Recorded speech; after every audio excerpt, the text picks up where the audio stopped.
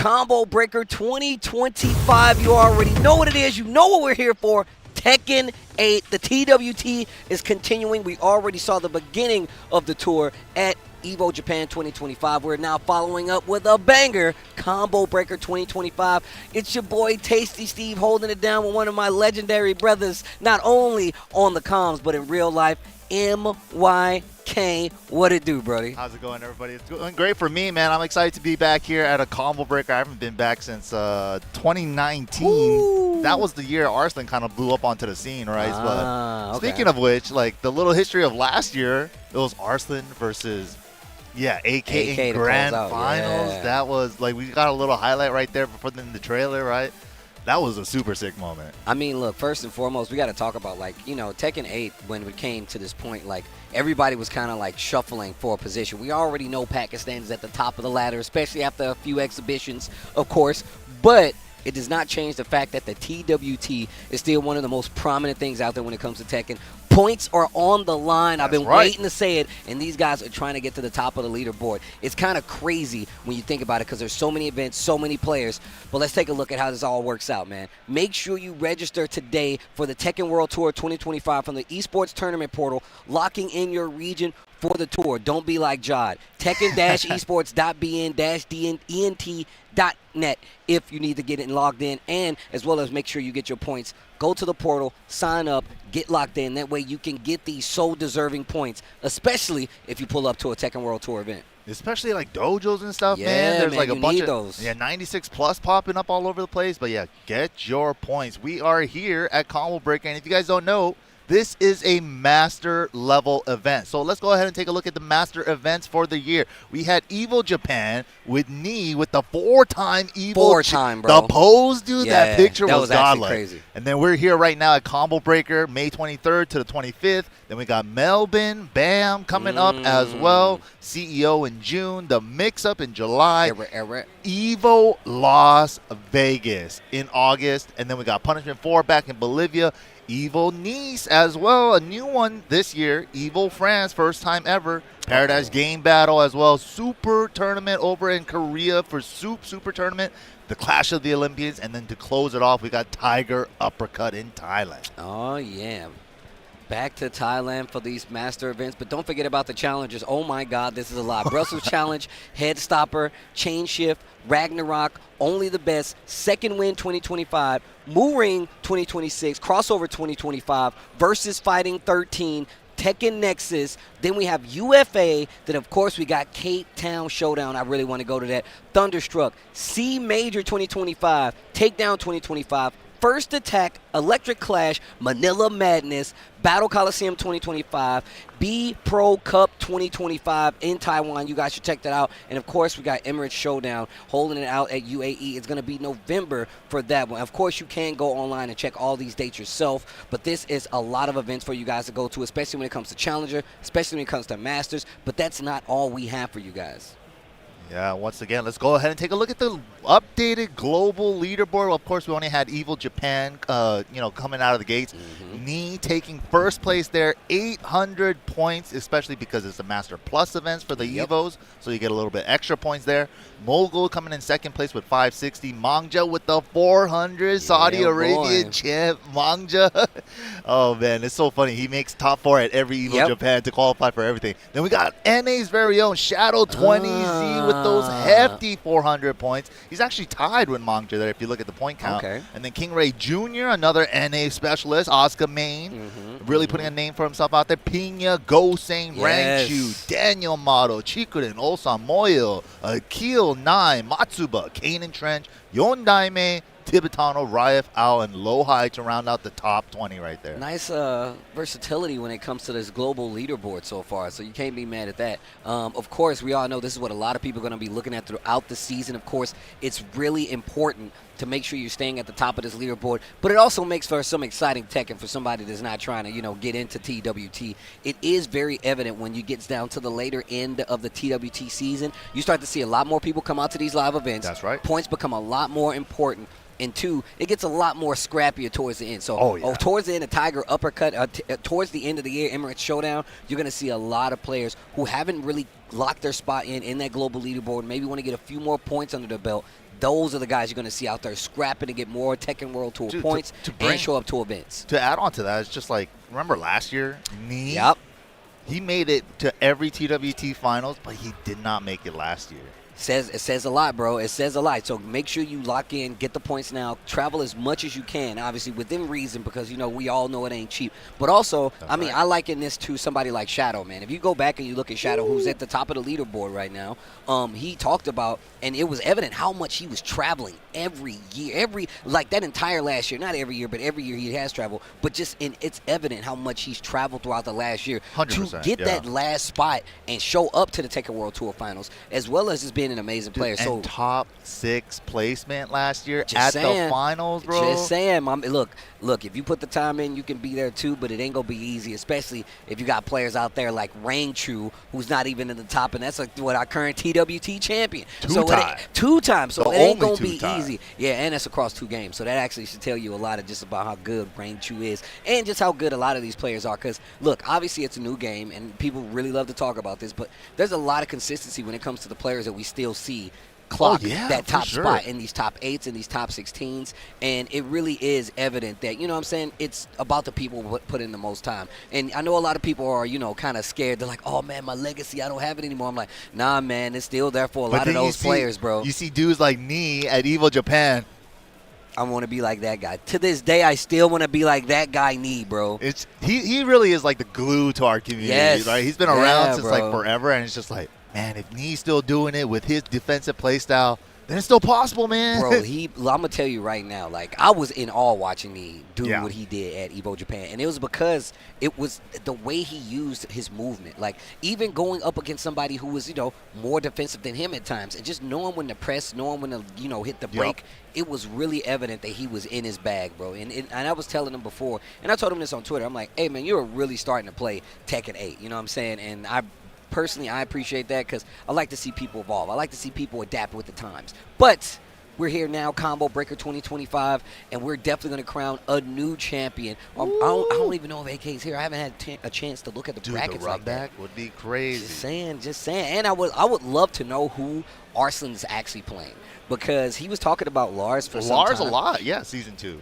But, like, the last few times we've seen him, Lars. So when it gets down to the nitty gritty and it's in the top 8 portion of the tournament, it's back to Nina. What it seems like. So I mean, why not? I mean, and it's really funny that it's Nina. Like Nina, well, it's not funny, but like Nina is she's still solid. Yeah, she's still solid, and she still requires you to put a little more extra, right? She still requires that, but.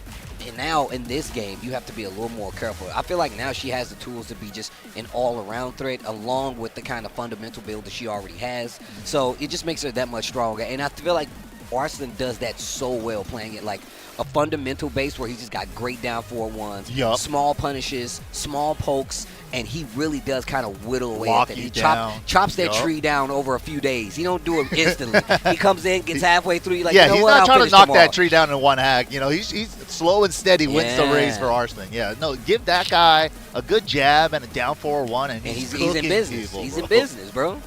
But here we go. We got the first match queuing up. These guys are setting up. This guy got the PGC shirt. Shout out to Eric.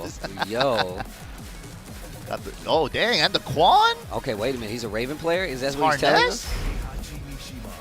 Oh, we got a Mishima battle to start off the day. This is how we're going to start off the tournament? I think people be forgetting about Kazuya, bro.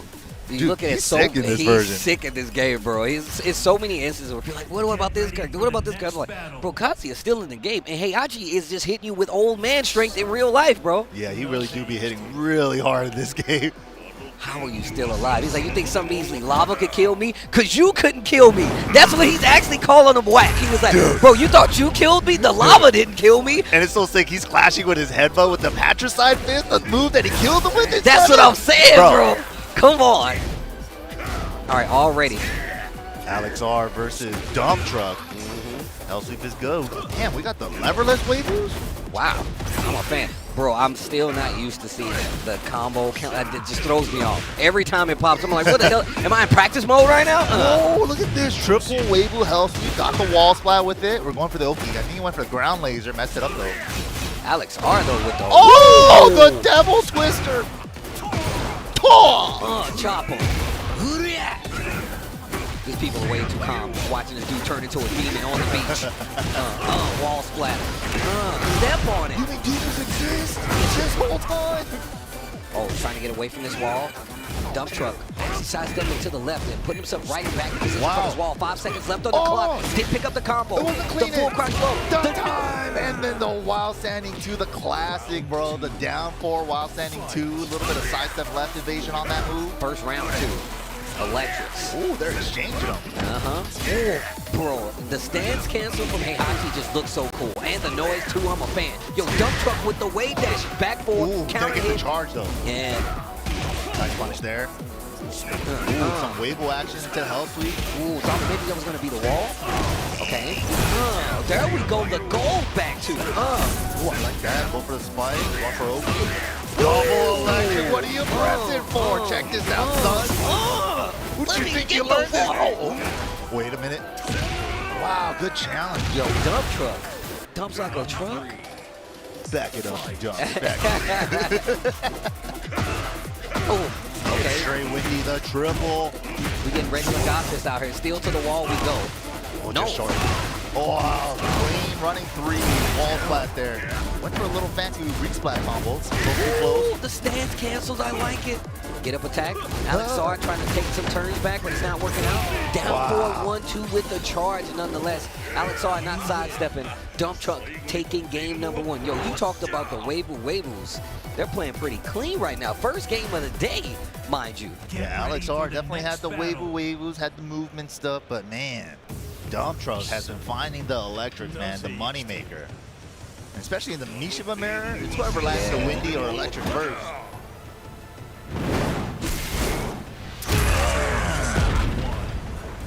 I like how they step back up into it like, nah, bro, we're not done. Yo, raw electrics. Yo, raw electrics, though. Speaking of which, look at this damage, dude.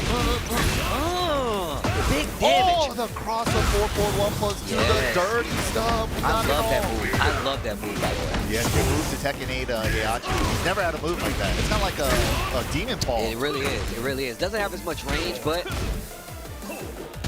Wow, good threading the needle on the jab, sidestep their jab, and whiff punish with their own. Okay, all right. Clean stuff here. Okay, let me get that wall. Stance instead. Are we going to break it? Yes, we are. Sir. Back 2, we got the glow we're still on it. Going? Didn't get the burst though. Okay, wait a minute. AlexR, don't count him out yet. I got double electric too, buddy. Frame trap, +5. Into the mode. Flip over, messing up the ground laser. And again, Stray Electric finds his mark. Oh, this dude Heihachi. Tia, he sounds so big. Oh my goodness, that heat back 3-3. Yeah, boy. Dump Truck is finding all the moves he needs to, man. Electrics, 1-1-2s at the wall. Bro, old man, bro. Old man power. That's why I had to start playing Heihachi a little bit. He's sick. Okay. Wow. 1-2-2 in the stands.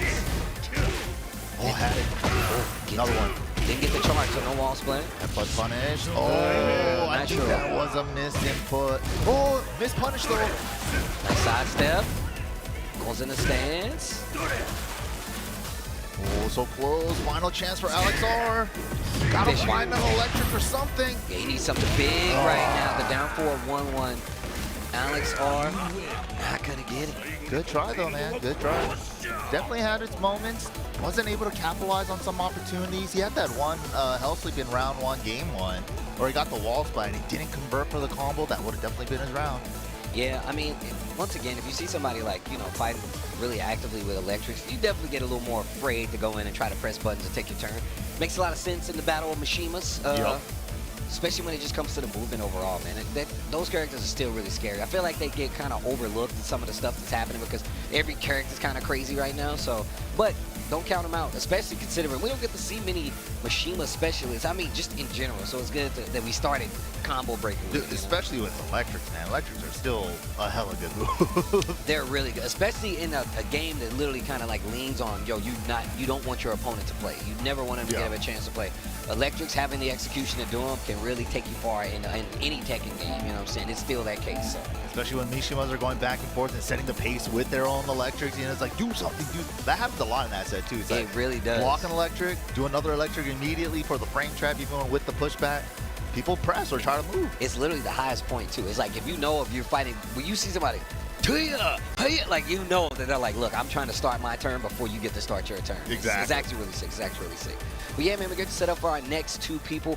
Obviously, this is early in the day, so we got a lot of Tekken for you guys to go over. It's actually going to be a really good time. And we got a lot of the homies here as well, man. Saw Mark Man here earlier, man. Saw the boy Obama here as well. So it's definitely going to be a good weekend, man. Make sure you guys tune in, and we know how this goes, bro. We know how this goes. A lot of people, they tune in way too late, and they're like, bro, how did blah, blah, blah get to the top 16, the top 32? It's because of stuff like this. Keeping track of the pools is what you guys should be doing. Definitely. Especially, dude, this is going until Sunday. And Sunday isn't just top 8. Sunday is top 24. So we got a long weekend ahead of us. We got hella pools today, hella pools tomorrow. We're going to dwindle it down to the top 24 by Sunday. And then we're going to play all of that out. Lots of Tekken to be played.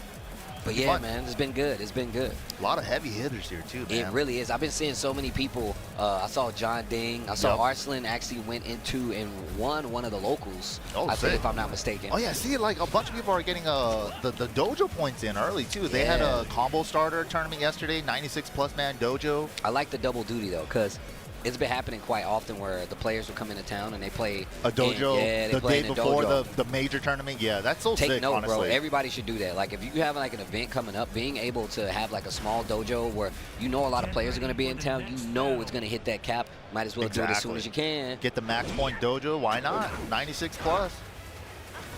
They only count 4 of them for your whole report card, so might as well get the best scores as possible. Bro, that's facts. That's facts. You only have to show the bad ones to your video game parents. That's right. You literally just have to use the ones that you don't have to be a disappointment no more. Exactly. The virtual world and real world, expectation versus reality, all different, bro.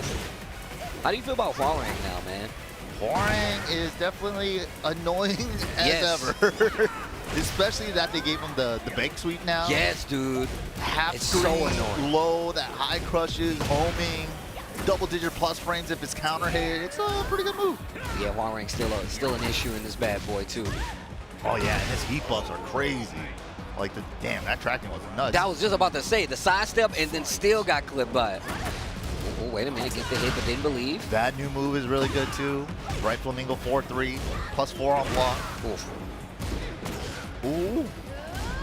Yo, my man's name. I was TornButWhole. TornButWhole. That is a TornButWhole. I like it. I like it. That is a South Park game title if I've ever seen it. 100%. 100%. Okay, going in a stance. Man, I want to get under it, but not sure what to do with it. Okay, engage. Ooh, the low counter hit on top of it. All right, Hwoarang. Mortal Zubat. Oh, it works this time, though. You got a combo for me? Almost. No. Okay, all right. 4-hitter. 4-hitter quitter. Ooh. Okay. That's the string rock. Yeah, the feisty stuff. I like this. Lili definitely going through the motions, right? Trying to see if any of these moves are actually going to like get the game started. But wow. Okay, good power crush. Get him off me. And still trying to go for it as well. I like to switch up to the lows. Wow, still landing in time. Spins the heat instantly. Back one. Hold on. Oh, to the wall. Chance. For Mortal Zubat. Oh, wow. Trying to take his turn back. Not going to work out, though. Yeah, Heat keep burst. him at the wall.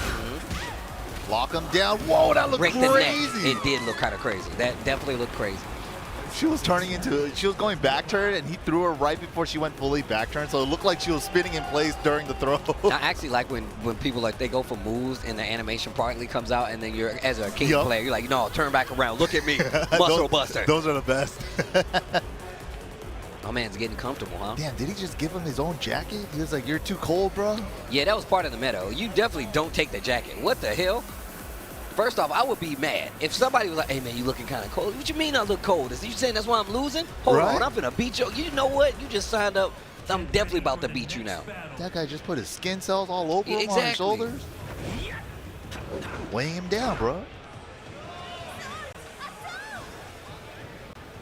right, here we go. going back in. Ooh. All right, let's see if Torn can put something together here. Ooh. I like this playing a little more safe. Back to the Hwoarang strings, lock him down. Left Flamingo, what are we doing? Yes. Lili definitely playing back just a little bit to be sure. Oh, big backlash. Ooh. Man, that's a grip on counter. Yeah, I'm not supposed to say that anymore. Apparently, apparently it's too old to say grip of damage. All right. Starting off with the low. Yo, Lili actually doing a great job of mixing up the attacks, mixing in the lows a lot, and not even getting these big combos, but gets the heat smash and the closeout. Okay. Yeah, and she got a mid heat smash now. Previously in season 1, she had the 3+4 heat smash. No, that does say a lot though. I mean, and the thing is, like TornButWhole, he's really not getting like a bunch of combos, but the single hits, the armor placement really is working out. But wait a minute, Mortal Zubat. Definitely. Armor usage is so important in break this the game. Glass. Wow, good whip punish. Back 3. It interrupts the string after the first hit. Beautiful stuff there. Oh, okay. Caught the backflip. Nice. 1 round away from Mortal Zubat. Torn needs an answer. Those Matterhorns were working. It just wasn't getting a combo follow-up at all, right? Like if you go risk it, you know what I'm saying? The biscuit is right there, you know what I'm saying? You got to actually have a combo on the follow-up. There's nothing wrong with having these big swings, you know what I'm saying? We've seen a lot of people do it. We've seen the Lars do it, you know what I'm saying? We've seen that's how like everybody gets into a fighting game, right? Like you find the moves that you like, and then you get really good at landing those moves. Okay, wait a minute, wait a minute. Final chance. Torn gets the smash. And get some life back because of it. Hold on. Oh! Just committing to the string. Not having a combo is getting him killed. TornButWhole definitely had a bunch of instances where you could have gotten like these big combo conversions, made something happen for it, but just getting the hit is not enough at times. You got to actually have a combo on the follow-up or just something that anything can do. I tell people all the time, yo, Mr. Beef. What is Mr. Beef? I don't even know, bro. What is he soliciting right now? I don't know what's happening. He's about to throw it into the crowd? Dang. He really doesn't like his own jacket. I know, bro. He's trying to give it to his opponent. I gave it to the loser. The loser touched it. I don't want his loser germs here. You take it, crowd. Like, what? Get this off of me. Get this L jacket off of me. Yo, Mr. Beef, though. Yeah, good try to Torn, though. Yeah, I mean, and like you said, man, it's not a bad thing to have. It's not a bad thing to have these, these big swings. But if you get the hit and you don't have a combo to follow up, you leave a lot of you leave a lot of damage on the table, man. There's no fun. And on top of that, you get in situations where you could have closed out, and if you don't close out, it really catches up to you. It really catches up to you. Especially in a game like this, you got to get. When they give you an inch, you got to take a mile. You really have to. You really have to get every bit of thing you can. This game definitely is one of those, hey, did this guy just mess up? I need to do my biggest combo. Or just a lot of time you see people now, they're doing a lot better job at managing their heat. So that in itself and just using that properly really can take you a long ways. I mean, we saw in like year 1, like top level players from like previous Tekken games. It's like a new mechanic into the game, right? First year of the game, they were dying with heat all the time. And it's just I still, sometimes my placement, I don't want to use it like expectedly, so I feel like it really gets me in a lot of trouble, but I'm still learning the ropes. I'm still learning the ropes on making sure that I use it properly, no, that's stopping a good point pressure. That you bring up, because like, especially now with the heat burst changes being even more linear than they were before, right? You have to. It's even more important. You have to think about it. But that's part of the learning process. We know what early Tekken always looks like. There's a lot of people still filling out the system, getting used to it. I mean, much like we just saw with the Lili up there. But we go to our next 2 players. Boom. Yeah, heat burst change is definitely a very welcome one. They did change it up in 1.05 to make it so that you can step it, but some characters like Bryan, Claudio still had amazing tracking on their heat burst. Now, not so much. So it's a little easier to step every character's heat burst now. I think it makes it really good for the defensive side of things that needs to happen, right? And just being able to do it like actively. I just point to somebody like me. Being able to actively step and put yourself in a position, especially just positioning in general, right? Like, one of the differences in Tekken that I tell people all the time is that you purposely put yourself in a range where, like, it's not always about whip punishment. It's about being able to punish, right? And just noticing the moves that your opponent is going to use. So being able to sidestep actively and have, like, what I call, like, an active defense. I know a lot of people don't like using that term. Moving around, like, you have to have that now. And that's why I like seeing players like me be like, no, not only am I going to play back at this range where I can still punish you, but I'm still going to be in this range where I can sidestep some of your best moves, get the punish, whether it be jet upper, you know what I'm saying? Like, those, having that range and understanding that is really Playing important. around character ranges, Yes. that's definitely a big thing in fighting games. Not just like Tekken, but Yeah. every fighting game. Like standing at a range where your opponent's best poke reaches this far, and standing just outside or just around there, make it ambiguous for them. That's fighting games 101. All right, here we go. We were talking about the Lars earlier. Oh yeah, speaking of which, people have been saying he's like the biggest winner of this season. Oh, Lars? Yeah. Yeah, he does. He did get away with a lot, bro. Like, it's already just the fact that I felt like Lars definitely has, like, moves that, you know, the orbital, the big counter hit with the arc, you know what I'm saying? Like, he really has those kind of tools in his repertoire anyway. So playing overactive versus him is something that you typically don't want to do. Right. A more aggressive, having an aggressive Lars that you have to deal with out of stands, putting in the sneaky lows as well, it's not easy to deal with now. Yeah, Lars is definitely scary in this game. People have been throwing him up into top 1. That's pretty high. I don't think he's top 1. Lars, top 1? It's like, how did he go from like non-existent to top 1? That don't make sense, That's bro. crazy. Check their rank. I need to know. I'm gonna hit you with the knee. Check their rank. I need to know. Who said that? Red rank. Red rank conversations, bro. You got to be careful, man. You walk into a room, there's a bunch of red ranks in there. And be like, bro, I don't know how to deal with this Claudio running too. I'm just kidding. You got to card him at the door. Dang, you got to. We need to make physical rank cards. Oh, it's like an ID, a real ID. Oh man, the real ID rank cards. I'm just saying. Damn, FinnaEat though, going in with the Bryan. Okay. Oh. I like the movement. And this is exactly what we were just talking about. Gets the arc, but drops the combo. Another thing that we were just saying, getting the hits is not enough. You gotta know have your a combo. combos. Yeah.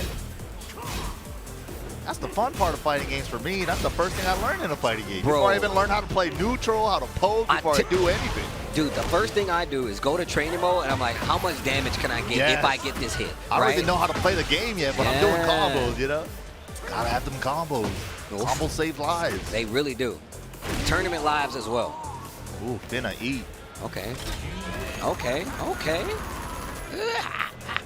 Bryan's so cool in this game. He's ridiculous, bro. He might be my favorite character. When I seen him in the opening and he would just hold, they were like fighting, he just holding up the guard. I was like, oh, this dude, Bryan's on one. Then he pulls out the minigun, Terminator 2 style. I was like, oh, nah. I was like, all right, Bryan, you might be crazy, but you're cool.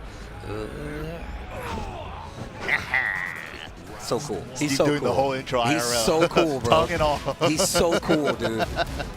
My little brother used to play Bryan. I'm like, you know what? I tell people all the time, I'm like, I don't think everybody's cool enough to play Bryan.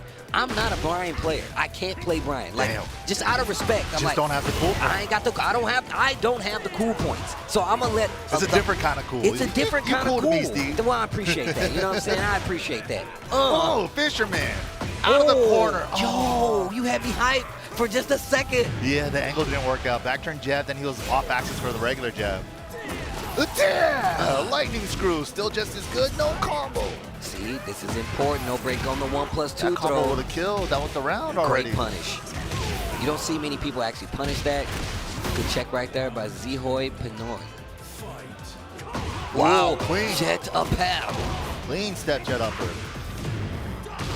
Dog. To the wall. Make it hurt. Leave the body smoking. Oh, we trying to get the Twitch clips? We got those? Punish. Okay. I like that. Sprinkling in the lows, finishing some strings, see how they react. Oh, tricky. Oh, finishing finishing strings. Yeah. Gotta be careful. Zeehoy, let's see. No punish there. If you're not sure on what to do, just go full offense, man. It's the best strat. You get to check your opponent, right? You get to see what they know. Oh, big counter hit. Wait a minute. You get to see what they know, how they're going to react. Ooh, nice combo. High splat conversion with the extra mock punch, too. Up 4-3. Heat burst. Actually gets him out of trouble. FinnaEat. Nice confirm. Oh, too long. Ooh, wait. He's trying to. My man's aura farming during the tournament? Come on, bro. You know, it's the Bryan player thing, right? It's like you got to let them know that I got these. Got to let the whole world know I got these TJUs. I'll do them on stream. This is actually my test. Went for it twice. Didn't get them, but won the set. Nicely done. Do you go for those early for the warm-up? Do you go early to those? Like, you know what? I feel like the Bryan players like to leave that as like the game-winning thing, right? The taunt jet upper in to win the set. Knee definitely goes for those sometimes when he's feeling himself. When he's feeling it and he knows it's over, Knee is like, all right, now I got to We saw it at Evo Japan. Yup. You know? He's like, so, I want to kill you with the taunt jet upper right now. I like that, though. I feel like that's a sense of pride in fighting games. Killing somebody with your favorite combo. Yeah. Come on with now. an unblockable launcher. Just to let them know you got those. It's definitely a flex. You know what? Like, I don't feel like there's many games you really get to do that, right? Like, it's not really many games where you're just like, yo, I need you to know just how nice I am, and I can show you with a combo. Like, yeah. But I love that. I've definitely been a fan of, like, I like the higher execution barrier stuff. You know what I'm saying? Like, I like when it's a little bit more tougher to do the combo. Yeah. I want you to know I took that extra mile to kill you. You know what I'm saying? Like, I like that, but that's just me. You know what I'm saying? That stuff is cool. That stuff is pretty cool. I mean, taunt jet upper, Kazuya down forward to electric. Yeah. Those things will forever be like the pinnacle of like tech and execution stuff that you can pull off realistically in a tournament, right? So, and it's definitely like a message to everybody watching your next opponent. Because I guarantee you, they're going to use that as a litmus test. They're going to be like, yo, he just did down forward to electric. Dog, you got to pay attention. Yo, he hit his last dude with taunt jet up, or you better be on your P's and Q's. He got those. There it is. That's the line. Yo, he got those. You don't even got to know what it is. But if I walk up, you're like, yo, he played Kazuya and he got those. You know exactly what I'm talking about. Yo, he plays Bryan. Yo, he got those. He's like, damn, I can't tech on the wall. Shoot, you know, I got to be careful getting up off the wall. Yup.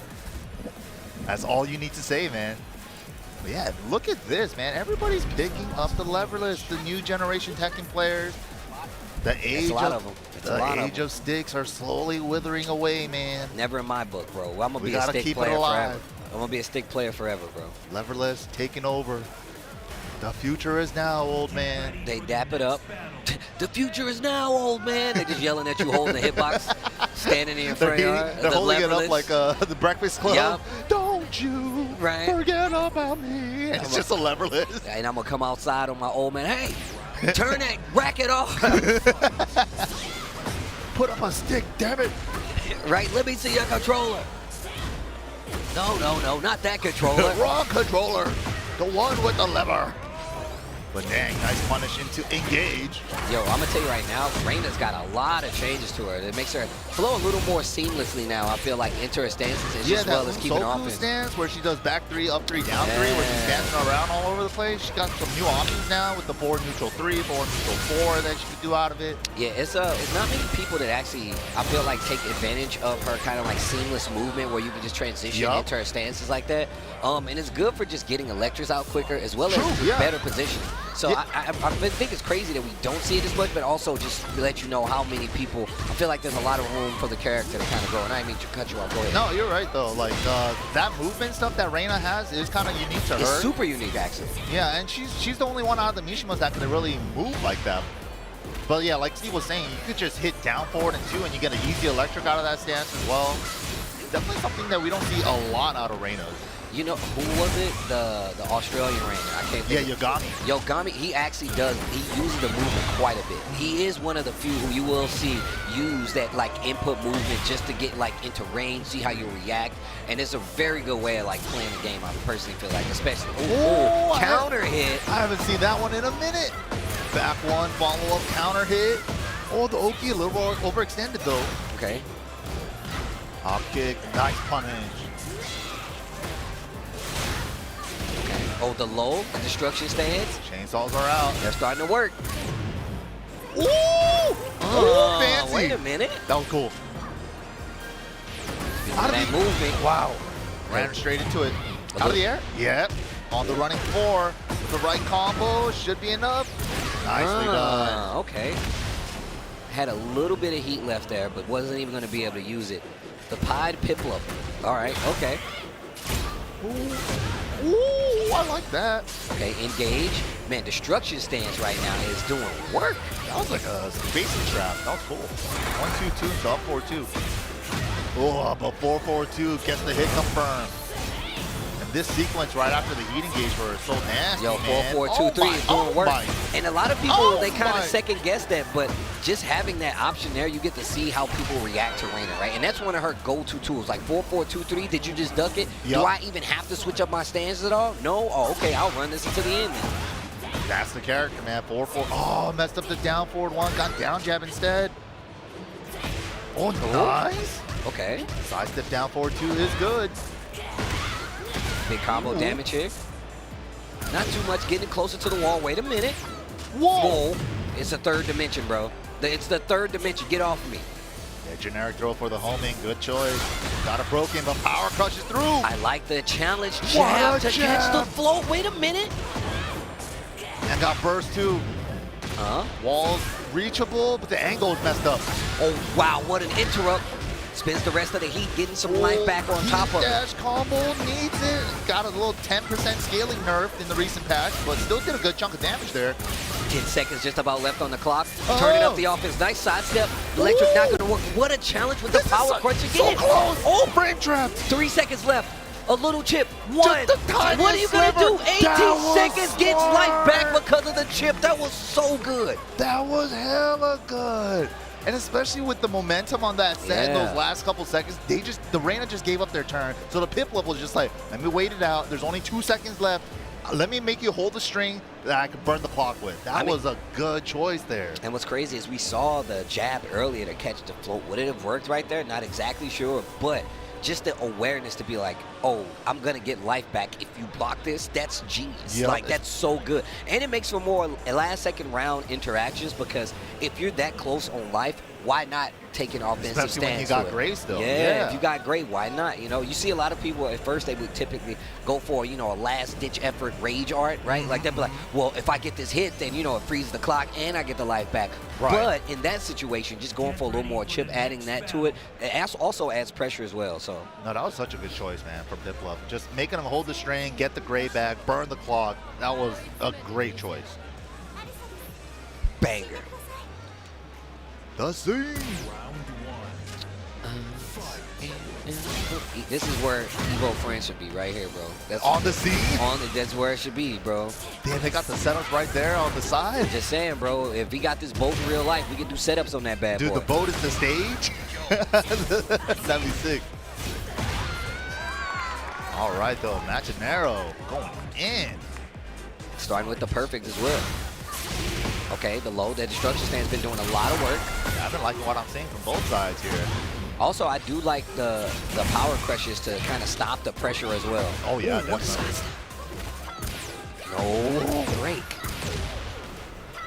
Oh, good Oki, too. Got a little extra hit. Oh, good What duck. a duck!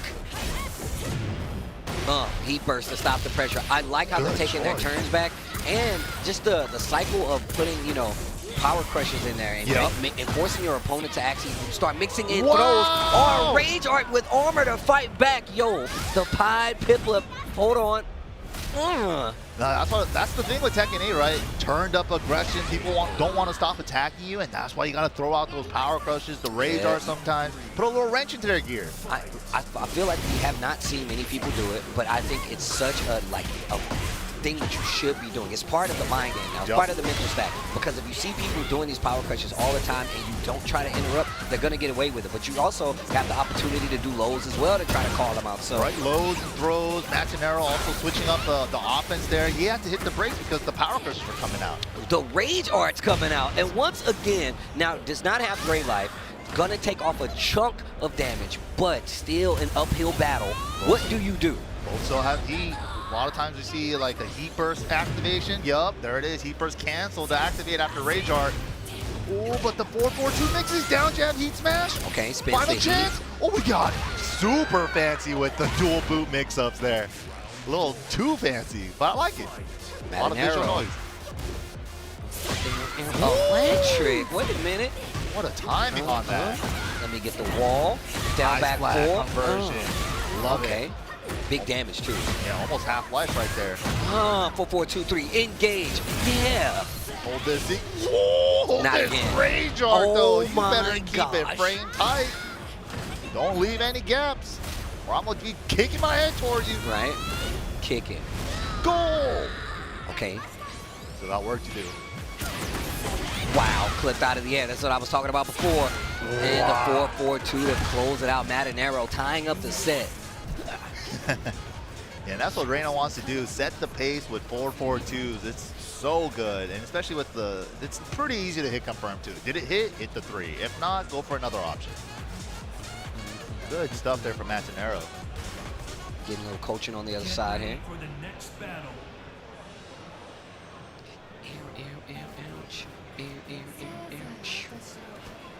Here we go. Wonder what the switch-up's going to be.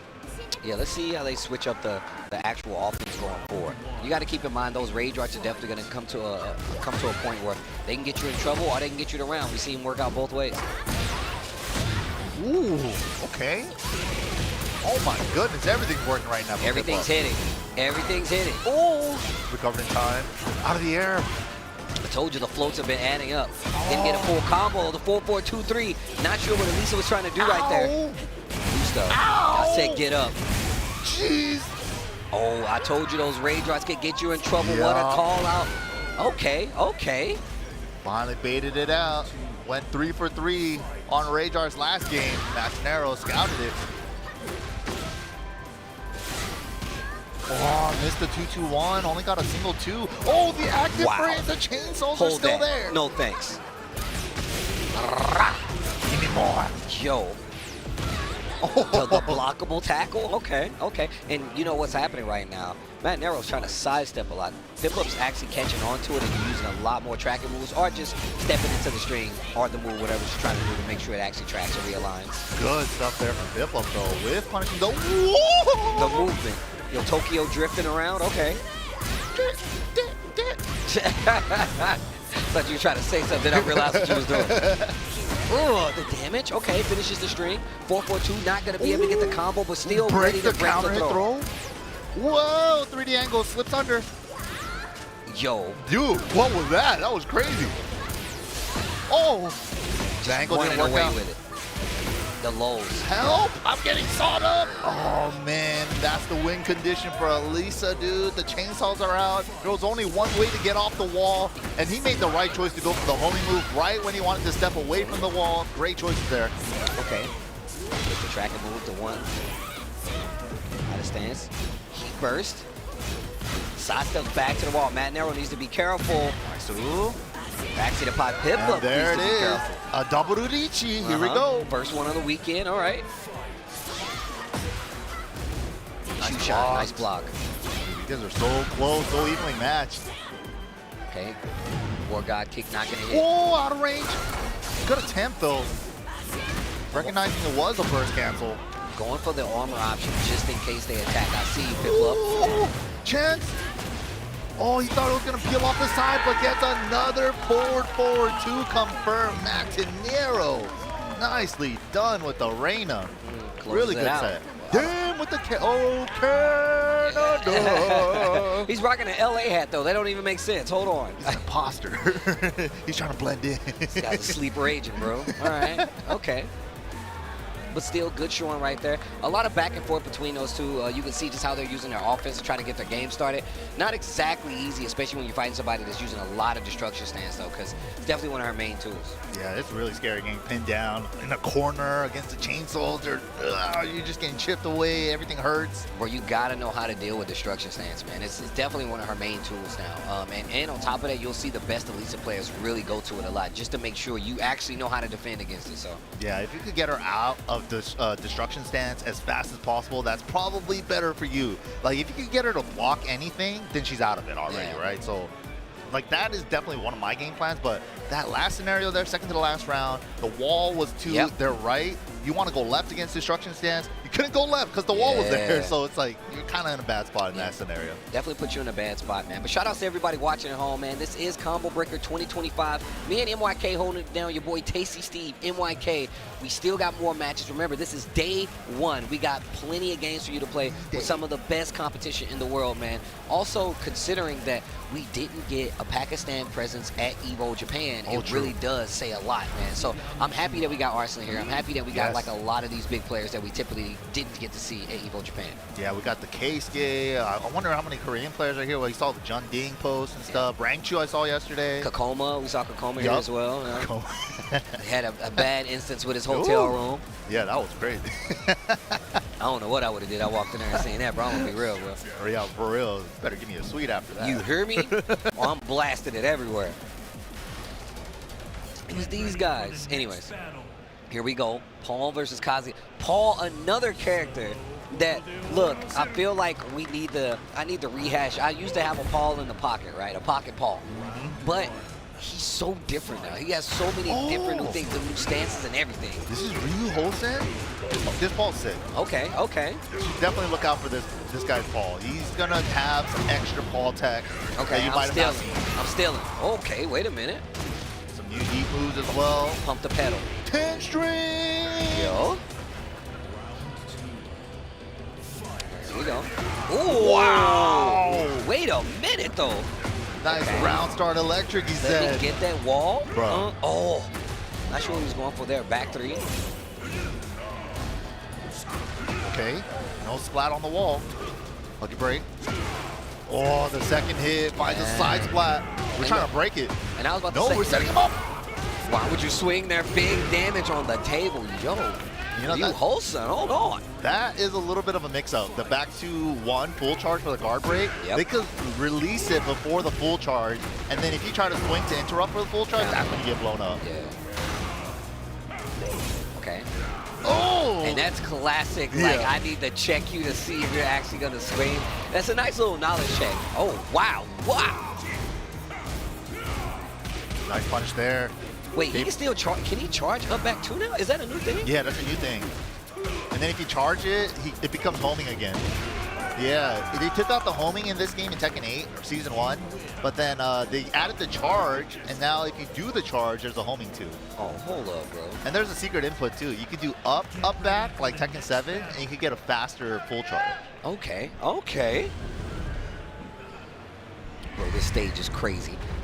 I love the music on this stage more than anything. Dude, the final round. Dude, it's so good. Bro, one of my favorite parts of the trailer is having this song. It's so good. The way that it closed out, I'll do it myself. It sounds it's so sick. It does get on. Not gonna deny that. Oh. Yeah, deep dive 4, new animation change. Sparks on clean hit. It's a good low actually for Paul. It's a great low. Basically, Paul's hatchet.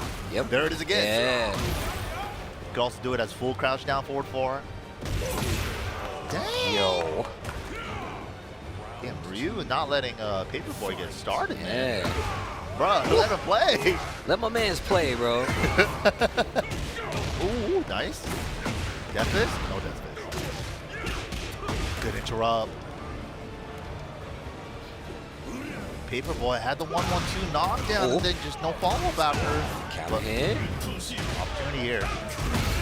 Suspended immediately. Uh-oh. Yeah, heat burst, heat dash are going to be in a sliding knockdown position. Can't get a real flow juggle there. Down back 4. Trying to take his turn back. Nice punish. And that should be the round with, just cash it out. I like Keep it that. easy. You know, that's one of the things you see a lot of players do now. They don't go for the crazy combo. If they got rage art, they just rage art, close it out if you can. Pay a little attention to the scaling, obviously, because that does happen sometimes depending on when you get the combo. But if you want to keep it simple, man, sometimes players, they don't want to watch the rage art animation. It's like, oh, it takes too long or whatever. Hold that. I don't care how you feel. Like, right? I think I care that you don't want to see the rage. I want you to get that. And you went for a regular combo, then a sidewall messed up the ender, and you didn't get all the damage. I see it all the time. The 4! Right off the floor. Jeez. Oh. Yo. Oh! Okay, wait a minute. That was scary. He was charging it up. Chopper. Bro, this music goes crazy. Power crush. Woo. Spins the rest of the heat. Didn't believe in the back 1. No heat on either side. Down 4-2. The wall is right there. Can you get the kill? Show me something. Oh, the classic sway 3-2, the low mid. Nice stuff there, man. Yo, peep the hoodie though, man. That's a real Paul player. In the universe. Okay, you know what? You're right. I definitely need to watch this guy.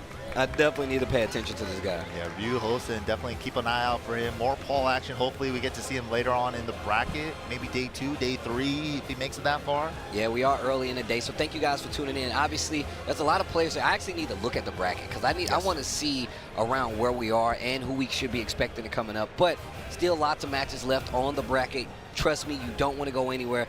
And on top of that, we need to find out some of the sleeper names that are actually going to be here. But, of course, TekkenWorldTour.com is where you guys should go. Make sure you follow our socials while you have the chance to keep up on all the Tekken action. At Tekken, of course, on Twitter. At B&E Esports as well for the esports side of things. You want to see some of the hottest matches out there, B&E Esports on YouTube. That's where you can find all the uploads for all the official matches that you see from any Tekken World Tour event from the 2025 season. TWT 2025 is where you should go as the hashtag. That's right. You guys don't want to miss out on any of that action. But speaking of missing out on any of the action, we're going to go to a little break.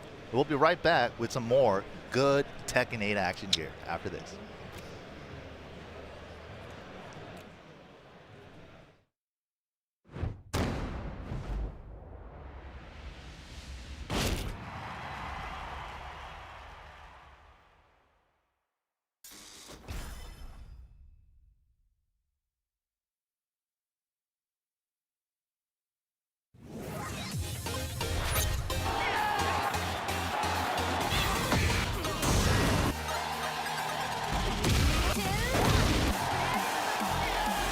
I'm going to make you pay.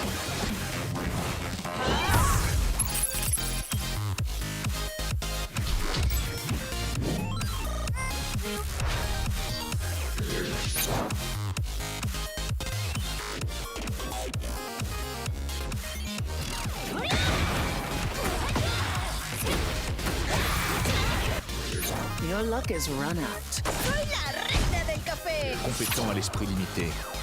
Dente, mas cabeça fria.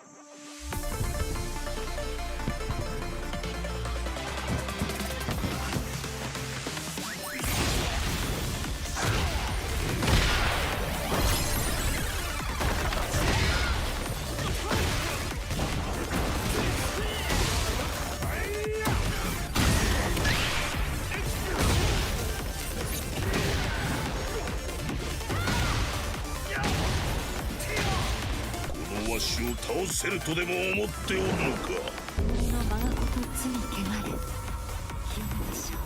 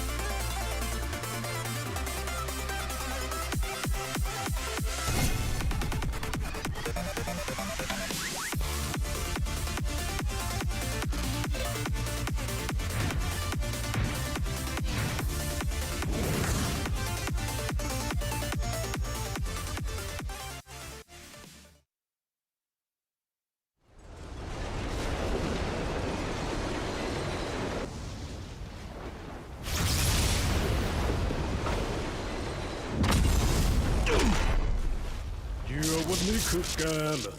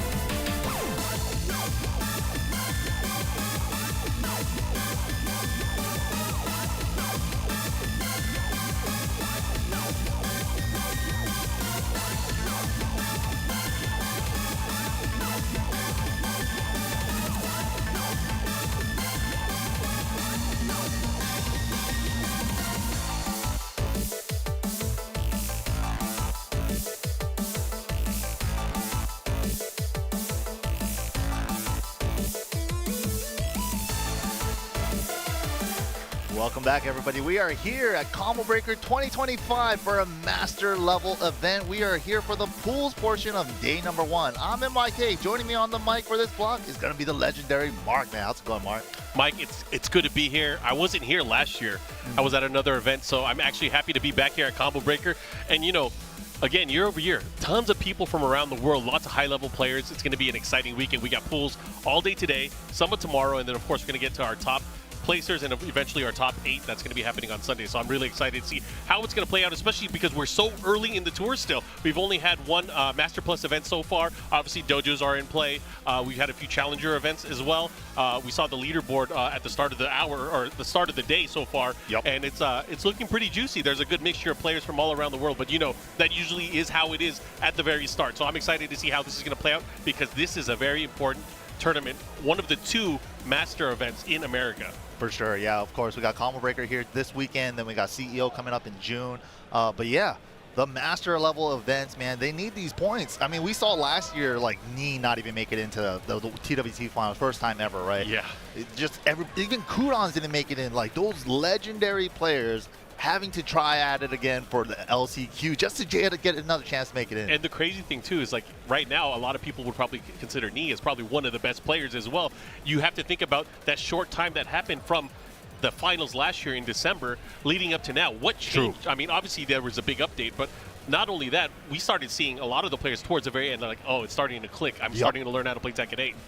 So yeah, I think it's going to be fun. You know, this one in particular, I'm very excited to see because at EVO Japan, we didn't have any Pakistani players. That's true. But they're here. There's 4 of them here. 4? No, there's 3 of them. There's 3 of them. I think it's Farzin, Atif, and Arslan. That is crazy. They had a dojo event yesterday, too, and I was watching that. It ended up pretty late, but Arslan ended up winning that one. So he's picking up at least a dojo 96 in terms of That's the a good dojo chunk of points. points. Yeah. Anyways, we're going to go right into this. Lili and Eddy. I've been seeing a lot of Lili and Eddy. True. Yeah, I've been seeing. This is already the second Lili we've seen on stream today. Matterhorn, all that good stuff, man. Preset 3, I agree. Oh, Nomar. Nomar did, he got top 3. Nomar from, I believe, from Atlanta. Yeah, he's one of the Tekken 8 babies, just came out of nowhere. Tekken 8 babies. Yeah, he is. He came out of nowhere. So he didn't play 7? No. Oh my goodness. Yeah, bro. Like, there's a bunch of, like, Tekken 8 babies that are doing work right now. Born into Eddy? That's cool. I mean, I'm an Eddy player. I can't complain, but, I mean, damn, that's toxic. Okay, nice. Okay, great. Damn. Great punish there. The patience there pays off for Nomar. He's going to get the big follow-up here. Is he going to activate? Yes, he does. Nice. Up 4-4 first. Going for the spike. I like that. Yeah. Heat 3+4. One of the new additions in Season 2, able to go into Heat state from stance. He was obviously able to do it from the Negativa stance, the relaxed stance. Wow! Woo! The handstand transition avoided the burst. That was sick. Avoiding the burst puddle. No, this is like all new stuff. I'm pretty sure the last match that wouldn't have avoided it. Yeah. I mean, look at the evasion now. I think Wow. he has a lot more. It's harder to put hands on him. Yeah. It's hard. I guess I should say that. I mean, Lili traditionally one of the best movement characters in the game, right? At least in the past few iterations, amazing sidestep, sidewalk. Yeah, with like traditional Tekken movements, sidestep and walk, but Eddy gets like tricky with handstand and relax, slippery all over the place. But man, nice second round for Nomar, not dropping a thing. Here we go, looking really strong here at the outset. 2 rounds straight for him. Okay, tries to put him into a mix here. Good patience there, able to get the follow there, guaranteed. Bro, I'm loving the Handstand handstand pressure. This is sick. Oh, and the fake out. 2-3 fake out. Okay, I like that. The challenge there from Saholly, able to get the hop kick. That was important. Can't let him get too crazy. Burst, what are we doing with it? Spike into Oki. Oh, didn't get the guaranteed follow-up. Not able to pull it off in time. That 1-2 into the big extended kick. Sometimes can catch you off guard. You got to be ready for that. That is a new attack. Big side step down forward attack. Gets the launch, the follow-up here. Ooh. What's you going to do? Nice. Oh, I spike. like it. I like the spike strategy to go for a Heat 3+4. Oh, no punish. Doesn't matter. Wow. Gets the guaranteed. I think it was counter hit second hit. Yeah, shades of Tekken Tag 2 right there. The only time I ever made the capoeira. That back 1-4. Good Don't to blame do that. you. I don't blame you. But it's not a launcher in this game. I still when I see it, I still go like, ugh! Yeah, PTSD, But, right? Yeah, not as much damage, not as much damage, but I still have that same reaction when I see the counter from the back one. Dude, tag 2, that was like a 60 damage launcher. Now you just get like a 1 extra hit after. Yeah. 60 damage launcher before the scaling begins. It was the good stuff. And we're here in Asteroid M, in the skies. Okay, caught out of the sky. Good adjustment here into the handstand one. Oh, too far for the jab. Recognized it though, only did a single jab. Yeah. Forward 4-3+4, the pressure now pushing towards the wall. Ooh, new options, handstand throw now, the unbreakable throw. Gotta duck it. Yeah. Gotta be very wary of that too, especially by the wall. Eddy has the ability to go into an extended combo if he's able to get the wall splat. Okay, 1-3. Wow, swung into it. Yeah, they traded too. The follow-up here, looking to close things out. Oh, missed a punish. Yeah. It is supposed to be a punish. Yeah, a little bit too slow there. And Nomar just rushing him down right now. I'm loving this Eddy pressure though with the handstand ones and stuff. Yeah, Eddy got a ton of improvements for a lot of his kind of guaranteed hit follow-up situations when he gets counter hits. Haven't really been able to see him utilize it too much, but there goes for the headbutt. Yeah, Tekken 8 thing right there. If you absorb something with armor, then the power curse becomes safe. Okay. Whoa! Caught him. Key 3+4 finally lands. That is such a good option there for Heat for him. I love that.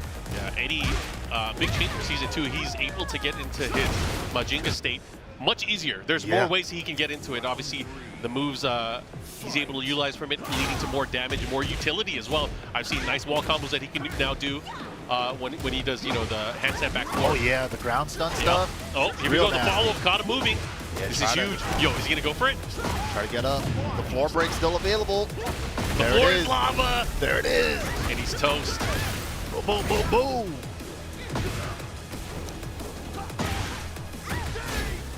Oh, final hit for Nomar. Saholly, final chance. You gotta do something. You gotta fight back, but it eats the jab string here. And Nomar taking it 3. Was that 3 rounds straight on that second game? Yeah, I think so. Yeah. Good try, though. Good try. Nomar just looking too strong, man. Good stuff. Very early starting off the day here at Combo Breaker. Again, super happy to see a lot of familiar faces that I haven't seen in a long time. You know, I got to talk about it too. So the 2 Master events that are happening, actually, the 2 Master events and the Master Plus event that's happening in North America, they're all in the first half of the tour. Yeah. So that means the North American players, they have to do as well as they can here early on, get those points. Otherwise, they have to travel outside of the country. Which is really hard, too, because a lot of the top players, like the Koreans and the Pakistanis and they're the all Japanese, showing up. Everyone's got the gusto. They're like, exactly. I want to do the best I can at the start of the tour, right? Everyone has the same idea. But it's tough, man. These streets really tough. These streets are brutal, man. Woo. Gotta show up. Gotta perform. That's the thing, man. It's whoever's been playing and grinding the most, like Nomar we've seen. Yep. That guy is definitely someone that's been grinding since the games came out. He's been entering the online tournaments and getting top 8s consistently. That's proof in the pudding. Like King Ray Jr., Joe Crush for NA players, right? Those 2 guys are like top 1 and 2 every week for the online weeklies. The online practice is paying off offline. It's definitely paying off, and you know we're seeing players like King Ray who really started traveling last year, right? Yep. But he started seeing more and more success. You know, it kind of carried over because you know he recently won a big challenger event. Yo. Not only that, he's been placing very, very well against the international players. Even going like having really close sets and really close matches going back and forth. And I'm honestly, I'm gonna call it out right now. It's not even a debate, man. We don't even need to talk about U.S. versus Europe anymore. Oh, at all. Yeah. There's no debate. There was never a debate to begin with. When was the last time a European player won anything in America? Dang. You know, was it when Ryan Hart was here for Tag 1? Probably. I think so too, man. The only thing I keep hearing is like Zeppy Black made top 4 once at a Combo Breaker like 5 years ago. Oh, dude, that was cool. Yeah. That was really good. It was really cool to see them come out here. Again, they rolled super deep for that event. They did. So I have nothing but respect for all of them to come out here to lose. Damn, the setup was clean. Oh, man. Well, yeah, the 10v10, it'll happen eventually. I would love to see it again. Yep. I would love to see it again. We'll Shout out to everybody that helped make that happen. We just keep giving them tries over and over until even a blind squirrel finds a nut every once in a while. All right. Keep giving them tries. You said that, not me. Anyways, we're going to get into this. Lots of Reina today, too. Oh, yeah, true. Big open stage. Well, second biggest stage. With no floor breaks or wall breaks or anything. Mr. Joel, second Reina, second Lars. We've seen on stream already. The adversary. Let's go. Good punish. You know, Lars was a hot topic early on when Season 2 dropped. Yeah. A lot of people were saying that he was definitely one of the best characters in the game. I feel like he's strong. I mean, just like every character in the game, he's super strong. For sure. But we're not seeing the results anymore with these characters. We're not seeing the picks. I mean, what good is a character if he doesn't win tournaments? I mean, there's that debate. I mean, I'm sure you've seen the debate recently about Bryan being one of the top five. Yeah, that's the hot topic right now. Arslan and me going back at it against each other on X.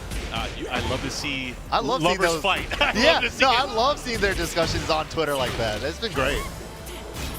So I think Bryan's top 5. No, I'm gonna have to disagree.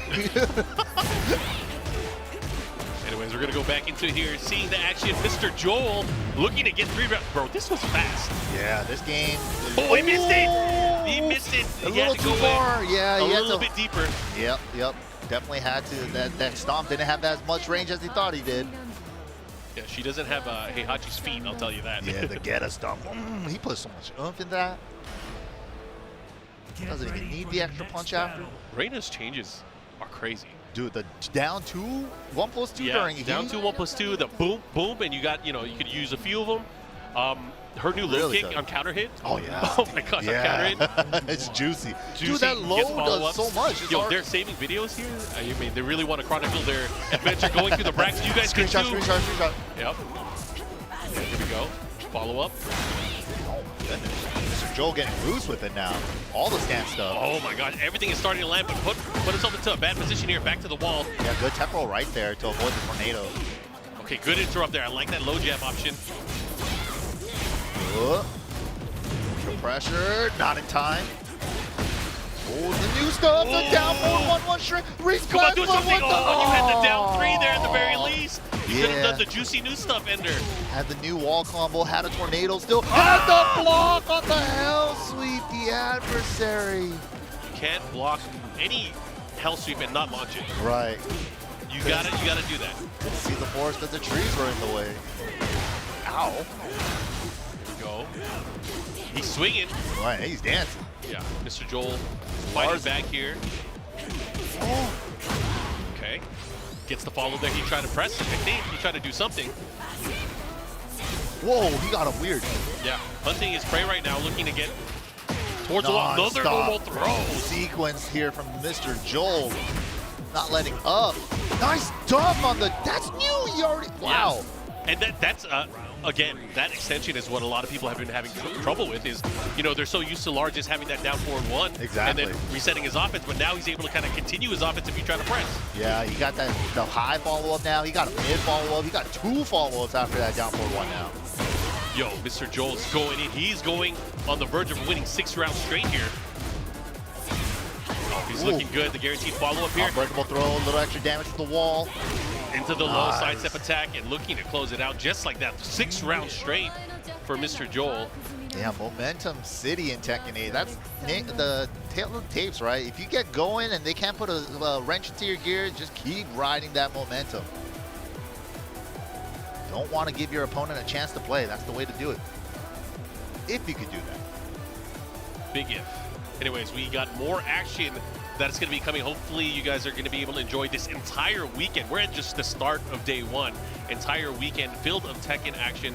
I'm excited. You have any specific favorites or any people that you want to see do well during this weekend? I want to see NA take the whole thing. That would be amazing. Who do you think can do it? Ooh, I think King Ray definitely can do it. I think King Ray has the potential. I was actually really worried early on seeing King Ray going to more events and more places for the fear of just, maybe his style getting downloaded. But I feel like he's just been getting stronger. Yeah. Just the more that he's been going out there, which is great. And that's, I think, obviously one of the biggest things, because if he gets stronger, it causes the rest of the players around him that he plays with to get stronger as well. And that's a big buff for the NA scene, I think. Oh, so that's fact. Seeing that has been just great. Just his journey as a player the past year and a half has been super awesome. Like King Ray Jr., of course, like really making a name for himself with the Asuka. Character that's not like super popular in the circuit either. It's just kind of like a sleeper pick, but also Shadow as well, being able to travel. Shout outs to Team Liquid and Vitality for holding it down for our 2 boys there. But yeah, just being able to go out and get that experience. But speaking of which and experience, Who let Grandpa out? the old legend himself, runner-up at EVO 2007 against Rario, defending the East Coast versus the West Coast rivalry back then. Yeah, Spirojin, the legend, bro. Like The legend of Spirojin. Oh, man. He is the Eddy loyalist. Yep. The only time he didn't pick Eddy is when Eddy wasn't available. Yeah, that's the only time. Yeah. And then he'll occasionally pick Paul. Yes. His Paul's sick, too. Oh, yeah, definitely. He's got that East Coast death fist in him. Yeah. The Bryan H. Death Fist. Yes, That's how I yes. feel. Yep. But this is going to be fun. You know, he studies the game. You know, he writes down everything. He'll note what to punish, how to evade things. Yep. Specialty character stuff, especially with Eddy. So, like, if you're going to see him go for things like back 1+2 to kind of get into handstand and evade certain strings, you'll see that from him. He is definitely a specialty user of Eddy Gordo. So I'm excited to see what he brings and what we're probably going to learn matchup-wise from him. Yeah, and you know what's really cool about Spero? He's been like giving tips to Gray, another Eddy player up and coming in Tekken 8, and they just like share strats back and forth. I think having somebody like that in your corner is so helpful, especially when you both play the same characters, right? Because it gives you another perspective on your character that you might have not thought of yourself. I love that. I love that. I know I'm always in his Twitch chat asking him like, hey, how do you use the new stuff? Yeah. What do you do here? It was What do you funny think of too. this? Yeah, like watching like two of the local LoL players back in my scene back in the yeah. day, just like stealing stuff from each other. Like that stuff is super funny. Anyways, we're gonna get into it, guys. It's gonna be Eddy. I'm not familiar with his opponent here. Yeah, We're gonna find out which character at the very least he's gonna be picking. Is that Leroy? I love what I'm seeing though. He's using a stick, bro. The stick game is still alive. We gotta keep the sticks alive. Everyone's moving on to leverless nowadays. Spero though, he's not moving on to nothing. He's still playing on the PS1 pad. Yeah, I was gonna say he's never moved on since 1995. Look at that pad. It doesn't even have analog sticks. That's crazy.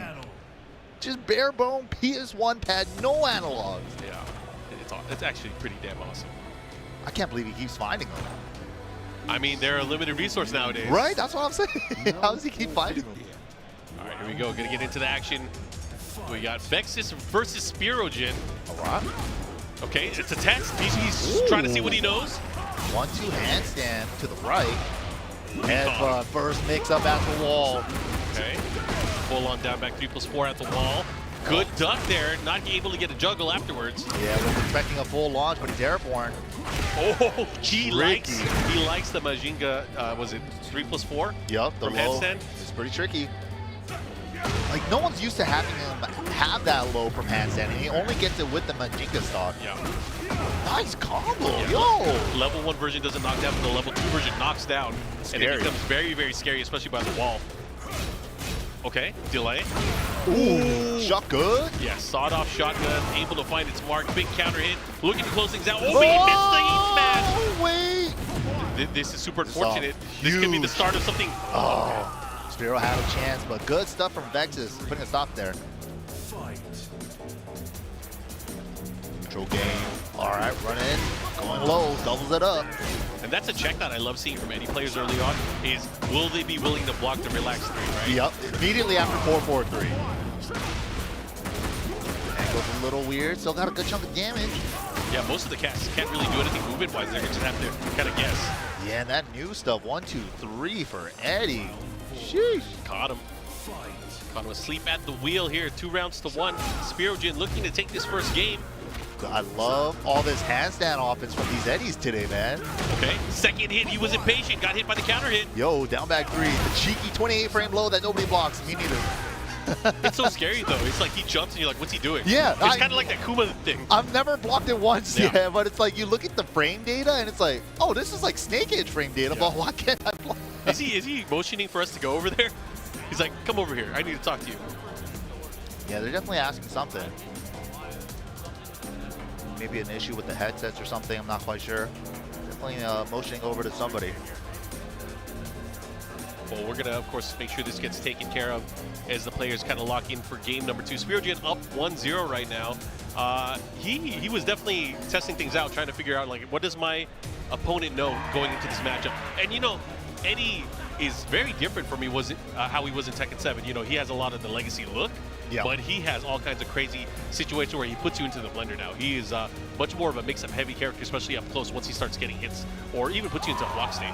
Yeah, he feels like a character that got reworked, like kind of like Law from T5 to T6, how they reworked him. Yeah. It's kind of like that kind of same level of rework for that character, I feel. Yeah, and it's one of those characters, and I feel like both Law and Eddy, they haven't been reworked from the ground up in such a long time. Right, yeah. Seeing Eddy and all the changes for Eddy, you know, I know there's probably a division of people on opinion on how they like it. You know, as a long-time Eddy player, I know you've been playing Capos for a long time, since at least the Tag 2 days. I actually like it. You know, I miss his old backdash, like many people probably miss. Yeah. But, I mean, I still like how he kind of flows. The thing that I miss the most is his sidestep moves. Like, I miss sidestep 3+4 being mid. Yeah, for one of the sure. hits, yeah. But it's still pretty damn good. It's still good. It's still hella pretty good. damn good. You still see It's it a just lot. not as cheap and abusable as before. It was really good before. Yeah. I do miss counter hit down forward too, I'll say that. Yes. Like, I know it does the flip over now on counter hit. Yeah. But if you could get like at least one free hit on the ground, it would be like feels a little bit Reward? better. Yeah. I mean, yeah. You know, like a Fang, like back one into shoulder kind of thing. Man, let's not talk about privileged characters. Too privileged? I jumped way too high up on the list. yeah, that guy. Dude. I mean, I guess if you find the scrolls that teach you all these crazy moves, you get the benefits, right? Dude, we better see some Fang this weekend. His season 2 combos are crazy. His options now are insane. I mean, he's had such a big change and difference, and you know, he has so many great pokes that lead into motions now, where he can extend. Like the back 4 stuff is crazy. Yeah, back 4, back 3 to crouch dash. Yep, all that stuff. Yeah, it's actually pretty crazy. I'm actually surprised we're not seeing as much more Fangs. It's surprising because like everybody early season 1 was like easy top 3, everybody was throwing him there, but he kind of just started falling off ever since early Tekken 8. It feels like. I mean, it's crazy, you know, the discussion. I know a lot of people have been talking about like the top 5 characters, and I think this top 5 that people are discussing, there's probably 25 characters in this top 5. It's more. It used to be like 10, yeah, right? 10, 15 tops, right? Yeah. But one of the things I really like seeing, especially from the recent discussions, at least on social media, is they're talking about tournament characters versus long set versus specialty and stuff like that. No, that's definitely a big factor, right? Like players like from other games, like Daigo, everybody says he's a long set player, right? Yep. But long set style. But tournaments, they don't favor long sets, man. Tournaments is first to 2. Nobody cares if you win the first to 10 against somebody. You only get a long set if you come in from the loser side grand finals. That's the only time you get a really long set. Yeah. A potentially really long set. So yeah, I mean, you gotta burn people out real quick, man. Yeah, you got to put them into the blender, and that's really has been kind of the name of the game for Tekken 8 since it came out. It's not only aggression, but how do you keep your opponent from playing their game or taking control of the matchup. And how quickly do you adjust to your opponent too? Because you only got so many rounds in the first to 2, right? So you got to figure it out quick. Like one of the old strategies that Nin told me from back in the MLG days for Tekken 6 was that watch how Nin plays. He uses the first 2 rounds just to download your opponent. It's okay to lose rounds, but it's not okay to lose games. Yep. Lose the first 2 rounds, collect as much data as possible. Of course, you're trying to win those rounds, but if you lose them, not a big deal, right? Then he comes back 3 rounds straight. He does that so often. Yeah, I mean, Arslan does it too. Yeah. Arslan it's definitely does it a skill. Like, learning what your opponent does in a round or 2 is really hard to do because you're stuck on your offense so many times, right? So it's like, oh, how do I open my opponent up? What can I do differently on offense? But their adjustments in defense and stuff is incredible. Absolutely incredible indeed. Anyways, we're going to get these players ready. You know, I have to look at which pool we're in, but I was looking through the players list last night and just kind of researching who's here. There's too many good players here, man. This is like All-Star Weekend almost. Yeah, no, it's insane. Dude, I saw Keisuke in the list as well. Yeah, there's a lot of Japanese players here, actually. Really nice to see. Keisuke, Ikari, lots of Mishimas, which I'm happy about. You know, I starting off the stream yesterday, it was a Mishima matchup, and that's, I think in 7 was one of the rarest things we'd see. We wouldn't see a lot of Mishima action. I feel like the most popular they've been while I've been into Tekken, like since DR, right? Is like except DR and Tag 2. It's like when the Mishimas have been the most popular. Tag 2 and DR. Yeah. But since then, they kind of just like, they're good, but they take too much work. Just play another character that's easier, you know. It's like, that's kind of like where they're at, it feels like. But in 8, we got some diehard Mishima loyalists, like Mark was saying. Like, the Kazuya mains are out here, bro. Yeah. I mean, the Devil Jin player is now using Heihachi. I'm sure you guys probably got the memo, but Qudans has made the full switch. Yeah. I remember he sent me a message at the end of the season last year, and he was like, I should have switched sooner. Dang, really? Yeah. I mean, he stuck it out with Devil Jin. He did. He Till was. the wheels came off. Dang. But, I mean, it's really nice to see his aggressive style Heihachi. No, it's sick. Yeah, and dude, he plays so much. He's going to have a big breakthrough moment anytime. He's a legend, man. He came out of nowhere, won the Tekken 7 out of nowhere that year. Yeah, he might do it again this year. He literally might do it again at any moment. I have full faith. He's a legend for a reason, but here we go. We finally got the 2-player situation situated. Vexious versus Spero in game number 2. Here we go. Ooh. Nice, good way to start it. Oh, and the right read. The follow-up heat engage has him at the corner. Oh my god. But Spero, with the fortitude, goes for the evasive punch, gets out of the bad situation very quickly. And he's just letting his, okay. I was gonna say he's letting his heat run down.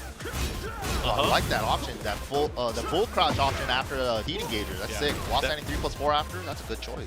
It's a great choice. It's a move that we don't see as often anymore for any players. Yeah, that move I used to love a lot, but then I forgot that they changed the notation to while standing 3+4 because it used to be full crouch down forward. Yeah, full crouch down forward. And I think the frame data is still different depending on where you block it or where you hit it too. True, yeah. Great block there from Vexious, though. This should be their round. Nice move. Able to close it out. There you go. Finally on the scoreboard here. But you got to get more. Again, rounds don't matter in the scheme of things. Like we were just saying, it's just for data. Ooh, the extension, the third hit. Ooh, generic throw. It's the second time he's gotten the regular throw. That's definitely a thing to keep track of if you're playing against your opponents. They can't break throws. Yeah. You might want to save it for later or a key moment. Exactly. Mix up at the wall, just a light mid-check. Oh, he was trying to do some crazy stuff. Baited out the parry and got the headbutt wall flat, but Jinga mix-up. So scary now. It's so good once he has the threat of the low, and he was showing that in the first game with Ready, and now he went for the mid option. Yeah, that's a great change for Eddy in Season 2, man. Just getting that one stock of Manjinga every time he pops heat changes the character a lot. In handstand, I'm sure a lot of the players know from labbing it, you can sidestep a lot of Eddy's options, except for the quick option. The quick option only works up close, so they have to be very careful how they're approaching. But just having the awareness of spacing is going to be very important in the particular matchup. Wow, great stuff from Spero there. A little too low for the burst, but it's still, oh wow, he still got a lot off Hit of him that. with everything. Okay. And the kitchen save. Nice punish. Single jab though, -11 on that. Wasn't sure if it was punishable. Oh man, just like Good that. Oh, high strings! The wall might mess it up. Nope, he got it. Oh, he was going from some. Okay, I like that. He realigned. He's gonna press. No, he decides to chill. He's gonna get the follow. Smash! That should kill. Clean! Bro. Old man reactions. That was clean. And Spero living to fight another day here. Gets the kill, going to a final round here in game number 2. Yeah, set point for Spero. Vexious needs this round. He wants to go to a game 3. Rodeo. Nice break. You don't even see Rodeo anymore. That was sick. Wow. Getting a little overzealous on their Oki and getting themselves launched for it. Yeah, I mean, I wish you could still do Rodeo from standing. Yeah, that is one thing I do miss too. Oh, he got him! Speaking of Majinga stocks, the level 2 mid. There's a Okay, low. there was a Good block. punish. That was a good block. Let's see what he does here. So got a lot of work to do. Okay. Range. Oh, but the power crush immediately. Mid. Not falling for it. Good patience from Spero there. Down jab into low. Good stuff to Spero. All right, Spero able to take it there. All smiles. Of course, he's going to move on throughout his pool on the winner's side, so I'm sure we might see him a little bit later. Fingers crossed. Always love to see Spero when he comes up to the stage. Yeah, that was good stuff, man. I love the Season 2 Eddy stuff, man. You actually get to see the Majinga stuff a lot now. Oh, That's yeah. dope. And that Majinga back 4 too. I mean, there's so many options. Once you're in handstand, if you get, say, a counter hit 4 into the Majinga, into the guaranteed follow with the low as well, I love seeing that combo. The mini Whenever it combo is spikes. super cool, yeah. All about it. Oh, JDCR coming up to the stage here. He's been doing really well with Heihachi from what I've seen as well. But does he bust him out in tournament? I feel like He's been using Heihachi in some of the exhibition tournaments. Like they had the STL kind of international clash where they were playing against the Japanese teams. Okay. And he was using Heihachi almost throughout the entire time there. But of course, we know he still uses a little bit of Dragunov as well. Come on, JD. Get me back Tag 2 JD, man. Tekken 7 was 10 years ago. Go back even further if you're going to go back that far. And Dragunov was only season 1. For JDCR Fakumra. I'm excited. No, no. Come on, man. I can't be the only one. We got to do the Heihachi chant, man. Heihachi. Heihachi. No, I think he'll pick Heihachi. I think he will. I hope so. I think, like, offensively, his Heihachi probably is his better character right now. Yeah, I feel like we still haven't got to see a ton of Heihachi in the tour yet because he kind of came out like right after the World Tour was ending last year, and then we were just waiting for the finals, right? So in tournament, we have not seen Heihachi a lot. In tournament, especially like deep into tournaments. Exactly. So JDCR back on Heihachi like Tag 2 days. I mean, please. We don't even need the chant. I would love to see it, JD. I would love to see it. Oh wait, he's using Obsidian too now. He's been rocking the Itoki for the longest time. Oh, sorry, true. I hope you guys don't mind. It probably sounds like really like a pervert. Why is Marco always looking at their sticks? We're stick enjoyers here. We are definitely lever enjoyers. Nothing wrong with that. No, that's cool though. That's crazy. Levers and friends. Levers and friends, yo. Nice buttons too. It seems like all the pro Korean and Japanese players have been adopting the gamer fingers still. Oh yeah, I think that's a staple now too. A lot of people, you know, when they go to Japan, they make the pilgrimage. They'll stop by one of the stores there and pick up a bunch of buttons. I'm the same way. Like, I don't know why I'm buying more of these buttons, but I'm gonna need them someday. Yeah, you know, honestly, you never know when you need an extra set of buttons. Yep. Or especially when one goes bad and it's like, man, I need the whole set to match, so got to get a whole new set. JD hovering over Dragunov already. I'm already half disappointed. We got a Paul pick on the right side. Damn, okay. I mean, I like watching Paul. I think Paul, especially, I mean, it's always towards the end of the round too. Whenever you see Paul, end of the round, he's in the lead. Yep. He's in the lead. You know, that was so sick that one year too, though, when Joey Fury versus JDCR in 7. Yeah. Remember that? Yeah. That was, dude, because the year before, he played him with Jack, and he's like, he lost to JD, right? Yep. And he's like, I'll get him next year with Paul. And then when he did the Paul win yeah, pose, gotcha! That was sick. That was a dope moment in 7. That was Combo Breaker as well, right? Yeah, that was Combo Breaker. Yeah. I think that was 2019, too. JD looks like he's opting without the headphone. Oh, they're both raw dogging it. All right. All right. All right, who's he gonna pick? He's been hovering. He's gonna lock in. It's not even, He's making you cry? It's not even season 1 anymore, JD. Play Heihachi, man. Oh. Maybe he's not warmed up yet. You know, as a old man Mishima player, you might have to get warmed up first. Gotta get those Waivus back. Anyways, we're gonna go into this Dragunov versus Paul. Dragunov, I think, still a pretty damn good character. Just not as good as he was in the previous season. Oh yeah. We still see players like Ulsan still using him with limited success. With limited success. You like how I worded that? Yeah, that was great. What happened? Why they stopped? Uh-oh. Is this just part of the stare down? Looks like a controller issue. Oh no. Take the road.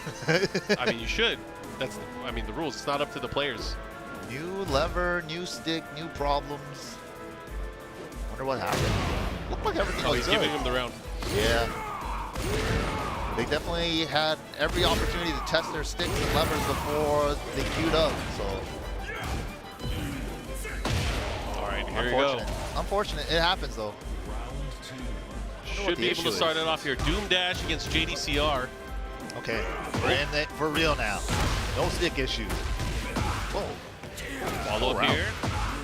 Into the screw at the wall. Bang, bang.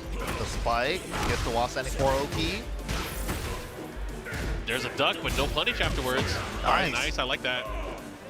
Oh, good side roll. Wow. Did he try to shoulder that? Yeah, he did. He was doing running too, but he did running smash. Yeah. I think the run realigned with him. It's a new thing in Tekken 8 too, is being able to run in your opponent's face. Was never able to do that in previous Tekken. Yeah, there used to be space.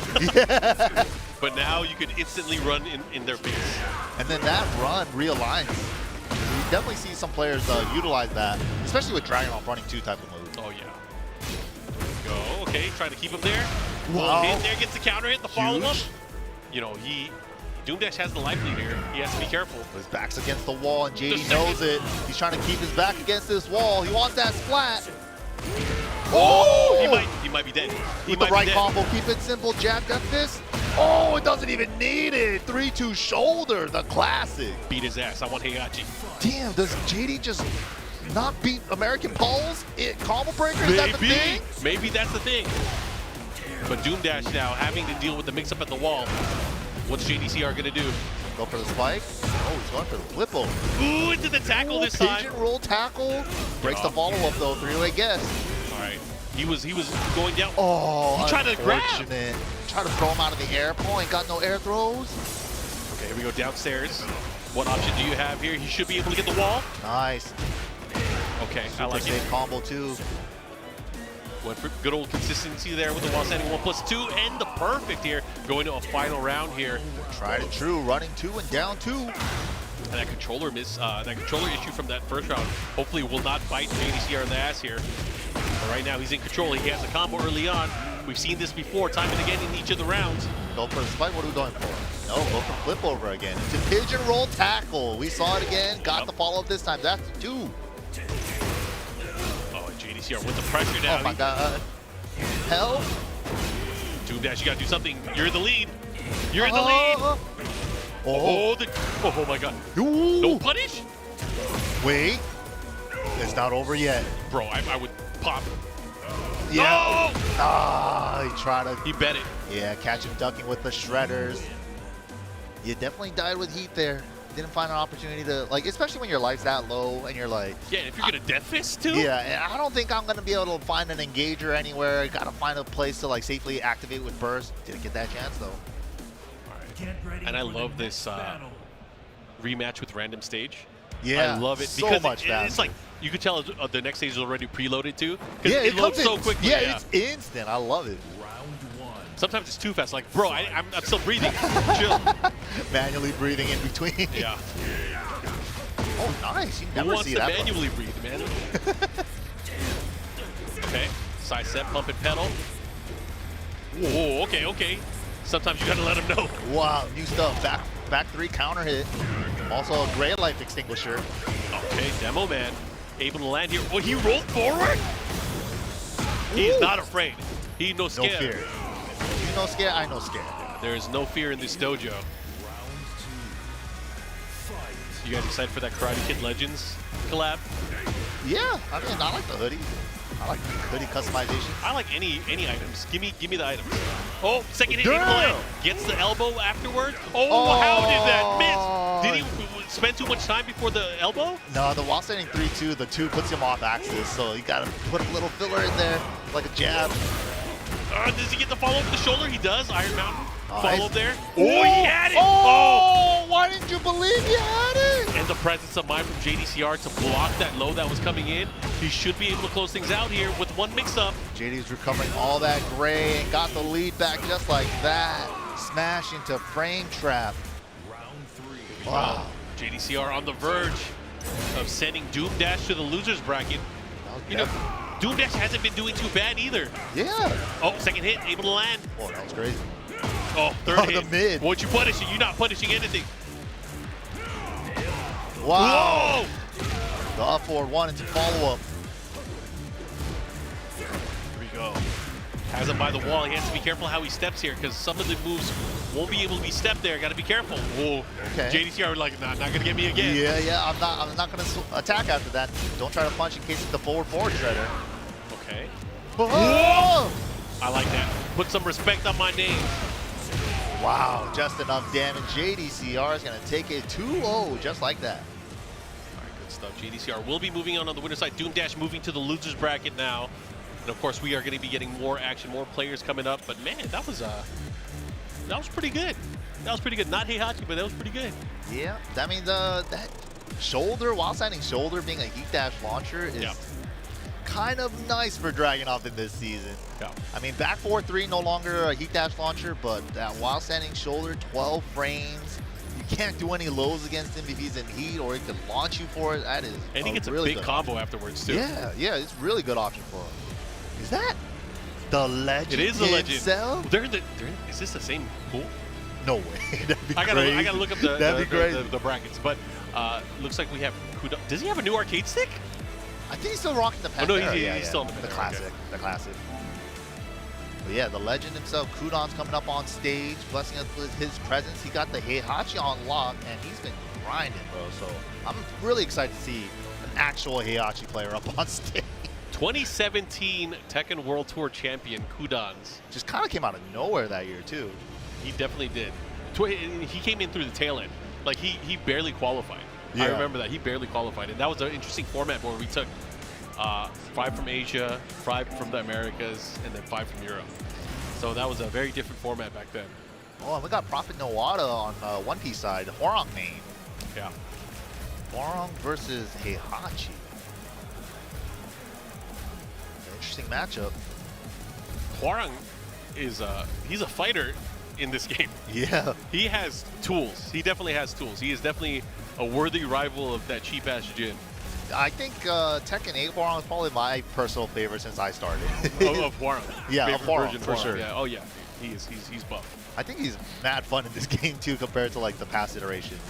And the up forward 3+4 loops, it's like kind of like shades of Beck, right? It's like the up forward 3+4 Yep. loops for the wall carry. It's like the halberd loops that Beck And then used he to still have. has the halberd too. Yeah, for he does. damage. Yeah, for that combo ender. Yeah. Yeah, he's cool. And he got the big chop as the wall ender now too. I love that. Yeah.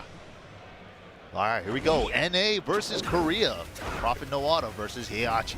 It's been a while since I've seen ProphetNoata, so this is going to be fun. Let's see what he's learned here going into the matchup.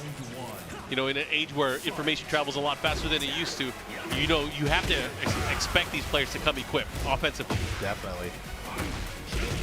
Okay, 1-2. Yeah, Qudans with just a couple of jabs so far, and movement and timing, just trying to figure it out. Down 3+4 counter hit, double-digit plus frames. I want to call that out too. Like, as Qudans, you could tell he's a specialist of the character already. He's using the 1-2, which is something you rarely see from Heihachi traditionally. Yeah. But it definitely recovers way faster than the 1-1 on whip, especially. Exactly, yeah. Especially 1-1 being -5 on block in this game. That's Yeah. a new change for Heihachi in this game. So being able to, low parry, big low parry against the new low. The follow-up here, he's going to get here the follow-up splash punch combo to the wall. As much wall carry as he could get there. Wow, what a jab check from ProphetNoata. Stopping it, Qudans from the Wavu into heat smash there. Good check there. No duck on the second hit. Oh, good confirm. Back four, super scary. You could step it, but I mean, you gotta be quick on the feet. The back four is an interesting move because it tracks towards his weak side. Yep. Opposite side of the electric. Yeah. Traditionally, you want to go left against like Mishiba, but that's the move that tracks that way. And it does chip on block, counter launcher, wall splash with normal hit. It's a good move. Yeah, especially like a strong Mishima player like Qudans. He's definitely going to utilize it in a way that kind of restricts his opponent. I love the way Qudans is playing right now. Just real simple, just jabs and back four after a knockdown, just for a little mid check. Just Weibo movement. Prophet, he's getting a lot of mileage out of the low attacks. Oh, there was a big side step, but a bad punish. And a great punish there from ProphetNoata. He should be able to close it out there. He's going to be up 2 rounds to 1 right now. Uh-oh, Qudans in trouble. Those lows are adding up, man. He's definitely getting annoyed by the Hwoarang. But you know, Qudans hasn't partied yet. I'm waiting for him to go. Okay, he's partying. He's partying. Yeah, he's definitely loosening he's up. partying. Oh, shoot. He's bringing out a bunch of new moves that we haven't seen yet. Oh, great choice. Back 3 for homing. And heat back 3, so he got the new extension off of it. Ooh. He decided to start showing what he knows. He's like, let me show you how to play Tekken 8. It's crazy too because like, you know, Qudans, Arsen, those guys are mostly defensive style players, right? Right. They're, especially Mishima players, right? They wait for an opening, they do something. But now seeing Qudans just go in, this is awesome. And the no stagger hell sweep doubles it up. It does smash he's into mid. The throw's not coming out. Ooh. I love that too. Dude, those last 2 rounds were good. Were the double perfect the last 2 rounds? It feels I like feel like it. Yeah, it felt like it. Dude, you know, that's the crazy thing about Heihachi. When you get to that final round situation, it's like, oh my god, he's going to pop Warrior Instinct. I got to fight a god mode Heihachi here. You know, it's crazy though, because like what you see from Warrior Instinct Heihachi, you don't see a lot because you'll always see it like towards the end of a match in their final potential round, and usually you just see a little glimpse of what he can do. He is crazy. He is without a doubt the best Mishima in that moment. Yeah.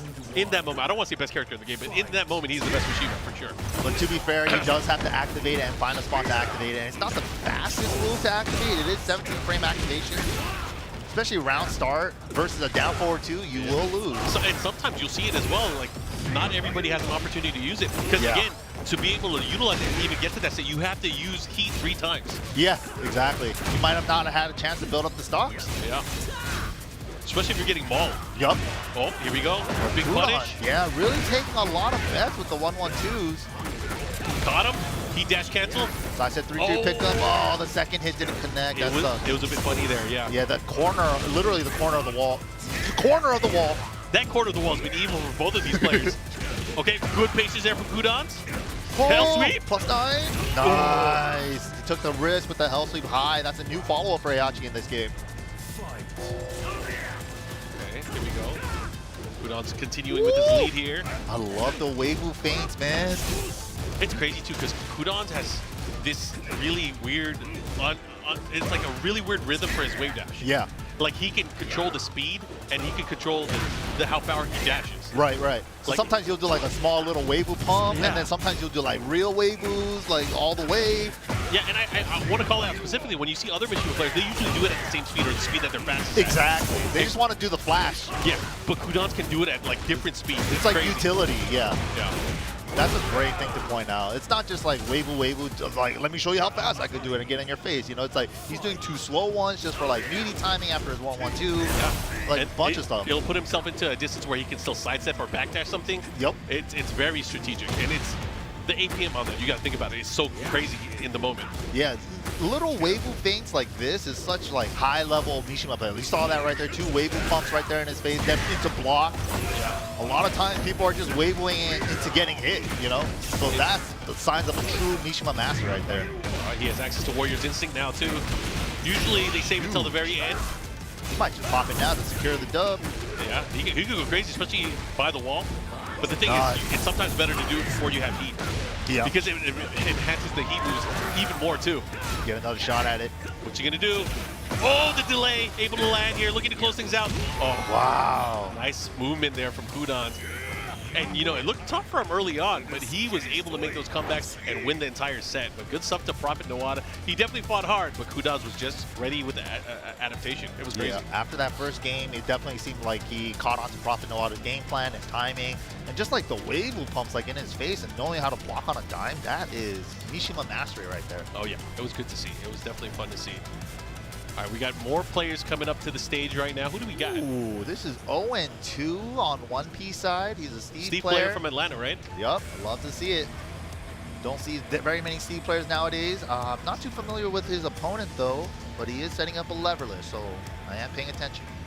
You know, you mentioned not seeing a lot of Steve players. I've been seeing I've been seeing a lot of Steve from Nobi recently. Oh, sick. Yes, Nobi's been using Steve a little bit more, and then obviously out of Pakistan, there's Nomar, Of course, who's yes. an amazing Steve player. Man, I wish he could have I access need to travel see to him, more bro. events. I need to see him more. He's an amazing player. Please. Numan Chaudhary, bro, the godlike Steve, man. His style of Tekken 8 Steve, it feels like it really inspired me on like, oh, this is how you play Tekken 8 Steve. Yeah. The Lionhearts and like His use of Lionheart, especially the Lionheart backdash, Yep. it's like, whoa, this guy has studied. Yeah. He definitely studied. He really knows how to use that really, really well. And even his like power crush uses, the heartbreak shot into Sonic Fang, he's so good at like calling those out. And then converting into combo choice, combo routes, being Yup. able to get to the wall, maximizing and optimizing. And he never seems like he's too stuck on back one only, you know? He's just like, he finds his back ones here and there, but he doesn't seem like he's fishing for it every single round, you know? So it's like, his Steve is really fun to watch. But coming up right now, we got another Steve, 0-2. I want to see his Steve, man. He's been an up-and-coming Steve player for a while now. Did he start in 7 as well? Yeah, I believe so. Here we go. We're going to go to Yakushima. Victor. You know, Victor is a character that I feel like we don't see as much as we used to. Yeah, like early on we saw a lot, right? Yeah. Farzine, Al, and kind of just started disappearing. He's changed quite a bit. He has way more transitions now, too. and move utility for a lot of his attacks there. He has that extension into the forward dash, but 0-2 was ready for it, able to get the launch in. The launch much faster than it used to be there with from crouch down forward too, right? I love it. I love it. Just make it one more frame faster and we're like perfect. Yeah. I think didn't Kings get a speed upgrade too? I think Kings is the same. Oh, it's the same? Okay. I know, so Steve got his speed upgrade. Yeah, it used to be 18 and now it's 16. I'll take it. And there's certain situations now where he trades where he can get it guaranteed as a follow-up, right? He could do it after down forward 2 on counter hit, but it's really hard. Super, like, frame perfect almost. Yeah, you got a perfect duck cancel. Follow up here. What's he gonna do? Right into heat. Okay, send him away. Running mix-up. Running 2. Oh, right under it. I'm surprised that didn't hit counter hit. Yeah, just got the high crush. 5 Fox Fury. Only +3 now. Used to be +11. Oh my god, while standing 3? I never see. Wait, what? That was down forward 3. You never see Wow, that. he went the other side too? Yeah, the All heat right. dash. The heat dash reduces the pushback in combos. So during his forward teleport moves, he goes under sometimes. That's tight and then horrible at the same time. Yeah, so you really need to have your routes down for the heat dash combos. Okay, nice. Sonic Bang. Engage. Ooh, Ooh, the trade, the follow-up. Nice. What we got here? 3-1-1. No, 3-1-2. Cashes out on the damage. Catch him there. Uh-huh. Nice break. 50-50 after the clinch. It's a messed up guess, too. Yeah, it's 1 or 2. Both Especially do when a you're chunk. by the wall, too. Yeah, both do a chunk of damage, man. But then, of course, the clinch is high, so that is like the first layer of the mix-up. You can try to duck in and launch in if he gets too obvious with it. Then you guys start eating extended ducking one. Yeah, that's the next layer. Ooh. Chauncey, though, just going in with the victor. Chauncey able to build up some offense here, some momentum. 0-2's in trouble. And just like that, Chauncey able to take game number 1. 3 rounds to 1 here, Victor. Just really Representing. ranging him in a lot of instances with the big weapon attacks, right? Like forward 1+2, especially in this season. It used to be minus, but now it's +3 on block. So I don't think 0-2 was playing bad, really. It's just he was not in control. You know, once you let Victor start, going in and getting all these hits, it becomes a problem. yeah, Victor definitely starts tagging on a lot of stuff once he starts getting going. Yeah, he could definitely put you in the mix-up blender. Yeah, and once he gets the lead and you have to make a comeback on him and you have to get in on his range with the weapons, it can get kind of scary. And Steve kind of is a character that doesn't really do comebacks like that. He's kind of like the one that wants to get the lead first and make you come to him. Yeah, definitely.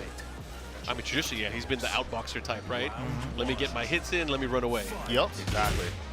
Okay. So I can start playing my counter game. But right there, trying to get the lead, but loses it immediately. Or break shot. Boom. Guaranteed follow-up too as well. Oh, the full extension, the finish. Oh, he went for the big down back forward too.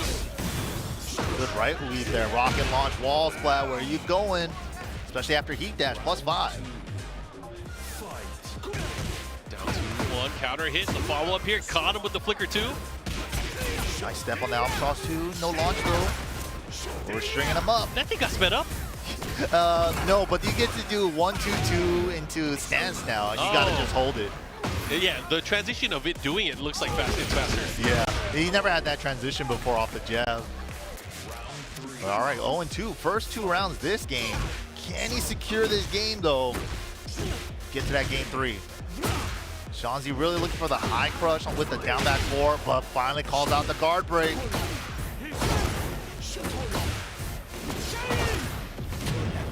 All right, keeps him at the wall once the mix-up goes for the big wall of sword. They did way more chip damage before. Yeah. Yeah, big shout out to Namco, man. Reducing some heat chip, especially for those, definitely helps a lot. And the health increase makes a big difference. Masachi! 5 Fox Fury to close it out. Great choice there. 3 rounds straight. What a way to answer back from 0-2. Oh, is someone trying to offer some advice here? Oh, just some water, which is always The water important. assist, yep, definitely need that H2O. Elegant Palace, where the decisive game will be taking place. Who's gonna stay on that winner's side? Have that extra life in that tournament. 0-2 locked in right now. Got the gamer pose and everything. I see it. Up back to start of the round. Where you going? Sheesh! Everything is hitting. What happened to their life? Oh my god! Yeah, 0-2 also doing that strat. Let me lose the early game, the early round. The Suki strat? Yeah. Gotta The Suki lose to strat. win. Sometimes it's lose multiple tournaments. Oh, all right. Ooh. Good shoulder check. Follow up here. Okay. Chauncey able to land these big hits. Transition, mix up, goes, caught him, and chase him down. Wow, that's still picked up afterwards too. Ooh, smash is good, but it's a floor one, so it's not gonna interact with the wall. Whoa, what a huge step. He didn't stick. Yeah, he didn't get the splat. Doesn't matter. Big advantage and the follow up here. Chauncey stealing that round here. 1 round apiece now. Ooh. Oh my god, bullseye. All right, gets the wall here. Let's see what he does. Masaji. What's the mix up though? Oh, the spring kick to get out of it. Dang, he's sidestepped right into left weave, so he didn't go anywhere. Guaranteed follow up again with the heartbreak Oh, shot. he missed the He follow-up. didn't do the follow up there. He went for it, but he missed it. Yeah, he just got stuck in stance. Yeah, he's going for peekaboo forward 1+2 wall splat. Yeah. It is a link after the sideway wall push. But it's not the easiest thing in the world. I mean, he had the right wall push too. Yep. Oh my god! Lights out, baby. Something happened in this game where 0-2 found a timing with the back ones. Sometimes you gotta talk to your left fist and give him some confidence. Put him to sleep. Standing up. Ooh, here we go. Went Down for the two. mid extension out of that. Mixed him up. Uh-oh, Chauncey feeling himself. Ooh, we're getting fancy. Oh, he what? avoided it. Oh. That was crazy. Oh! I Smash. love that stuff. Oh, he took the bet! Is he dead? Oh, he's hella Down to dead. 3 That hits. scaling is hella good. Wow. That mix-up, man. Really wanted to close it out with that, but we're going to go into a double Richi. Final round. Let's see what he got. Damn, round start running 2, no fear. But he has to be careful of getting back 1 to get. Yeah, round start running 2 is crazy. Uh-oh. Now what? The low again? The lows? Oh my god, Oh, but it everything was is the hitting. right call, Is the he- aggression. Is he dead? Wow, what a start. The no fear from Chauncey there from the final round to say that, hey man, if this doesn't work, I might just lose this set, but I'm gonna go in with running 2 round start. He definitely went in. It's unfortunate for him, but we will have to see him maybe try to claw his way out of the losers bracket. But either way, Victor. Yeah, that's dope. That's character love right there. And a screen paper. Oh, okay. Waifu. All Is that right. his waifu? I see All you, right, I everybody see has a waifu. King is my waifu. Aw. Oh, you can tell he's nervous. Hands are shaking still, but that's the tournament nerves, man. Ooh, good stuff. We're gonna get another game. Oh, we got the reigning and defending Ooh. TWT World Champion coming up to the stage. The Panda Extraordinaire. Yeah, no Mr. more Rangchu. Kuma. Goodbye, Kuma. It's all Panda now. I mean, he does pull out the Kuma sometimes still, but Panda... If he wants to sandbag.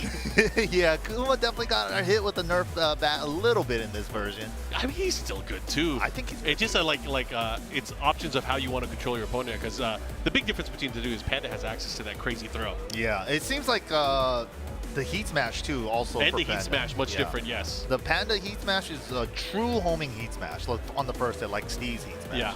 But Got Kuma is much easier to step now to on that Heat Smash. Yeah.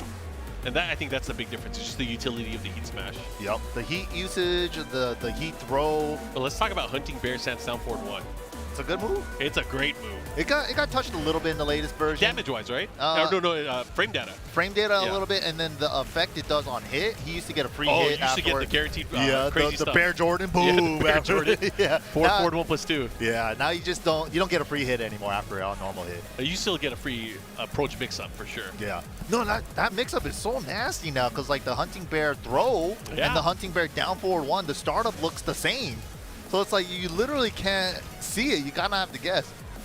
Yeah, and that throw, even if it did like kind of get adjusted a little bit, it does great damage. There's not that Yeah. many throws that do that, right? And Yep. it's unbreakable. Unbreakable Yeah. throw where you have to duck, and then if you duck, you might die. Yeah. Scary.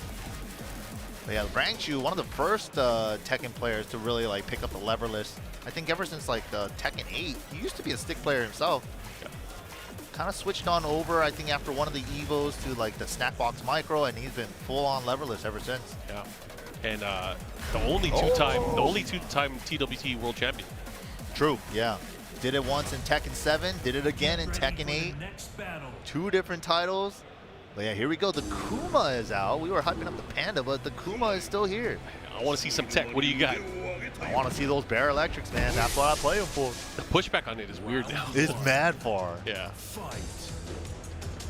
Starting things off, we were talking about your electric. We were talking about The real other electric. I mean, Heihachi did teach it, right? Yep. Heihachi probably pissed. Like, what happened to your electric between season 1 and 2? You are not my son. I barely showed up at the end of season 1, and what happened to your electric? That pushback is crazy. Yeah. Oh. Oh, it didn't reach. Okay. Oh. Wow. That Swung still after works. that. Uh-huh. Yeah, the damage got nerfed a little bit on that unscaled booty, but still an unscaled booty nonetheless. That's right. Ooh! Dump truck ain't dropping it this time. Yeah, dump truck's kind of nice with the electrics, bro. Yeah, dump truck we saw at the start of the day, right? Yeah.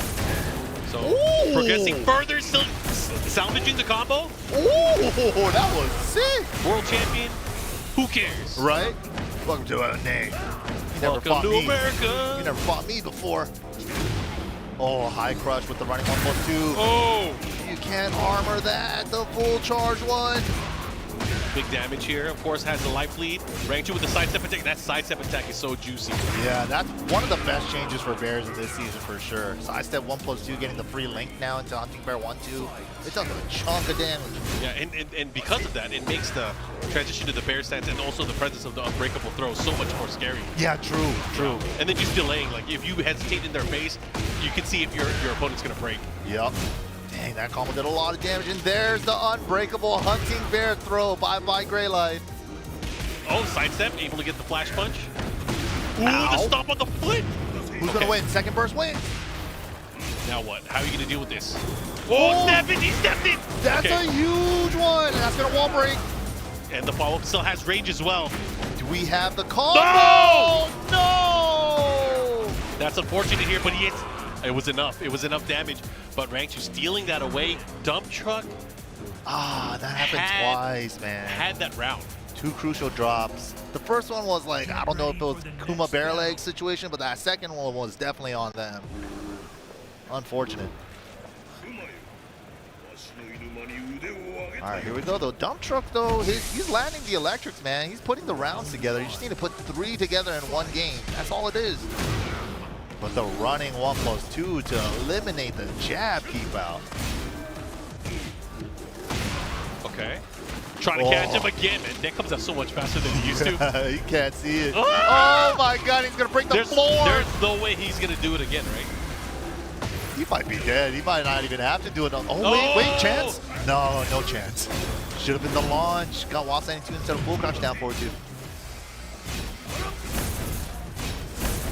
Checking him here, seeing how he's gonna react. Oh, we're dancing on him. We're marching on him. Guard break. Wall The flat. damage on that isn't too bad. Yeah, not bad at all. Yeah. You just Heavily scaling. You don't want to eat the Thunder God spot. Wow! Oh, you don't need to do that, but he did it anyways. He just took a dump on him. On that truck. Ugh. I love how it's the farmer from Dragon Ball. Oh, yeah. He's just missing the shotgun. The 5 power levels. Yeah. The outfit. Brilliant. That is that outfit. I didn't even realize it. Oh! Big counter at back 4. Dump truck's got good timing here. Yeah, man. He's putting the rounds together, seriously. Okay. Oh! Demon Scissor combo? For floor break? That's Yo! tight. I'm his new biggest fan now. Demon Scissor floor break, bro? That was sick. Oh no! Oh, recovers no. crouching. Watch out for the throw. Oh, nice! Yo, that's gonna do a ton of damage. And he gets Oki, but he got unique bear That get one. up. Oh, yeah! Oh, chance! Not getting caught by the bear electric. Oh, nice punish it. patience and good punish there. And great punish choice, too, with the QCF2. Whoa! What is he doing, bro? He's doing it. He's read all of his books. He knows all his tricks. Is he going to make Rangchu bleed? The world champ? He might make him go to Panda. Oh, not like that. Impatient there. Wasen2 whip and a big punish there from Rangchu.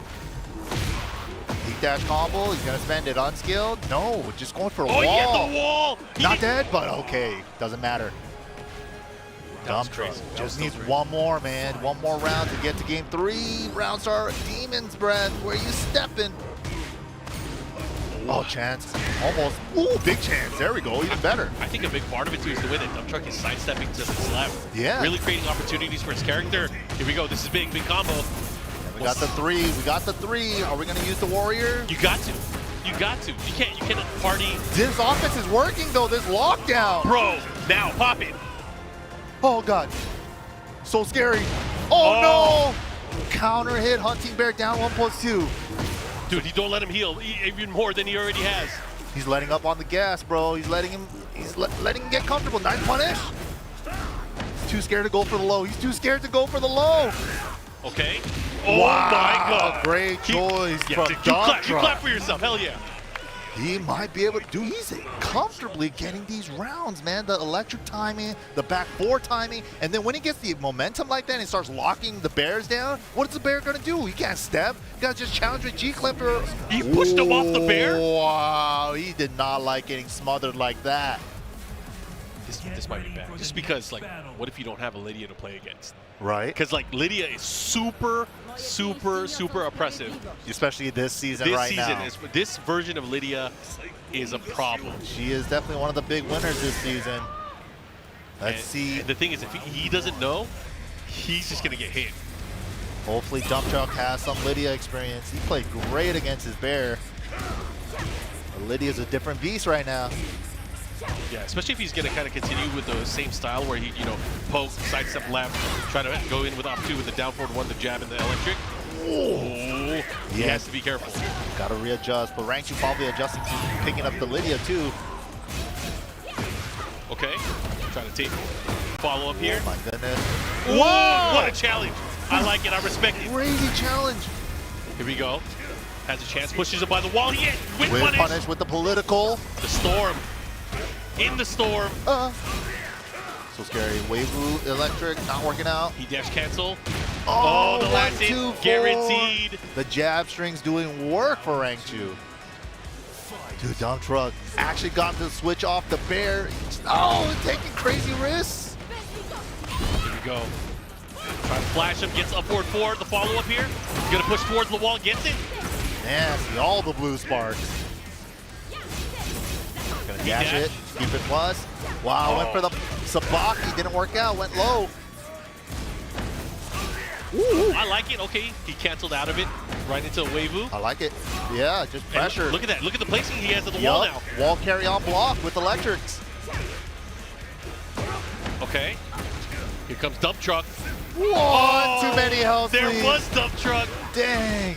But he's alive. He's alive. Chance. Oh, back 1 for the wall slat. And she's +2 afterward. Great choice from Rangchu there. That pressure at the wall just started adding up here, and now Dump Truck having to deal with a 3-round must-win deficit. Yeah, must win. Must win. Okay. Not impossible. Whoa! He just looked at it. Sabaki though. Ah, but Rangchu, no fear. Hockey, get off of me. What an answer. Yeah, Dump Truck second guessed his offense there for a second. Unblockable, and the Okazeme is juicy. Rangchu staying alive on the winner side and moving on. Great choice He's to smiling. switch off the bear. What a counter pick. He's like, yeah, scumbag here, world champion, baby. It's a good thing I kept that Lydia in the pocket, huh? Yeah. I mean, how many pockets does he have? a lot of pockets. I feel like he has quite a few. But Whole man, family of pockets. Yeah, that was crazy.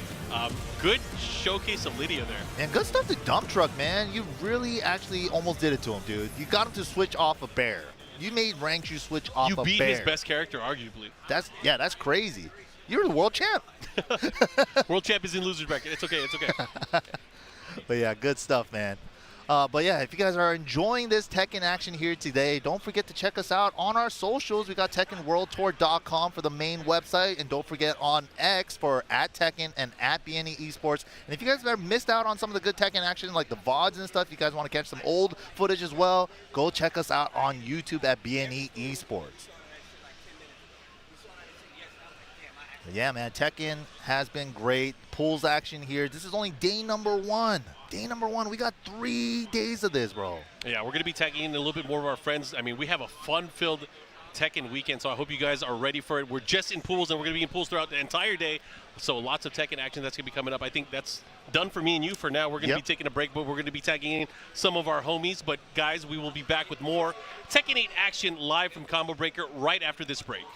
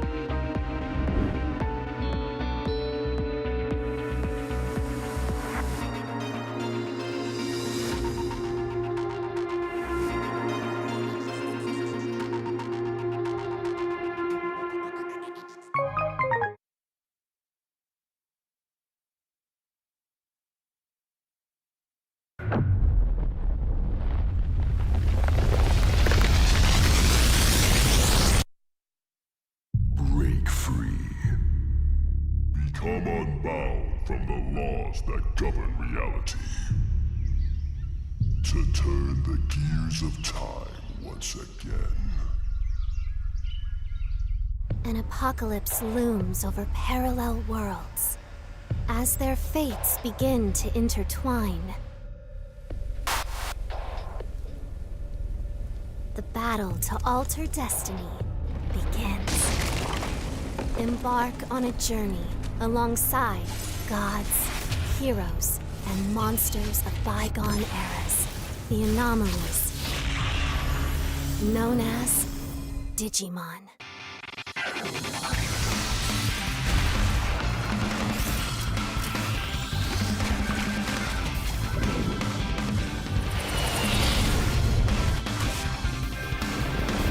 Seize the future. Together. The story of a bond that transcends time.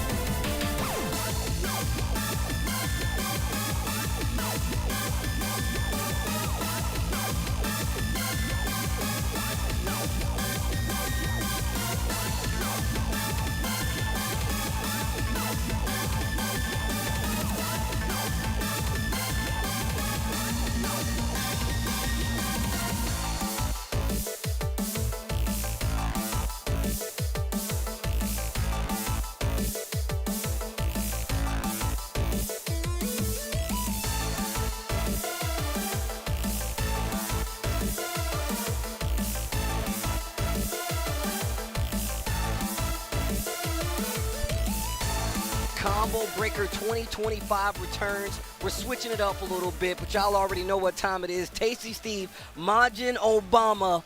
What it do, Brody? Bro, I cannot believe I'm in Chicago, Illinois for Combo Breaker 2025 for the first master event of the Tekken World Tour 2025 here with Tasty Steve. And man, we've been watching this pools action get started. Steve, you got to put it on out there, man. We were in Tokyo, what, 3 weeks ago? Yes, for Evo Japan? yes. A very dense bracket there that got the tour kicked off with the Master Plus event like that. Then we headed over to Brussels just last weekend. Now we are here in USA for an 1,100-man Tekken 8 tournament. Say what you got to say. There are 1,100 warriors in this house right now. And we got to... Here's the thing. I'm thinking about the reward, right? I'm always thinking about the reward, bro. Tomorrow night, we're going to get that top 128. Then we're going to make our way then the top 24 to the top 8. We got to earn it today. We got to get through these pools. There are a lot of players here lined up. And look, check this next match. That's one guy you got to have. You always got to have your eyes on. So check this out. This is Low-Hi. Listen, Low-Hi is one of these guys that I feel like people forget about. Like, until he's on the screen, people forget about him. But for me, I feel like he's one of the next generation, like, Korean players. Has one of the most dominant records out there. TWT champion. Like, he's one of them, bro. You got to put it out there, too. I think, like, in terms of the Korean player, it's weird. Like, we all know how good he is. Yeah. He's obviously, like, very highly rated. But you forget this guy's an Evo champion, but it's almost like people mentally put that asterisk on him. They kind of don't give him the respect he deserves. Yeah. Right now, Low-Hi, of course, though, since Tekken 8 started, he got kind of a late start last year, it felt like. Right now, trying to make a statement early on here, going to the Bryan, counter hit back one, back on the wall, Wu-Tang Dan, off the balcony. Wu-Tang Dan's beat. That's a beast name. That's a beast name. I've literally been thinking about it the whole time. Heat burst on the side of Low-Hi. What a sidestep to the right. My man knows. Floor broken. Oh, you're definitely getting to this wall. You're definitely getting to this wall. Let the spirit go. Take him to church. Leave the body smoking, though. And the ancestors got to watch, bro. Right? Look at that. But no, man, like, and on top of that, I mean, just to echo the knee sentiment, he was talking about how we don't really see very strong Bryans out there unless it's him or a player like Low-Hi. So it does put a lot to just how strong of a player that Low-Hi actually is, just to have somebody like me co-sign. Well, even there's that as well. You know, it's not exactly like seeing Low-Hi on a character like this or make this kind of swap to a character that's trending really, really strong in a particular version. It's not weird to see him go to that pick. But also, I think people have started to come around to it. They're kind of influenced, I think, by the knee win at Evo Japan, and seeing how he did it. The stocks of this character are rising, but right back at you. Eddy with the handstand gets the low kick flip there. Yeah, well, Wu-Tang Dan in the building on putting one on the board. Okay, going into handstands. Look at the knowledge to sidestep, but even more so, Eddy still does have that evasiveness of just like his stance that really gets him out of trouble. Back four into the jet upper on the wall, the drag boot, the spirit's out. You're not going to this other wall. He's still going. Yeah, there's your tornado. There's your high splat. Yo, somebody clip it. Hold on. Yo, you gotta chill. This is your first match on stream. He's taking this personally. And that's one of the merits that this character has. He's had it for a long time, right? You remember early on the Bryan players talking about the struggle? This character uses heat so well. Yeah, that's the heat tools. facts. Yo, why are you doing this? What did he do to you? I don't understand. He's like, Wu-Tang, your name is too cool. I gotta take you out. The pickup into the cannonball straight to spin him. Back up. Wu-Tang Dan trying to run some mix here, but that's the problem. With that heat extension string like that, it's very easy to clip steps. Just like that. Blow him up. Oh, my Lord. Game one already in the books. Wu-Tang Dan did take a round, though. He didn't go out without making him bleed. I like it. And even though it's first day, you can see how many people out there are sitting watching. You know what I'm saying? Taking in the action here at Combo Breaker, bro. Yeah, I mean, this event has so many obviously, people sign up for the bracket, they enter to play, but this is we've talked about the concept of this event over the years, right? This is a music festival-inspired concept, right? But it's a fighting game festival. So you have a lot of people who are just checking in here, man. They just came to just play game and hang out for the weekend, so they're down to watch.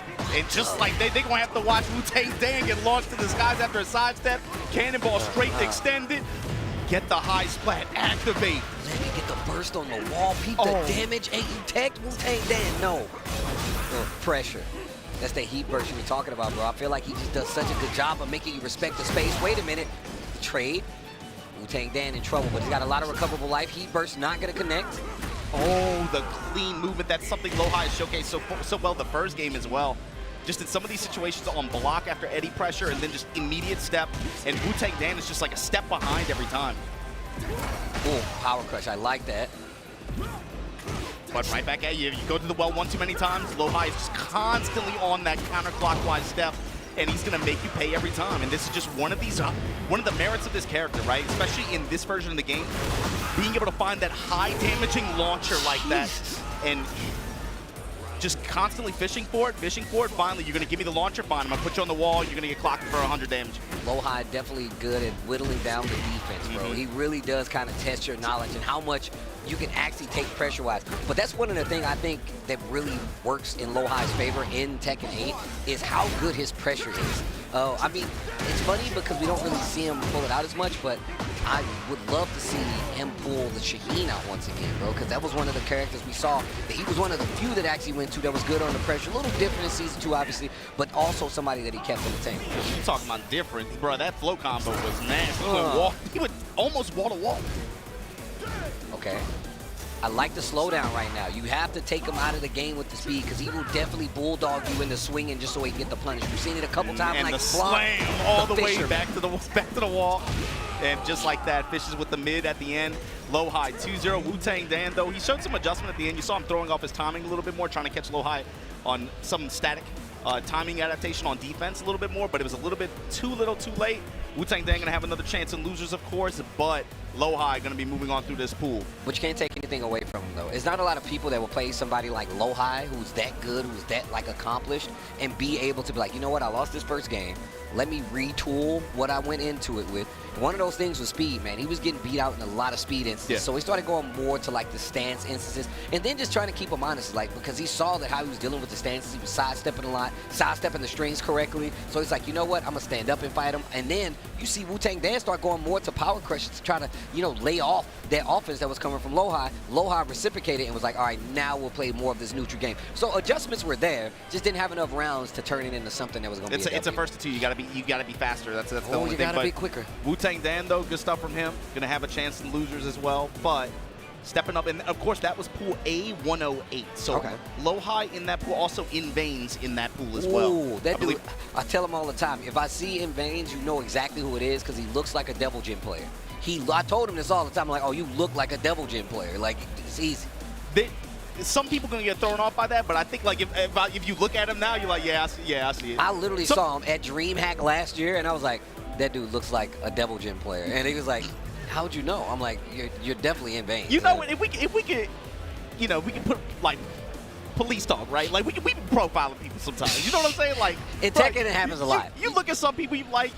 This dude looked like he in multiple NSFW Discord and stuff like that. He probably played Lili. Probably a Lili player. Yo. Oh my God. No, that's facts though. It happens a lot. I ain't even look. I be seeing it all the time. You can see it in their eyes sometimes, bro. They get that glimmer, like, oh, look at him.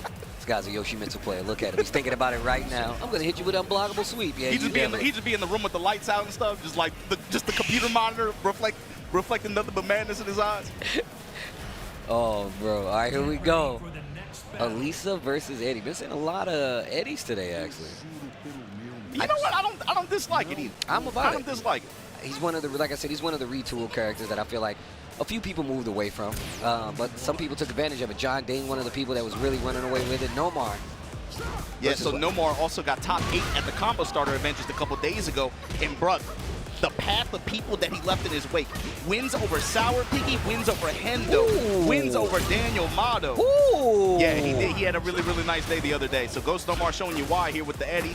1-3. Goes with the low mix. Azure Bouquet, you're going to have a problem here. Okay, just standing forward to fight back. Breaks the throw. Almost neutralized. Goes with the smash here. Nice delay mix in the handstand. Oh. Nice sidewalk to the right. Spins the heat though. Great crouch jab, the offset there and interrupt. Then just goes with the low mix. Ghost Nomar taking that first round. You're starting to see a lot more people use down jab to like interrupt pressure from a lot of these players now, whether it being heat or not. But you can't doubt the effectiveness of it. Oh, trying to get out of there, trying to get away from the dance. No confirm there, but again, use the heat dash to be able to make it safe there. Back one, Wow. Goes with the mid. Oh, my God. Oh, the slide. He is pretty low to the ground, but it's still going to hit. That's going to keep you alive for a little bit longer. Only a sliver of gray life there to recover. You got to talk about the range for health now when you have rage is a lot larger than it was before as well. That Harada stimmy is real, bro. Was watching the stream a little bit earlier. I noticed there was some match where a lot of people were banging on rage arts. I'm like, man, it's like a little bit more common than it was before. Here you go. Stomp Ender. Goes to the mid strike. Goes Nomar with the defense and the while standing 4-4 pickup. There you go. Great block, great block. All right, here we go. Okay, going into destruction stands. You like to see this. This is one of the adjustments you always should pay attention to when the Alisa's like, you know what? I need to see how you deal with destruction stands. Honestly, this is one of the first things I would go to, but Nomar gets the big pickup here. Oh, I mean, for her, that's a win condition. How often you can get into that state, especially when what she has in heat now, the dual boot, different resources like that. But Ghost Nomar shutting it down, not giving Azure Bouquet a chance here. Game 1 in his favor. Azure Bouquet, no spring chicken. Definitely been here before. It's all about the adjustment now. But that's the thing about Eddy, man. Still has the evasiveness. He is different, obviously. Different from what we past went to. But there's a lot of Eddy players out there that have taken a liking to him. But and some just been like, ah, man, I don't know about this new Eddy. It's a weird thing with this version of the character where it's like Eddy loyalists or legacy Eddy players, they might be 50-50 on him, right? They're like, I don't like this new stuff. But you know what I also notice? I think players who play other legacy characters, who their legacy character isn't in the game yet, they might find something in this version of Eddy that they like. You notice a lot of like you know, the kind of the players that don't have their quote unquote main in. You notice some of them, Eddy is a good pick, comfort pick for some of them. I mean, actually, that's what happens in the newer games, right? A lot of people like to go back to these, you know, their textbook characters that they're used to.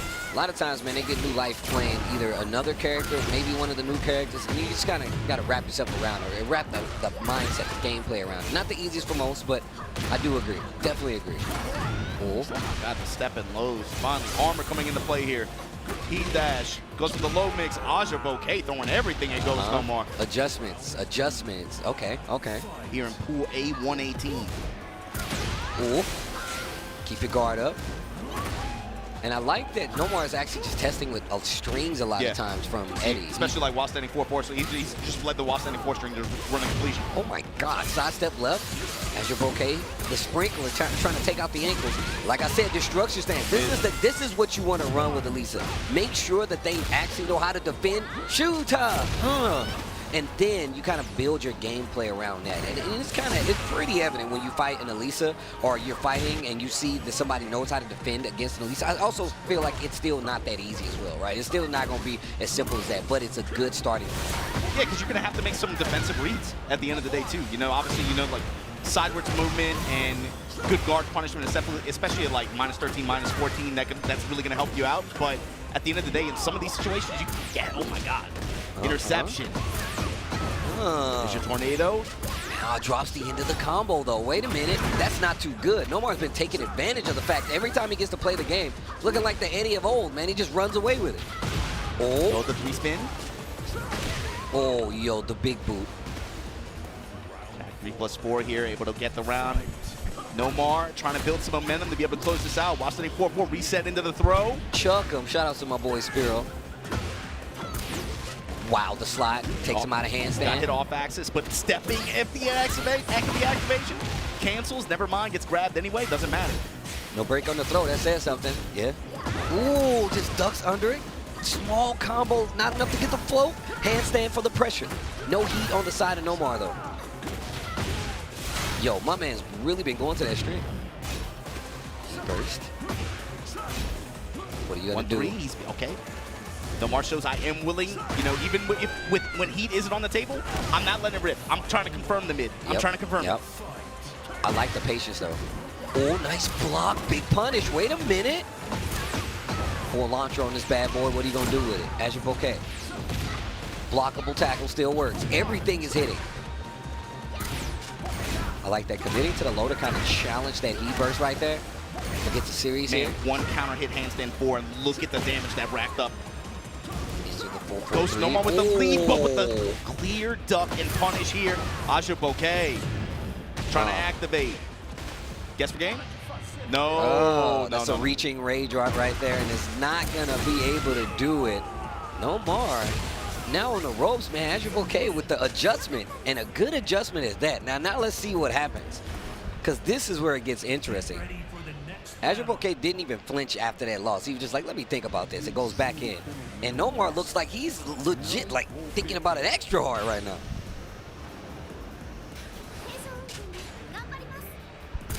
All right, game 3 between these two steel pools. Say A1, yeah? This is A118. Big man bracket here for Combo Breaker. Yeah, and I believe if it's Nomar versus AlexR, I want to say this might be towards the latter half of the pool. Whoa.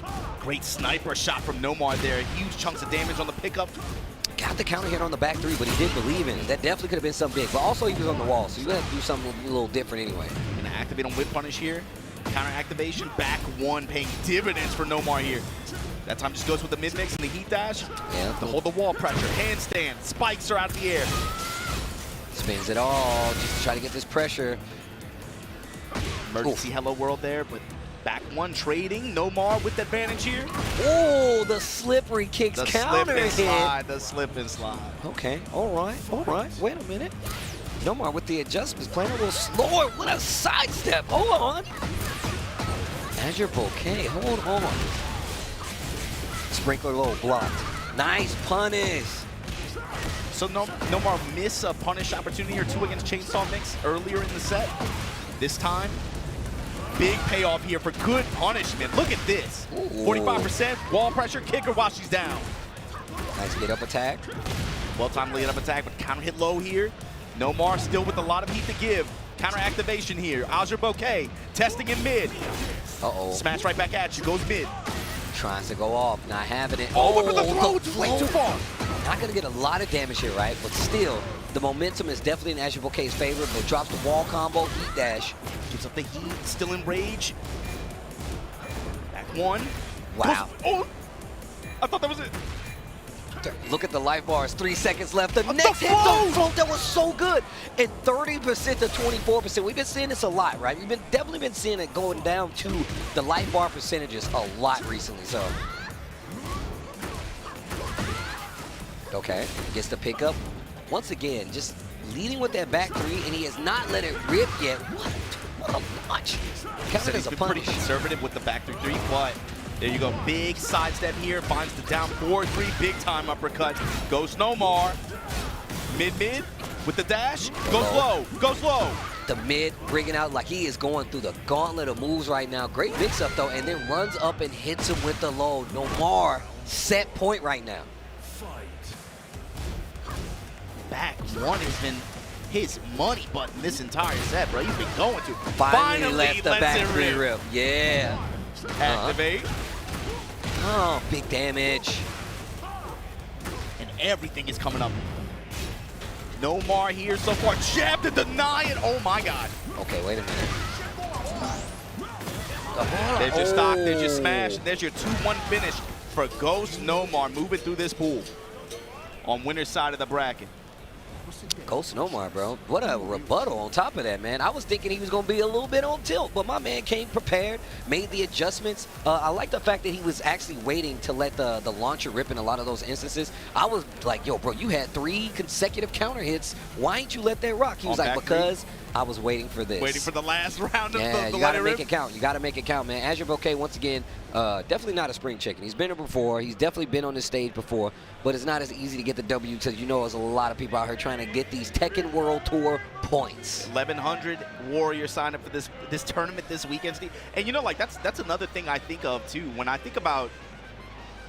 So obviously, you know, you and Rip been holding down this tournament for years, and so you guys know firsthand. I think even up until the point where you get to the top 8 phase of this bracket at this tournament or at CEO, it feels like for the North American community, obviously because it's in North American territories, it's a special opportunity for a certain class of player out here, and it feels like every year certain players just, they heed the call, right? Yeah. You got to think about times and opportunities where players like, I mean, even an inconsiderate raccoon can score a top 8 or something like that. Rick the ruler over low high, you know, when low high, they've gone toe to toe in some cases. So my question is, in this kind of bracket, in this kind of opportunity that you have here, right?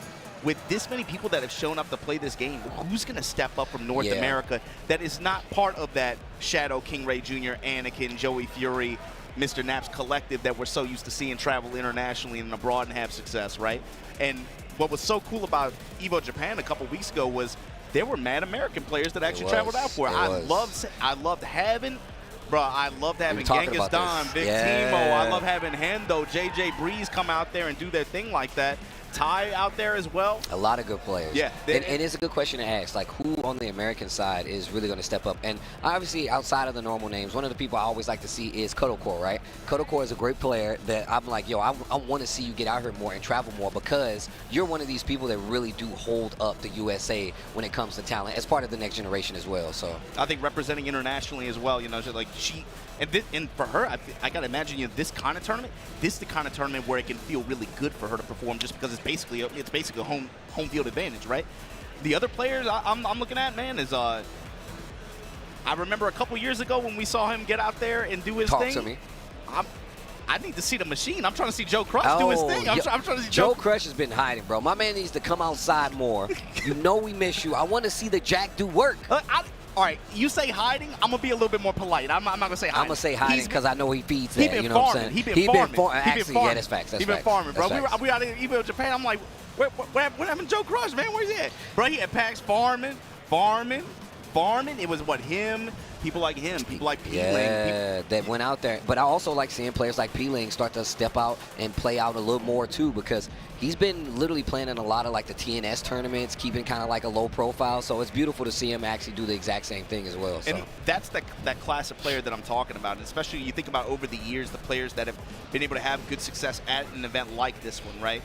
It's I'm just trying to think like who from the North American collective that is not out there like that, who is going to have to step up and have a big performance either this weekend or at CEO looking ahead to that one? It's coming. It's coming. It's definitely coming. It's one of those things you really have to keep in mind because I'm glad that you pointed out, like, when we come to certain regions, especially like on the USA side, we definitely get a lot of international talent, right? But we've been seeing slightly, I mean, the King Ray's been slowly but surely kind of stepping up. And I feel like it's only a matter of time before we get that one big breakout. Because there's a lot of great, like, USA players out there who really don't get the proper shine because we always kind of, you know, top-heavy look at the players. It's really easy to do that. Or there are some that travel internationally and they have great performances, but because it's not top 8, they don't really get they don't get the proper shine. The proper visibility on it, right? So, like, players like Dragon Slayer come to mind. He's been overseas quite a few times. Like I said, I'm just thinking about people that come to Tuesday and then we're just at Evo Japan, and I'm like looking at the bracket. I'm like, hey, he went kind of hard.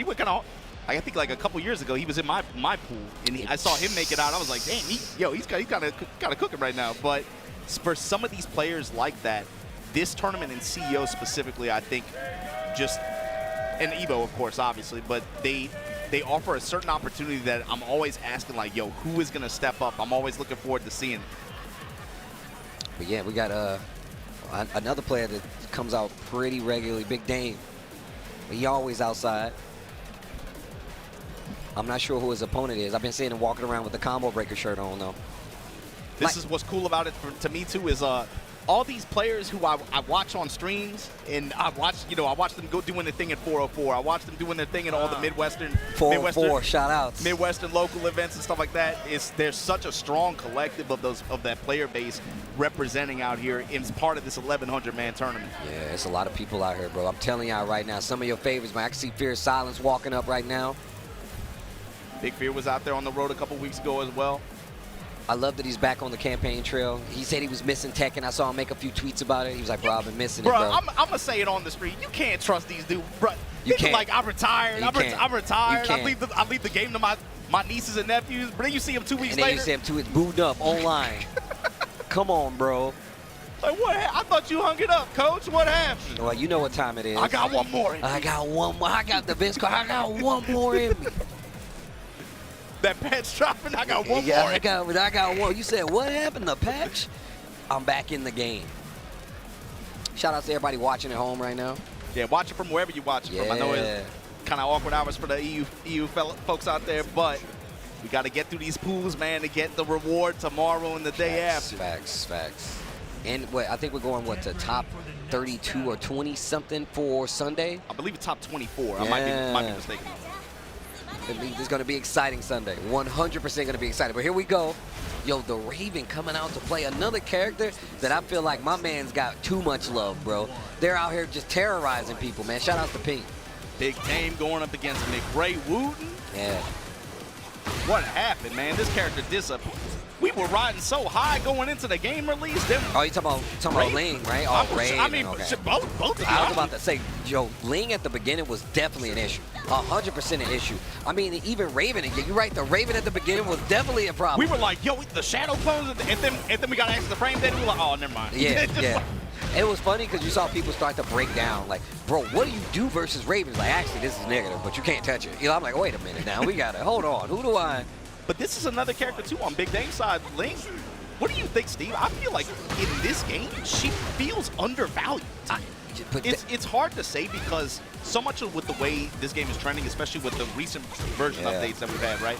There's a very clear like value stock rising in terms of characters that have installs where the heat just becomes a win more option, where it just gives them more install time.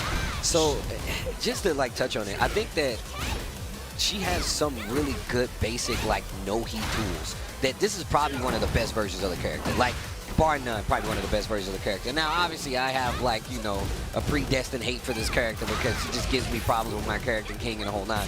But she was definitely, season one of the characters you're like, bro, this character, I can't get away from this now. Free combo after back turn situations now after hits, just being able to poke and play a lot more active while you're in, like, Phoenix stance and move around. Like, you really do have the opportunity now to be more active. You don't have to be so defensive where you wait. You can force them to make a mistake. And I think that's one of the strengths of this character now. At first, in the older Tekkens, because it was made for that, to play back a lot more. You didn't have to deal too much about interacting with the lane situations, but now you get to force it a lot more. She gets to move forward a lot more, and with stuff like heat, and like you said before, it kind of increases her win conditions to come up a lot more often. Especially like the forced hypnotist mix-ups when those come into play as well. Oh, wow. Wow, Wait a minute. 4-4-3, the sudden strike. Hit awkward though, but here you go. This is exactly what I was talking about. Off of the back throw, the waning moon shout-outs, you know what I'm saying? Bro, that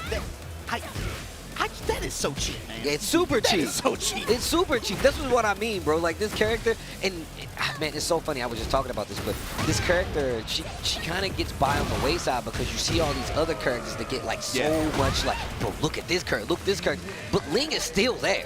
And that's why I'm happy you see people like P-Ling out there to still, like, kind of put this character on the map. You've seen, you've seen Shadow in some instances be like, you know what, let me go to the Ling instead. And it's more matchup heavy, but it still has its prominence. Yeah, it's a specific matchup call, right? Especially with it's like I mentioned earlier, but I have seen that specific situation come up where he's just like, oh no, I'm just trying to mix.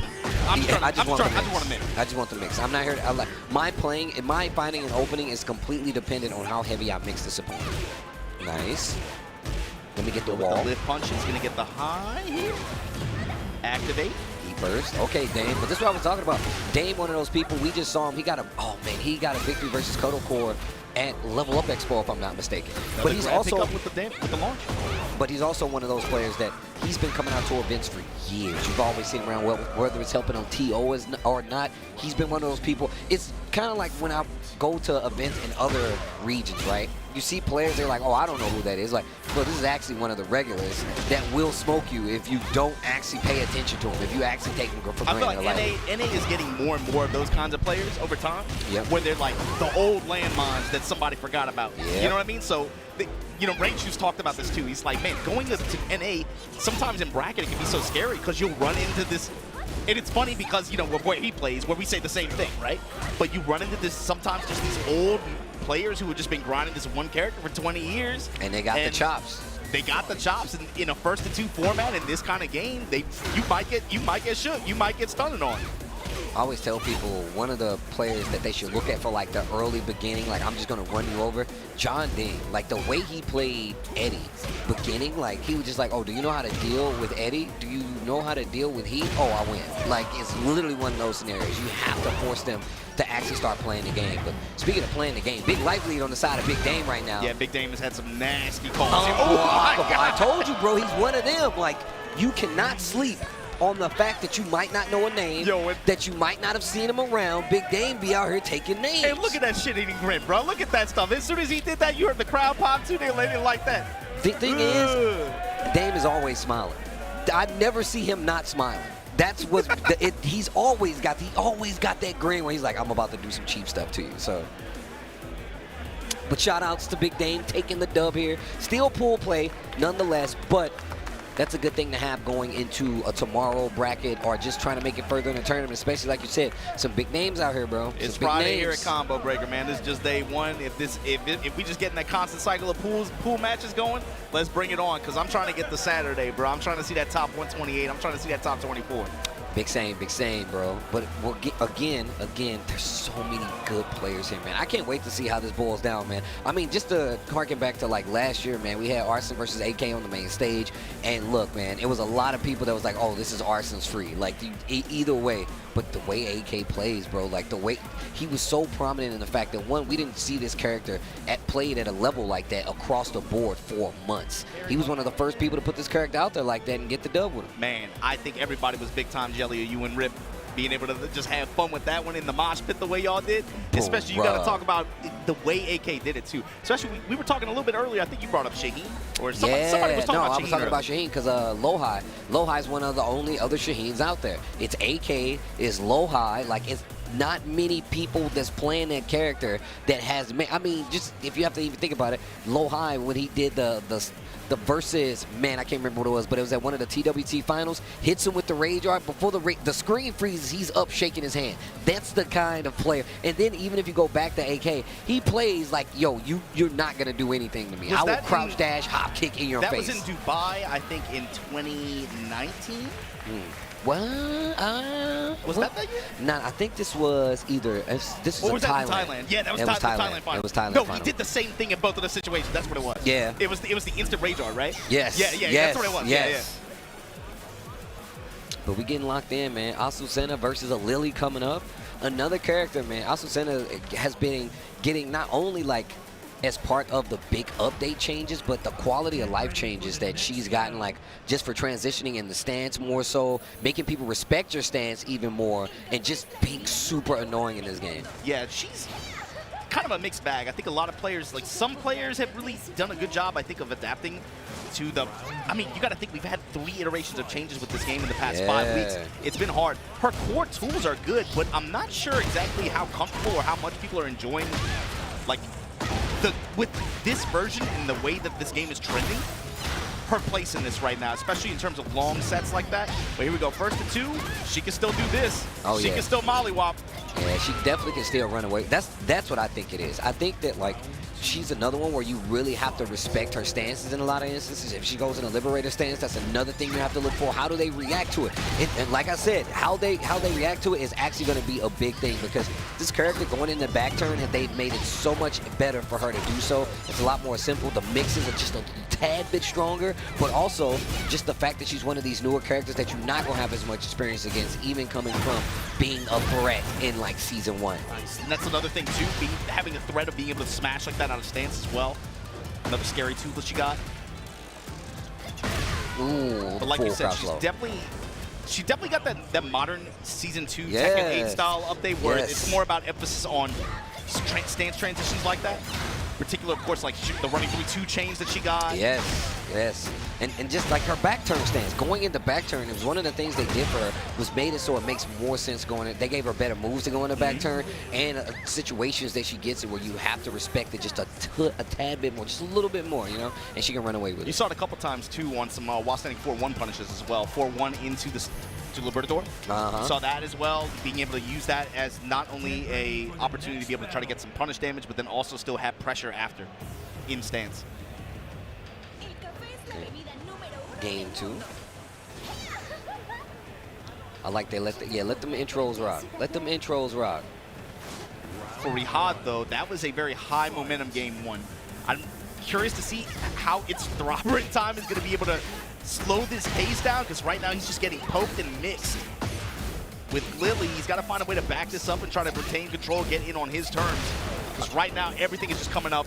Rihad, just non-stop counter hits. 1-2 into the... Oh my God, the walls break. This is exactly what I'm talking about, bro. This character really does run away. It's like, oh, you don't know how to deal. Okay. 1-2. Yeah. Rihad came to play. Okay. Like I said, we don't see our centers like that anymore. Dog. So this is good. Opening up with that. Open. Hard spike. Yeah. Take that guaranteed. Teasing him in stance. See what? Oh, Matterhorn. Hold on. Yo, that dancing is cute. That dancing is cute.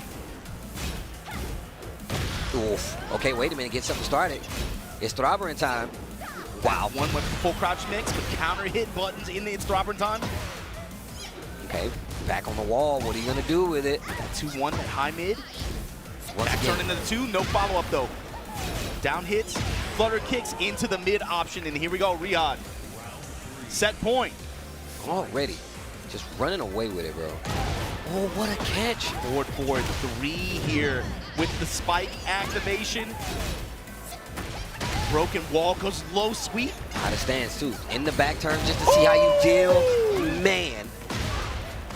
Little natural Zabaki out of stance. And look, at this point, you're like, I'm getting away with murder. I'm getting away with murder.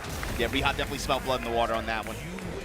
Proper way to play characters like this anyway. Very much reminds me of Lucky Chloe, how you kind of do, hey, do you know how to react to my stance? Are you going to be a little more offensive? Really does take a clue from that book and just runs away with it. Yo, what color? Are we still doing the color? What color was that third panel? Oh, man, I don't even know. Can I ask that? Can I? No, I just thought about that. What color was that third panel? I don't even It's remember. purple? So wait, what was the first one? The first one was... First one? I don't even remember. I know the last one was dark blue. What color was the third panel? Is it purple? I think it is purple. Is it purple? No, I think or was the Falconron one purple? I can't remember. I can't remember. The colors, dog. The colors. Yeah, I know what we're talking about. I just thought, I was like, oh my God. What if what though? What if? Chloe, you invoked her name. You invoked her name. People I'm forgot. actually down for Chloe to come back. I'm going to be real. I'm not at all. I'm not at all, to be honest with you. Not a Chloe fan, huh? You don't like the dance, huh? She's necessary for the cult. She's a like necessary element. She's necessary. You know what I'm saying? It's like there needs to be a Lich King. So like Chloe, I understand. You know what? Bro, Digimon, what did they say? There needs to be an evil. There needs to be. Because when that evil bait is vacated, an even greater one can take place. 2025. Obama quoting Digimon. Yo. That's how you know you're a real one, bro. The digital monsters. And it's still on brand. Yo, you're a pro. I had to think about it for a second. I was like, hold on. I like how you thought about it. And my man is still on brand. Oh, man. Keep gambling. That's what I'm talking. In this economy, Roman Jelly. Damn, and he got the shiesty on. Flex for no reason, though. For no reason, though. Hit the Randy Orton pose. All right. All right, but here we go. See just the spirit. King Ray Jr. sitting down there front row watching the action. For sure, especially after that last weekend's performance in Brussels Challenge. King Ray Jr. shadow topping in EU. That was a... I mean, that's a resounding challenger. And that's the other thing, too, Steve. You were talking about this as well. You got to talk about the calendar and the way these events boil down in terms of who is in attendance, right? Yeah. In these events where the Pakistani army are not in as many high numbers, or where the Korean army is not in as high number, who is topping and who is farming points, who is farming tickets from these events. That's important. You got to imagine for some of these players at some of these events, there's a sense of urgency. Like, oh, man. Yeah. Like, yes. Arslan's not at this tournament. This has to be. I got to go there and go off. This has to be my chance. I was actually talking to NYK about that. Like, I mean, we didn't get any kind of presence of like the Pakistan army when we was in Evo Japan, but like you best believe they were watching. Arslan and them are all watching. I saw them like congratulating me on the win, but now they're not as strong here, but the presence is definitely felt. Like it's definitely different. They send that one Vanguard, that's the thing. They send the one. Here we go, uppercut. Roman Jelly.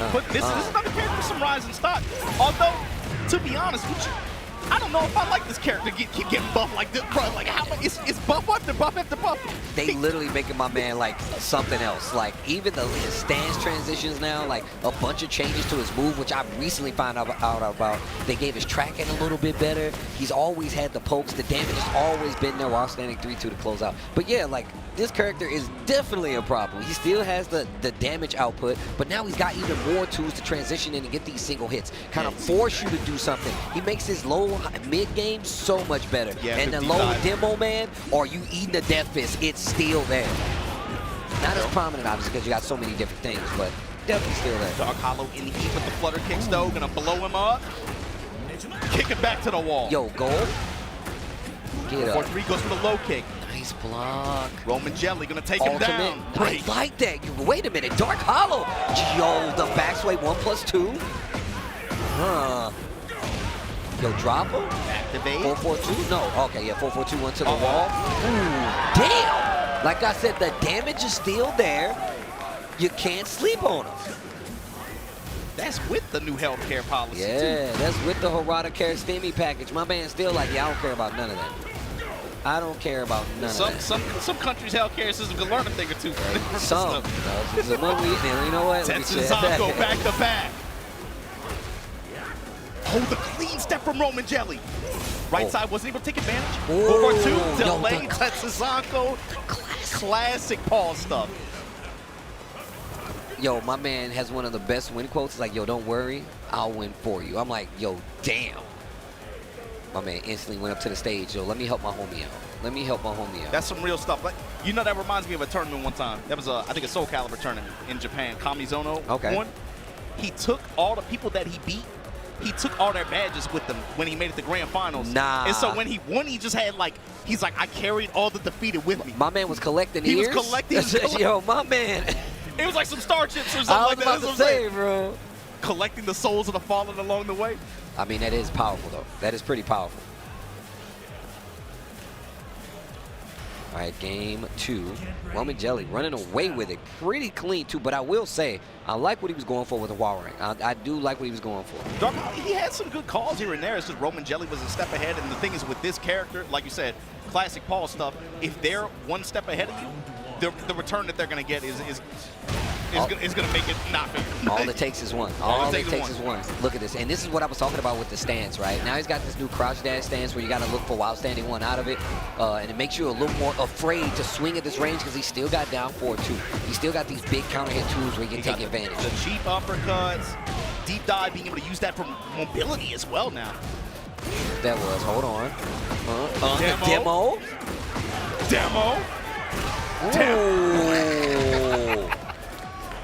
Okay, all right, Roman Jelly, all right. Yes, I will go low 3 times. Yeah, exactly. You think I won't? Dude, his combos do look cool. I don't care what nobody say. Look at the way deep dive affects his wall carry as well. That's what I was saying. His wall carry's gotten better. Nice power crush. That was so good. That was one of the things I was touching on with MYK. You're starting to see a lot more people use normal throws to deal with people doing like power crushes, using armor and neutral. And you got to be ready to call it out. Nice. Look at the catch there. Oh, the armor. Okay. I told you, Dark Hollow starting to get wind of things. All right, 4-4-3. No break on the throw. Dark Hollow on the board. Wait a minute. You said the RPS there and the role that plays with throws and power crushes. Bring into these mid strikes, Roman Jelly. Oh, my man is running away with it. Oh, okay. Ships in the night, still gets the engager, making him forced to deal with the stance. But I like Roman Jelly. You at least got to know that. Charge it, guard break on the wall into the body check, the down 1+2, but no combo. Nice down jab. Okay. Wait a minute. This second game looking different for Dark Hollow. He's like, the sun's coming out, but it's still getting dark. See Dark Hollow opening up there with that new low that Hwoarang has. Oh, engage.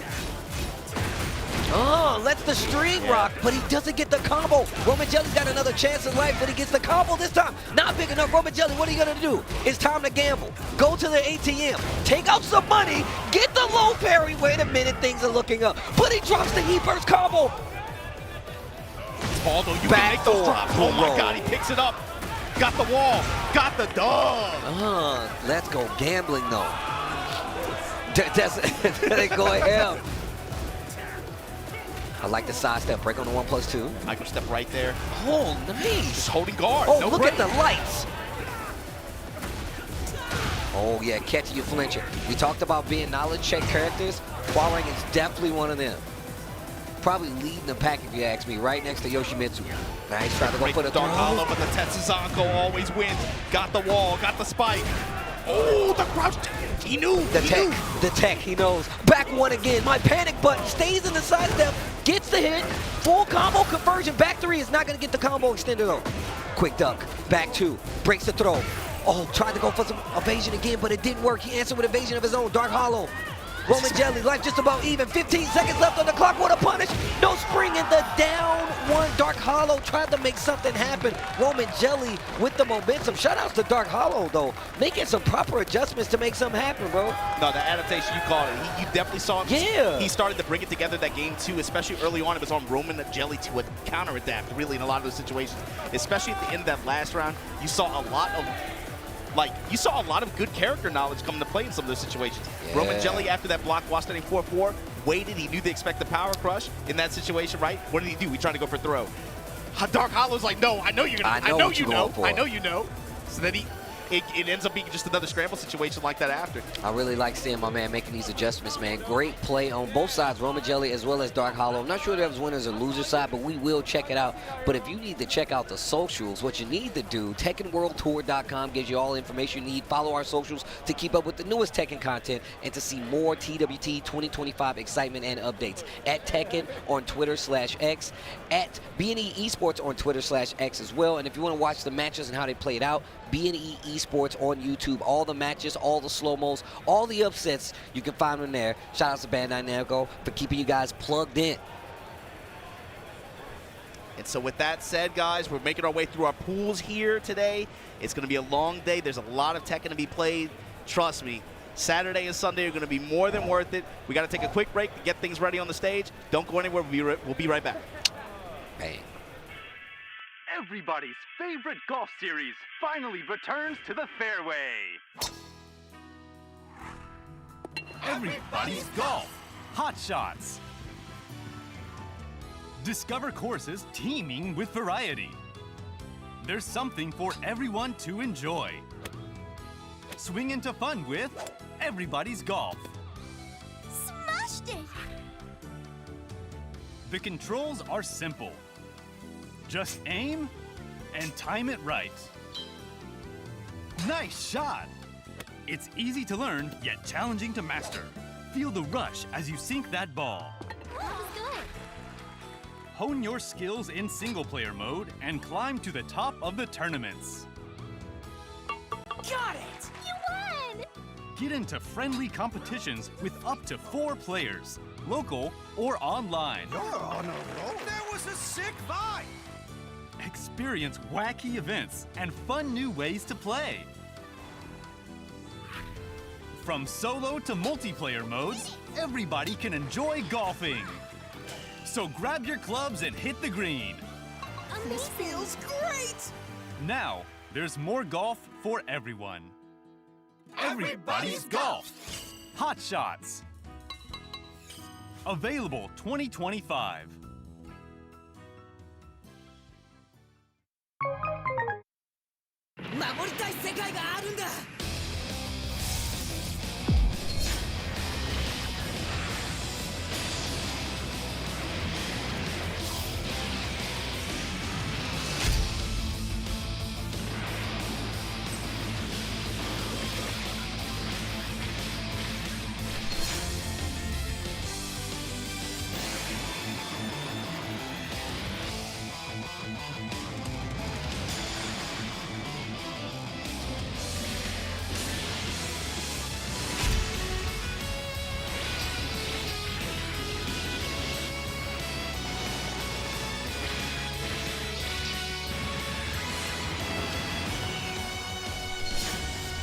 あなた方が信じて戦うものは何ですか？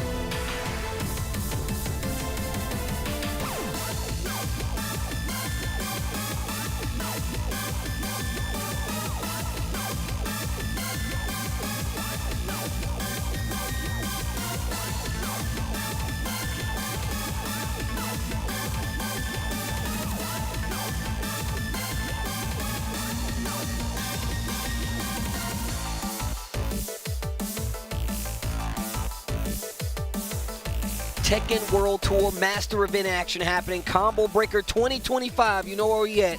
Tasty Steve, Markman, holding it down. We just switched it up from Obama. It's good to have the homies back, bro, on the mic talking some Tekken. It has been a minute since we've been on the mic, but what's good, bro? Hey, man, it was nice because I just saw you in Japan. We were there for EVO Japan. Now we're here in Chicago in the mid-best, appreciating that good-ass Tekken, you know. Hey. It's only pool play. We're not even close to getting towards our top 8, which will, of course, be culminating on Sunday. But I'm already excited to see all the names and all the top players that we have from around the world. It's fun. It's a lot of players that are still waiting their turn to play. I was out in the crowd talking to a few of them. I saw Shadow out there telling me he was talking in one. I was asking him about Junior. Some of the other players said they don't play till tomorrow. So once again, don't go anywhere. Your favorite player probably hasn't even played yet, but we'll be here guiding you through the action because, of course, points are on the line.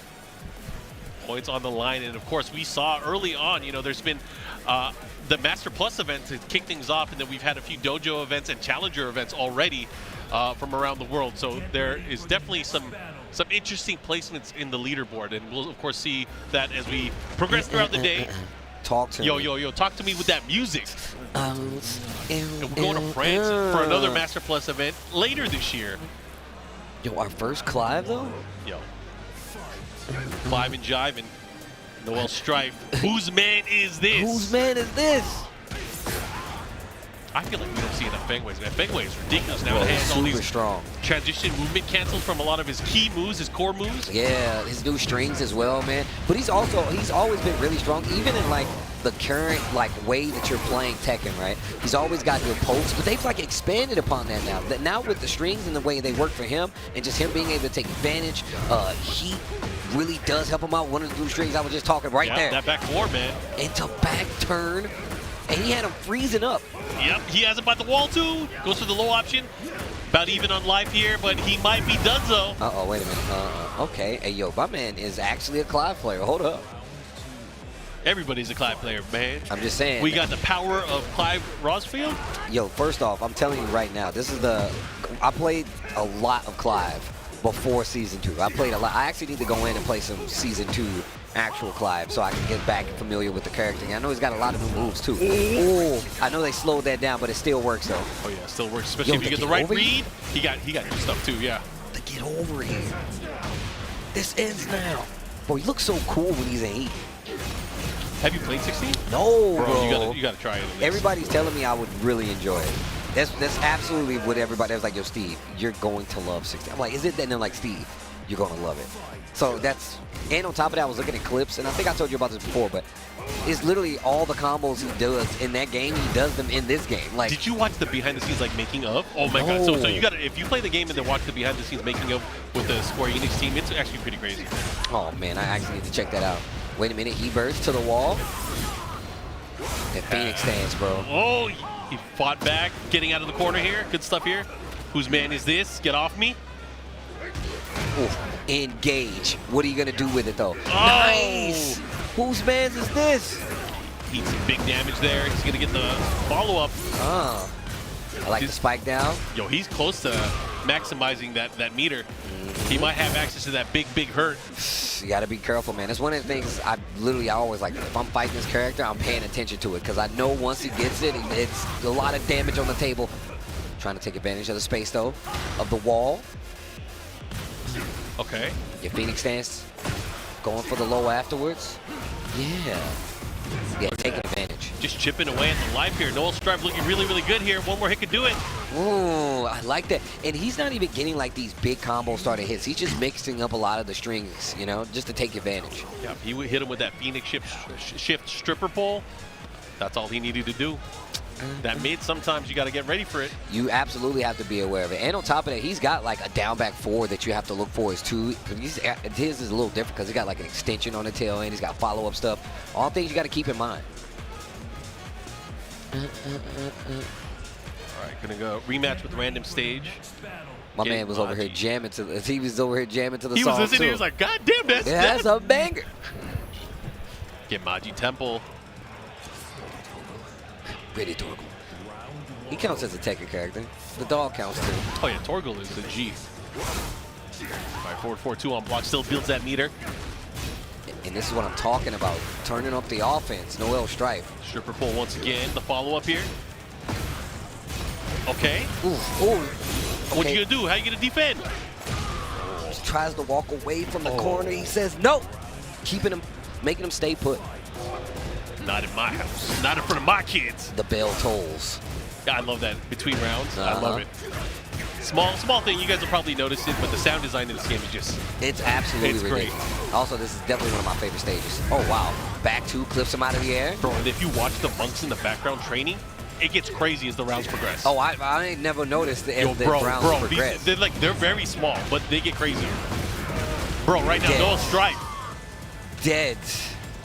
One more round to take this home. See what he can do here. Noel Strife, again, Phoenix shift low. Whiffed it. Gotta watch out there. Going for the low, starting to make some in-4, 1+2, not going to be able to get anything with it. Look at whose man's is. It's really kind of slow down the pace of this. Playing a more competent range where this character actually can't swing.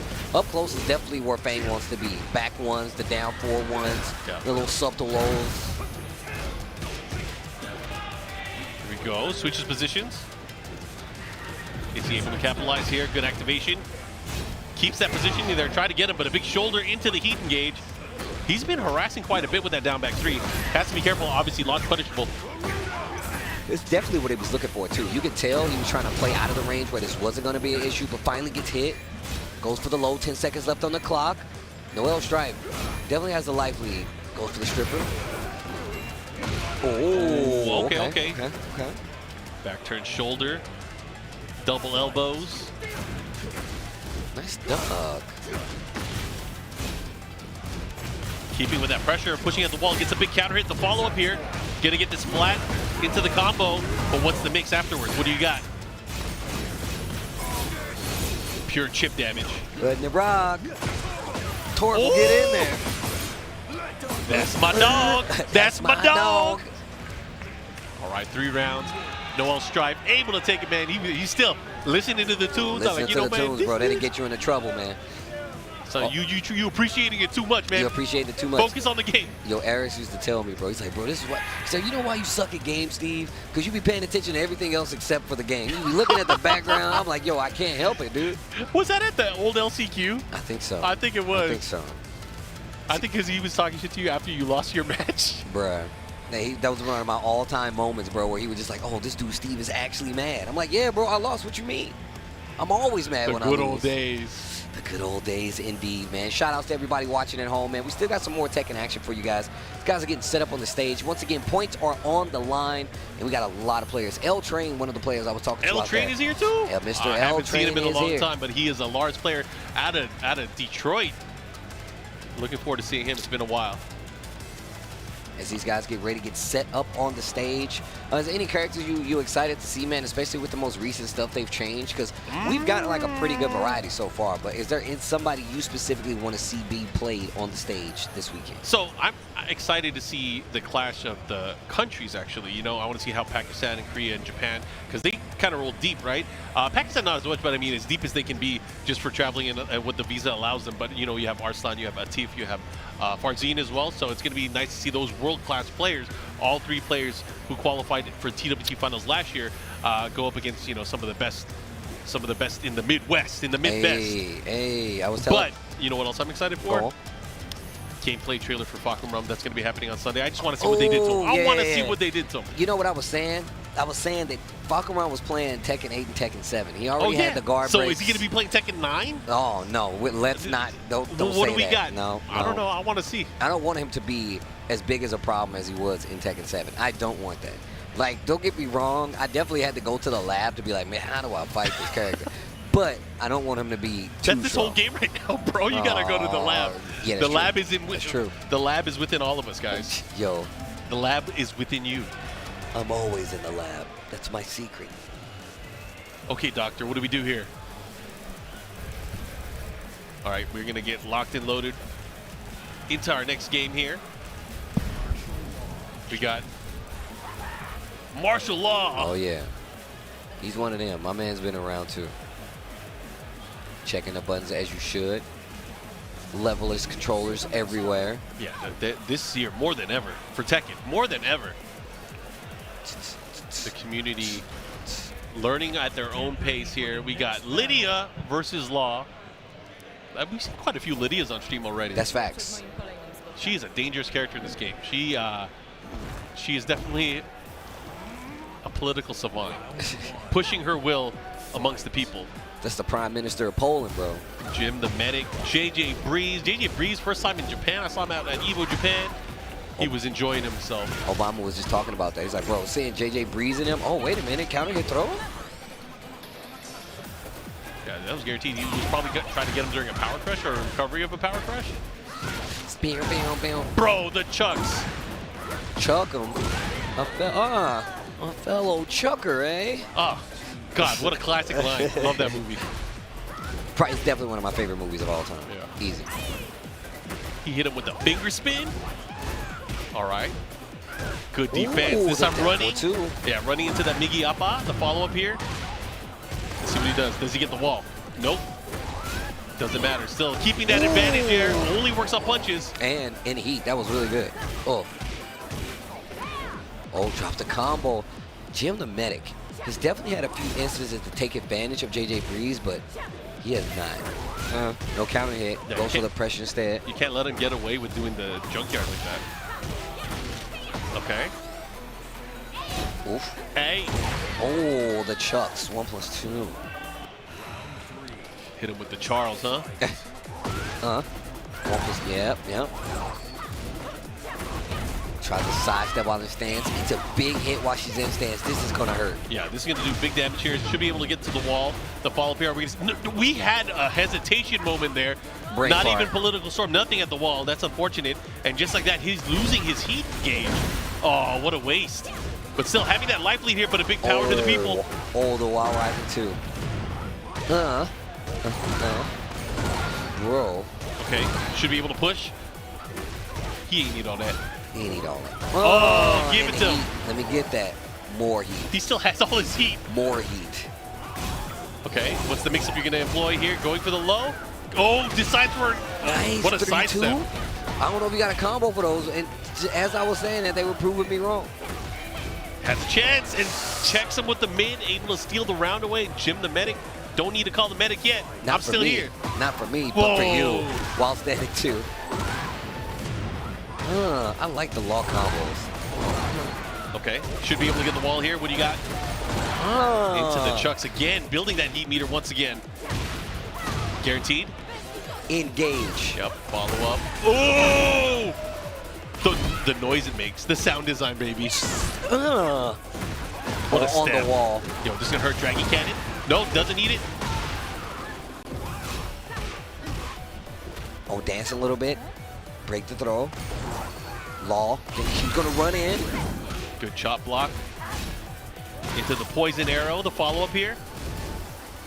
Look at this pressure. Yep. just JJ jabs. Breeze. And the low to close it out first game. I like that. Going, just taking it down a notch. You don't even have to go up higher. You can go slower. Put the more in the mix. More in the mix.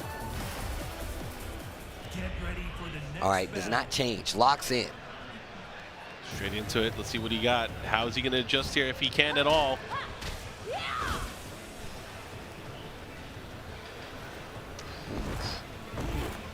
Ooh.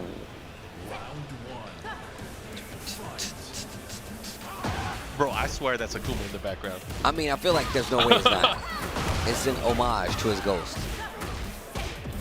I still think it's so dope that he was in the story. Bruh, I literally talk about it way too much. I talk about it way too much. Did they Hey.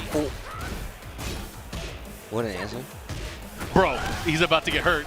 The back junkyard. Oh, he missed the last hit. That's unfortunate. Is it because she has a smaller body? Oh, wait a minute. She pissed like you. Who got a smaller body?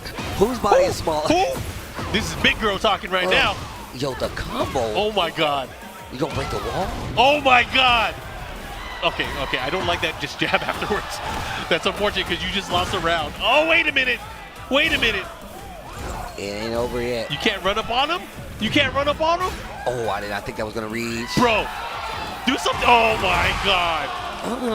He baited him out for the punch, and he was able to reverse the fate. JJ Breeze. No break on the 2-throw. Going for the Batman backhand, gets jabbed out. He got punched in the back of the head. Do something. Okay, all right. Okay, all right. I'm a fan. Caught him, big stop, follow-up, nunchucks. Here we go, 2 rounds now. JD Breeze on the verge. Yo, he's feeling himself. He's moving. Okay, side step. You went for the side step, down forward 2 there. Not able to get here, but this time catching him. Great reaction there from Jim the Medic.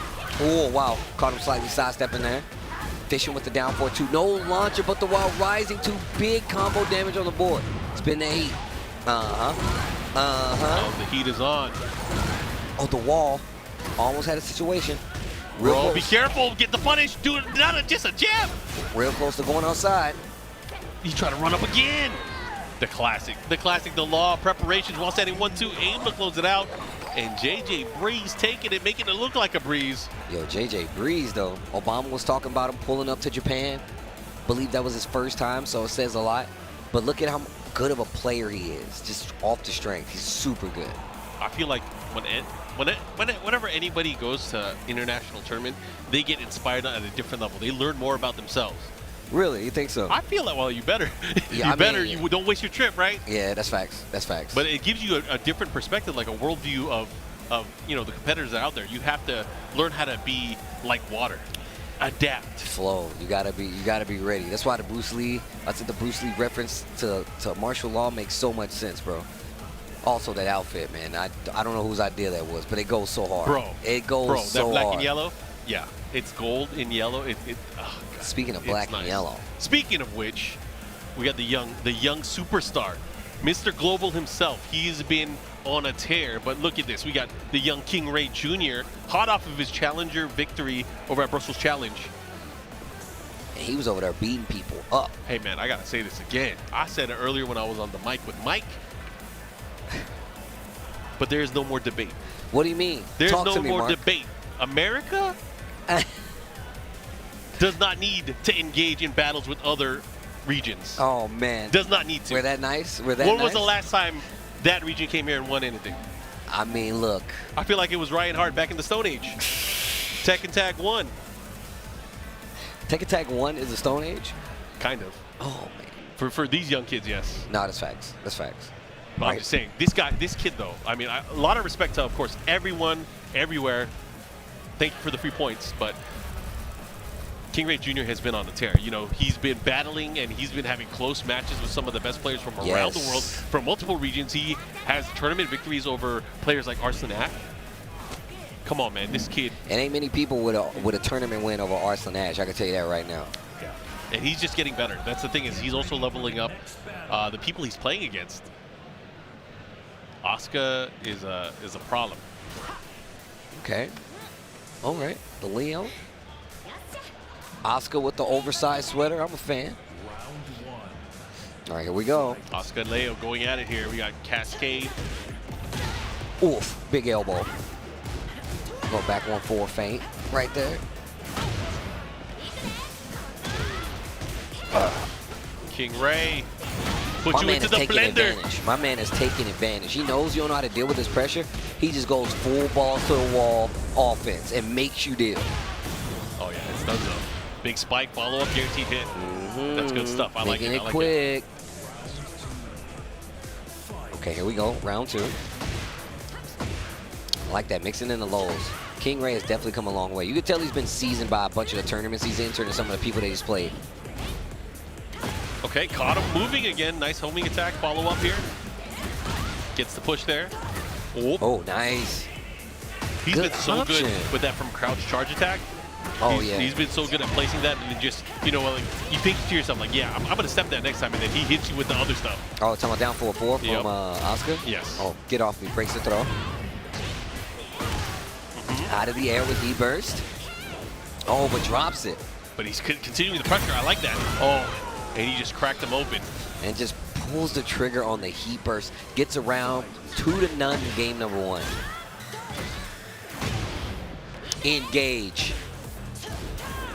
Ooh, big wall standing 3. Forward 4 follow up here. Big stuff here. Has the wall combo. Now, what's the mix? Again, keeping that pressure. Well, pressure has been the name of the game here. King Ray Jr. not letting up against his opponent. And Asuka, yo, she's kind of mean. Yo, Asuka is kind of a threat, bro. I don't know. Do we just solely blame King Ray Jr.? She got like the soul of True Ogre in her. A Dang, beast, a boss character. She's a boss character. A flamethrower out of the arm. Is that what you're telling me right now? Yeah, she got the horns and everything. Yasha. Bro, the fact that this is where they dropped off Falconram, like he's gonna save those people. He just goes out there and sinks the oil. He's like, nah, bro. Came to make sure you guys are in more trouble. Okay. What do you got here? What do you got? Uh-huh. Big can. What a call out the can kicks. To the wall. Oh. Interesting here. Not sure what he was trying to pull off there combo-wise. Okay, charge up. Keeping that pressure here. Good. Able to fight out of it. Going for the strings. I like that. Give him an opportunity to fight back. Maybe you counteract with a burst. Old caught him. Wall Full splat. counter hit splat. Oh, God, that's going to be it. Yeah. King Ray, another round on the board in the second game. Ooh, gets the launch. What you gonna do with it? Big right uppercut follow up here. Should be getting a nice combo, but keeping the pressure at the wall is going to be what's important here. You have the lively, you got to make the most out of it. But Asuka's doing Asuka things. Big charge up here, follow up. Oh, that was great. Good option there on the low. Stomp. But look at just naturally the way that King Ray is pushing out and fighting out of that corner. Yeah, he's doing instinctually too. Always sidestepping the right way as well. Wait a minute, to the wall we go, but drops the combo. Ooh. Big chance here for the round. Oh, nice. Wait a minute, Cascade. And he's getting some noise from the crowd out there. Got to do it. Got to do the best here. King Ray hailing out of Florida. See what he got. You know, he's been around the world, though. He has been traveling. Man, he was at Evo Japan. Shout out to King Ray singing. He won, I think, a Tatakai Tuesday as well. And then he went out to Brussels. Doesn't surprise me at all. And I think the week after this is BAM, right? Yeah. People I is think traveling. BAM is next week. Are you going? Nah, I wish, bro. I wish. I got something else I gotta handle. Okay, to the wall. Yo, King Ray, bro, he making this look like it's easy. I like Cascade fighting back, though. You gotta fight back. You can't let it in free. You gotta be able to put in some defensive work. Oh, but a back three, that's gonna eliminate a lot of options here. Okay. Still, no wall there. Mixing in the lows and just instantly taking the turn back. That might be all she wrote. He does have access to heat as well. 1, 2, 3, pop. And that follow-up hit. That's enough. And that's gonna be that. King Ray moves on. Yeah, Vitality Gaming. King Ray Jr. supporting, being supported by Vitality, also out here supporting Jun Ding as well. Man, it's crazy. You see the John Ding picture, how he was talking about, man, I used to go to tournaments. Yeah. Taking pictures with King Ray. Yeah, when he was a baby. And now they're on the same team. Yep. That's crazy.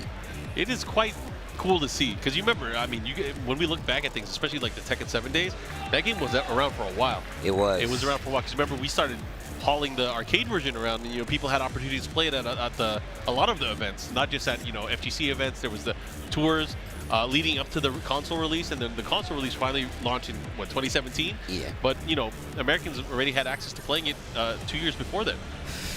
Says a lot, man, about where we've come so far, you know what I'm saying? Especially for Tekken, man. And just the fact that, like, a lot of, I was kind of like trying to tell people, I was like, a lot of times we definitely didn't get the game when other parts of the world got a game, but we would get those updates later. But now we're getting kind of them at the same time. So you can't really, it's something you have to look at. They're really trying to make sure that the game is launching across with everybody able to play it. And that's a different, you know, kind of thing from what they've used to, especially considering a lot of times, like, they was playing this game in the arcade still to kind of iron out all those things that might not make it to the final build, which is actually really endearing. So, yeah, and obviously with that, there's some growing pains. But I gotta ask you, I've always wanted to ask you this, and I'm surprised I haven't asked you this offline or, like, you know, in person. What is your favorite aspect of like learning this game? Of 8 specifically? Of 8, yes. So one of the things I tell people, and a lot of people know this, I play a lot of fighting games. Yes. I like fighting games. I also like adjusting and adapting to learn how to play new fighting games, like how to wrap my gameplay style around the new system. And that's how I feel about 8. Like, how do I make this more something that I can excel with than anything, right? Like, because if it's just like everything else, then I can't do anything with it. But the minute they're like, well, actually, Steve, you can do this now. You can work with these. I'm like, oh. And I personally like to evolve my game to see if because I tell people all the time, the more fighting games you play, it helps whatever fighting game you play. So for me, it's just more about learning the new stuff, learning how to wrap my gameplay style around the characters that I love. And that's probably my favorite aspect about it. And this might be a TWT first in a long time, but a back-to-back Leo matches is kind of crazy. That's kind of wild. Back-to-back Leo? And Jack is another one of those characters, at least in Season 1, was pretty rare outside of the American Jack players, right? Yep. We were just talking about Joe Crush not too long ago. All right, here we go. We got Subway, Wang, and Jets. Yo, the American player names have leveled up quite a bit. Bruh. I saw Wu-Tang Dan earlier. That Wu-Tang, we were talking about that, bro. That's I was like, a man, I buff respect name. that name. Subway Wang, I like it. Hit him with the Turbo Jets. Bro, there's a move name, and we were talking about this at Evo Japan, a move name that Jack has that is very reminiscent of a guy I know. That's and love, he likes to make some noise. I'm just saying, bro. Oh, wait a minute, the wall splat. Oh, snap. Jets in trouble. Nah, man, for real, bro. The fact that it's called Make Some Noise, it's actually sick. It's super dope. I have to stop myself from being overhyped when I see it now. No duck on the high. To relax, you got to be careful. Knowing that your opponent's not going to duck is actually a problem. Yeah, well, right now, everything's starting to land here for Jets here. Had good positioning, should be able to close it out with the big boot. Rocket kick. Okay. Oh, hop kick. Good transition, follow up here, gets the hop kick. Should be able to get the wall here. Subway Wang did not get a clean damage option here, but the mix-ups, they don't stop. Going for a lot of mids, going to the lows now. Heat burst is going to work. Subway Wang with the perfect, with the P. Okay. That's a 12-inch Subway Wang. Big sandwich. You about the foot long? You about the foot longs now? Okay. What you got? Big stomp, follow up here, goes for the low. Nice. Heat burst. Tries to interrupt, eats the rest of the string for it. Ooh, actually used it on one hit, the energy field, but did not get the rest of it. This should be the round. Subway Wang. Jack is so different in this game. It's crazy to see. I mean, obviously he has a lot of the classic tools. Bro, you're playing that imaginary instrument. I'm getting hyped. I'm getting Bro, I wish Bro, I you could remember do at that. TWT Finals and they had that DJ set? Dog. Right before we did top 8? Oh, man. That was your idea, bro. You wanted to go over that there. was my fault. That's it. I should have saved some energy. Halfway through, he's like, all right, man, I'm starting to sweat. I'm like, bro, we here now. We gotta stay through the whole set. We gotta see to the Respect end. the music. Oh, man. Definitely one of my favorite things about, like, the They TWT uploaded stuff. the sets on YouTube as well. Perfect. Yeah. And, like, they was telling me, I was talking to, like, Murray and them, and they were telling me, like, a lot of times those DJs, they've never played in front of real other people. So it's their first time, like, seeing how people react to it. It's really cool. Yeah, it hits different when you get to feel the rhythm Fact. in person. Anyways, we're going to go into the stage. Follow up here. Right now, Subway Wang up 1-0 versus Jets. Big hop kick again to start things off. Going to push towards the wall here. Doesn't get the clean combo, but still having the positioning here. Caught the big stun, but pushing towards the middle now. Yeah, got the wall splat as well, but still trying to keep this combo going. Jets trying to keep the momentum in his favor. Jets has been slipping out of combos. This is crazy. Yeah, you got to clean that up. Especially Subway Wang has been pretty consistent with the combo, so. I like that jackhammer. Heat burst to answer back. I don't want you to take your turn. You're a robot. I don't want you to do it. Should be able to close out. Okay. Subway Wang in the building. Going back to the lows. And now finally ducking that extension right there. That forward extension coming from Jets actually gets stuck, launched like it's supposed to. Rewall splat didn't work out. Breaks the two throw. Little position change on top of it. Oh no. Oh no. To the no, but drops the combo. I like how he's got the bullet belt around his chest. So just in case you refuse. Yeah, this ain't for fashion, bro. I'm an evil robot, bro. Okay. Talk about guns like I ain't got none. Woo! What do you think? I sold them all? Oh, make some noise. I said make some noise. Oh, wait a minute. Raw rising 2-1. Wait a minute. Jets getting something started right now. Okay. All right. Okay, good. Oh, that was great punish. Bruh. I like the preparedness. Yo, but the Jets still with their confidence. Oh, big blow. Again, you got to be careful. You got to protect your legs. Don't want to get flipped again. Be careful. Jackhammer. 1. Oh, it put you into the floor. I like how he's like, yo, plant some seeds. Plant a tree, save the earth. And the punish, the follow-up here. They're both in rage. Back on 4. Be careful. No. Oh, drop it on him. Yeah, that is quick. Got to be careful. Got to be wary for that heat smash. Oh, you got to be quicker than that. And Jets 1 round from tying things up here. Gets a Volcano Buster, big throw. The Giga style. Uh-oh. Launch. Gonna scale the damage though. It's not gonna be raw damage. It's not gonna be raw damage, but still. Real close to the wall carry. Okay. Uh-oh, is it counter hit? It is. The follow-up here doesn't get the clean combo. That's unfortunate. Oh no. But Subway Wang has great positioning here. Gets a splat and follow-up. There's gonna be a lot of damage. Is he dead though? He's alive. Oh. He is dead. Wait a minute though. These guys are starting to fight it out. Decisive round here. Very, very important for both of these players. Gets the follow-up from Jets. Again. Sit down power. Sit down power drive. They're not breaking the command grabs. Ooh. Oh, try to catch him. Trying to get the clip here. Oh, be careful. The punish. Oh, man. I thought he was going to go for another throw. Yo, Jets turning on the turbine engines. I like how he lets the visor up. Man, this is a scary looking robot, dude. That Jack is not your friend. There's a lot of Jacks. It really is. What's your favorite Jack design? P-Jack.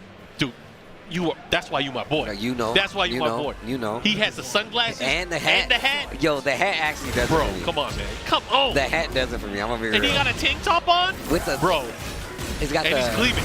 He's got the major pain going on. Yup, major pain. He's got the major pain. Oof. Man, I love P-Jack. Yeah, he's actually really cool. Bring back P-Jack. I'm just kidding. I'm not gonna play that character. Hold this pressure. Nice block on the low. Yo, Jets, make some noise though. Okay, good smash follow up here. What's he gonna do with it? Gotta be careful though. Has rage as well. Jets with a nice life advantage here.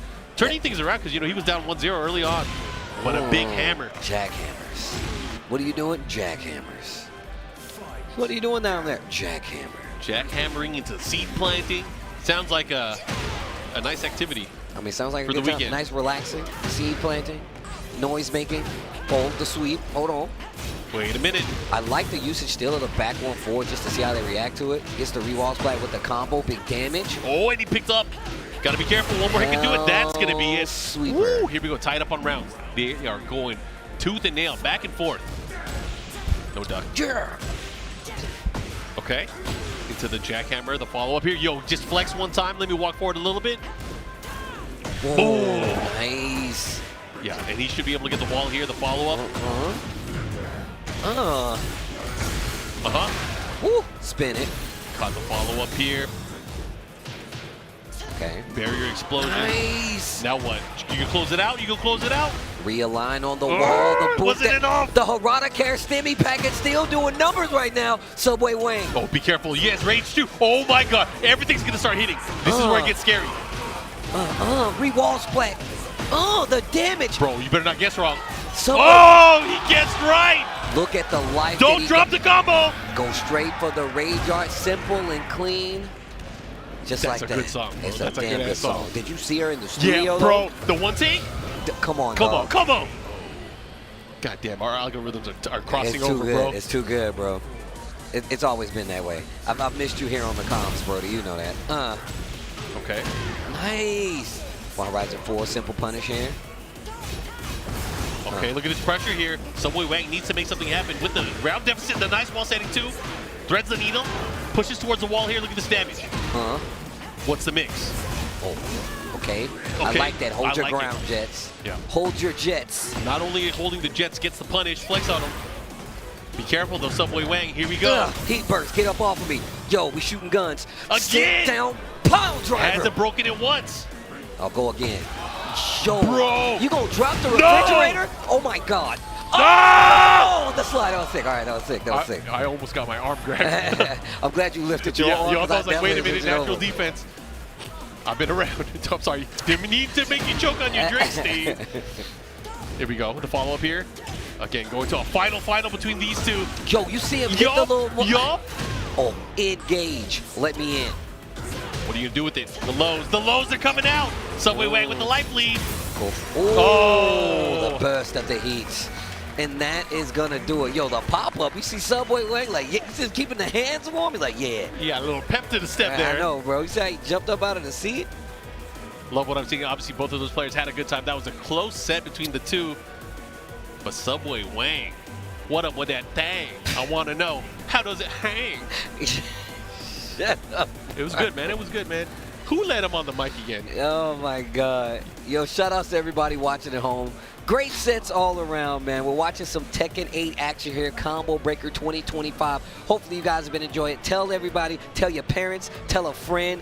Points are on the line. And, of course, TWT Master Level Event Combo Breaker. That's where we're at right now. Mark, man, Tasty Steve holding it down as we get our next 2 players on the stage, and they're already going up. I like this. I like keeping the motion going. You know what I'm saying? Yeah, I tell my parents all the time, like, whenever we go live, they watch, they'll text me, like, I see you and Steve on the TV right now. I'm like, that's what's up. Mama Mark, man. You know what it is. Thanks for the views. You know what it is. Mama Mark, man. Papa Mark, man. Y'all already know. Hopefully you guys have been well. I'm taking care of the boy, taking care of me. Hopefully you guys are at home taking care of, telling people about the Tekken World Tour happening right now. Yeah, let everyone know. Twitch.tv/Tekken, also on the Bandai Namco Esports channel. Yes. On YouTube. But again, there's a lot of Tekken action that's going to be happening the entire weekend. We are just at the very beginning. Top, still bro. at the beginning. We're still at the in top pool of the play. show, bro. And we got hours and hours of content today, tomorrow, and Sunday. Yeah, man, it's going to be a good time, man. I don't think, and look, I say this every time I'm on the mic, especially for Combo Breaker. People always ask me, yo, Steve, I want to go to a USA event. I don't know where to go. And I'm like, well, look, I know a lot of people tell you to go to Evo. I'm going to tell you to go to Combo Breaker. It's one of them. You get the vibes, you get the full feel.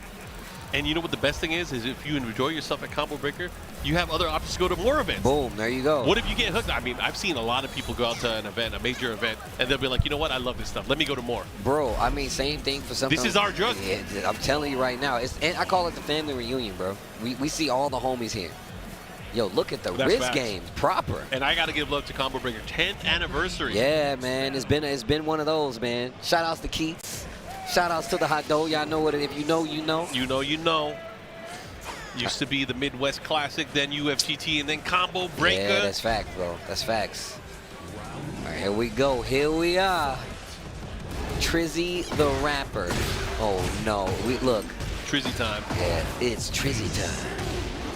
I don't want to get hit by an unblockable. Well, you signed up for Trizzy time. Just stop blocking then. Right? Okay. I like the slow challenge. Personality, man. I see you. Not too overextending. Really biding his time to look for his turn. Finishes the string. Not the best thing to do. Ooh. Step on him. Okay. Nice duck. Not able to get the Not ball good 73 in enough. time. Yep. Evening up the matchup here. Personality main, making these lows count. Ooh, Asusena. Bro, that's a did he range press? up, but how much life do you have left? Not enough. It's not enough. It looked like Yoshimitsu hands up there, actually.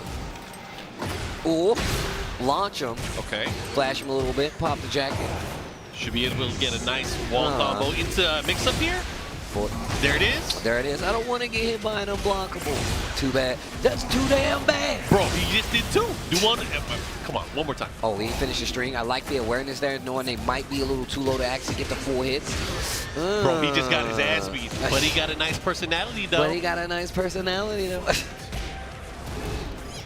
Ooh, once again, the consistency, getting the launchers. Yeah, this time getting the big wall standing 3. The follow-up here.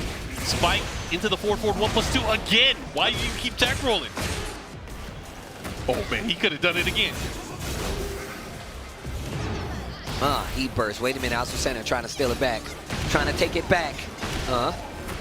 Full combo extension. Who goes in the stance? Oh. Little pogo. Yeah, he tried to get him with the root kick. Good back 3+4 evasion. Okay, Azucena.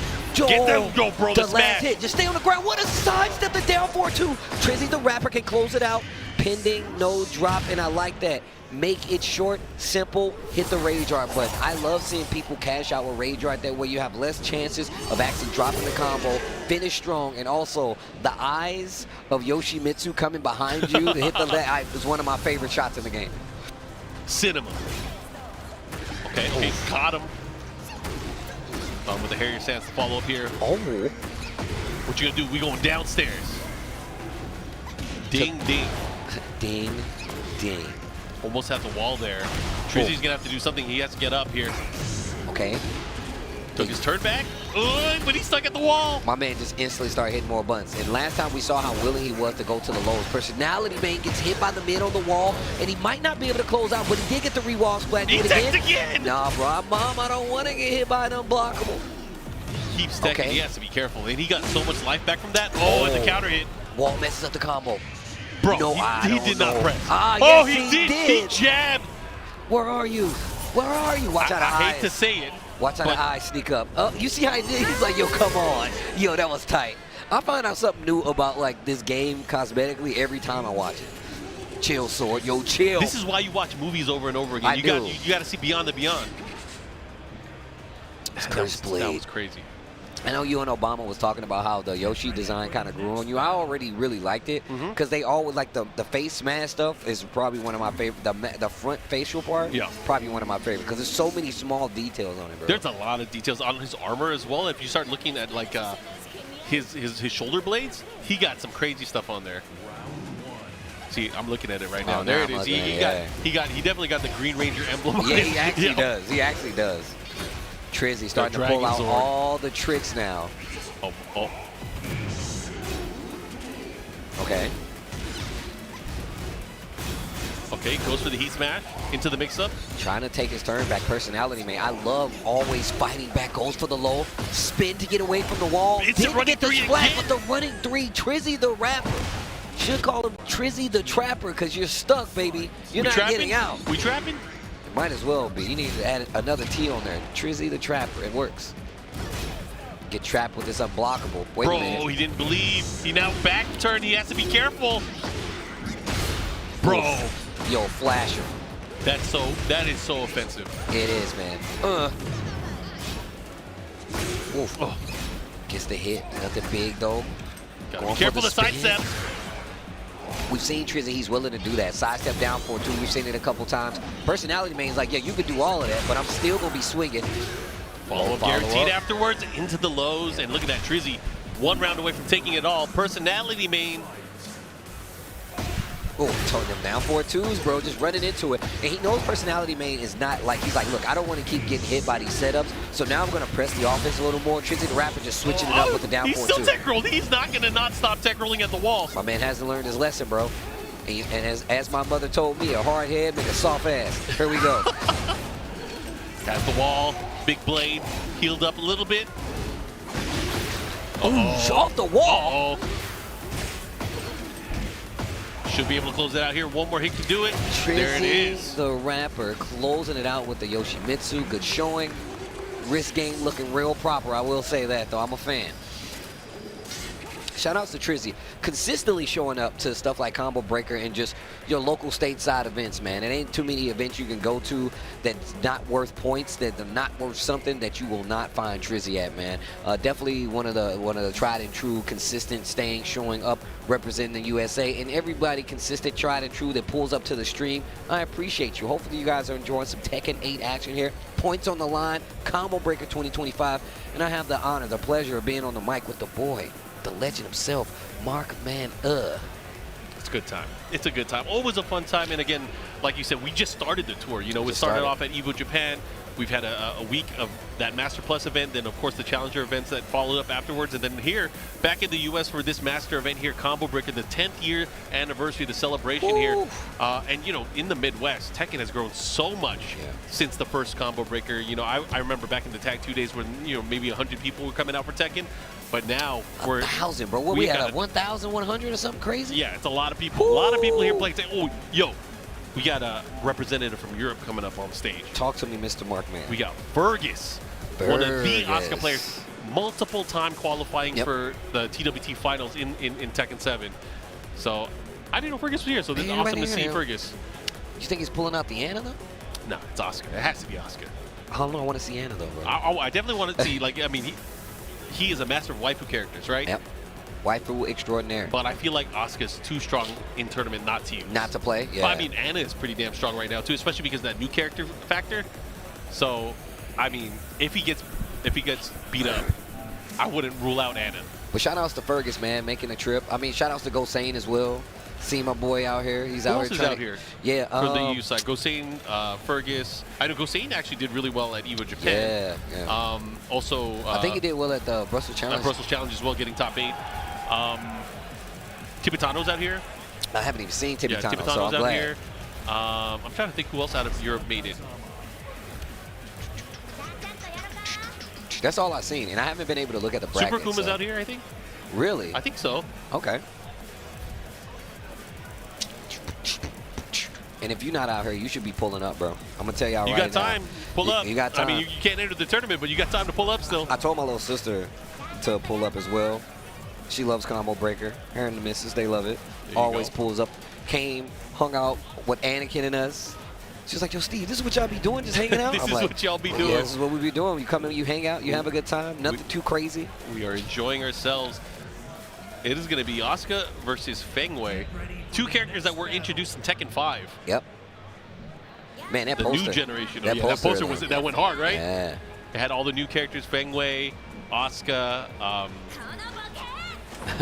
Raven, Fengwei, Asuka, Raven. Who else was on there? There was one other. No, Dragunov was DR. Oh, I Dragunov and Lili were DR. You're right. Okay, big combo damage here. You said it, man. Fergus not playing around, but I like Dial Wave actually staying on the ground. That lets you know there's a little bit of knowledge when it comes to this matchup. Yeah. But in the open stage, this is the widest open stage, furthest from the wall, I should say. There is no more stages that have no walls. It makes sense, though. It makes sense, though. We're not fighting on the platform from Tekken 2 where you're just looking at the New York skyline. You know what I'm saying? Okay. But sometimes I'd be missing the drop on the Azure. Yes. Bro, sometimes I'd be missing that. I watch Hikayo a lot, and he keeps it on certain stages. So, oh, yeah. And he always says, the point, boy, he always does, even while he's playing. Oh, wait a minute. Just out of range. Okay. Put the brakes on. Keep that chip. Bro, it was only a matter of time before he mixed it up. But Fergus taking that first round. That was a long first round, going down to the end there. Yeah, last 3 seconds left. Dial it wave. Dialing it up a notch. Charge it. Wow, missed it. I told you he's got a little knowledge on this matchup and just sidestep it right, especially in that situation to avoid the attack. Dial it wave, I see. And Feng with the tools right now. I like that. Using some of the tracking options as well. And I like that back tempo, shifting cloud as well, just to be sure. Oh, but you got a little too frisky swinging. Fergus calls it out. And that's a hard-hitting punch reversal there. Oh, that hurt so much. Oof. The follow-up again, keeping that pressure. Did he press? Yeah, he did. Yeah, he did. And the counter as well. It's going to be good damage. He's going to get some life back because you see the gray life steal there. Yep, going to get some life back here. Do you think he should pop right now? Yes, 100%. Cancel it and keep the pressure. Here we go. Let's see what you got. There you go. That way, I feel like it's even ground, bro. Oh, the down for 3. You might be dead. Yo, Dial It Wave ran it back, still went to the closing second still, and it worked. Yeah, tied it up on rounds right now. One apiece here. Fergus, got to be careful. Okay, the 1-1 string. Second hit, 8 on the landing. Now chopping away at the ankles. But, bro, Fengwei has so many buttons He has now. so many. I mean, he's always had like the stubby buttons you got to respect at a certain range. But you And just had now to he's deal with the single hit before. Now he's expanded. He got a full string out of it. He can go into back turn in some situations. It's exactly what you want. I like seeing the advancement of the character though. Get up. Double up. Dang, shout outs to Nipsey. Double up. They don't know that. They don't know, bro. They don't know, bro. The follow up here, looking to get him, gets some lost standing too. Oof. 4-2 into the Tooth get Fairy. up. Let me extract some juice there. Oof. Ooh, this is big. It's gonna hurt. Activation station, no. Decides to keep him there. Yo, swinging, all of it's working. Good Nice block. Defense on the side of Wave looking really good. Not good enough though. Fergus trying to close it out, gets a little life back because of the blocking, but a perfect nonetheless for Fergus to close it out. Ireland gets the first game. Yo, just left him there. She goes back to the bike. He's going to be in view for quite some time. That's crazy. He's going to ride a bike away. Another big stage. Coliseum of Fate now. I like how he doesn't say anything. She's pissed. Right? She's so tight. He's like, you know what? Okay. Nice block. That was so good. Yeah. One of the things you got to look for versus this character, too. It's tricky lows. The tricky lows. Yeah, the tricky lows, and whether or not he'll finish as well. Not just that, he has that now with his back four transition into his movement forward. Is like, is he going to continue to press, or is he going to just, kind of back up and wait for his next poke? Combo to the wall. Oh, the three-ring circus, though. Oh, yeah. Fergus continuing with that momentum right now. Okay. Yeah, poke. Okay. Well, back one. And this is exactly what we were talking about. Back four string, you still have to respect it. Back Kenpo goes for the low. Ooh. First time it hits. Fergus trying to run away with it. Oh, that was good activation there. But now what? How are you going to deal with it? Both of these players with loaded weapons. Forward 2. Cancel. Good step. Yeah, side step right on the side for Wave. Just trying to keep the offense going. Trade? Gets the trade. But this actually works out for Wave because he's not going to die because of it. Felt like that combo would have did enough damage. Knocks off the hat. Uh-oh. Got to be careful. That's going to be it. And Fergus now 1 round away from sending Wave to the loser's bracket. But Wave is doing a good job of switching up his approach and adjusting quite a bit to actually find these hits and make it a lot closer than it would have been. No charge this time. Oh, now there's the charge. The follow-up here. Trying to keep their nice delays here from Fergus, but this time getting a reversal, the follow-up. I like that. Just make it a threat. Sprinkle it in when they least expect it. Spins the rest of the heat on the Iron Mountain heat dash. Oh, there was a big whiff there, but not a punish. Good punish. That's the second time we've seen a punish on that sequence. Yeah. Back Kenpo just trying to keep him honest. I like this. The trade. Nice follow-up too. Big damage. The spring. Do something. It's not going to work. Wave still in the round. Like I said, he's been slowly making these adjustments, and it's been working out slowly but surely each and every time. Okay. It still goes right back to it. You can see Fergus definitely respecting the ground game a bit more. You have to versus Fang anyway. 1 pressure. Here comes Fergus with a huge life lead too. Wave, this is on you. What you gonna do? And that's gonna do it, Fergus. They was fighting it out, man. Shout outs to Wave. Showing you the Oscar, knows what's going on, knows the character's so strong, like you said, man. She's so strong, you can't not use the character, especially if you've been playing her for a long time, man. Fergus gonna take it. Wave didn't do too bad, though. Slowly making the adjustments. One of the reasons he stayed alive. But yeah, man, lots of Tekken action still left, man. We're still in the pool side of things because this is day 1. And, of course, we have plenty of Tekken action left here from Combo Breaker. And if you want to keep on with what's happening, Mark, where do they go? Go to TekkenWorldTour.com. Of course, follow all of our social media channels at Tekken, at BNE Esports, and on YouTube as well if you want to watch the archival history of the Tekken World Tour and stuff that's coming up, especially live events. You can watch it on BNE Esports as well. But, again, make sure you guys check out TekkenWorldTour.com. Well, look, while you guys are all doing that, following across all the major platforms, make sure you come back because we got to take a quick break. We're giving you time to go follow all our socials as well as the YouTube. And when you come back, we got more Tekken 8 action with one of the homies coming up on the stage next. You don't want to miss it. See you right after this.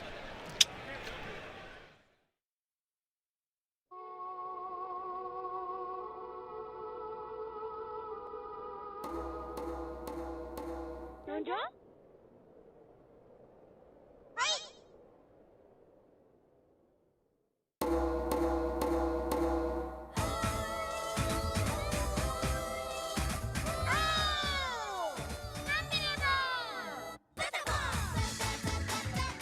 Beloved rhythm games Patapon 1 and 2 are back together in one bundle.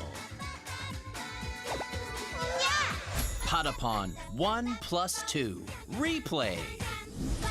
Hopelessly lost and full of despair, the Patapons sent out their bravest in search of the Holy Drum.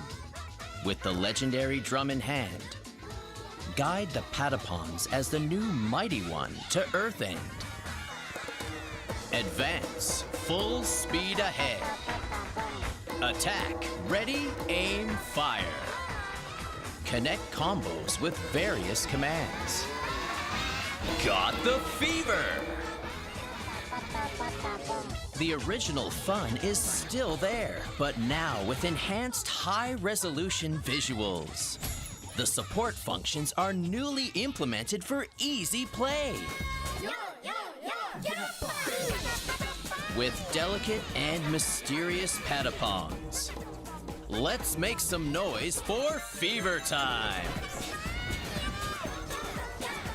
We're waiting for your drum tones. Patapon 1 plus 2 Replay.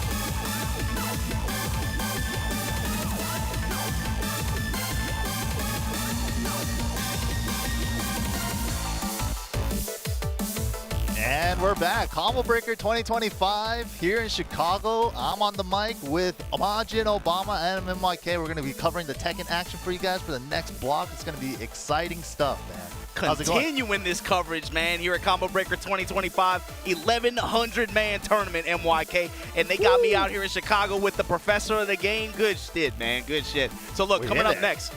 I mean, I was watching a few matches. I feel like today we've seen a lot of Eddy, some Yoshimitsu sprinkled in here and there. Yep. A lot of Eddy in particular for some reason. Eddy, Lili, I've seen a lot too. Yeah, I don't know why, but popular picks, season 2. Eddy, I don't think he's that big of a winner, but yeah, maybe people just like him. Like Spero Jin, obviously a loyalist. He was gonna play him either way.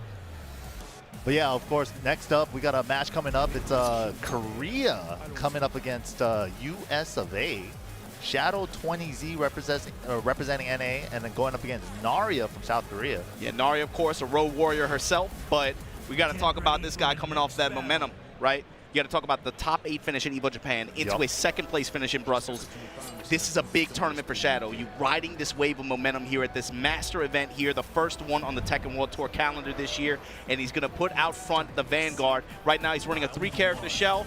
Zafina is the opener. Definitely. Boss character status. Here we go. Running 1+2 to start it off from Naria. Oh, that new low. And yeah, there we go. All right, stop their brakes. The Azazel, the Azazel counters coming into play. This character now an install character wholeheartedly. Yeah, she feels like a boss character, man. Dude, that back 1+2 powered up, +4, big nasty stuff right there. And also the back 3 power crush becomes safe. Yeah, she got some stuff with that hand now. Here we go, off the jab touch here, working Tarantula. Fishing with Manticore here, trying to catch Naria's opening. Torpedo kicks, torpedo kicks. Dang, good pickup. Down back 1-1 for Tarantula. That's a great option. Yeah, and still got the slide off the wall, too. Ooh, good block on the running low. That's the new stuff from Victor. A little bit of chip, but wow, good close out there while sending 1+2. Shadow struggling to open Naria up. Oh, that's that new stuff. Yeah, get that chip. Speaking of which, everything chips, it feels like, man. Yeah, her life too. Yeah, dancing 1+2s. Yeah, that's another important thing about her. She gets that power, but the health management is another point with her. For her and June especially now. Yup. They definitely made that a mechanic for these two characters where they kind of sacrifice their own life to get these powered up attacks. They really wanted to emphasize, I think, like players having to juggle their life as resources. Exactly, yeah. Right here, the Shadow, the chip on himself is actually hurting him, but Shadow getting real damage instead with these pokes. There we go, this jab float, able to make something happen here after the activation. Looking to get as much coverage as possible. Got the wall. Double strong aerial tailspin in between the bursts. And the loads from Shadow. Here we go. Naria's turn. Gets a lot of health back there. Both out cell counters. And just like that, explode. And that's Shadow. That change, man. That's that +9 change in Season 2 to heat engagers makes that even possible. Season 1, that wouldn't even have been an option. Now, Naria definitely got to second-guess her engager options now. Yeah, she's going to Geyser option here, trying to get a lot of chip damage racked up right now. Shadow already down almost 33% health. Oh, there we go, engage. Forward 1+2, running 1+2 right after. All the stand stuff paying off. Big hop kick, block and punish. Great option there for Shadow. Even got the powered up back 3 just in case. Yeah, that's where it's great for Zafina, right? Like those situational, like grounded OTG hits with back 3. She gets the extra damage. It feels like she's much better about just getting like chunks of damage in certain situations, right? She's like a mini combo beast. She gets like Tarantula, like, you know, links and stuff now. She gets a Scarecrow 1+2 into the free hit. She gets a lot of those little 2-hit combos all over the place. It's funny, too, because you talk about, like, especially this version of the game, right? It feels like a lot of discussion around this is, like, the strongest characters are... Obviously, she has the benefit of being an install character right now, right? Yeah. But a lot of it is based on, I think, people discussing if you can get a launch and get big damage from that, emphasis on finding your launchers and finding your mids or mid-pressure and then running your Nitaku, your 50-50 selection from there. She kind of deviates from that a little bit. But she still gets great rewarding, great dividends from it. Yeah, one thing that we don't really see from Zafina's a lot is she could do her low heat smash previously in Season 1 from Scarecrow with just the power-up now, but we don't really see that too often. Naria rooking that mid slash on a live stand. Block in the 14. Yeah, but Shadow going for the 13. Could've got a little more, couldn't have launched it either way, but... The lows from Shadow. Ooh, just barely whipped. Oh, but the 1-3, the classic round ender. Not the low high, the high low. Got the power up. As soon as she hits that move, any as-his-own move on hit, she gets the power up. Yeah, the adjusted RPS out of the situation too. Counter hit Manticore finally. Shadow gets a spin. Hey, nice adjustment for the wall spacing. Oh, yeah, there we go. He used it right there, the low heat smash previously, but got blocked. EMP strikes. Damn, forcing Lion to the sweep. So much chip. Whoa. Counter hit Manticore again, able to seal the round here for Shadow. Oh yeah, and this gets a power up as well. Does way more damage with the power up too if you want to spend it. Shadow, good sense of timing here on catching Narya's advances, especially with button presses here. Those counter hit Manticores really adding up in that round. Yeah, really threading the needle there on the wall. Sending 1-2, perfect wall carry. What's the combo? Got to lock and load in the corner. 2 goes low, low again. This time Narya comes up with punishment. Live stance, Perfumer. Hey. Cuts it off with, oh, but gets an up 3. I don't think that was intentional. Maybe it was. Shadow so far now on set point here. The lows for me have been just, he's gotten at least like 2 full life bars, but just lows. Yeah, the low pokes are adding up. Oh, but great place to squeeze in a 1+2 there. Recognize that the Mantis 1-3 was on flop. Challenge here with the counter hit launcher like that. Goes low out of lie. Poking out a Scarecrow. Looking for transition here into Mantis. EMP Blast, gonna counter with just his own activation. Yeah, with delay timing too. Power Crush is good. Wow, while standing 1+2 in between the jabs. That was perfect. That's a great poke from Victor here. And also gets that new Perfumer transition now. Yeah, like Narya's attempts at pressure too. That's on Shadow challenges. Ooh. Great awareness there from Narya. And the pickup, the combo recipe, yeah. Oh, nasty, and the Okazemi juicy. Positional advantage here. All right, the heat dash, a little more gray. Get some real damage with the lows. Oh, Narya adjusting her timing to punish. So tense. So close on life. Narya still got heat though. Faint. Oh, gets the link. Steps. No, not far enough. Oh, no, and then Shadow barely able to hang on there. Catches her off balance at the very end of that round. This put Narya. She's going to go on loser side of the bracket here. Shadow, I believe this is pool 8B, 127. Yeah, that was a really tense second game. She really brought it down to the final round there. It was like real last scenario, but Shadow, man, the pokes, like the way he puts together his poke pressure with Zafina, in and out of the stances. You never really know if he's going to stay in stance or not. It's really tricky with Zafina. There were waves too there. It felt like banging on a lot of her low, her like decent return low options. He was able to just get a lot of return out of lows in particular. And then he was really altering his challenge timings too. In situations where Narya would run lie stance in particular, you felt like sometimes even at disadvantage, he was ready for an Ambare jab, which of course we're with Zafina, he's ready to go one into the follow-up, and then from there it's just either probably Tarantula stance or Scarecrow or whatever transition he wants to go into, and then just poke back from there. He had pretty good success with it, especially in game 2.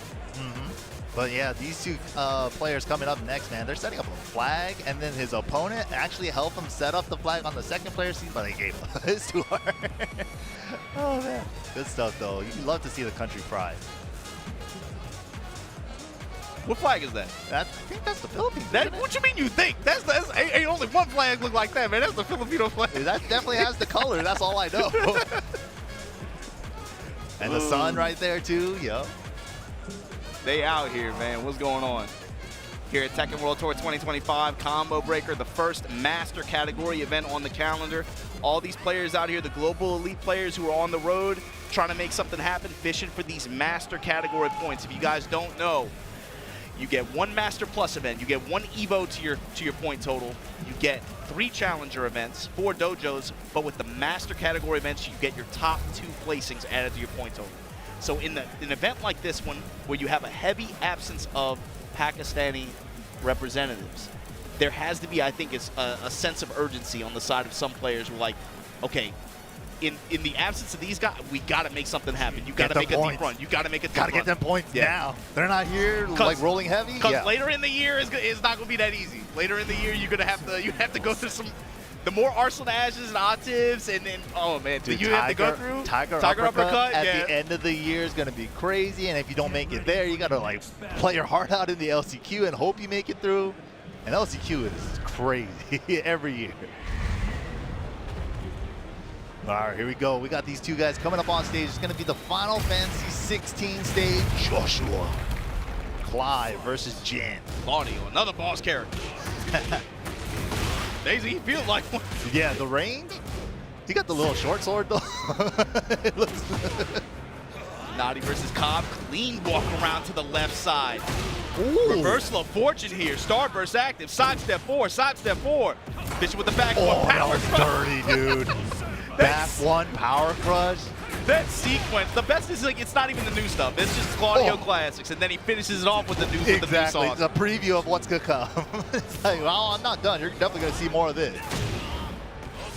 Running 2, Amari running 2, comes out with the counter hit. While standing 1-1. What is he? Oh my God, Cobb is shook. Yeah, Naughty's from Korea too, is what I'm realizing. It's NA versus Korea matchup here. Yeah. Damn, not giving him anything. Big whip punish there. Able to seal the round. Naughty. Momentum completely on his side. Cobb, you got to do something to change it up. Trying to slow the match down a little bit here. Power crush and punish. I think that was a messed up crouch dash 1. Whoa, out of the air though. Wasn't ready for the conversion. Clean step left on the left axe kick. The movement. He got all the way around that axe kick, and look at the return here. Whoa. Whoa. Sheesh, just like whatever he wants, he gets his way. Did he heat dash it? Oh my God. That's dirty too. I gotta steal that one. Partial charge into power crush. Ooh. The nasty stuff too is like minus frames doing Sky Slash Nova, just going for a hop kick, just like, and then it hitting airborne too, both times I think. Dude, that was nasty. Just back read. 1 power crush, 4-4-3-2 power crush. I got hit. That sequence. I definitely got hit. That wasn't even the new stuff. That was not even the new stuff. That's the worst part. You gotta have them, man. Those wall splat sequences. Like, oh, my first wall splat attempt didn't work out. Power crush right after it. That's a great one too. Back 1 into it. So yeah, that means Cobb gonna be going to the character select. Gonna bring out the Hey. Heihachi. One Mishima didn't get it done. Let's go to the other one. Go to the big dog. Gotta go to Grandpa. Round 1. Fight. And even Heihachi got the flames on his hands now.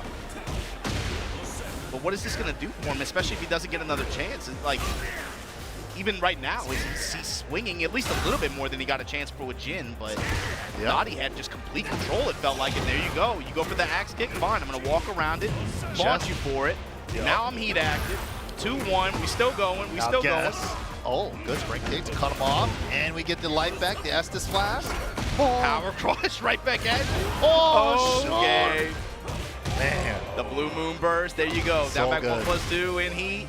Minus, yeah, it's so good, man. So he has 4-4-3-2 now. You forget he has another broken move in heat. Yeah, the season 1. The season 1 broken move. I thought we were talking about that move for a whole year, and then he gets another. he got another one. The mid dispenser got another mid to dispense? Crazy. What are you buying? What are you selling? Mids. Oops, all mids. Wow. Cobb though, out of the air. I mean, catch them with the electric triple. The back one to the activation. Oh, didn't get the full charge. Ooh, running headbutt, yeah, the new attack. Ooh, whip. Ooh. The heat pressure has been fantastic with the Axe kick Heihachi, though. in the stance, then goes for the headbutt finish. Maybe this was the game plan. He's got 2 on his name too. Just need 1 more for Warrior. Oh, finally caught him with a meaty 4-4-3. Can't step that one. Oh, missing the charge on the back 2, the double back 2. One, I like him waiting on the ball. Early. Still going just outside of range, gonna finish this. Oh my God. Stop. Oh, missed the Omen. The pressure though. Low strikes, sidestep 4. Naughty trying to fight back here. Yeah, you definitely don't want to lose this round. Warrior already popped and everything too.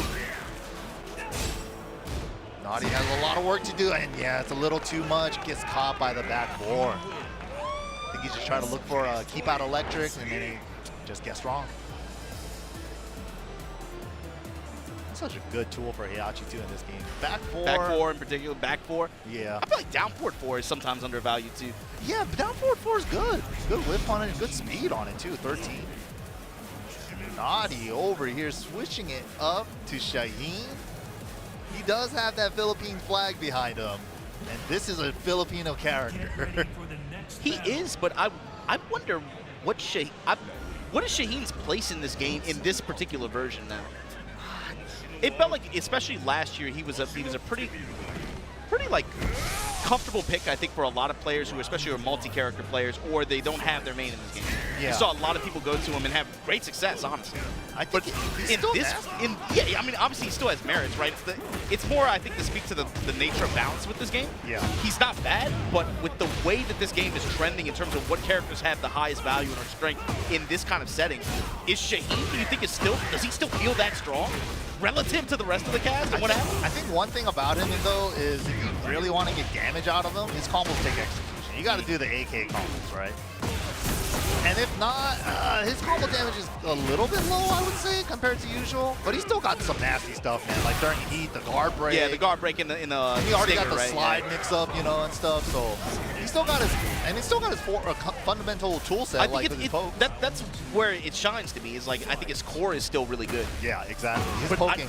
But I don't know with the health change and with kind of the way the game is shifting in terms of what players value. I don't know. A lot of people have been saying that since the health changed, add 20 extra health is going to devalue pokes, it's going to make pokes weaker and stuff like that. Yeah.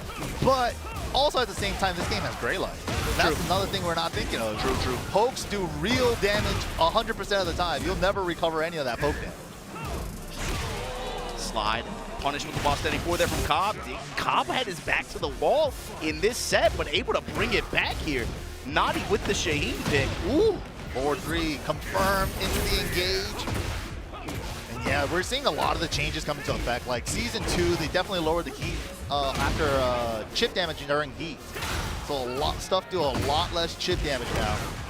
And with the 20 extra health, definitely makes a big difference. For one time, full crouch mix, and there you go. First time he's done it. Get rid of the Gray. That was a ton of Gray health he erased. Sealed the round with it too off the smash. That was nasty. That was a great time to go for that option. Well, why are you stepping that way? Back 4 actually steps the weak side. He kept going that way too. Should have never switched up. But with the down forward 4 in return, Cobb here got the 1-1-2. Oh my God. The back 4 in the booty. Naughty, you gotta be careful right now, man. This old man is cracked. Dude, and he got 3. Slide able to side switch here. He could pop it early. Clean wow, walk that's around. a splat too. Wow, nice zoo. Back 1-4, and then the finish with the Hawk Hunters. Look at that, Cobb with the rebound. Yeah, for real, that was a great switch from the Jin to the Heihachi. Great stuff there. Like, I think maybe his strategy was with the Heihachi, just kind of like the heat sequences that he was putting on him, like, was really solid. He felt just way more comfortable too with even just advancing and like with Jin, it felt like he was way more defensive and on the back foot. You know, I guess that's normal too. In this game, you play first to 2, maybe trying to feel your opponent out. But the second Heihachi came on screen, he was pressing, he was moving forward. He had some really high impact steps to take advantage of whiffs, and he made him pay for it, dude. That character dishes out damage, man. Oh yeah, and that new the running headbutt. Yeah, too. you saw him use it a little bit too. Yeah, use it to great effect. You know, didn't spam it. He just used it like 2-3 times, but it was like just enough. You know, and also the heat stuff. You know, the smash into the 50-50 afterwards, and then the one time we saw him with the Warrior Instinct already activated, he did the smash into Hell Sweep afterwards. It's like, why? Might as well. Or the running 1+2 into the Hell Sweep. Yeah. Why not? It doesn't stagger anymore with Warrior Instinct, so it makes the Hell Sweep a lot more free to use, basically. Here we are, though, in this next match. Here we go. This is another player. You saw him traveling a little. Up until this point, I feel like we've seen him here and there traveling a little bit, but this is a player I've been waiting to see him get out on the road a lot more just to be able to get the experience. Genghis Don stepping up next. B126, that's what this pool is. Genghis Don is in this pool. Also Subway Wang. I believe so. If this is on winner's side, this might be a little bit before that. But You got to talk about it. I was really happy just to have like what I said it earlier. Hendo, JJ Breeze, Oh, Big yeah, Timo, all the guys, yeah. Static, Genghis Don. It was really made me really happy to have them come out there for EVO Japan a couple weeks ago, and some of them did really well. East Coast Tekken players, yeah, all the way to Japan. That's a super long flight. East Coast? Yeah, like yeah, all right. It's kind of east. It's kind of east. But it's I've been waiting to see them get out on the road and travel like that, and it was cool for me to see firsthand. They came to Tatakai Tuesday. They went to EVO Japan, and they were catching bodies too. They were doing really well. No, it was cool to see the experience. It was really cool to see them at EVO Japan. Like, I even saw like ties, you know, like Wing Ty, Alofa out there and stuff too, like Kingray and stuff. Like, I never would have thought to see the day, you know, seeing the NA players go out there winning their locals and stuff. And then the next week, winning a European Challenger event, topping one in True. first and second. True. We got to keep bringing that up. But I'm not even trying to cyberbully like that. Yeah, you're like outside of that discussion, I think. I don't have a dog in that race. Right, yeah, exactly. But what I'm saying is, like, it's funny because so much of the conversation, I think, last year, too, was kind of just downplaying or kind of like, you know, throwing negative sentiment in terms of the North American community's way.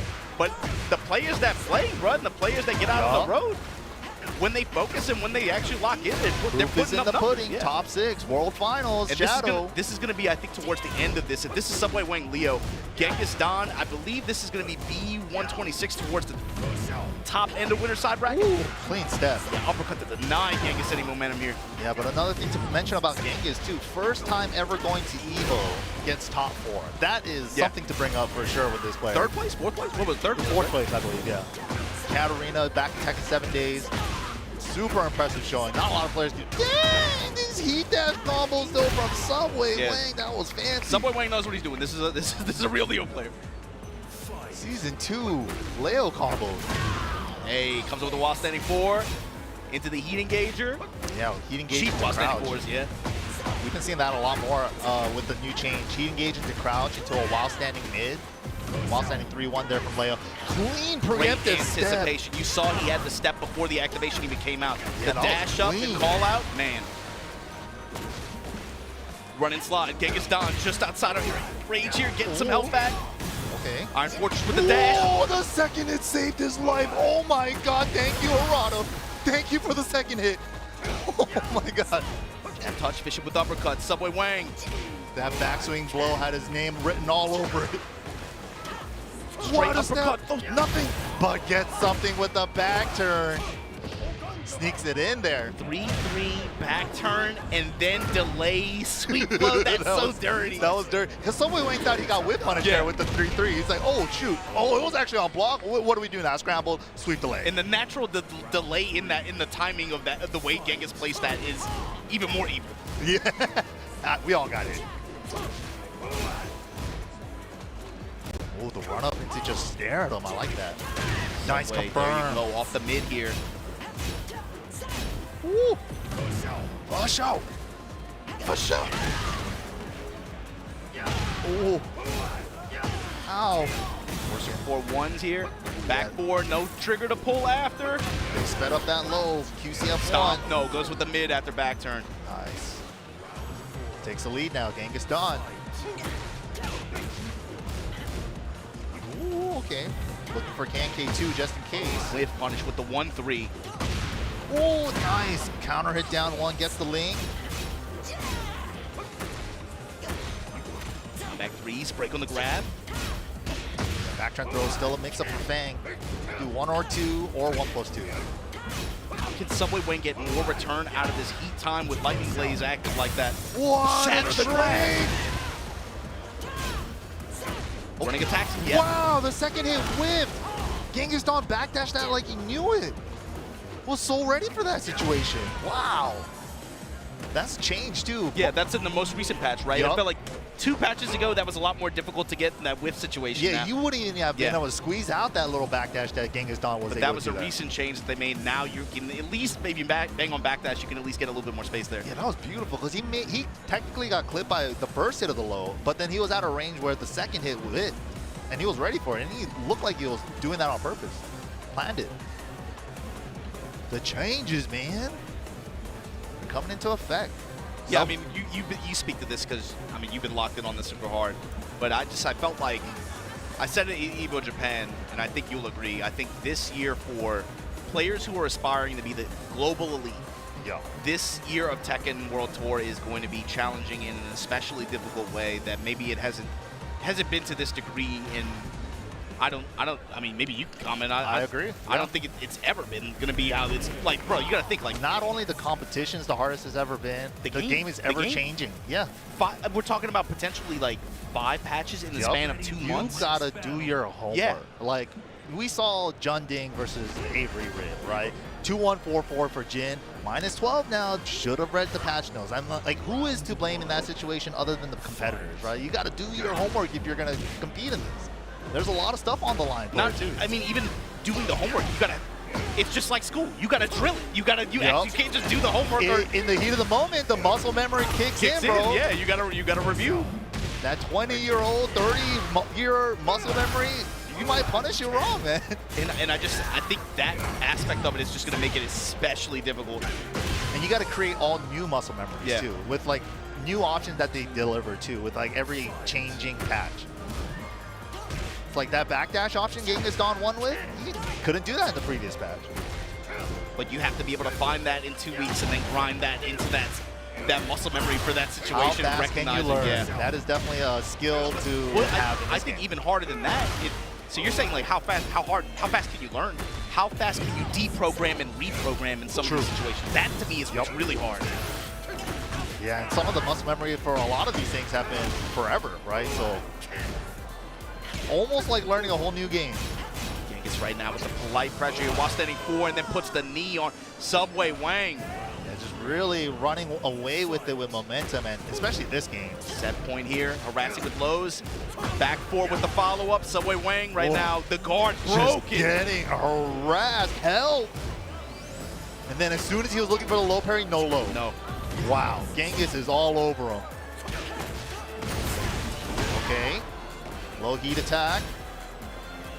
He's got a little sliver, spends it on the back 2, 1+2 heat dash. Then just stares. Back to neutral. Little punish. Safe mid. They're exchanging mids, they're taking turns. Wow, Genghis just never letting up, knowing exactly where to hit Subway at every moment. The way Genghis played that to me really, for me, I've been watching him play a long time because for some reason I end up playing the same characters in one. That happens for some reason. Players, for some reason, that whole last round and the way that he played that, I feel like I've seen that before. From the way he broke down Subway Wang's guard, not just with a very, very compact amount of moves. He used like 3 moves that entire round. It reminds me of T7 leg. That's exactly what I know where you were going, man. Down for the classics. But right? also even like Cat, the way he approached that. Of course, yeah. He used his ability to adequately break down guard habits of his opponent. Yeah. And adjust his timing in ways that punished them for that. Dude, that last round was the perfect example of that. He's the kind of player who like he's very like cerebral to me in that way. Like he's very good at being able to kind of like read your guard and then just have like, okay, if A, then B. He's almost like the ultimate play the player type of player. Yeah, and like I could see it. What really like brought it out to me was in his Cat play in T7. Yeah. I really got a sense for that. I'm like, wait, against this guy, he's doing all this other this crazy stuff. He's just like going ham. But then against this person, very polite breakdown with just like safe mids. That's a great way to put it. The lows, the power impact lows, and just the way he would break players down based on their defensive habits and defensive timings, and he would readjust his. That whole last round was like a showcase of his like player ability to do that. It was really impressive. Because Subway Wang is no slouch. That was a hard. But you saw how the first game went. That was mad close. That was like everything put together in that final round was like conditioning and data from the previous round. Exactly. Yeah. Like he built up to that point. Exactly. And then it's like, okay, he earned to play that style on that last round. Then he's like, you know, like, all right, this is now where I feel most at home, right? Exactly. Yeah. He earned it. He conditioned him to play it that way, and you know that's something that you got to do in fighting games, right? A lot of times people are so deep into the numbers, the data, and it's like that's all there is and all there can be. But there's so many different ways to play this, and there's so many play styles, right? It's like, why would he mash there on mine? Is he crazy? It's like, bro, what if he knew a certain thing with like a hitbox-hurtbox interaction? Like, you never know, man.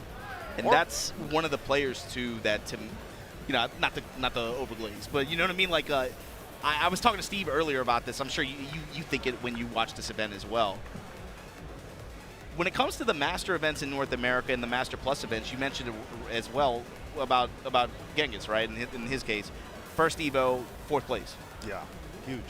What North American player is going to come up big at this tournament that is not Ty, that is not Shadow, that is not King Ray Jr.? You know how much of an event that this one kind of means for the North American community, where they really route 1,100 players in this bracket, man. It's big. And a lot of them came from Midwest, and a lot of them came from Southeast and Georgia as well. Some of these pocket communities, you see a lot of people out here from Texas, from SoCal, from NorCal. Yeah. Which one of these players in these regions who we know are super strong, who are at all the TNSs, who are at all these dojo events, grinding. Yeah.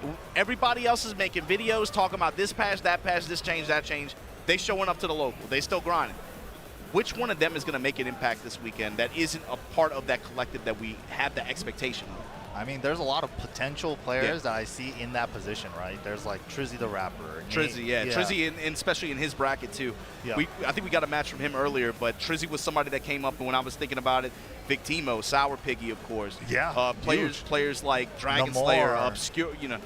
I mean, Healing, Kaiser, like big break winning, right? Like he's consistently winning the TNSs and stuff, or placing top 3 every week, but he hasn't got that big break yet, right? There's so many players that are like right on the cusp. They just need that one big breakthrough moment. And it's they need the big breakthrough, and it's because of events like TNS and the success that they've had, but also the players who are consistently showing up to these events, going on the road and putting proof out there, proof the power. Yep. Yo, we can play game. Like you said, King Ray Jr. pulling up and winning Tanakai Tuesday. I didn't have that on my big. He's been there a few times. He's been there a few times, and he does well every time. It's not like that weird to me, but I mean the fact that Ty won Wednesday, or like a Ty won Tuesday, and then King Ray Jr. won the next day, and these are like 90-man, 100-man tournaments out there at Evo Japan. Dude, that makes me so proud. Then Shadow that same weekend gets top 8 at that event. The only American. I'm saying like there's a consistency there. Yeah. Then going to I keep bringing up Brussels players, man. I'm sorry. I keep bringing up Brussels. I'm sorry. I'm gonna stop. It's recent. I mean, it happened. What can you do? I'm not even on the rivalry stuff. It happened. I'm sorry. You gotta hold that. it happened. I'm sorry. I apologize, but it's got to be inspiring. I think to some of the North American collective that aren't necessarily out there on the road. Like, no, bro, the gap might have been there, but it maybe isn't as big as you thought it was. No, for sure, man. Especially seeing brand new Tekken 8 players in this game, like killing it already, right? Brand new, like they got into Tekken 7 in the middle of it, right? Season 2, Season 3, that's when they got into it, and they're now out here becoming killers and making names for themselves, right? This is what it's all about, right? Like, that's the whole beauty of these open bracket tournaments. Anybody can sign up as long as you can show up to the venue and like show up for your matches and stuff. You could have that next Arslan Ash story. That 2019 Cinderella story came out of nowhere, put the whole country on your back, and then, man, just did it. Just did it. You could just win one Evo, and then now you're a household name. And then he becomes the world champion over and over again, like in so many things, right? 5-time Evo champ, crazy. That could be anybody, any of these players. They just need that one big breakthrough moment, and then that confidence boost. It's like a Zenkai boost, right? It's just like all of a sudden, just like, I don't know what it is. They just like unlocked Super Saiyan. Well, it's like you said, right? They need that one moment to, I think, kind of like start the fire, right? But the thing with this tournament and with this many people and with this dude, they gotta make the run. Yeah. You gotta have the run. It's like we're playing. It's like a FromSoft game or something like that. You know what I mean? It's like. No death run? Yeah. That's literally what it is. We could be in the boss fight. We might have a good roll or two, right? we might have a good sidewalk here. But you got to put together the run. You got to be able to do that consistently. And you got to be able to do it against global elite competition, because there are a lot of players in this bracket from Japan. There are a lot of players in this bracket from Korea. Everybody just needs a FARP in the chat and influence you to go up a hill, and then they can make it, bro. Hey, man. Hey, don't sidestep that. Just block that running creep. Just block it, bro. Yeah, just go up the giant-ass hill, man. They'll be all right. All in a day's work. Thanks, man. Thanks, bro. But sit tight, guys, while we get our next match on stage. Like I said, today there's going to be a lot of Tekken to go. We're still pretty early on here. You guys got to remember, before we get to eat that meal on Saturday and Sunday with that top 128, that top 24, that top 8, we got to get through pools today. It's going to be great. It's going to be great. Yeah, it's only day one, man. 1 of 3. We got many more to go. Just had a console switch out, of course. We got to do it. You gotta do it, bro. You gotta do it, bro. You gotta keep the players fresh. You know, get your water. You got to get your nutrients. They got some. Man, you gotta stay hydrated. You gotta stay up to date with your personal health and nutrition and hygiene. But you gotta swap the console out too. You know, we gotta take care of that. Keep it fresh. So right now we got 2 players kind of sitting down here. From what pool, I'm not sure, but we got a lot of pools to go through, man. You got to remember, even though EVO Japan, I think, was a 900-plus man tournament, that was a Master Plus event, and obviously very high-density kind of tournament, right? Right. This is an 1,100-man tournament. This is actually a bigger tournament in terms of bodies. So endurance is going to come into play for these players as well. You got to be able to play not just today. You got to be able to play the whole weekend. That's one thing maybe like the online warriors don't know, right? This is their first offline. That's a good point. That's a good point. Because like they only play at the TNS's weekly, and it's like a one-day event. You're done in a couple hours, right? You don't have the endurance, especially on day 2 or day 3, right? Especially day 2, when you make it to that next part of the bracket, next pools that you got to go through because you made it out of your first pool, right? That is like a 12-hour day sometimes. You show up in the morning, you might not play again until like 6 hours later. It's like you said, it's a big culture shock, I think, for some of the players that might start this generation, right? Yeah. They're playing in the underwear. They got the Chipotle on delivery. They got the dogs out. They got the Chipotle on delivery. They got the dogs out. Yeah. They're barefoot in you know there's dogs around. They're like crinkling their toes into the carpet and stuff. But you might have to have clean clothes for the next day at this event. Maybe. That's right. You might have to put on some 3 deodorant. sets of clothes. It's a whole weekend. Friday, Saturday, and Sunday. And then you got to come in on Thursday and leave Monday. You got to play a full weekend. And that's, like you said, that is a culture shock, I think, for some of the modern generation players that start with this game. That might be something that they have to struggle with. But also the crowd factor, too. I think playing on stage is... I think even when there's not a lot of people, it feels different enough to where if you're not used to it or if you're not able to block it out, it feels different enough to where it can be unsettling. No, 100%. Even just playing at the pool station, right? You have like your opponent has like 5 of his homies right behind him, like cheering him on, and every time he gets a hit, they're like, "Yeah, let's go!" Right? It's especially in this era, that can be enough to throw some of these players off. 100%, 100%. A lot of people don't consider those factors going into an offline tournament, and they're just like, "Oh, I do okay at online. Maybe try my hand at offline." There's a lot of other stuff to consider when you go to offline tournaments. But here we go. Got another match up on stage. Is Cruising in My 6 Phone versus 15 versus a 15-pound Claudio. Come on, man. 15-pound baby. That's a big baby. That is a huge baby. Birth of Godzilla, bro. Side step forward and then comes up with the 1. Came out like that, bro. They're crazy. Dude, I was a big baby. I was like an 8-pound The baby dinosaur horns, like dinosaurs. Yeah. Side step forward, counter hit. In heat right now, 15-pound baby. Down back 1+2. All right. Eats a low stature kick and then cruising in my 64. Oh, man. Off the wave, but then runs right into a hop kick. Yep. Denial. There's your tornado. Oh, input error. Wow. Back 1 at the wall, though. The Claudio Classics. It's so good still. It's the kid is so good, man. Yeah. They keep giving him stuff. Stop. He's such a basic character in terms of his move list. His move list is rather small for a Tekken character, but it's like every move is good. Almost. They almost all have a use. You can't glaze the character too much. People get mad. Oh, really? Yeah, you can't. No, bro, you don't understand. We worked so hard. Down back 1+2, back 1. As he gets played. Running 2, back 1 again. All right, guys are wave here. Cruising in my 64 gets the side swap after the break. Ooh. Runs right into the classic. Yep. Into the immediate smash. Oh, come on, man. Low smash to the finish. 15-pound baby heard us talk, bro. Puts 1 up on the board with the classics. Pounds? I feel bad. That's a big baby, man. That's bad. Oh my goodness. Shit. That thing came out the womb wearing jeans, bro. Like just had a beard. Jeans smoking a cigar. Where's my bottle? I'm ready for some Tekken. Blue Moon Verse has my name written all over it.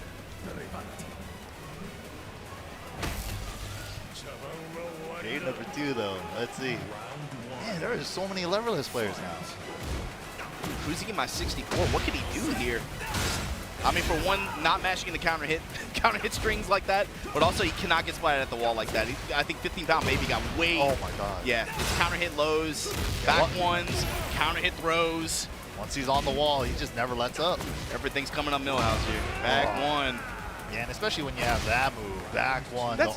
Bro, he's not even doing 4-4-3-2. At all. It's just the classics, bro. The wall pressure is so good anyway. Yeah. Oh, messed up the combo there. Got down back 3 instead of back 3. Ooh, nice. Okay, clean. No completion on the combo. Ooh. And then side step 4 or mid mix up. Got caught with the hop kick. Yeah, that new mid now, +4. And it does chip off long without heat. It's a pretty good change for him. Just an axe kick after the activation. Right in Sky Slash Nova. And here we go. 2-1 spin. Dang, just not letting the 64 play at all. Yeah, but this is going to be, I think, a valuable learning experience. He's going to watch this back and be like, man, he knows what he ran into here. This is just like, this wasn't even a lot of the new stuff. This is just like traditional quality of pressure. This match is rough. I was going to say, this match will make it better, I think, in the end. Yeah. Mid-strike here in the engager. Nobody got better just by winning all the time. That is fact, though. See, even here, he's starting to guard a little bit better. Back one again. Ooh. Back one, and then, yeah, that's all she wrote. 15-pound baby going to be moving through this rack. Good stuff to 15-pound baby there. Classic Claudio play. And he's one of the characters that probably got the least amount of changes from 7, I would say. A lot of Bryan players were saying that Super last year. smooth transition. Yeah. And it shows with all the players, too. Like, all the Claudio players, I felt like there was never that period where they're like, oh, what? Like, so the Bryan players, they were some startup there, right? There were some startup frames. They're like, well, I don't get this. Like, oh, hey, actually, he's got like, but pretty sick. But there was like you remember like that 3 or 4 month gap where they were like, I don't know how I feel about this. Yeah, Bryan's too similar to 7. He just plays the same. I'm just hatcheting people. And Claudio players, it felt like from jump, they're like, oh. It's like, I'm already going 60. Let's this thing. Yeah, right? They were just like, let's just stay quiet. He just plays kind of like 7, which is great. They didn't say anything. They were real quiet. They were just casually like, they were just winning. They were just winning. They real knew moving silence, bro. what they were getting away with, man. That Blue Moon burst, they were just like, oh yeah, down 2-2 is gone, but Blue Moon burst. Like Mogo would just win, not say anything. Like, yep. Completely absent from discourse. Like, is what it is. Yeah, Claudio was looking real good early on, man. In 8, because like Mogold was just so dominant early 8, I felt. And he just kind of came out of the gate swinging. But, I mean, I say Mogold as like a comfort pick, but I mean, really all the Claudio players, bro. You gotta talk about like Tetsu. Yeah. I'm saying like in every region Shadow. where that character, where that character has Tipitano makes a transition. Now, you know, he does. It felt like everybody that went to him that has a history of doing well with him, they had a pretty smooth transition overall. Yeah, I'm definitely putting him on my maybe list if I ever compete. That's the mean, if I ever? What you mean? If I ever? He's a secondary pick, maybe. Yeah, I'm thinking secondaries, man. He's definitely on the maybe list. He's got a lot of things I like. What you mean if I ever compete though? I don't know about what you in the retirement camp? Oh, what I didn't say none of that. No, nobody announces that, man. We know nobody announces. Are you sure? I've been seeing mad.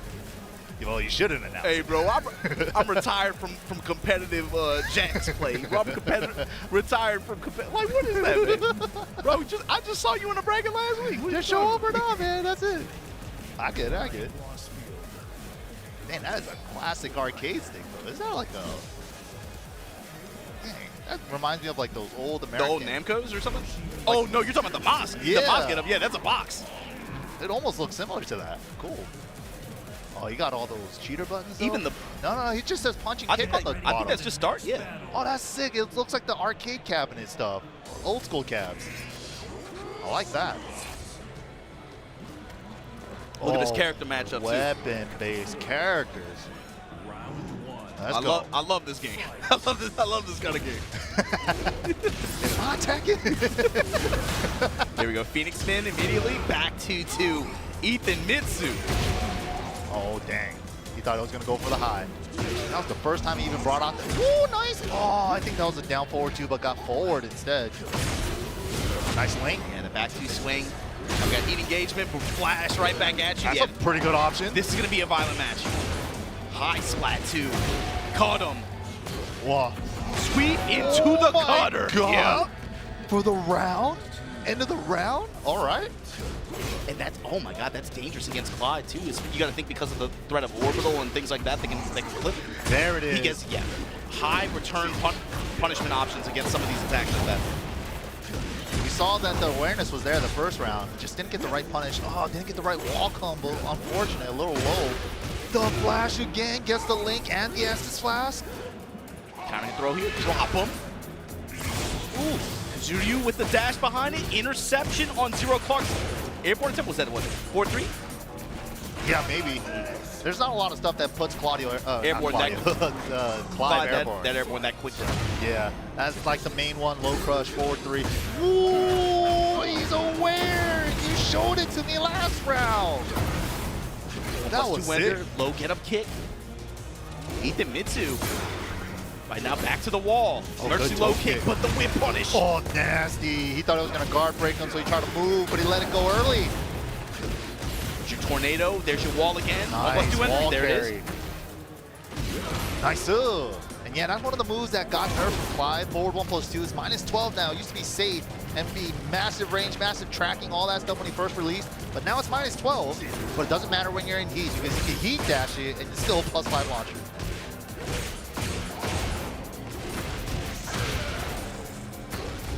Oh. Zero Clark after a pause just activates, raw activates, sidestep attack. Gonna get his spin here. Nice. At the wall. This is where the last round was played. Finally, I was waiting for it. Ethan Mitsu, the toe kick, Mitsu last round, 3 separate wake-up attempts to do this emergency toe kick like that. You know Zero Clark was looking for it. Look, again, Zero Clark 30 with the backdash on the sword sweep, but off-axis wall. Rex, no, that's gonna splat too. No, oh, you messed up. Zero Clark 30 knows. No sword sweep is blockable, and there's 2 hits. They're super aware with that stuff. Grab, break it. Oh, no punish on the flash! Double flash! Could have been over already! He let him live! He let him live twice! He blocked 2 flashes and it had lows on the mind. Dang. He just punished one of those flashes at the end. It was already his round. Yeah, with a stronger punish that would have been in. Damn, got away with it. He recognized it. Trying to calm himself down. Tournament nerves. The butterflies never go away. You just get better at dealing with them. Yeah, that's it. I mean, when you see an interaction like that too, that's what comes to mind. Is like that might have been nerves getting to him at that point. For sure. That kind of like decision-making miss. And like you were saying too, like this might be the first time they're playing on a big stage too. It's quite possible. That first time playing on a big stage is nerve-wracking for sure. All the eyes are on you. The stream's watching. Everybody's watching, bro. Like it is definitely nerve-wracking. Zero Clark 30 this time. Unfamiliar territory, back to the wall. Ethan Mitsu cooking. Oh, couldn't get the backdash, but it doesn't matter. Sidewall saves lives. Launching spin kicks, then counter activation here. Zero Clark trying to make something happen. He's swinging. 1-2, gonna get the wall. Yeah, we did it. Again, forward 2-2-1. 4-2 strings, yep. During heat. That's a heat-only string. Tornado, down back 2-1 there for the splat. 1+2 at the wall ender. That time, Ethan Mitsu just casually gets up, not trying to swing back. Great spacing awareness from Zero Clark here. We get the damage here at the wall and maintain. A little more. That 20 extra health. Still got a considerable amount of gray. The time's becoming a factor. 10 seconds. Wow, good stuff. Full crouch low into the wall standing 4. Zero Clark 30 trying to mount a response here. All right, just backing away. Bravo. Ooh, nice. 1 forward 2 gets the counter at wall splat. It's 50% chunk at opening like that. Nice punish. Just a little bit late there on the 4-1+2 attempt there. Ooh, good punish and turn. The while standing punishment has been there for Zero Clark. That time caught him out the air on the 4-3 attempt. Yeah, annoyed him just enough with enough lows that he finally went for a low crush. Sends now. Made through the mid strike. Sidestep attack there. Ooh, The great throw works. option. Homing throw to catch the spin, but the range art is good. What an answer. Oh, you're going to find a good answer against my spin? Let me show you a better answer. Wake up range art. Check this out.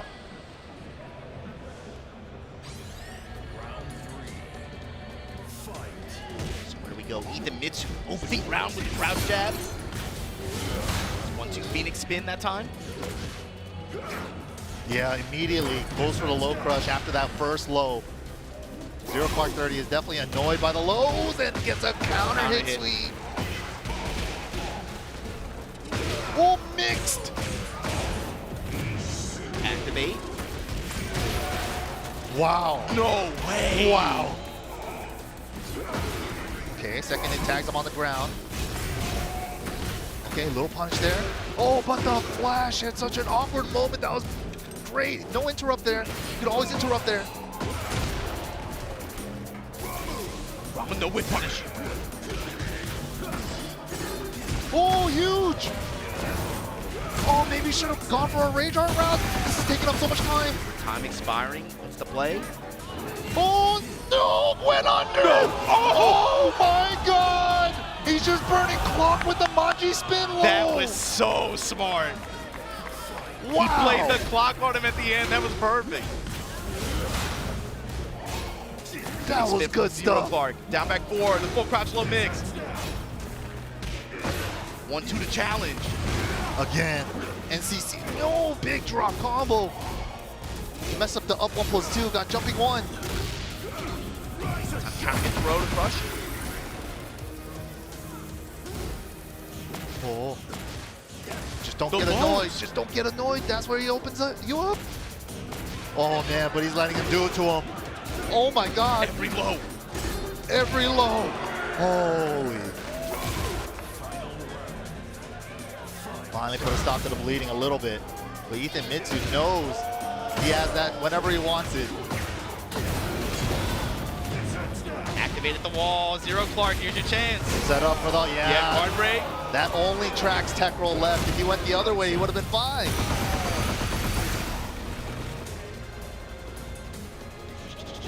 Oh, just slightly out of range. Able to get the throw here. Ethan Mitsu, you gotta beware. Goes with the dash and stance slow that time with Torgal able to pick up the finish.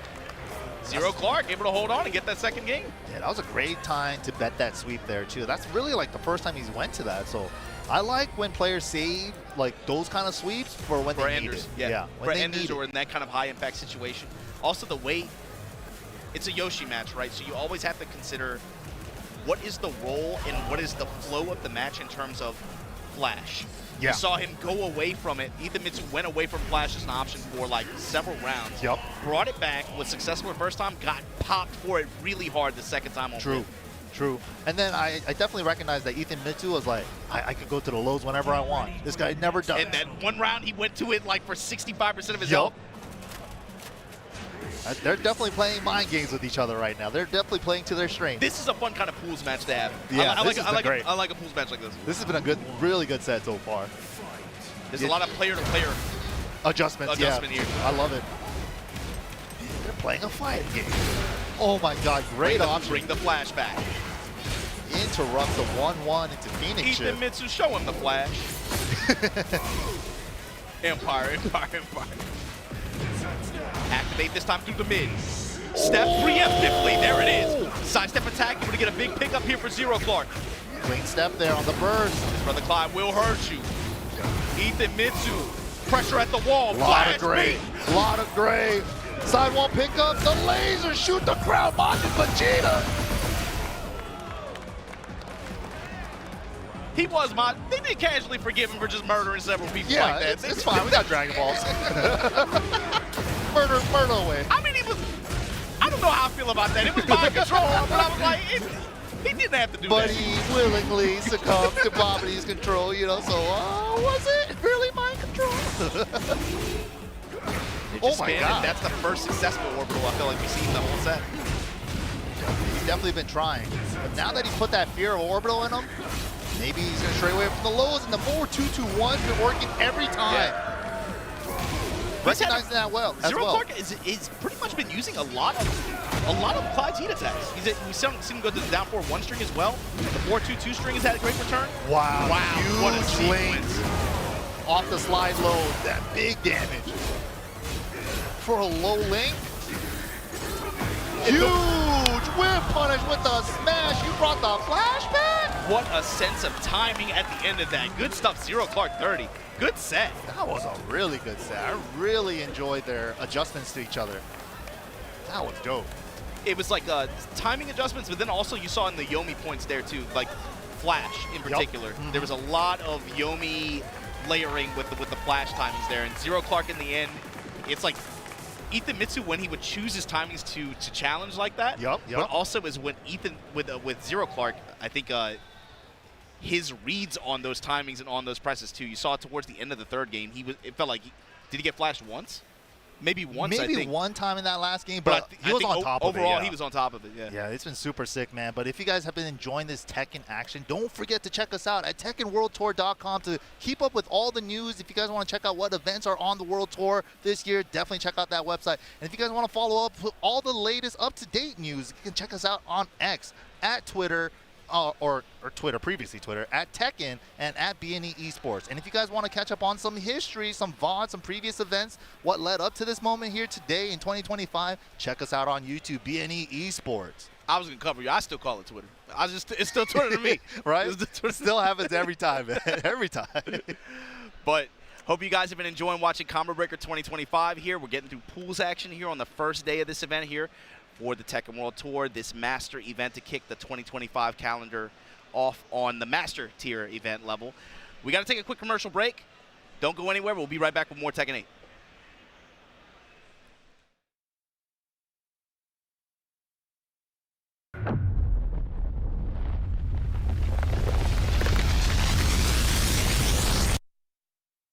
Break free. Become unbound from the laws that govern reality. To turn the gears of time once again. An apocalypse looms over parallel worlds as their fates begin to intertwine. The battle to alter destiny begins. Embark on a journey alongside gods, heroes, and monsters of bygone eras.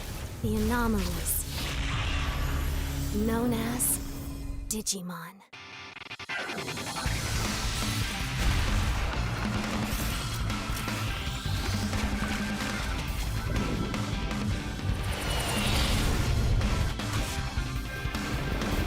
Seize the future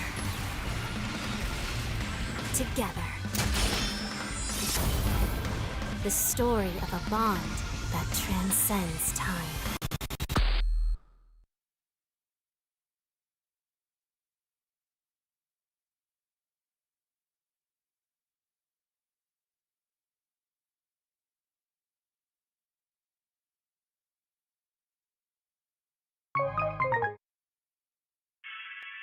Everybody's favorite golf series finally returns to the fairway.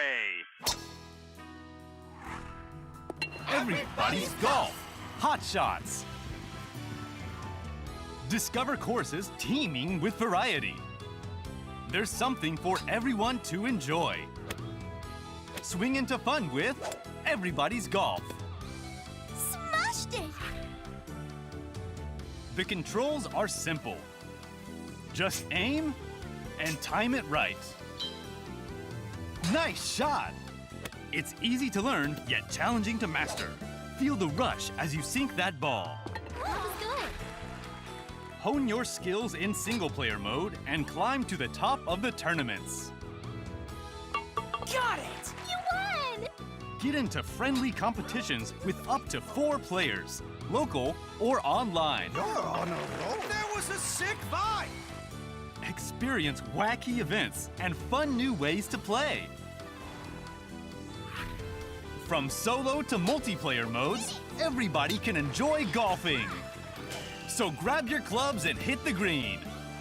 This feels great! Now, There's more golf for everyone. Everybody's Golf! Hot Shots! Available 2025.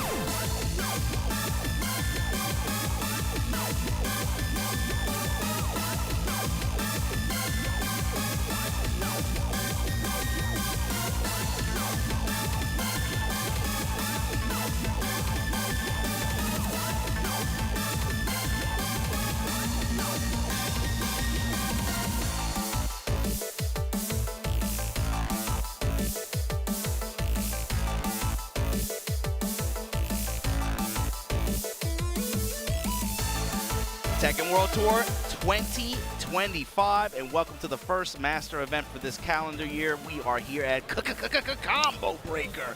Majin Obama here with the boss, Mark. How you feeling, man, watching these pool matches go down? We got an 1,100-man bracket to run down to 128 people down to 24 to see who's going to get the lion's share of these master points, who's going to get these 4 coveted EWC qualifier tickets, who's going to call themselves Combo Breaker 2025 champion, the 10th anniversary of this event, like you mentioned earlier. How you feeling? I'm feeling good. There's a lot going on, a lot of storylines to follow. You know, a lot of these players, because this is a newer update to the game, they're getting their feet wet. They're kind of figuring out what they want to do, how they're going to play, and how they're going to surpass some of these great players that are out here. But you know what? For the most part, people are finding out, like, these top players, they can bleed. They can bleed, and they got to be careful because they're going into matches against some really hungry players that want to make a mark. And I was talking about it earlier.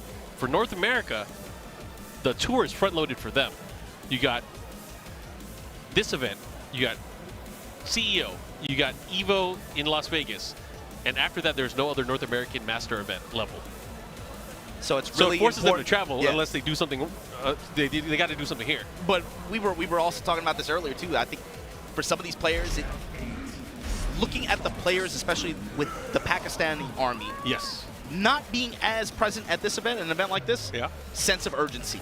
Oh, if you're gonna make something happen this year on the calendar, you do not want to be at Tiger Uppercut trying to get like a top 4 finish to get your points in. bro, you got to make something happen at this event when some of the big dogs are not out to play. I feel like Japan is thinking the same thing because they sent 11 people here, right? Yeah, it's you got to attack the. I think a lot of people kind of learned their lesson the past 2 years. If you're gonna be serious about this tour, you got to get in early, be aggressive. Yep. Right now, my man Beef is taking on Go Hanafi, getting counter hit, taking all this aggression right now. Look at this. Some of that beef from Canada, Canadian beef. Okay, gets the grab, guesses right. And then the smash in the back now. So he had the right read there. He just was not able to connect. Oh, that is a misinput for sure. Just out of range 2, back 1+2, put the Jack in the. Oh, this is gonna hurt. That, oh my God. Jack, you know, he kind of slipped down in the hips. Like he shed some weight on the sides a little bit, you know. But Go Hanafi still able to get the work done here. Okay, runs, eats a wall up like that in pressure. All right. And Beef, yeah, he's gonna get the activation off this. Where's he going with it? See what he does. Pushes towards the other side of the stage. This is a big stage. Lower that shoulder. In the game. Cross chop this time in Beef's favor. Make some noise. Now what? Lower the shoulder again. What's the pressure this time? Just goes mid. 2-1 string. Oh, he had the right idea. Did not even get the punish back towards it. Doesn't matter. Big low parry. Going back the other way. Go on. Yeah, and it's now a lot of health to make up here. But he's getting a lot back in rage. Oh my God. Just raw throw. Shovel punch. God comes damn. up with the wall. Oh my God, the bobbles. That is not good. He has to be careful. And he's healing a little bit back and forth. Uh-oh. Superman punch is working out big here for Hanafi. And the duck on the rocket kick. AUB right now, the Titan's taking over. I mean, Jack had that round. It sucks he wasn't able to close it out, but that's how it goes sometimes. You got to make sure you're stalking your prey. You got to kill him. Put him in the body bag. It's like you guys always say, sometimes finding that last hit can be the hardest one. For Beef, he's got to be able to rebound from that, still stay in the game, recognize what he was doing right, but also Hanafi on the other side too. Wow. Punch parry call out like that. Oh man. Okay. Hanafi. Okay, he definitely got the crowd. They're saying it's over. Put him to sleep. He got his boys cheering for him. Is that a forehead protector? Look at that smile too. Is that a baby blue forehead? That's tight. How we get one of those? I'm surprised you don't got one, a Durag forehead protector. I want a camo one. Oh, I want a camo all right, one. you're right. There we go, playing them. Looking for the sidestep attack there, but Hanafi. So that's something too. At close quarters, Hanafi has had some really, really good sidestep maneuvering. Been using weaves here and there as well. There we go, particle barrier. It took a lot of hits, but he finally got it. Then the low cross chop. This is the second time he's been put in that situation. Back there, and he has to be careful. Yeah, at close quarters, he's had really good walks and really good sidestep. How did that miss? Low this time. Looking to close it out, and look at that. That was a great round. This is 4 rounds now. Yeah, that was the panic heat smash attempt. That time the low able to actually intercept there. Rocket punch. Now Hanafi. Guaranteed follow-up here. Into what? Nice smash. Range. He dash cancel as well. Now pushing towards the wall. Are we going to go downstairs?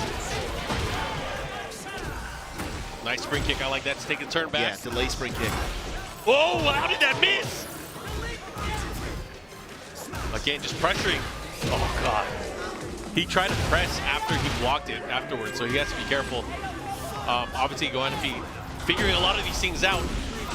Sometimes when it comes to Steve, it's just about figuring out what your opponent is willing to press. That way you can start working your weave game or your counter game. Especially when this kind of situation with Steve in heat at the wall, you're eating this pressure like this, especially if you're playing a big body character like that, like Jack, you know that sidestep is not going to be a reliable option in a lot of these situations.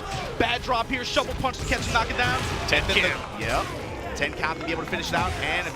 And look, there were a few situations too. I was kind of surprised with the way Hanafi was able to step so reliably and use weave options as well to be able to try to call out a lot of Beef's up-close options. But he was eating a lot of shoulders in that first game at running distance, right? Where normally it would be a lot easier to step that kind of thing. But Beef, let's go, man. You got to make something happen in loser's bracket because that right now Hanafi's going to be moving on here in that pool. I think it was the baby blue. That baby blue did it for me. I've never seen one like that. I'm just saying. That's a custom. Hopefully they got him he got out the artist alley or something like that, man. There's a ton of stuff out here, Mark. I've never really been one to like look through a lot of that stuff actually, but the past few events that I've gone to, I've been looking more and more. Bro, there are some creators out there and people that are all kinds of stuff. Eye-opening stuff. Yeah. Eye-opening stuff. Oh, what's this? I've not seen one of those before. You got a handle? Is that a cutting board? That's crazy. I don't know. There's a lot of good stuff. You gotta have some here. cutlery with that. Yeah. I was like, wow, check it out. It That's does all kinda- 3D printed. It does kind of look like a cutting I was board. like, damn. Everyone at home was probably thinking like, what is he talking about? That's what I'm talking about. That's cool. Oh, Jake Man is up here. That's not Jake Man. This is Jake Man. Okay, now they're swapping. What's going on? Anyways, we're gonna get our next matchup. See who's gonna be able to get further in the pools here. Tekken World Tour 2025. This is the second Master event on the tour. We had the Master Plus Master at EVO Plus Japan. at EVO Japan. Then we went to Brussels for the Challenger event. Yep.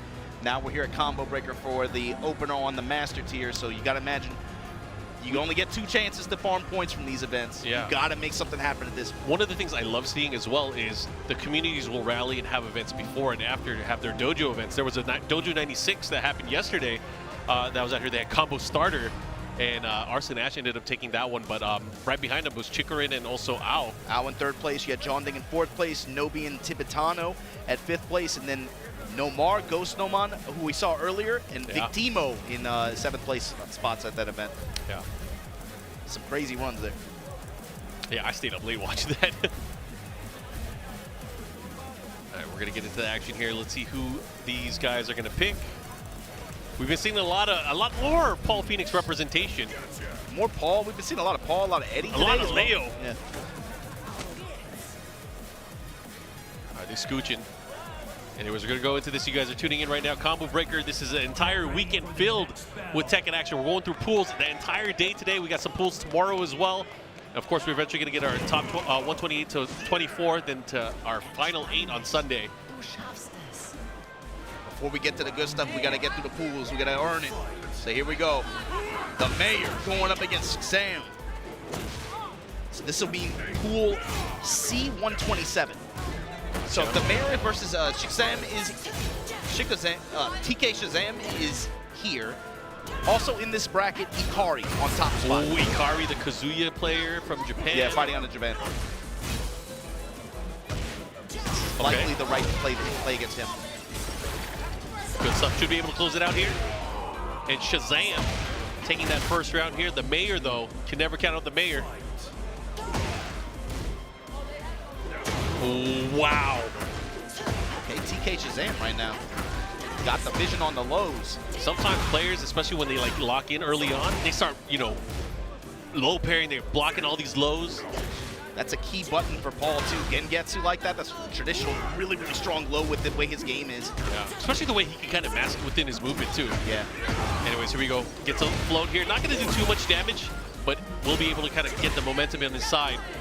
It's the interception there. Oh, we had the name wrong earlier. Okay.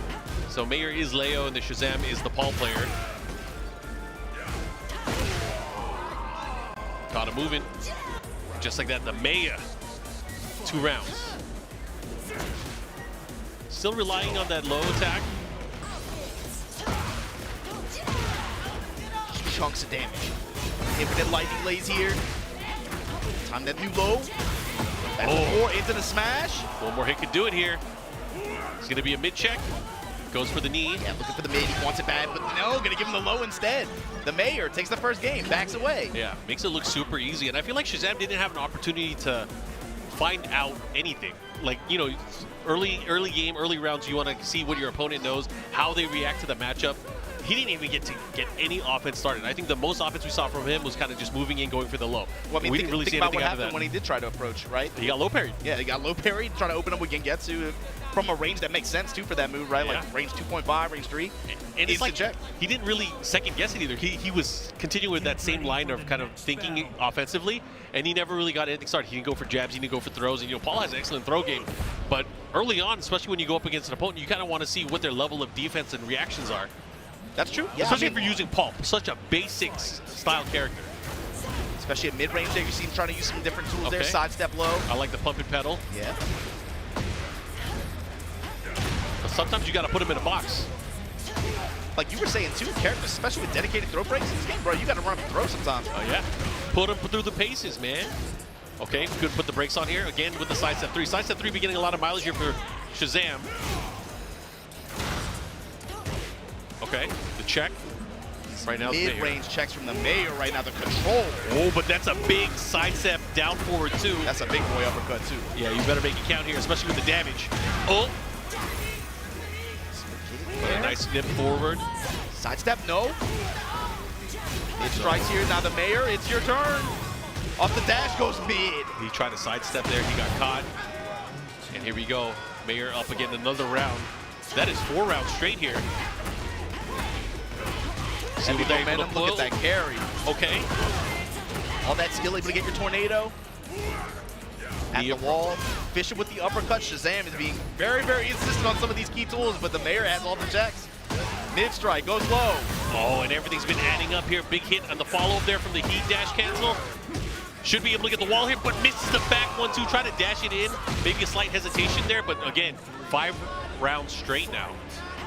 Mayor looking to close things out in the cleanest fashion here. But Shazam starting to move now. You can tell he's a little bit more confident in the way he's moving in and approaching his opponent. But again, that all changes when you get hit. Ooh.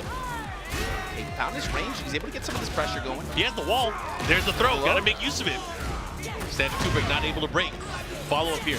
Now going the other way. Mayor having the heat and the rage. Check. Nice. Put the brakes on. Got hit with the 3rd hit. Oh, this is not looking good. Got to be careful. Oh, caught him. 1 hit could do it.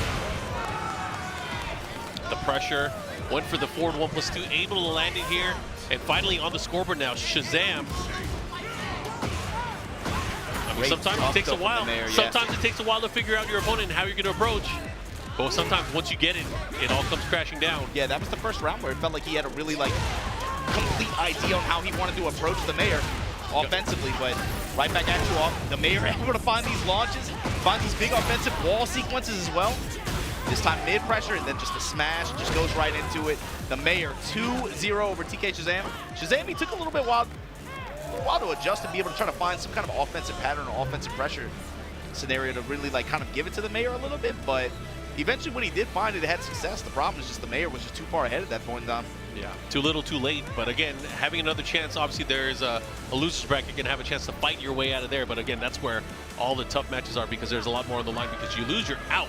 Anyways, we're going to get our next set of games that are up on the stage. Again, if you guys are tuning in at home and you can follow along on start.gg, there's a lot of Tekken players here. Close to, I believe they're around 1,100. 1,100 plus. Yeah, should be fun.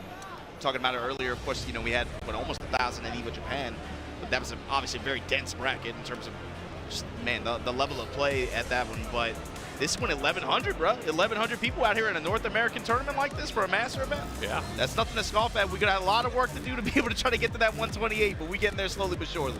Yeah, eventually we'll get there. Obviously, we have a lot of Tekken action today and tomorrow as well. That will kind of get us closer. I think after tomorrow, we'll have our top 24. But either way, I am excited to see how this is going to play out. I think we have Vang Pro coming up right now. He's a Steve player from the Midwest area. Haven't seen him in a while, so it's good to see him again. He has a really interesting controller that is a hybrid arcade stick / pad that he has designed himself. Interesting.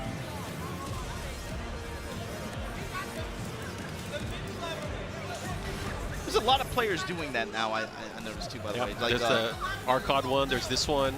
There's a few others that I've seen as well. But best of both worlds. You want to have an arcade stick, but you also want to have a gamepad, right? It's interesting too now, especially seeing how much more accessible 3D printing is. You see a lot more people just trying stuff.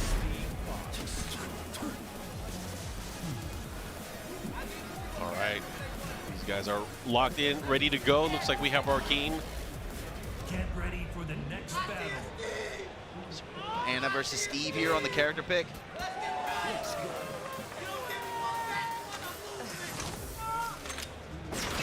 Something about you just rubs me the wrong way.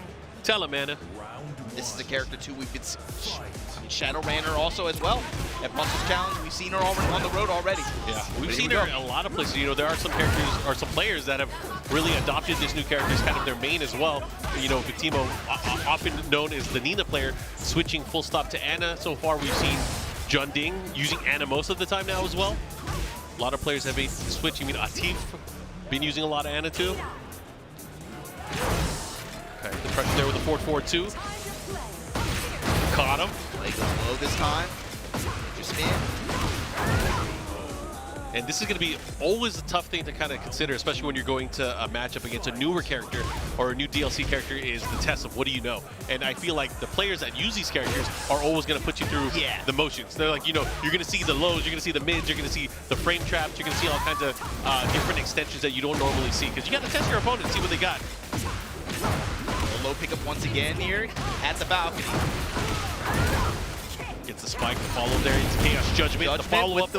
The bazooka buff.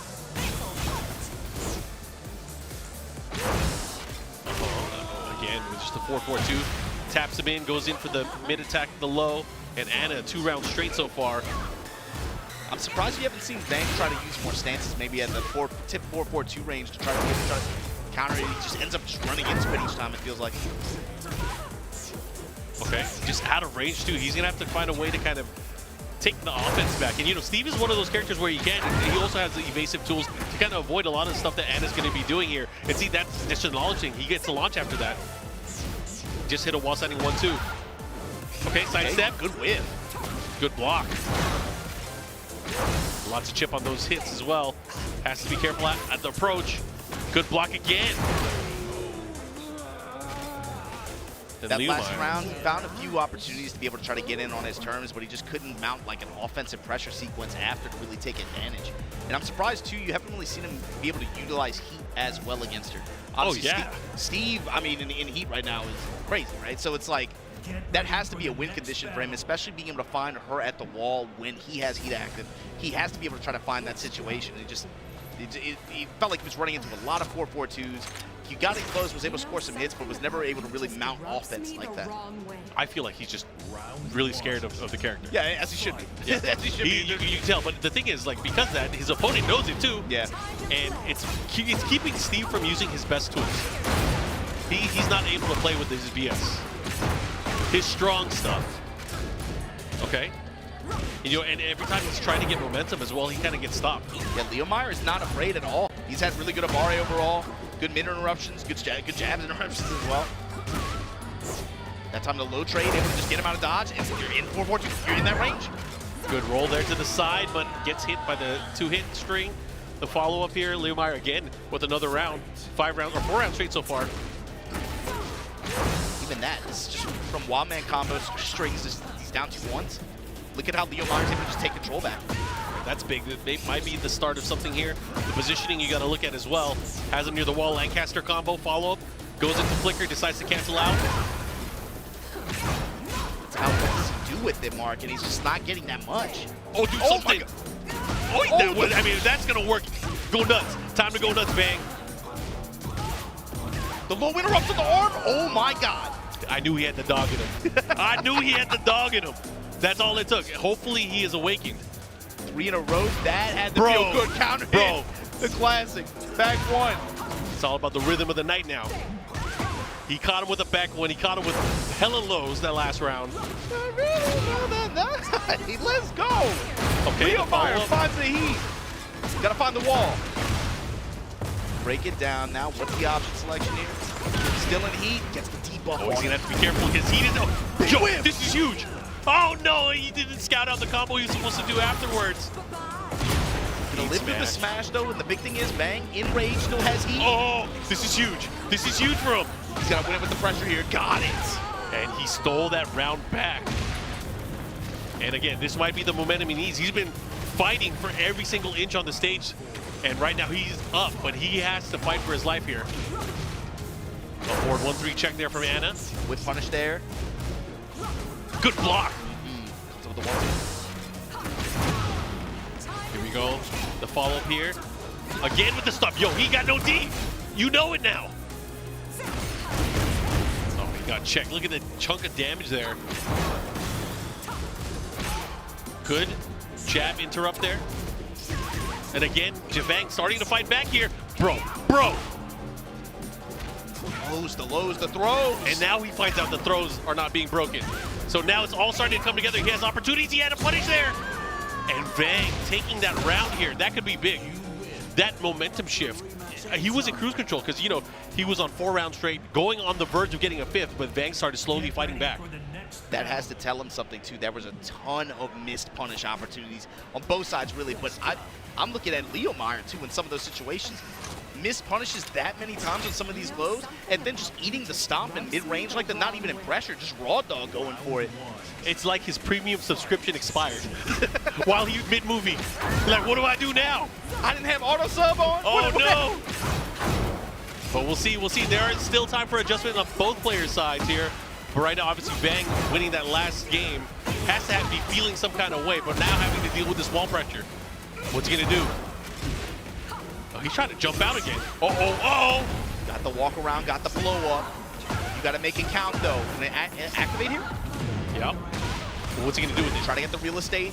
Now, how do you use this heat, Vang? How do you use it? Okay. That's the first time he got to use that, too. The whole set, we've been waiting to see it more and more and more. Finally got to use it. Didn't matter, of course. Leomire still with enough health advantage. Finds the mid-strike. Here we go. Low pressure here. Yeah, he finally asked himself, like, I should do my good moves. Let's see what he got. He went for a 4-4-2 there. With the 4-4-2 in mid-range like that. Scary. 4-4-2 right back at you. And again, he's been getting caught by that. He has to be careful. Whoa. Counter hit link. Whoa. Hey, bro, he is pulling him out.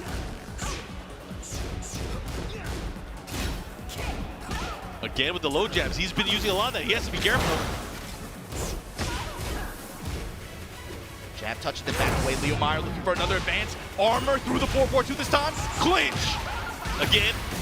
Sonic Fang. Follow up here. Looking to close it out. Oh, he's not blocking him. But the low jab able to win the round for him. Tied up here.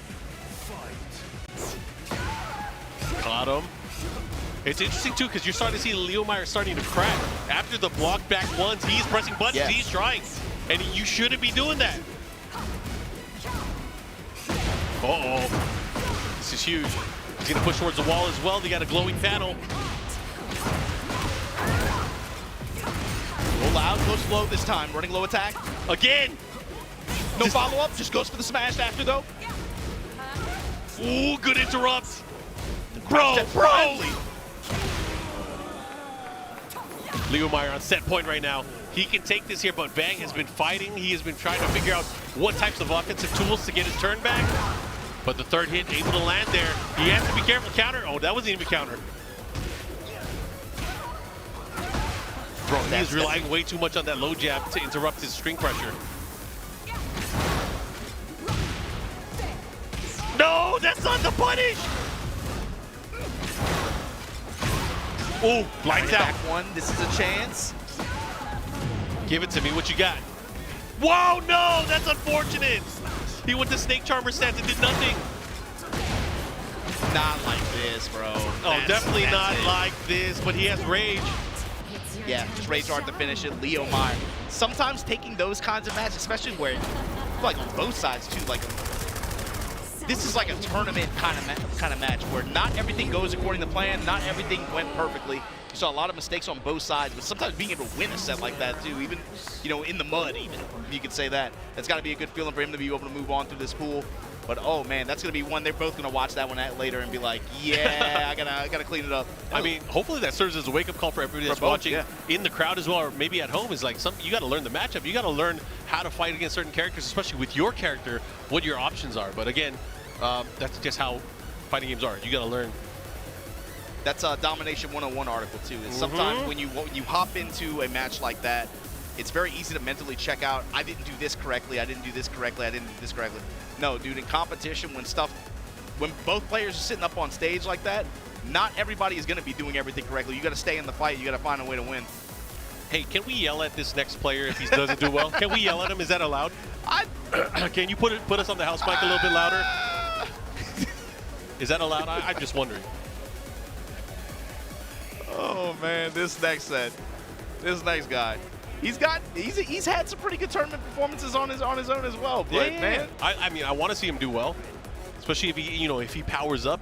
If he starts feeling himself, he starts posting You stuff on gotta social. put a headset on for that though, man. It's not gonna hit the same for him. He's not gonna feel it if he ain't talking about if he ain't talking about team comps. If he can't yell at somebody in Ventrilo or Discord, it ain't gonna hit for him. Wait till y'all see the this only next rival match. you have here is the one that you're playing against. And yo, I'll tell you what, his pool. You know who he's. Who does he got? Who's he got? Who's he got? Wait for Talk it. to Wait me. for it. This, I believe, is pool C137.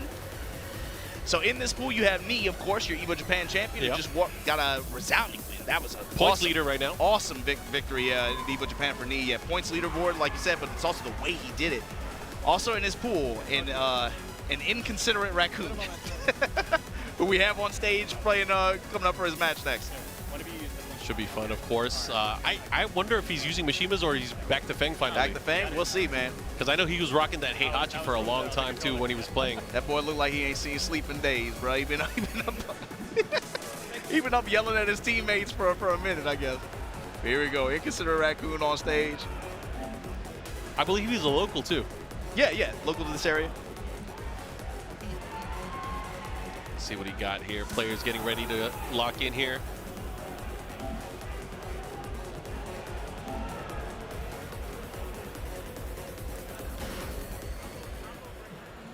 Let's see what Rack bringing to the table today. I almost popped off early. I'm getting ready to say what I want to say in case he loses. But we're gonna give him the benefit of the doubt. He might have some fight in him. Hey, look, man, that's what I'm saying. Look, I'm looking at it this way. I'm just glad Rack even here, man. To be honest with you, I'm glad he even I find pulled it's the up. greatest. He's using Heihachi. This is what I like to see. I thought he was a warrior. Then he's not a warrior. I don't know what happened, but I'm just glad he even pulled up to the fight, man. To be honest with you. You know that boy ain't right, man. He's been on this. I've never seen anybody post responses with pictures so much as he does. That's like his calling card. Anyways, we're going into this action. We got Lydia, who we've seen a ton of, who has gotten upgrades. Feels like her stock has risen a little bit. Yeah, but quite look, a bit. Mark, for all the pictures he posts, bro, you got to show us something, man. This ain't Twitter. Yeah. 1-1-2 to knock down. Let's see what he got, Machine though. Sid right now on the back foot. 1-1-2, knock her down again. Ooh, back 4 at the wall. Back 1-4, activate. He's going to put him through. No, he decides to keep him there. Do the new stuff. Forward 1+2. Follow up here, looking to close it out. Oh, how inconsiderate. How rude. The wall pressure from inconsiderate. These young kids don't care. Oh, changing up a little bit too. Drop combo, but pick it right back up. Electricity. Okay. Keeps him there again with the forward 1+2. And then an axe kick pressure. What is Machine Sid's response here? Locked and loaded at the wall. You got a problem. 1-1-2. And Raccoon gonna drop that axe kick on him. Again, the forward 4. Hey, he's looking strong right now. Very fast first game here. It's not like he doesn't play, man. He gotta pull up. Trying to see him pull up. I mean, I didn't say he doesn't play, but he don't win. He's a warrior, bro. He's a warrior, bro. He's trying to make a statement here. Unblockable? That was tight. But it traded in Rack's favor here. Look at this, the wall positioning. Yep, back 1-4, sidestep, activate. Here we go. What you got, though? Back 4 pressure again. 1-1-2. And he's his splats. Looking to close it out. One more hit again with the heel drop. Yo, 3 round trip. Maybe the fastest game we've seen all day today. That was pretty quick. Didn't even have to get fancy with it at the end. There was waiting for activations and all this other stuff. But man, just the forward 4 pressure after some of these sequences, especially wall sliding sequences at the wall, that did all the work. Did they just rematch the same stage?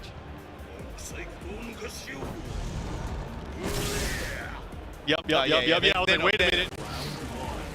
You got it random. I thought Rack lost the heart to fight. He still he starts looking at the camera. He still remember the rules. He still remember the rules. He still remember. Yo, he's still alive. I saw the dead in his eyes. I was like, is he awake? He's awake. He's alive. But of course, we're gonna get through this and we're gonna restart the match. But of course, per TWT rules, you gotta go to random select after every single game. Now, Mark, the classic here is we go back to it. They hit random select and we go right back. Bro, that's the classic. That's when you hear like the sound of the headset coming off, and then you hear us in the background yelling. But hopefully it doesn't get to that. Hopefully it doesn't get to that. But again, if you guys are tuning in, Combo Breaker 2025, still in pool play here. We're trying to figure out who's going to be qualifying into Sunday. We'll We'll see for pushing Sid's sake, too. Hopefully it doesn't come to that, because Rack had major wall control this entire game. Oh, yeah. All right, we're going to get ready here. Make sure you pick the right option here. Rematch with stage, random stage. There we go. Get ready for the next battle. And we're going to Urban On Square. the square.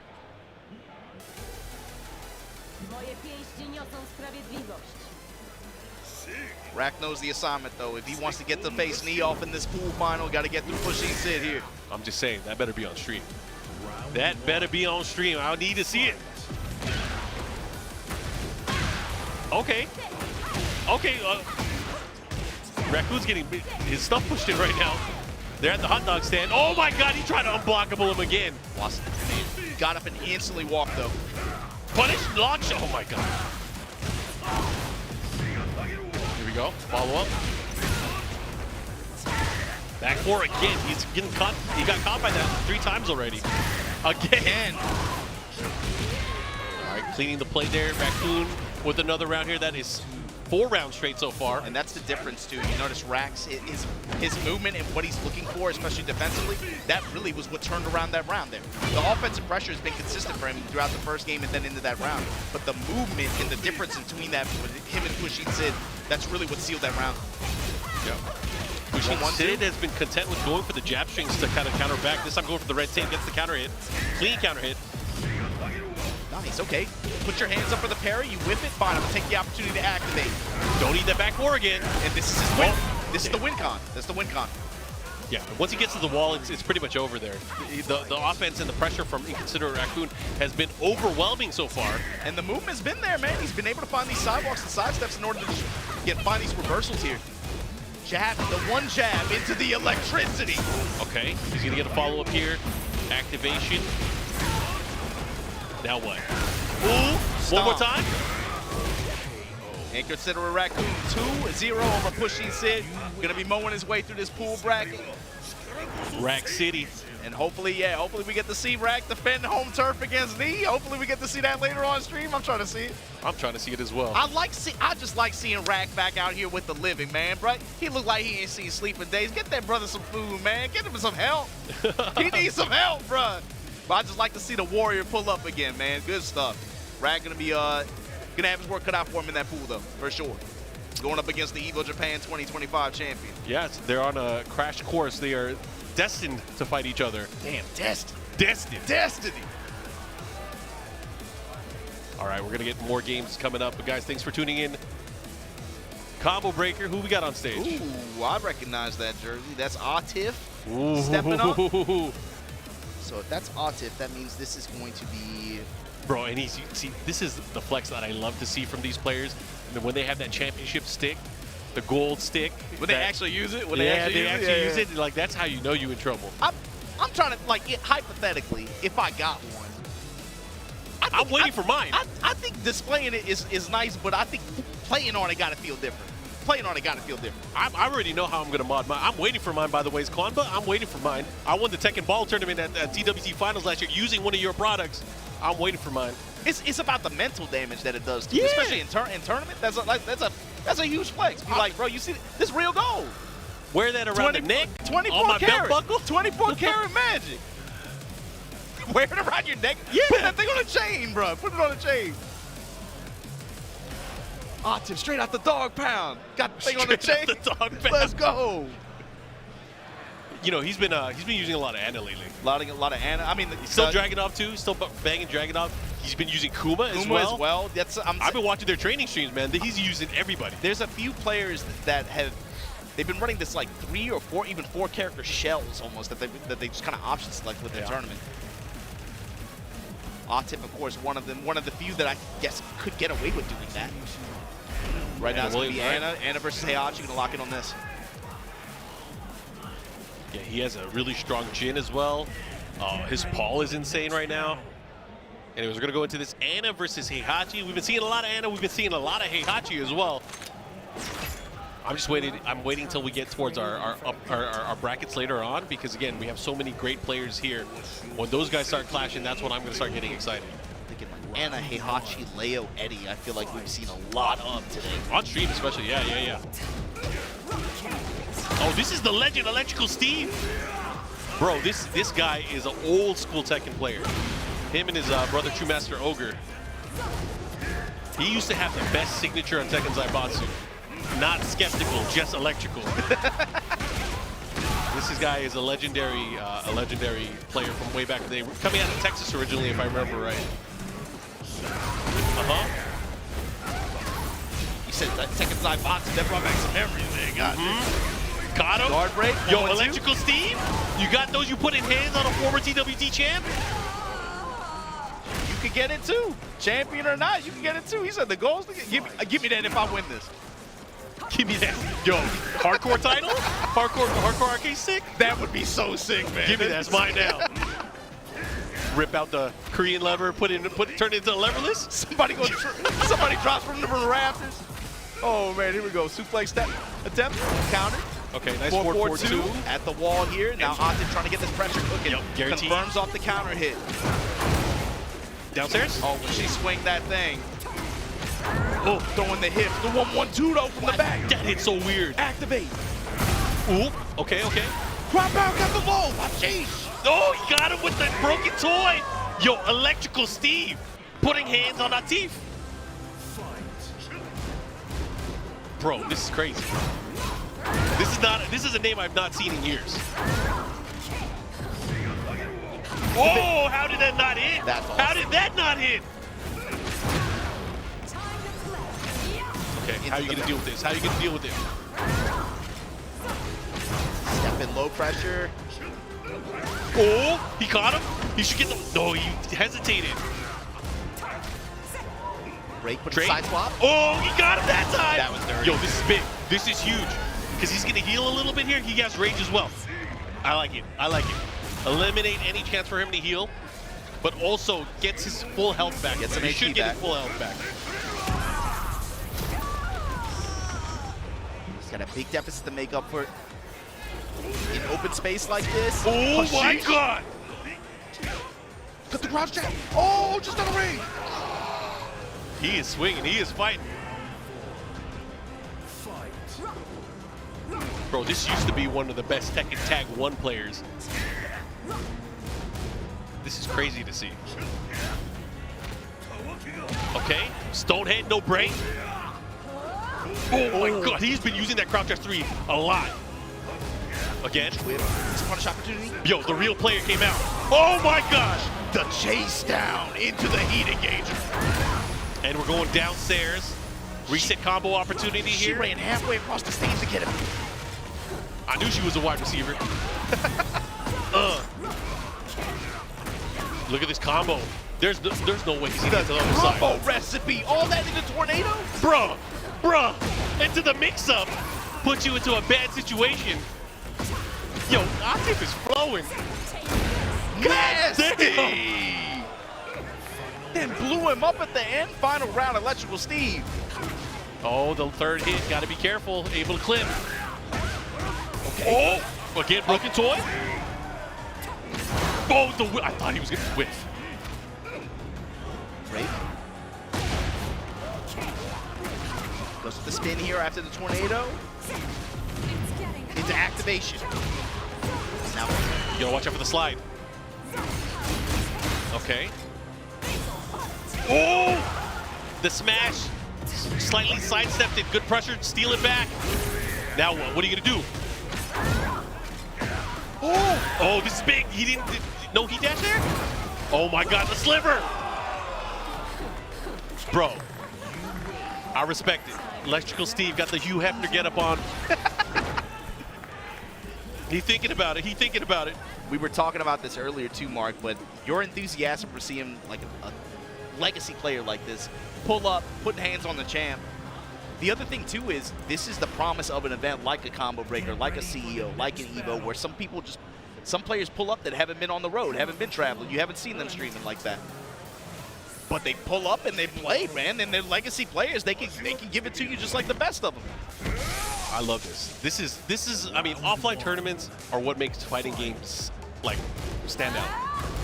Seeing this kind of stuff, man, this is history in the making here. Look at the pressure there. Guaranteed follow-up there. He's banging. He's banging with one of the world's best. Atif playing with a little bit more caution. See him backing up a lot more now.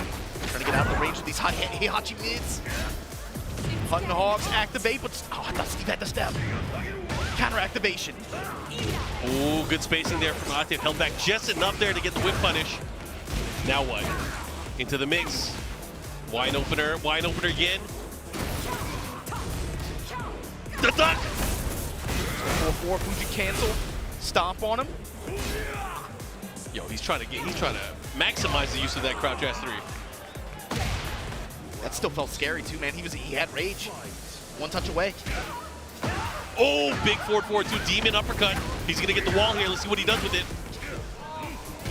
Unfortunate drop there at the wall. More armor through it. Atif one step ahead. Activation step. No. Just ground pound. Step in mid from Atif though. Gonna be able to get the wall pressure from here. Nice cancel out. Into the throw. Gets counter hit. No break again. 4-4. What's the response? Immediate press. Gotta move it. And look at that. Atif just like that, one round away now from sealing the deal here on the winner side of pools.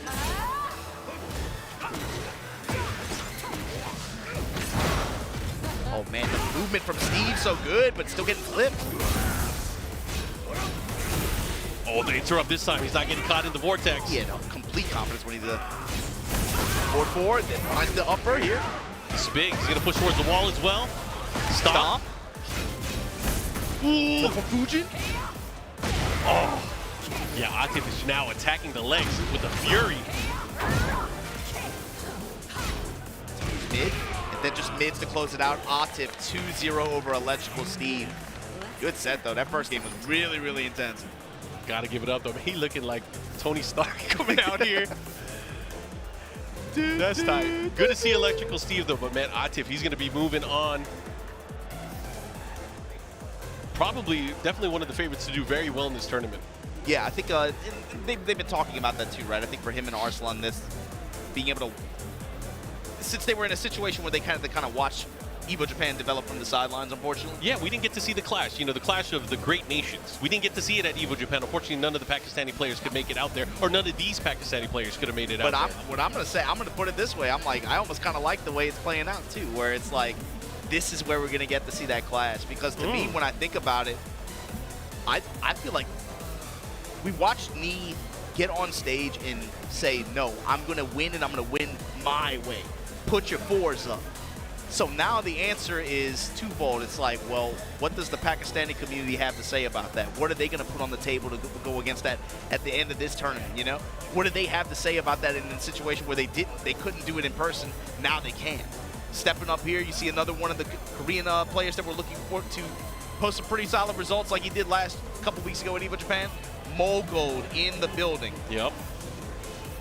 He is here. Let's see what he does here. How is he going to approach what he's been using? You know, Claudio has been a problem for a lot of people. More and more people are... For a long time. For many years, the character made a very smooth transition to this game. And, bro, we're talking about it like...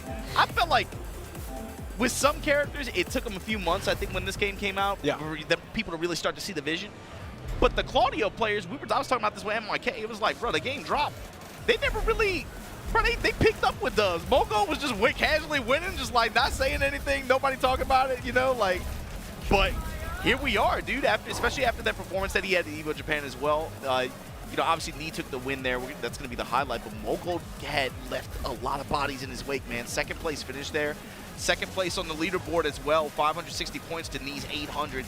He is the second place on the global leaderboard for a reason. This is Mogold. He's running this character who has been a problem for, we're coming close to 10 years now, man, to be honest, the way I think about it anyway. I think about it that way. Yeah, I mean, towards the end of 7 as well, he was very, very strong. Especially the way that certain players were able to perform with him. Obviously, the specialists, we got Shadow, we got Mogold as well, Breadman. There's a lot of really strong Claudios. Tetsu out here as well. Oh yeah, Tetsu Europe. too. Yeah, I forgot he's here. Yeah, he's got to be. Like I said, it's a sense of urgency. You can sense it on the side of some of these competitors. That time, Mogold finding the mid strikes there, able to find his uppercut, activation, and this is going against Juice. Also on the side of this bracket, that must mean Sonic Fox is in loser side of the bracket, because Sonic Fox was also in this pool. Counter throw, no change. In rage, open break, sidestep. Getting punished. Oh, the man. spin or Rooney's second hit. Scary range play there. Caught him with the 3 from the Jaguar run. The follow goes for the low as well. Alpaca in the way, get out of here. What are you gonna do? How are you gonna perform here? Oh, gets the hit, the follow up here. It's gonna hurt. Oh man, Juice was reaching, but look at the situation he's in now. Yeah, guard break. And that's been the move that people have been talking about recently too. Just this light pressure from Mogul, but it's so effective. Look at this. Sidestep 4. Mid strike, delay, and then just, jab. That's the Go back to punish. jab. Yeah, that down 1 neutral 2, not safe. Open with the running Sabat kick. Juice now, showing muscle armor, backing up. This time lets it rock, yeah. Goes to the 4-2. Muscle armor, pressure by the wall here. Try to check him with the 2-hit straight. Okay. Ooh. Nice activation here from Bullgold. Oh, but right into the giant swing of things. Good option. Now what? How are you going to deal with it? Oh, he was ready. And you know what? He's like, I don't need to do anything else. Just let me finish my 2-hit. Let me get my combo. But Juice finally on the scoreboard here. Jab low touch to open here. Testing with the jab in the back 3. Just polite approach here from Mogul. Chasing, dashing him down too, putting his back to the wall early on like this. Mids, baby. Mids. Yeah, he's going to push towards the other side as well. Activation. Oh, that was pre-tornado. Got this wall too.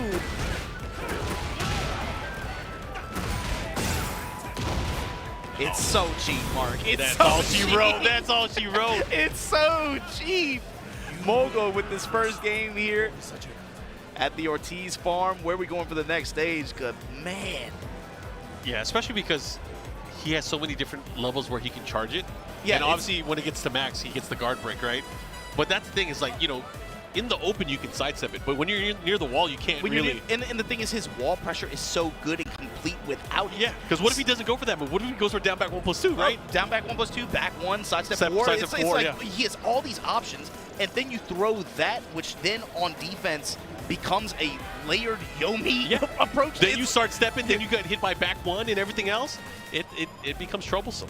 But even with some charge timings for that attack, like for some characters, it's even still hard to even sidestep guard. Yeah, you know. I saw poor Pina at Evo Japan. He fell apart dealing with that move. He was like, you know what? I'm gonna do my replacement jutsu technique, and then he got bodied after he did it once, and he was like, you know what? After that, I'm just gonna stand here, and he just ate everything after that. That move, I've seen that move mentally defeat players at the start of games. It felt like Evo Japan, even Knee at first was susceptible to it, but he was the only player to really kind of tame Mogul to even getting in the opportunity where he could run it like that to completion. Yeah, I mean, Knee was a little different in that tournament. When he won that 9 rounds straight, that was kind of crazy. Hey, bro, that picture of him holding the 4s up with the trophy. When he looked evil, I was like, bro, this man sold his soul to the devil. That was tight. Here, Juice now, what's your approach here? You got this 1 round on Mogul. Punish. Light punish still in grab range, gonna force that. Back 1, swinging, gotta float, no confirm into it. Ooh, that sucks. And again, the recovery on that is a lot longer than it used to be on when you throw out the muscle, so you gotta be very careful because you're gonna be super susceptible to throws. Look at that offense, man. Armor crush off the throw, finds the heat engager. Slight touch there, and then not quite done. Uh-oh. Opportunity into the moonsault. Press the follow-up here. Oh, he didn't believe. 1+2. It comes up with the wall standing 1, staggers his offense here, just throws that low in there. Mogul. Going back to the classics here. Jab pressure. Hessing with back 3. Interesting. Juice right back at you. Oh, man, again, he has to be careful with that. Oh, while standing 2, he was locked and loaded, ready to go with that. He knew a jab or a throw was probably going to be coming at him from that sequence. Tornado running 2. This time Starburst now active. This is what we were talking about too earlier, Mark. There we go. Yep, he's starting to go through the cycle, but he missed the combo. Activate through this pressure attempt. Crouch jab from Juice. Eats the wall stand 1-1, and here we go. Running 2 pressure. Eats the low after. It's these characters that's been the conversation lately, right? These characters that do not even necessarily need heat to really get their install pressure working. Characters like Claudio, characters like Asuka. These are characters that have had really, really great success here early on here in Season 2, and you can see why. This is so frustrating when they can loop this stuff over and over again. Bryan as well. Just like that, sidestep right. Oh my God, the Blue Moon burst, and then just like that, running to the closeout. Good stuff. Mogul going to be moving through this bracket C108. What you think about players that use that that mailbox? I'm kind of.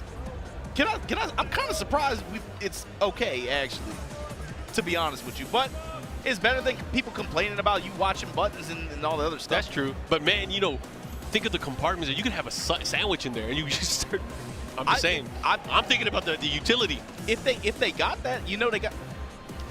To be honest with you, I think that's a selling point. I think if they making it, that they should be putting that out there. Burrito storage. We in the wrong business. Burrito storage.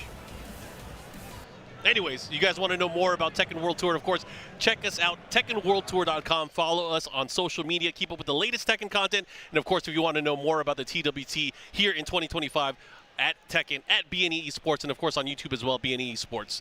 Again, lots of love, and thanks, everyone, for watching and tuning in today.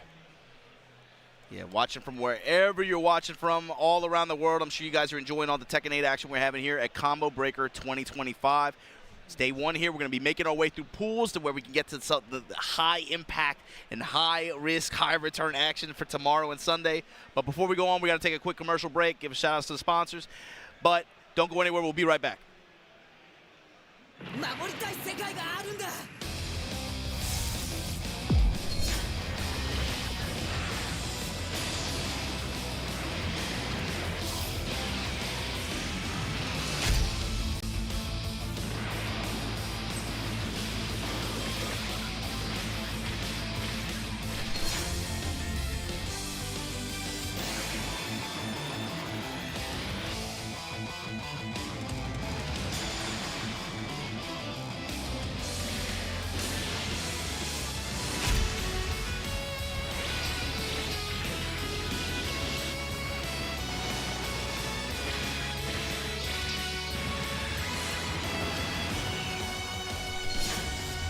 あなた方が信じて戦うものは何ですか？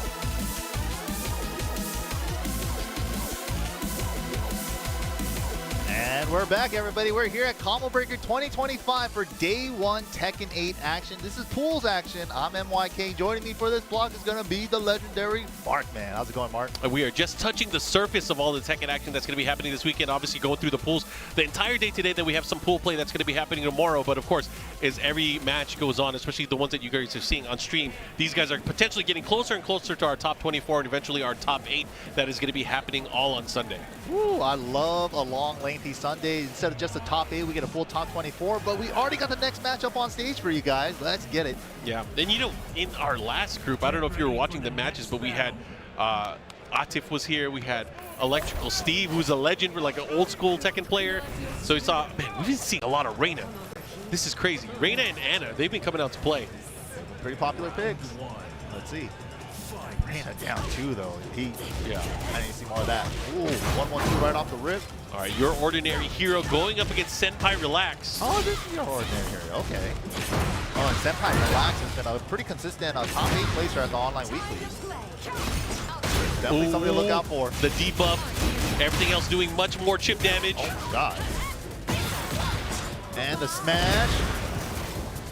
You apply the buff. Half screen 4-4-2.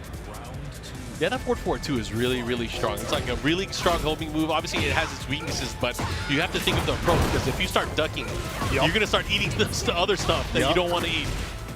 That's what they're setting you up for. Oh, I like that. Down 4-4, wine opener, flip them over at the wall to get better Oki. Is there her 1-2-1 into the bazooka blast still as effective? It's not as cheap as it was at Season 2 launch. That was so good because the wall crush.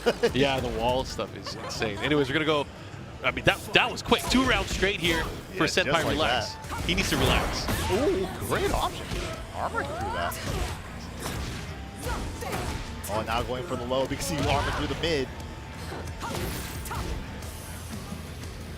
Still not enough though. Electric out of nowhere. Gotta make it count.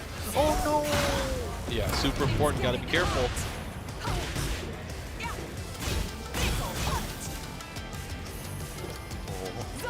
Chance, okay. Threads a needle. Okay, goes for the low option. Put a little bit of delay in it, but not enough here. Senpai Relax, man, making it look super easy there. I like that though. Right at the end, dash up, wait a little bit, then do the low just in case. Yeah, good delay timing there. What advice would you be telling your comrade here at this juncture? Especially if they got beat 3 rounds straight. Obviously, like maybe not. He's listening in. He's like, you know, I want to know what he's saying. Got to know the strat. They're both coaching him. They're both coaching him right now. At least they're having a good time. That's what it's about. Yeah. Get ready for the next battle. All right, let's see. Let's see if the switch up makes a difference. Some electrics. Oh yeah, he hit that one electric, but just didn't complete the combo. So maybe we'll see more of that.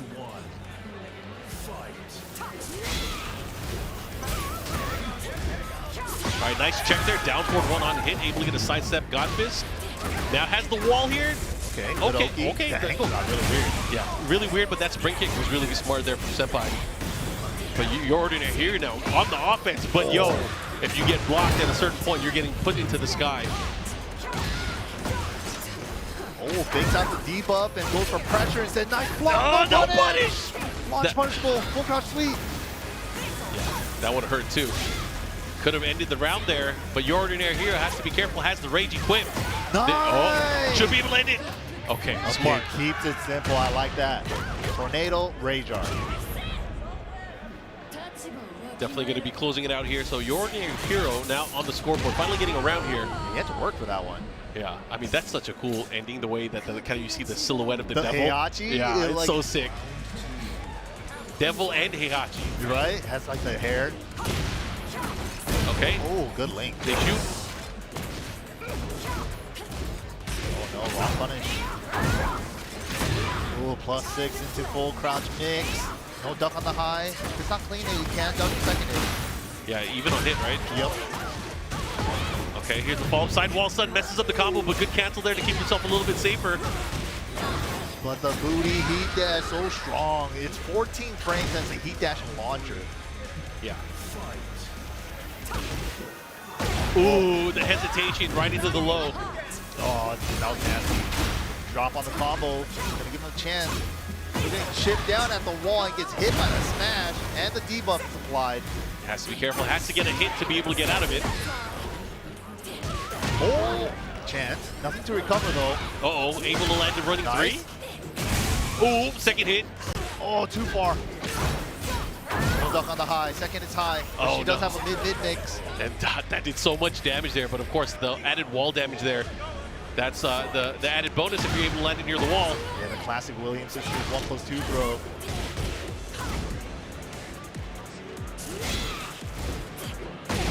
Wow, all the full crouch boots are landing for Senpai. Okay, applying the debuff. What are we doing with it? We're chipping down. Oh my god, that slice of 3 did so much. And break the glass. Great stuff there. Oh, yeah, what a win pose. That's tight. I love it when they copy the win poses. You're right, the Anna win pose for the crowd. Yep. Yeah, great stuff to Senpai relax there. Look super comfortable, just control the pace of the match to his speed. Yeah, Senpai Relax will hopefully be able to see on stream a little bit later on today. We saw Inconsiderate Raccoon earlier, who's in the same pool as Nee. He won his game, so hopefully we get to see them clash a little bit later. Hopefully that's one of the games we'll be able to see. Fingers crossed. Hopefully they haven't played that match off stream. I do want to see that. That'd be sick. Yes, definitely want to see it. Always nice to see the new generation going up against the Legends. Yeah, just to see how they do, right? Yeah. They might get a round or two. They might even get a game. I hope they get the set. Run the set. I hope so too. Can you imagine we will never hear the end of it.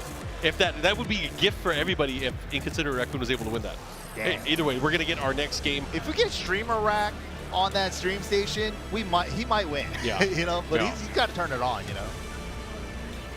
But here we go. Up next, 2 players coming up. We're already setting up.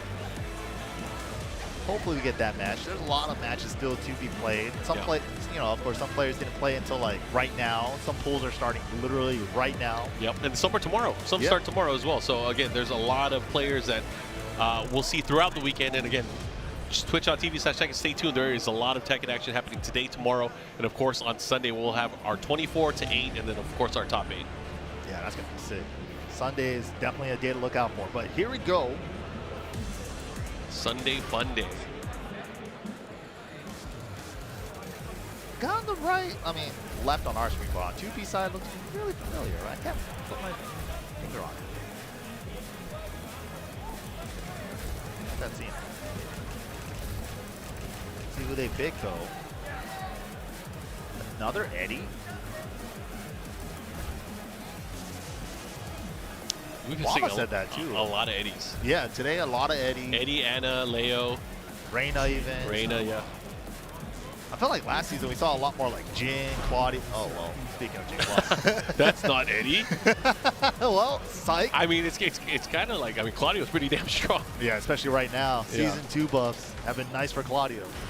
The up forward 2, the guard breaks. Yeah, he's nasty. Here we go, though. Ortiz Farm is the stage. Let's see what they can do. Jin versus Claudio, Season 1 matchup. Oh, okay. Oh, this is Mega Clinton. Okay, he's also been a up-and-coming Tekken 8 baby.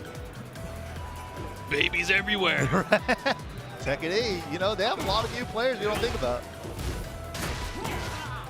And Ilias here with the Claudio. Fighting back, they trade. Back. Oh my god, what do you do if you get hit by the first part and they go full charge? Yeah, I mean, yeah, honestly, what do you do? What are the options? Maybe Jin can parry. Jin does have a unique parry. I don't know. Not something I've laughed Can it myself. go through something that's like fully charged like that though? Man, it's worth testing. We gotta find Definitely out. got it. I could, yeah. I'm on it. I'm on it. Mark's on it. We'll find out. But yeah, real close first round. Up 4-2, +4. Trying to find an opening. Just tags him low. Gotta go in. LMRK. Wait.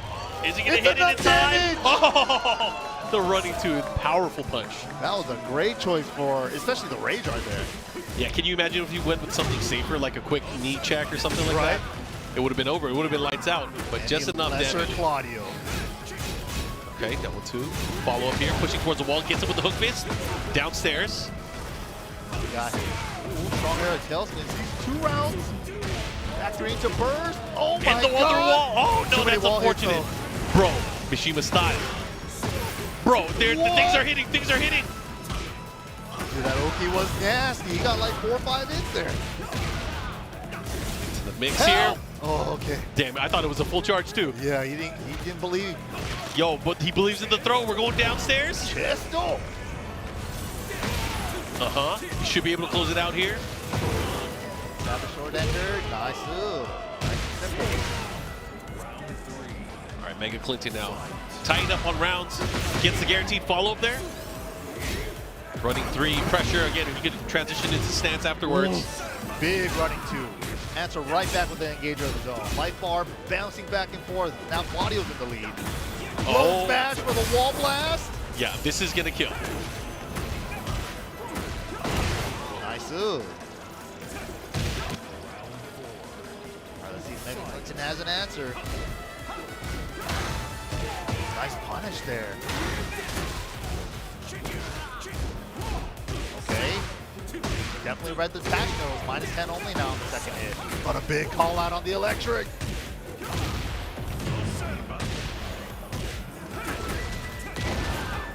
Oh, too high, but he still gets to convert. Oh, try to step. Back turn throw counter hit. Oh, and that's gonna be it. Ilias, first game. Mega Clinton. Man, it's just looked so hard to like maneuver around the 4-4-3-2. We didn't see any like parry attempts on it either. Get ready for the next battle. That definitely seems to be the Season 2 Claudio problem move. Alright, here we go. Game number 2. Included training ground. Got some breakable walls here. Oh, nice. Season 2 stuff. -10 now. 2-1-4. Ooh.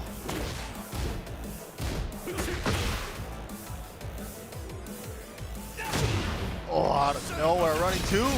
Help! He tried to step right, but the wall was there. Tried stepping left, tried stepping right. Looking rough. All right, good stuff there. Able to close out that round, man. That was a lot more brutal than it actually looked. Okay, the knees, the follow-up here. Looking really good. Is he gonna go to the other side? There's no way, right? Oh, he got it. Yeah. He actually reached. Oh, yeah, I don't think Jin can parry the full charge one, man. I think that's why he's trying to step. Yeah. But then that's the scary part. It's like, is it half release? Is it full release? Oh, you don't know. God. It's like the eye of the beholder. Like, what's he gonna do? That's a tough scenario. And he's safe on all versions of it. +1 if he doesn't go all the way. Okay.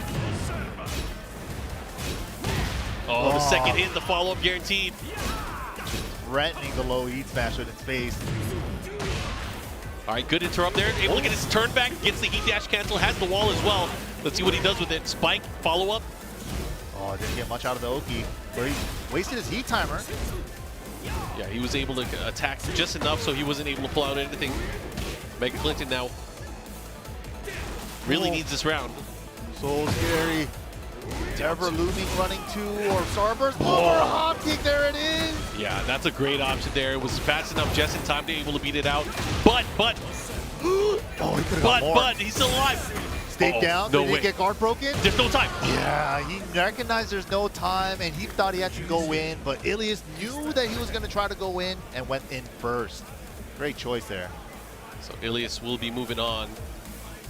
Mega Clinton has to now deal with the loser's bracket. See what he can do if he's able to get out there. Yeah, we tested it briefly, but we cannot parry that 4-4-3-2 string, that full charge one. The full charge one, you got it. Even Jin can't parry it. Yeah, and that's usually the the all-purpose tool. The neutralizer, right? Yeah, the neutralizer. It's always been in the old games, but the system changes have been a little different in this one with like charge moves and parries and reversals now. New to Tekken 8. Yeah, charge moves. I think most of them now they break power crushes, right? Most of them. Not all, for yeah. sure. Yeah, like Paul's guard break one, you can still armor that one. Ah, yeah, that's true. That's true. So the second hit of the back 1-2? Or yeah. Back 2-1, yeah. Back 2-1, yeah, yeah. There's full some charge. you can still armor through, but some that you can't. How about his down 1-2 full charge? I'm not sure about that one. I think you can, though. I think you can armor through both of it. Devilgen as well, his guard break one. Yep. Also, you could armor through that one as well. So there are some guard break moves that you can armor, but like Kuma full charge stuff, you can't armor. Good luck. I mean, it's a bear. Come on. Come on. It is a bear. It is a really cool bear. Who do we have on stage? Oh, no. We're going to get more people up soon. But again, thanks, guys, for tuning in. You guys are watching Combo Breaker, and it's been fun so far. Again, it's just nice to see these types of events where you get, some of the players from around the world, especially a lot of players, Tekken players. It's a reunion. You get to see everybody that you probably haven't seen in a while. Again, this being so early in the tour, we're probably all seeing a lot of people that we haven't seen in quite a bit of time. And it's just, always a good time. This is the consistent part. Every Memorial Day weekend, there's been a combo breaker for the past 10 years. Thank you, Rick. Thank you, everybody that makes it possible, honestly. Yep. But yeah, also, too, like to add to that, I've been really enjoying seeing the online warriors that are kind of like coming up in the Tekken 8 age, right? Like really coming up and showing up to these offline tournaments, because without you guys showing up, there won't be any more tournaments, man. We've been seeing like a bunch of tournaments disappear throughout the years and stuff, right? And that's a test too. That is a test. Like there's a lot more online tournaments. This is different because you got to remember when we first started playing, like way back in the day, there was no online. It was just offline only. People would go online to discuss strats and kind of figure out when to play, and then fight in forums. Yeah, and then when they started figuring out, when the online versions came out, I mean, even now that's like the homework, and this is the test when you go offline. So it's really good to see a lot of people kind of show up, especially those that have kind of built up their name as an online warrior. I think Shadow 20Z is a perfect example. A lot of people knew him because he was like an Xbox 360 online player, right? Tag 2 player, yeah. And him and his brother, yeah. Everyone was like, this guy's good, but he finally showed up to an event and he started, doing well. And look, he is arguably the best, if not one of the best, American players. He's getting the best results, right? Yeah, if you go by results, and if results is what determines who's the best player for NA, it's definitely Shadow, 100%. Yeah, especially with his performance getting into top 8 last year for the TWT finals. Top 8, at Evo Japan as well. Just consistency, man. And big shout outs to Team Liquid, dude. For seriously picking him up and giving him that opportunity to travel and make a name for himself. And also big pickup from Vitality as well for King Ray Jr., another which is great. Up and coming, aspiring, Oscar player. He's already been making a name for himself, but you guys already know. He's like super young still got plenty of years ahead of him. It's gonna be sick. Yeah, even seeing dudes like Mega Clinton show up offline for the first time. Yeah, it's great. Again, seeing a lot of the new faces going up against like the old school, the tournament veterans. This guy's a veteran too. I've seen him around before. Dr. Doom? The Doomsday device. You are beneath doom. Got some shirt on too. Yeah, I mean, think about it. You going up into this matchup, somebody has this fit on. Are you intimidated or no? I mean, do you fear the foot dive? I don't fear no foot dive, but maybe those fingers might shoot some lasers, A little scary. Hit him with the butter gun, the finger lasers. Just got to air throw him first, man. Yep. Well, this is a first for me. Right? Dr. Doom coming up on the sticks. Who do they play? We're about to find out. I'll say bear player.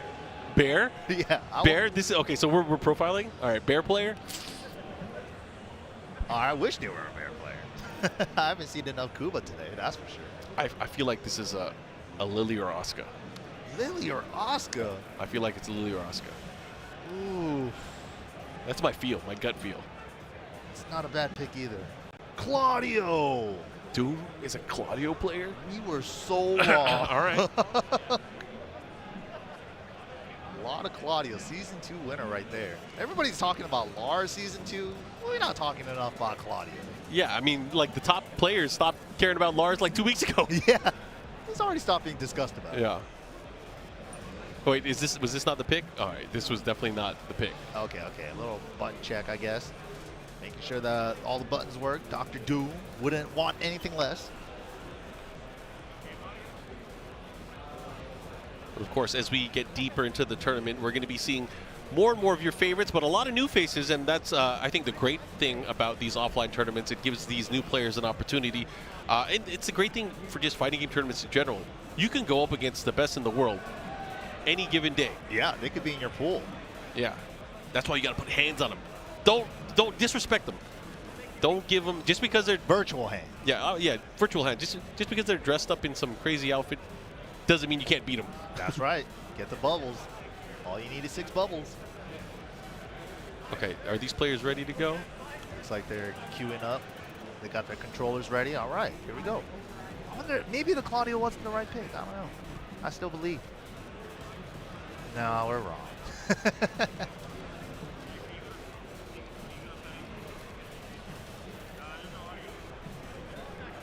Not sure what's going on over there with their pads, but looks like they're getting it figured out. Well, we're about to find out. But again, guys, thanks for tuning in. Lots of tech in action the entire weekend here. Oh, maybe it's audio, no headphones. Not quite sure. Let's see though. Any for you, is there any particular player that you want to see do well? Ooh, like Obama was saying, he was saying that he wants to see one of these NA players up and coming just really make a name for themselves. I think this is like what better place in here, right? Combo breaker, big NA tournament, like top 3 tournaments here in NA. So there's no other better opportunity than right now for these guys. I mean, they could do it. I'd like to see it. Of course, I always want to cheer for the NA guys, especially over EU. That's like a given. But I really want to see Mishima players do well. And there's quite a few Mishima players that don't usually get out. I mean, Keisuke has been to a lot of them, but he's here as well. But Ikari from Japan, playing out of Japan as well, is here as well. So we got 2 really strong Kazuya players. You know, there's Qudans. He's using Heihachi right now. Yeah, I don't think there's any Deviljin players. I saw Invanes. Yeah. But I mean, like in general, there's not that many Deviljin players left. Yeah, and he was talking about possibly wanting to switch to Kazuya no, okay. too. I don't blame him. I don't blame him. It's happening to all of them, man. That character. Nobody believes in him anymore. If Qudans doesn't believe, maybe there's. I mean, to me, that was like one of the biggest like shocks. Is like you know, he actually stepped off of him after how many years has it been? Forever. 20 years. After 20 years, he jumped off Deviljin. I never thought I'd see the day. Yeah. Full-time Heihachi. Yeah, it is actually kind of crazy to think about. But then, like, we see players like Ni, right? And then we historically know him for the Bryan. Yep. And it kind of feels like, oh, shoot, he finally went back to the Bryan. He's always used Bryan, but he's always found other characters to be stronger or probably better suited for his tournament play. Yeah. And we saw that with, you know. Especially in 7. I felt like he played the most characters ever in 7. Oh, yeah. There was, like, some tournaments where he used, like, 6 or 7 characters, right? Like, what the Yeah, I mean, I remember, I think most vividly, probably a lot of people remember, is that one tournament where he beat Qudans by using Lili. Yep. I think everyone's like, whoa, this guy's crazy. It's like, what? He had a Lili this whole time? Yeah. Specifically scouted for that matchup. That's what was so cool. That was, yeah, we don't see that Ni anymore. But I'm liking the Tekken 8 Ni too, like figuring out the game and really sticking it out with Bryan to figure out the game. That's been a cool storyline too. Oh yeah, definitely fun to watch. But here we go. We finally got the controller situated. Let's get it. Claudio versus Oscar. Round 1. Fight. All right, starting things off, we got Joe Budden. Oh, this is Joe. Joe Budden's a good player. Coke built with the Oscar, Joe Budden with the Claudio. Man, both of these characters are gorillas. They definitely are. Yeah, if we need they're bullies. That 100-man versus 1 gorilla take, just send 1 Claudio or 1 Oscar. We'll be good.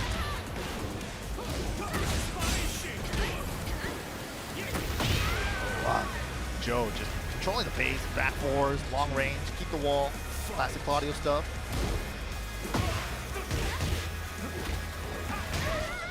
Generic throw is good. Ooh, great power crush choice there. Able to beat out. Had to eat quite a bit of life there though, but again, another throw. A lot of counter throws. Yeah. Ooh, down forward 1 check. I like it. Here we go. 2 rounds straight for Joe Budden. All mids. I mean, the rounds have been kind of close here. This is Brawl Pro's favorite player, Joe Budden. Oh, at the shoulder. Oh, could attack that. Oh, just fakes it. It's so crazy how long you can charge it before it's the the guard break or not. Yeah, I could have sworn that was the guard break that he did too. That's the crazy part. Anyways, looking to close it out there, that 4-4-3-2, able to land at the very end. And even though some of the rounds were close there, he pulled off at the very end. Man, that is menacing. I'm definitely only seen him at our local with just the mask, but he's never had the robe before and the hoodie. That's why it's tight. Yeah, I'm like, what? He only brings this out for major tournaments, bro? Alright, so game number 2 here. Joe Budden up 1-0 against Coke Milk. Oh, that's one way to get around it. Okay.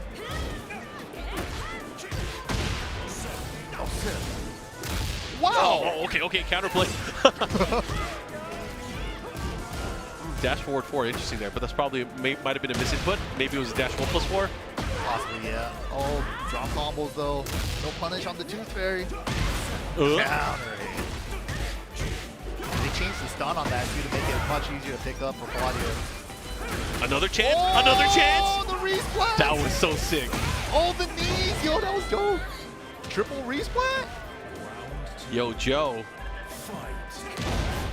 Back. Putting on an exhibition right now. I've never even seen the Claudio up forward 3+4 resplat like that. Good, able to maximize the combos for what it was worth there, getting that aerial float early on. Oh my god. Yo, he's going back wall to wall, follow up. Oh my. Oh. Into charge up. Help! Okay. Oh, okay, that's how you do it. Dice duck. But yeah, the mid-high string. Joe Budden too aware. No punish on the down forward too. He's starting to round off a lot with that. Getting great mileage. What the? He went right through. What the hell? What happened? He is a sneaky character. That was crazy looking. Final chance for Coke Milk, but nice try to Coke Milk. Joe Budden was just looking too strong, too dominant. A valiant effort, but for you, unfortunately, it was doomsday. You are beneath. Oh, you can't be doing that. Don't fall down. Oh, man. About to get in trouble. Good time, good time. All right, guys. That was for. My goodness. We got more games. Looking at the schedule, of course, we got a few more games before we had to take our next break. I want to see who we got up next, though, because we've been seeing a lot of representation, a lot of new kids, especially coming up to the stage, but we're going to find out who we have next. But we do thank you guys for tuning in. Yeah, it's been a great Tech and Build day today. And, of course, the matches are only going to get more and more crazier as the days go on. Tomorrow's about to go ham. Yeah. End of tomorrow. Ooh, it's going to be a long day for a lot of people because, you know, sometimes these guys have to play early because, you know, this is the nature of tournaments, especially with a lot of players. Some people play early on in the early pools and they have to wait till like the next day or the evening of the next day to play again. Over a 1,000-man tournament, you can't just run it all in one day, you know. I mean, you can, but it's probably not advised. You can Don't try. do it. Yeah. Not recommended. Yeah, it's rough. Definitely rough. But over 1,000 people here for Tekken 8. Quite a number. Pretty big one. Yep. A lot of pools matches. We got day 1 pools, day 2 pools. Tomorrow we're whittling it down to top 24, and then top 24 to the top 1 on Sunday. All right, who we got here? You know, there's a lot of characters we haven't seen yet throughout the day, and I feel like there's going to be a lot of characters we're never going to see too. That's also true, yeah. And you know, I really enjoyed like maybe the last year's Tekken 8 and also Tekken 7, the year before that. We saw almost every single character at every single major event. It was pretty frequent. We would see representation from almost everybody. But you know, is there any character that you haven't seen in a long time? Today? Not just it's like in this version of Tekken 8. Ooh, like I think aside from Devil Jin, we've seen almost everybody. Yeah, Zafina, I've still seeing Zafina, especially later in the tournaments. Zafina with like Shadow, especially, really putting that character on the spot. But Claudio, dude, he's everywhere. Claudio is everywhere. If season 1 was Dragunov City, this is Claudio's definitely. Well, he was a season 1 character too. Yeah. Snappy He just boy. that's how Power Peep works sometimes. Yeah, man. Just goes down the line. Like, great character, great moveset. Snappy boy with the Claudio going up against Shaggy and the Dragunov. All right, nice little combo from the sweep there. But finds the heat dash with back forward 2. Yep, you should be able to get the follow-up here. Misses too many wall hits. Gosh, that's unfortunate. Into the throw, that's guaranteed. Of course, he was trying to power crush in that instance. Oh, another one. Far right ball. Oh, the patience. Oh my god. Got the wall standing attack afterwards here. Looking to tie it up, he gets the wall stun. and the splat, the follow-up, he should be able to close it out. No Oh! rage art, but okay, still gets around. That was a little scary. He could have definitely gone for the rage art after the jab. Snappy boy, power crush. Gets the interrupt here. Great step with the side step 4 there. And Amari's shoulder, get off of him. Ooh, good side switch too. But backs up. Ooh, immediate low smash. Low smash. Follow up here. Ran right into him. Oh, out but of the air though. Counter smash. Whoa. Accidental jump back. Oh, it just tags him low 3 times. Snappy boy. It be like that sometimes. Especially when you get like an accidental jump like that, you're like, oh shoot, I don't know what I'm doing. I don't know how that happened. Hop kick out of nowhere, no fear.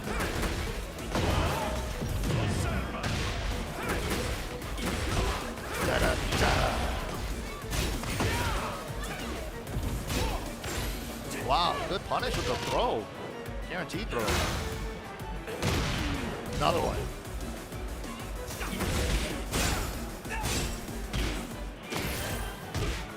Oh, what a jump pigeon roll is good.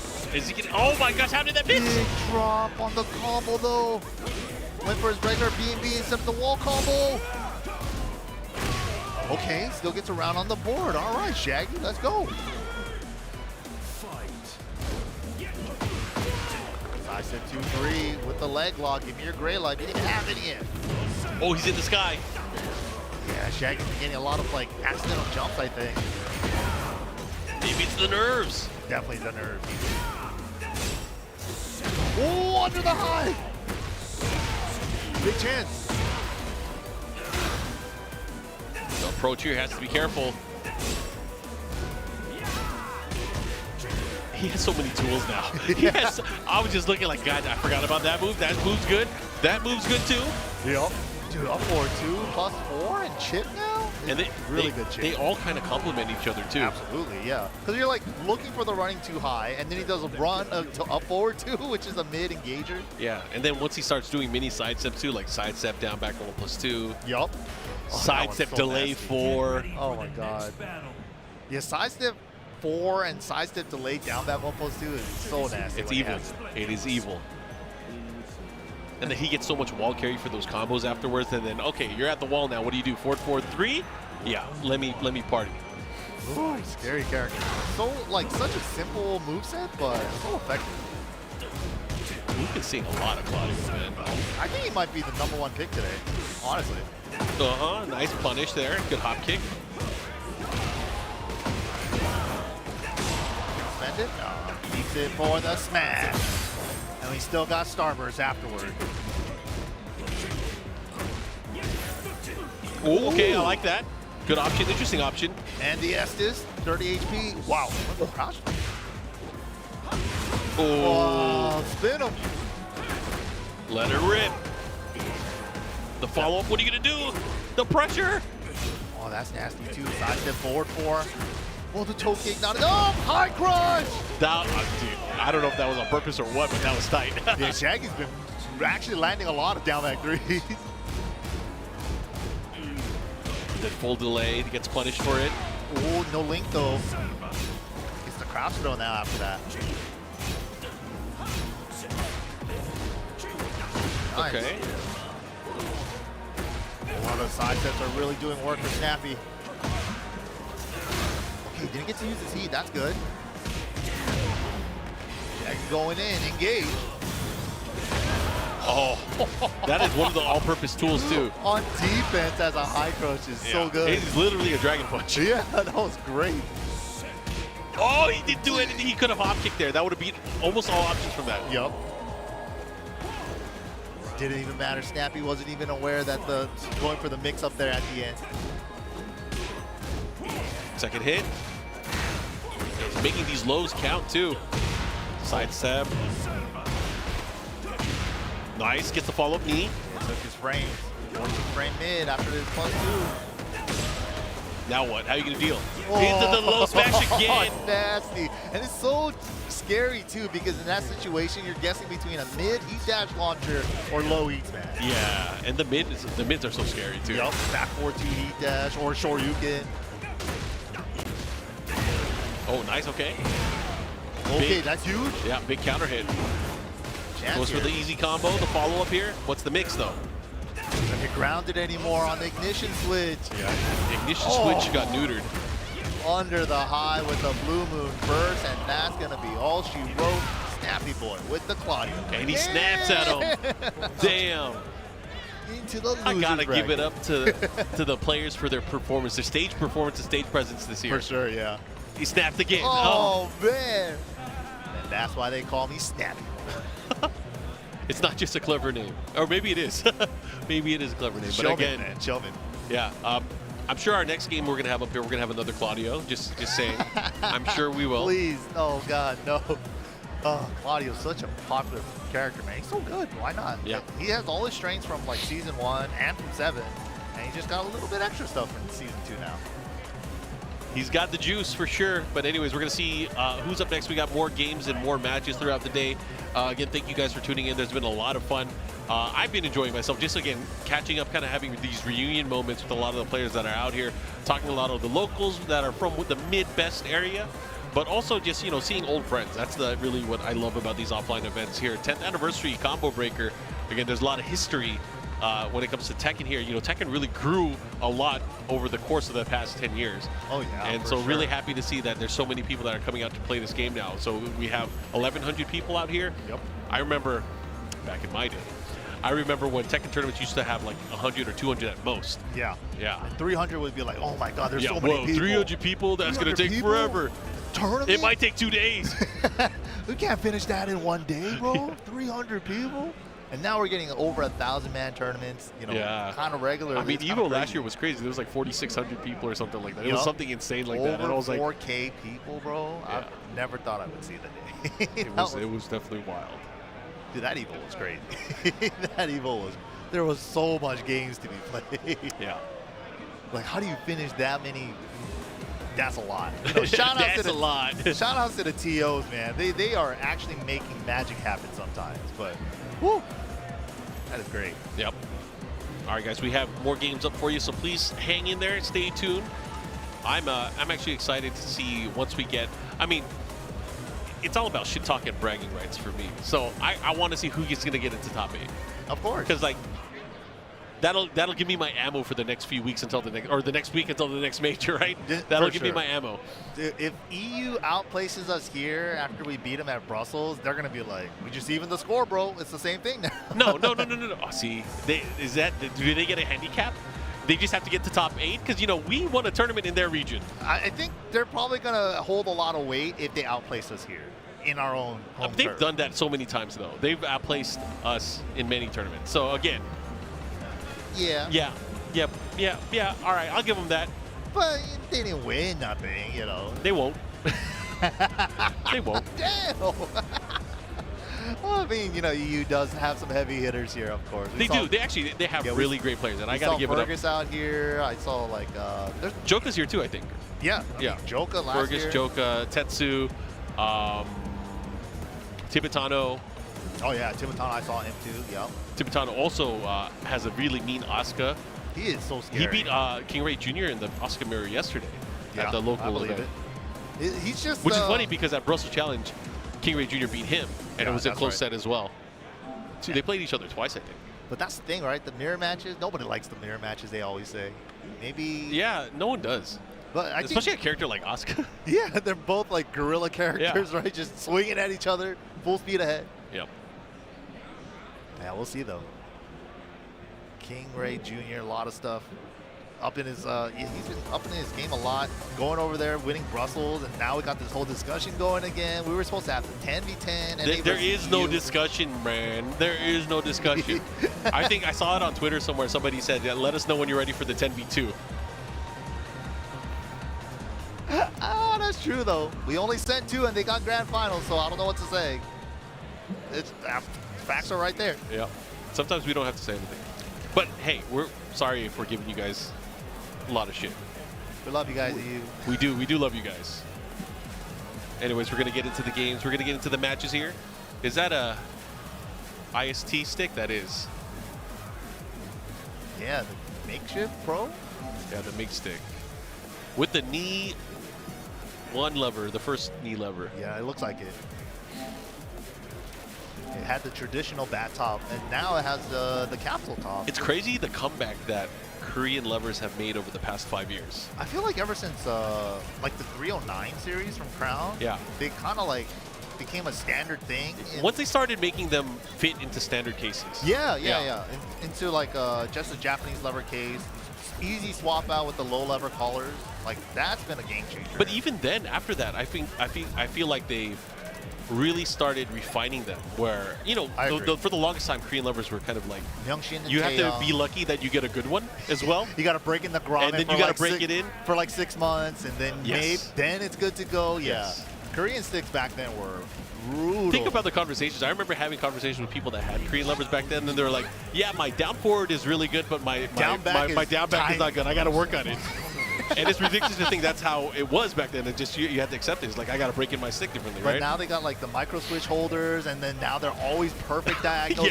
We've come so far in that department for sure. All right. Getting to the action, we are in Paris. Oh, and we haven't seen that much Ling. I think only one time today, and then Alisa as well. But we got Patch going up against Jiggy B. Oh no. Maybe there's a miscommunication here. Is there? Oh, okay, yeah. He's definitely holding forward.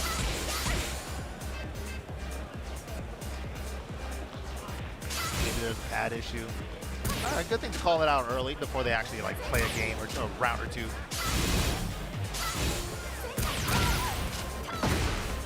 But of course, we're going to move this forward and then get started with the match or the game. Yeah, I'm not quite sure what there's definitely an issue.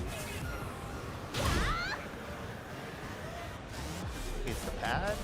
Not sure. All right, our team, I'm sure, will get on it. They'll figure out. Are they just going to play? They're definitely not. Okay, they're still trying to figure this out. But either way, as we were kind of talking about, players that we kind of want to see do well in the tournament, I'm still trying to figure out who I feel like is, Knee, hot off of his performance, right? Yeah. And one of the conversations that we've had, for the past, I don't know how many, is always going to be Knee versus Arslan, right? Yeah, that's the rivalry, right? Pakistan, Korea, and those are like the two guys. Yeah, but Korea and Pakistan, they both have some of their best players out here, right? So that's going to be interesting to see as well. You got Young Farzin, you have Atif as well, and they have every opportunity to be able to make it really far as well. On the Korea side, you have Ulsan, you have CBM, you have Knee, you have Lohai. So many good players, Junding. Now that you brought it up with the Pakistani players, with Atif, right? Especially, like, runner-up at freaking every big event. Consistent second place, right? I feel like he is like right there to just start his dominant phase, where it's just like 9 years of Evos or something like Justin Wong, right? Yeah. He's like dominance. Right there. I feel like he's just gonna break through at any moment. If he could just break that bridesmaid curse, he's right there, bro. But sometimes that's the most tough thing, right? Yeah. There's so many players. I feel like at that point. Oh, for sure. Because he got second place to different people, like every single time. That means there's always somebody that could beat him. Yeah. And like the run up until that grand finals, he just looked so unstoppable. Especially like EWC last year, right? Yeah. And we going into it, I know a lot of us were maybe kind of joking around backstage. We were like, oh man, Ulsan's done. There's no way he's going to beat him. But then Ulsan wins 5-0. Come on, that was crazy. That was actually a crazy set. That was insane. Yeah. I just remember all of us looking at each other like, what the hell is going on? What is happening? Can he get a game? Like, oh my God. And we haven't seen a beatdown like that in forever, actually, on a stage like that. But again, for him to still be consistent and be able to perform at the highest levels against, doesn't matter who he's going up against, it's very admirable. So I would love to see him do well. Of course, yeah. I think he would be my favorite, personally. Early on for Tekken 8, especially from Europe, Joka was doing very well against all players.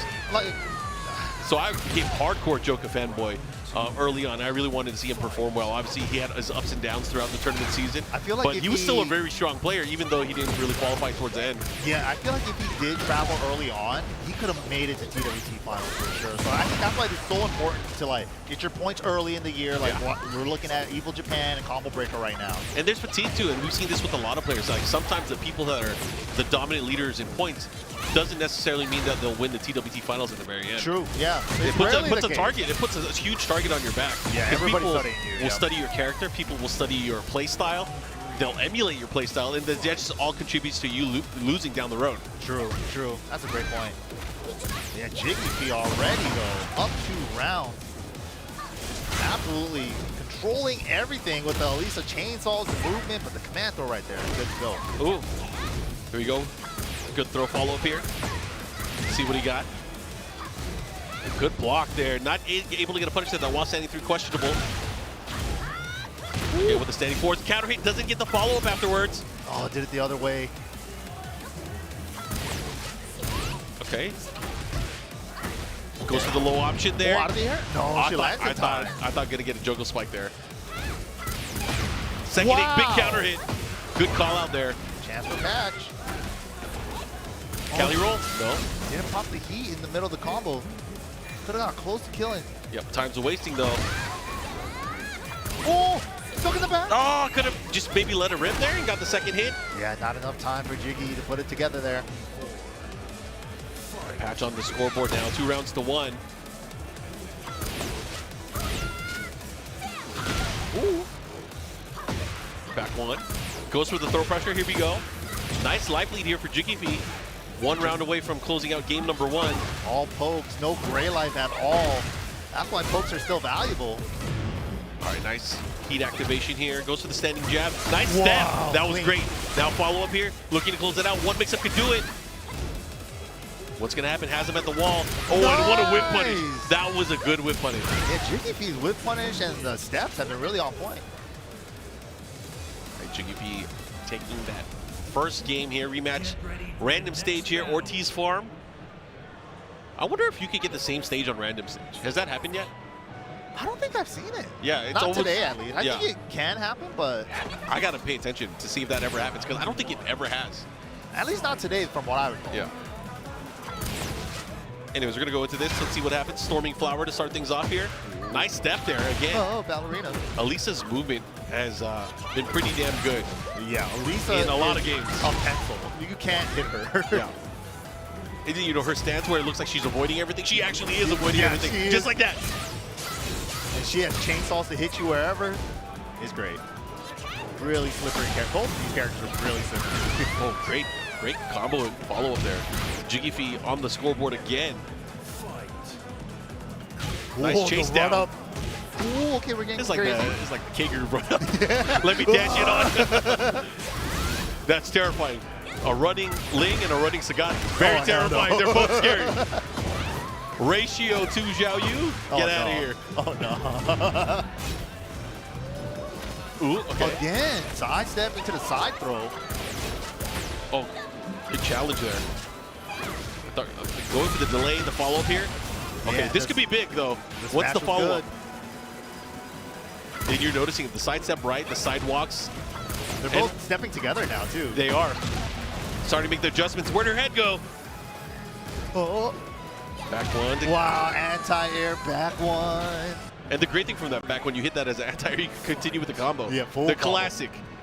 That's such a classic Alisa pose. Back one, puts her in crowd. A great move. Yo, the saws are chaining. To the grab. Okay, get off of me.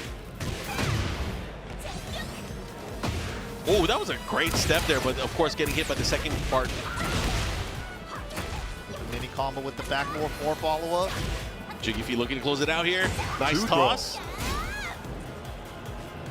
Gotta be careful, can't sidestep from this juncture. Oh. Nice.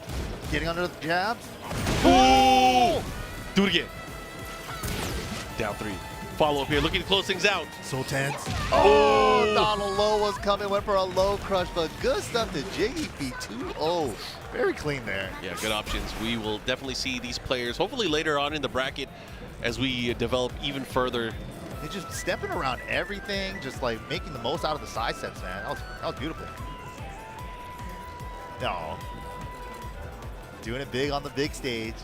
They try to patch though. Not out of it yet.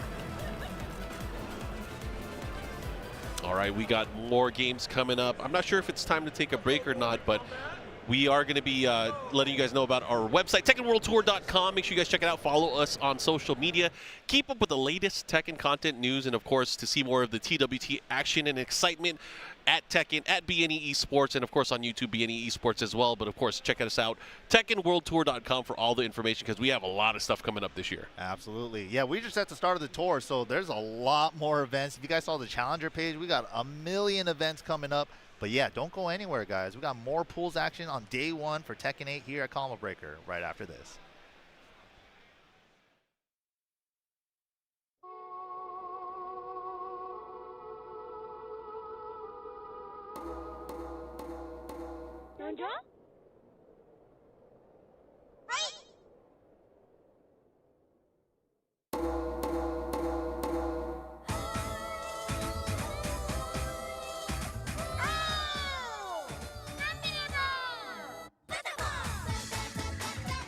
Beloved rhythm games, Patapon 1 and 2 are back together in one bundle. Patapon 1+2 Replay. Hopelessly lost and full of despair, the Patapons sent out their bravest in search of the Holy Drum. With the legendary drum in hand, guide the Patapons as the new mighty one to Earthend. Advance, full speed ahead. Attack, ready, aim, fire. Connect combos with various commands. Got the fever!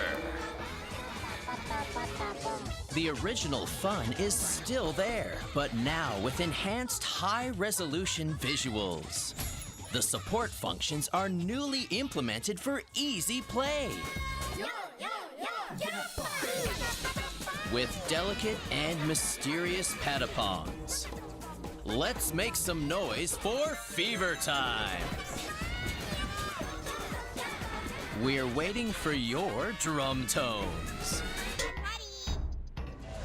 Patapon 1+2 Replay.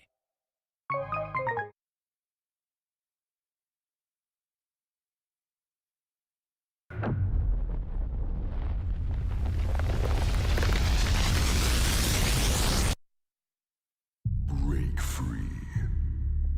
Become unbound from the laws that govern reality. To turn the gears of time once again. An apocalypse looms over parallel worlds as their fates begin to intertwine. The battle to alter destiny begins. Embark on a journey alongside gods, heroes, and monsters of bygone eras. The anomalies, known as Digimon.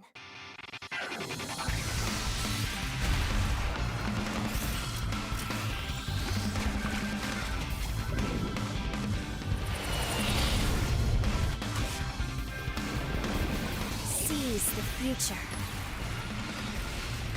Together. The story of a bond that transcends time.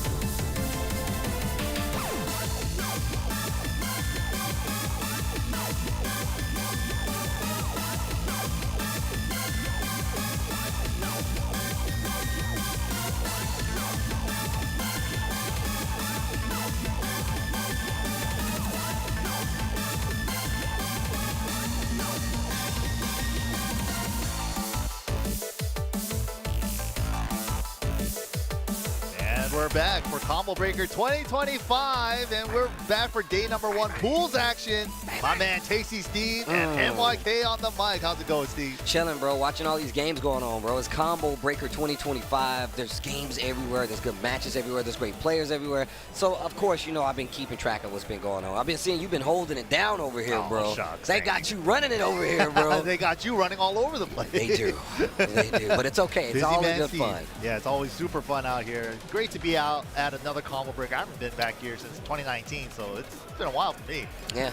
I mean, look, it's been a minute since I've entered a Combo Breaker. I've been coming pretty consistently for a while now, man, and it's always a good time, man. You get to see the best of the best come out, and a lot of times you get to see some of the best international talent in the States, and these are the kind of events they come to. Yeah, we got a lot of big names out here. Me, Mogul, Atif, Farzine, Arslan. Yeah, man. Unlike Evo Japan, like we was talking about, I saw Keisuke when I was actually leaving to go use the restroom, and he was just like, ready. I'm like, all right, that's okay. I believe you. You know what I'm saying? But here we go.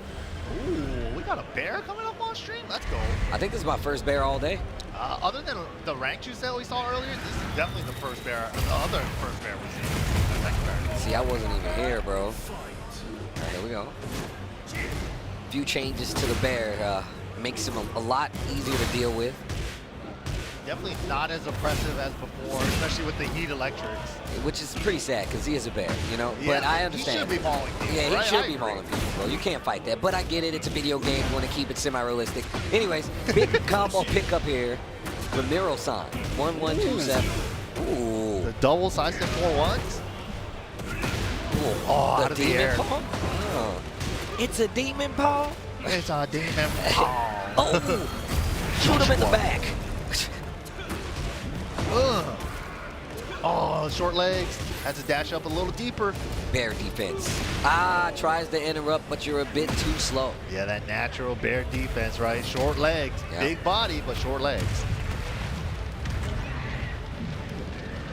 Okay. Yo, they're getting involved in the fight. Joshua, no!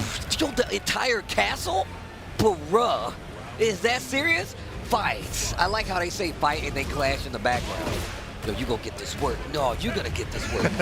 I gotta figure out why there's 2 of them. Right? I didn't make it that far into the game yet. Dude, me and Mark was just talking about, actually, I have to play it, but he's played it, so, oh, nice. Bear twin pistons. Hold on. Ooh, out of nowhere. Here we go. More is lava. Oh, wait a minute. Yes. Yo. Oh, my. The combo. Oh, that was dangerous. I thought he was cooking something. Engage. Okay, gets the axe again.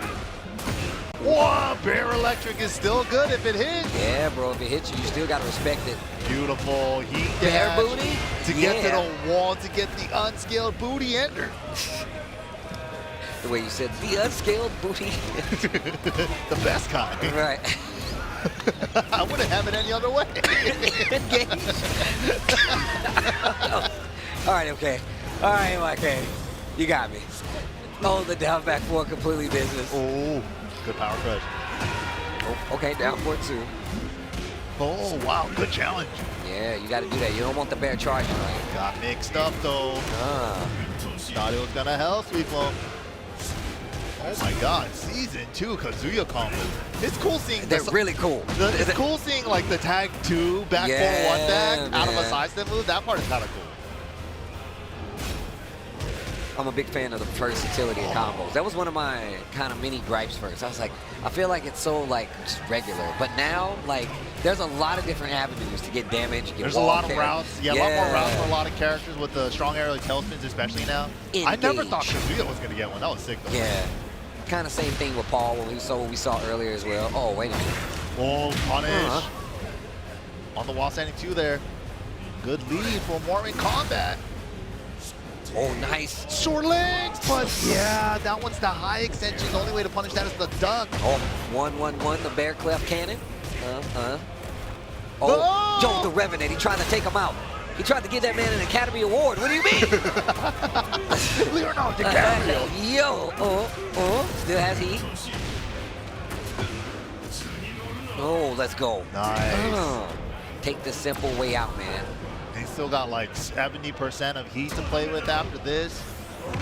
Got plenty of Oh, yeah. What are we going to do with it? Power Crush? No, Heat Dash. Oh, nice. I like that. It's a smart challenge, but not when your life is that low. I feel like that's an option we don't see as often in Season 1 Kazuya. The Roar, the Devil, the 1+4 armor.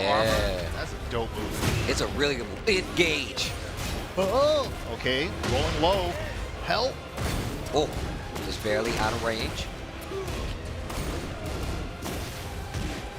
Oh, so. Oh, right, you had it that time. Didn't let it rip. Get up there. But we're going to charge it? No. No. Big drop on the combo. Charge that one, though. Oh, no. Oh, no. And guarantee? No, he just guessed wrong. He had time to get up. In previous games, I was 100% guaranteed. I'm not sure in this game, though. Yeah, The especially this season. It could be, but once again, I haven't had a chance to see it or test it, so I ain't going to say nothing. Get ready for the next Look, nice cordial match here. Love to see it. Sportsmanship. Rebel Hager.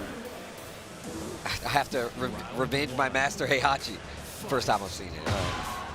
Yeah, all the characters have like interactions now if they do have any relations to each other. Yeah, it's actually really sick though. I'm a big fan of I love that kind of stuff, yeah, in fighting games.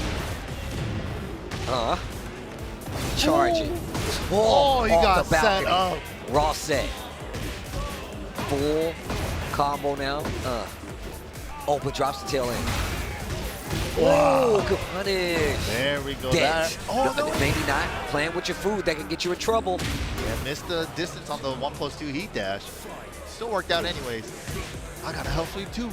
Oh my god. Oh my god. Everything's hitting. Half-Life, no gray. There's a little bit of gray, but it's already gone. Goes into hunting, actually gets the launch right after it, but drops the combo. Glorious Demon God Fist. Yeah, we've been seeing that drop a lot. Oh, didn't get the 1, 2, 4, 3 part. Didn't get the 4. Oh. Whoa, late break. Whoa, hold my fish. Hold my fish. That's a salmon. Robotically enhanced salmon. Right, robotically enhanced salmon. The most dangerous of salmon. They can Don't swim mess with not robot only salmon, upstream, but downstream at the same time. Oh. Okay, didn't get the wall combo right, but the pushback actually was a buff in that scenario to get the wall carry. Ooh. Speaking of the wall, that's where you're going to end your run. Mormon Combat. Yeah, the Bear Electric, right? That is one of the nerfs that happened in this current version of Tekken 8. Where if you block the normal version of it, you get extended pushback like we just saw. But then in that scenario, when you're trying to get them to the wall, it's a buff. It actually helps you out quite a bit, yeah. So you're right, that is a buff. I like how my man's just thinking about his life up here like, damn, all right. I did it. I did the thing. Anyway, shout out to everybody watching at home. Tekken 8 going down here at Combo Breaker 2025. Having a good time so far. Points are on the line. All right? Don't you forget that. Master level event. When you There's ask a why, lot of points. Points. That's why they're serious. Why are you so serious? Because points are on the line. That's right. Get them early. Yeah. You don't want to scramble for them at the end of the year. Get them while they're hot. That's right. Get them while they're hot. Because at the end of the year, it's going to be a nightmare to get those points. Yo, look, it's like people are auctioning them off, bro. You got to be but you're fighting digitally for them. That's what's happening. Get them points now. Master level events. You got 3 Master Pluses this year with all the 3 Evos. First time ever, actually. Yeah, 3 that's true. Evos. We've Most had Evo Master Japan. events. Yeah. Most Master events. This is dope. Super dope. But our next 2 players coming up, see him getting ready on the stage right now. I wonder what this chain means. Yeah, he had something written on there. GRFGC? I have no idea what that means. Is that supposed to be a controller in the background? Is that an M that goes with it? MGRFGC? I have no idea. That's a good question. Maybe they're representing a region, you know? Like Green River FGC or something. Why is it green? I don't see. Now you're asking the important questions. Cool stuff, though. Rep your region, man. Rep your crew. Always, always. You're only as good as the people you train with. Hey, that's facts. Get those games in while you can. Oh, that's why I'm super excited to see like more XCC, man. Like China representation this year. That's been great. Like XCC just coming onto this super young player too, right? Can't wait to see more of him this year. See how they grow too, man. There's too many. For sure. We have a lot of examples of watching like certain players and just players in general, young players, grow up in the community scene and just be really good on the tail end of it, no matter what game you look at. You know what I'm saying? It's kind of crazy to think about, right? Like even dudes like King Ray Jr., right? Yep. He's been playing Tekken the majority of his life. And I can say that I've been playing Tekken more than half my life Yep, at this exactly. point. It's crazy to think about. I like to see it, though. But here we go. We're going to get into it. Paul versus Lili. Built this wall up just to knock it down. Brought it to space and knocked it Right? down. All right, here we go. Yo, just instant down one. Big shout out to Namco though for adding this outfit for Lili. This was like a costume idea for her in 7 that never actually came through. That's actually sick. Yeah, and they actually put it into the game as a preset 3 for 8. That's really dope. They should do that more often. They definitely should, bro. Remember those concept arts of Bakuran with the long hair? Yes, bro, I want that Bakuran so bad. Why? That should be like one of the outfits. I've been saying he should have been having that long hair. You know I'm a fan of the long hair no matter what, so we should definitely make that happen. This is true. Steve was super disappointed on me Yeah, when I cut my I hair. don't like when the homies cut their hair. I just prefer it, bro. We just look so cool, bro. Just saying. Oh, white. Animado. All right, the pokes are adding up. Yeah, that's definitely true. Okay, speaking of, little back 4. Tries to catch a potential sidestep. Defense looking solid. It's still not guarding the legs. Denima in trouble. The classic Tekken 3 strings, but they're new if you've never seen them before. They're new if you've never seen them before. Ernie Bowl, let's go. Round 3. The floor is lava. Fight. Help. Nice little jab interrupt right there. Ooh. Ow. Just a small little 50 damage. No big deal. No big deal. That's nothing. But a scratch. Ow. Oh, yo, finishes the string. Down 4-4 to stabilize it. Oh my goodness. Yo, spike him. And the floor? 4-2? 4-4-2. Yes. Oh, this is so sick. Oh my God, that combo is so sick. And the card break, you nasty man. After all that, you're going to set up the card break. Wow. He's What? really proud of himself. Look at the look on it. Oh, wow. Look at the look on his face. He's smiling like Paul. Oh, man. What a jerk. Strongest in the universe. Still nice, though. He's a nice guy, folks. Very nice guy. Gameplay, he's a jerk. Yeah, I'm about to say, not the gameplay, though. Nicest person alive. IRL, That's like everybody. Just like offline gaming. It's better in person. Dude, people be trying to do you dirty so hard Exactly, in this game, because for they sure. don't put a face to the name, bro. It's like the internet, bro. As long as they don't know That's you, true. That's true. they don't care. But that's the whole difference with offline and online, man. Offline is where it's at. Get that real human connection. Yeah, that's true. Definitely true. Other than that, there's just another player you run into online. You're just another number. just another quarter, as we used to say in the arcade. Just another quarter. Ooh. Yeah, they sped up that full crouch slide. Did they now? Yeah, they okay. make it way faster than it used to be. I mean, it definitely looks faster, just if I had to gauge with my eyes anyway. Yeah, there's a couple of lows they did that too, like her slide, Claudio down back 3, Bang QCF 1. Yeah, there's a couple. Alisa down back 4. Ooh, off the wall. Ooh, we still had a tornado there? Oh Dog. my. Oh my. Oh, dude, Paul's combos are so sick now. Yo, the fake out. Might need to pick that ball back up. Is that another one? Oh my God. Yo. Help. Welcome to the demolition circus, man. Oh my God. This arena is evil. I told you this is where the bad guys hang out. Nobody believed me. I don't get it. This is Ernie Bold's secret lair, bro. This is his base of operations here. Right? This is the base of operations. Look at the way this guy's playing. Yeah, oh my God, help. Only training mode here. Okay, starting to fight back. He's Give trying me to set him something. up for a wall splat. Okay, fighting off the wall though, Danimal. Don't let him do it to you. Okay, yeah, more of that. Check where they're not blocking. Yeah, staggering just a little bit. Ooh, I like the attempt on the down forward 1. Try to punch parry. Good stabilized play here, especially after Dynamo had such a crazy round. We gotta turn around.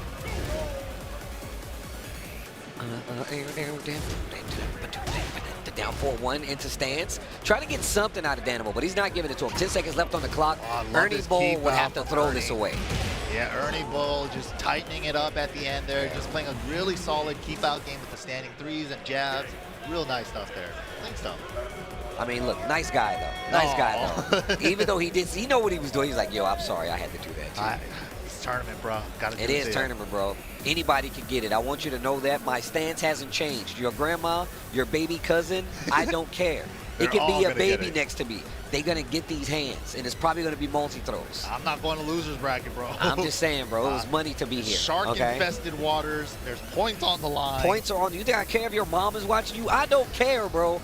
Your grandma could be there. Family. Bring the whole. It's a family affair. Bring and the all of them can watch you get rolled up. That's exactly what it is. Oh, my God. I don't care, bro. On the big stage, yeah, in person. I'm telling you, in person, I'm gonna shake your hand and be like, yo, good games. Speaking of being on the stage right now, y'all see this man right here on the left? That's STL Bad Boy. Say it with my chest. That's STL Bad Boy. Old school legend. Old school legend, bro. He actually had a really good showing here last year as well. I can't remember who. I think he lost to either a Daniel Motto or Book. It was Daniel Motto or Book that knocked him out last year. Like I said, but like I said, he's got an old school fundamentals. I know I have a St. Louis chat, and they always talk about how good Mike is and how well he's been playing to this game and adapting, bro. So I'm happy to have him on the stage. I'm happy to call one of his matches. It's been years. I used to call his matches in the basement of the homies in Rick the Ruler's house. That's where I used to call his matches. I used to hear about his name during DR days, man. Yeah, bro, sure. he was good, bro. We used to play in the arcade. This is how we met each other. I met this man in an arcade, bro. So we go back a long ways. Steve? And what is that? Oh man, they gotta put him in. They gotta put him in museums now. Is that a retirement home? What is Look, that? if it was, it'll be the best retirement yes, home we'll all be of there. all time. We'll all Put be me there right now. Yeah, sign me up. Also, levelless controller on the left hand. Yeah, Soft is wet. He was a Geese player in Tekken 7, super strong. Definitely got to look. I don't know who they play in this game, though, actually. I haven't seen who they play in 8. I mean, very interesting. I'm going to see 2. Victor. Oh, that makes sense. Actually, yeah, I'm not surprised. Actually, yeah. That makes sense. Ooh, with the jab, bro, the throwback, yeah. I like it. Dude, we don't see many jacks out there, man. Not like I said, obviously we have like our namesakes, but like he's an old school big body player anyway. And I definitely can see the way he plays really adapting from well. like T5 jab, I see how you can convert to like T8 jab. But like if you're like a T6 onward jab, where jackhammer, where everything was revolving around jackhammer, right? I think it definitely changes up the character a lot in this game. Jackhammer's not as strong, but oh my God, what the? Oh snap! Oh snap! My man, also my bad, Mike from STL. He's going by a new moniker. Nice offense, checking the lows, goes for a mid extension here. Soft and wet, not stopping the attack. I do like that. Do not let him hold you back. You know what needs to be done to get the W. No fear. You know scare, I know scare. You better show me what you know. And he still broke the throw. Big swing, great punish. What a knowledge check. Don't let him get away with that, all right? Yeah, because a lot of characters have a hard time punishing that, but not Victor. I got weapons. To the wall we go. Round we're going to. Second round, excuse me. Well, okay. Tries it. And get that power crush out of here. That's smart. We were talking about the new mind game, the new mind stack. That's a part of it. Throwing people off. You gotta throw more neutral just to like get rid of power crush and heat burst. Oh wow. Once again, soft away. And retracting actually. And the counter hit makes it harder to break. Still has the smaller break window on counter throws. Oh. Tries to throw, maybe looking for armor move. Oh yeah, shimmy on him. Yeah. But dang. So big drop.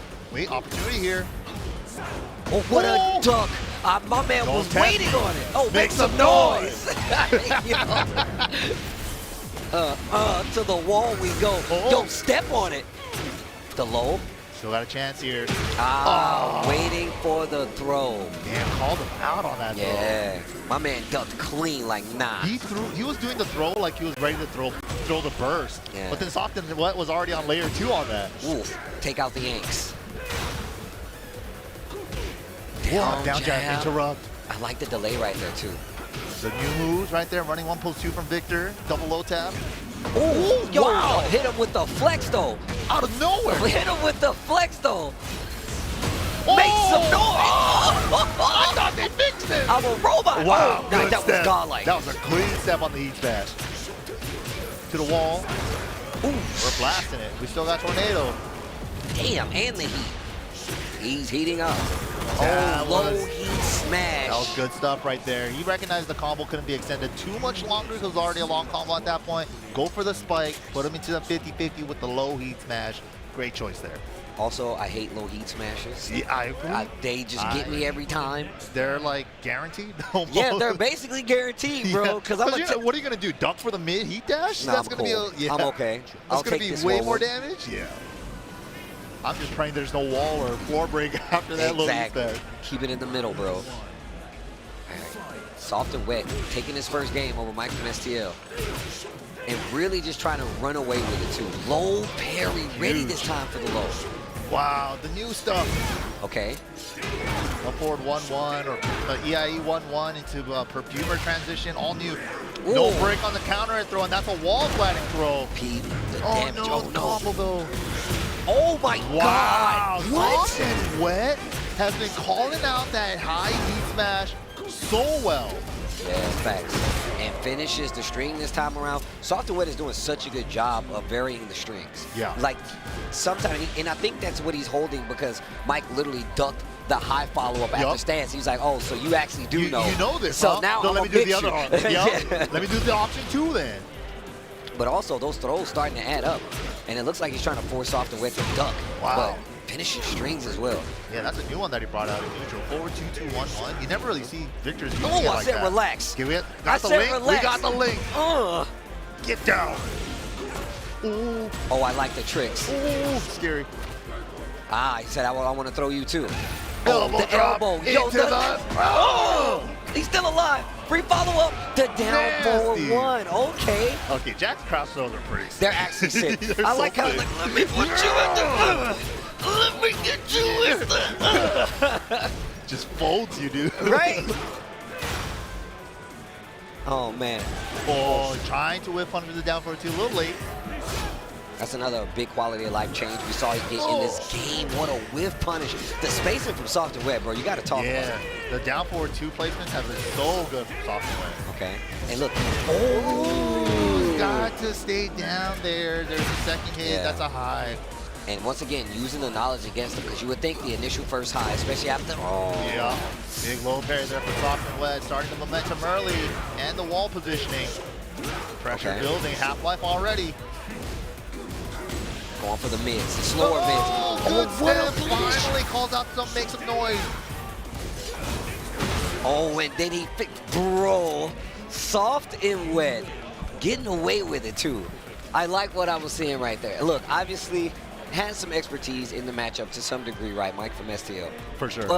But the knowledge... He used it against him. He actually used it against him. And it's like he didn't, it wasn't that he didn't know. It was more about guessing wrong in these situations. Victor's one of those characters where he can force his guess more so than some of the other characters. And it's very reminiscent to me, but in a mid-high capacity, and still with a little bit of low of like early Anna Williams. So it's really kind of in that space where it's like you have to respect me up front because I do have a stance. And the 3-part strings really is the tail of what happened towards the end there. But a lot of little knife strings. It's like he could go mid or high and vary the timing on it too. Like we saw him catching them a lot with the 4-2-2-1-1 and stuff like that. That definitely makes a big difference. Victor, when he first came out at launch Tekken 8, it was hard to like pinpoint like how good this character is for me. Because like just looking, if you look too much at just data, right? Yeah. It's like, dude, his lows suck. All his lows are launch punishable. It's just like this character can't win. Yeah, he's never going to hit you with any of those lows. But does that matter if the lows hit and you don't block it? But and that's like a part of his game. But also, I feel like he is one of those characters. That's why it was really dope to see Mike really just call out the armor situation instantly with throw. Yeah. But also, that kind of played to the downfall because you have to play it immediately after. He's like all that stuff. It does go into the wheel of options. Landon D coming up here. Boy, I was about to say with the band-aid on the nose and the suit like he's a John Wick character. Bruh, I see. He's gonna be out there playing. He's part of the society, bro. He's gonna be in the got the behind. bulletproof vest and like bulletproof suit and all that. Bruh. Oh, my man's on the leverless. All right. I can see the fingers going crazy. That WPM though. Look, bro, with the lights too. Yo, shout outs to Vexious, bro. I see. All the leverless controllers are getting so fancy these days. Man. My man's got a whole disco party in there. All right, I'm down, bro. Right Let there. it rock. I can tell by the mustache. He's one of those guys. He's definitely one of them. But either way. Yeah, that guy likes to party. That guy likes to party, bro. I can see it too. The stash tells me everything. But here we go. That's a party stash. Nothing wrong with partying, man. Doesn't, man. Just hang out, have a good time with the boys, man. Sometimes you can translate that partying lifestyle into your tech game. Hey, that's facts. Victor definitely is one of those guys who likes to party. Sam the Seagull. What a name. That's the What names. a guy. Markman said this. He was like, yo, the American names, you guys have definitely stepped it up. I got to give you some props. Because they've had some sick names on there today. Earlier, that was. Oh, dog. That was crazy. Good times. Yo, TornButWhole. Shout out. What a name. The legend. Instant legend. I don't even know who that dude is. A legend. Already, bro. Frame 1 legend. Born legend. Oh, Sam the Seagull. My man's about to steal your hot dog, bro. Don't let him do it. Oh, little punish. Yeah, all you get. Oh, had a chance there. Oh, down 2-3. Yo, let it rip, the classic up. Still got Tornado. Wall angle is so weird, though. Still got it. Still got it. Infinite money glitch into the nunchucks during heat. It refills a bit of that heat gauge. Law is really cool. Oh, counter hit. Wait a minute. Wall right there. What are you going to do with it? Oh, whoa. Stuck in the back. Woo. Okay. Get up. Slide I said get up. He's not going to do it again, though. He thought he was going to stay down. He went for the nunchuck on the ground. The tech roll there. I like that. Put a little power crush in there. What a sidestep left. Catches you ducking. Cool gloss. Slide E. 172 gets bursted though. Oh, double dragon. Law combos are sick. No. Not when you drop them though. And Victor's in heat, and he didn't even give you a chance to hit a butt offense. No. Yeah, the little in-between round animations, dude. So like, good, dude. I'm so happy good. that they're back. Also, Law nunchuck moves in this outfit. Yeah, I'm a dragon. I'm a dragon. I'm a dragon Man, again. Still taking the step. I'm a double dragon. I'm a dragon. A triple dragon. Why you said dragon like that? Yo, Landy, you see how he hit the Law nose? Hold on, he hit the Law nose flick. Damn, dude, your brother is locked in. Look at the eyes. Look at my man still having a good time. He's like, you know what? I like to party. This is what I'm here for. Let's party together. This guy's like, he killed my dog. This guy killed my dog. You say they don't like rich people. You do have a yacht though, bro. You do, yeah. On the scene.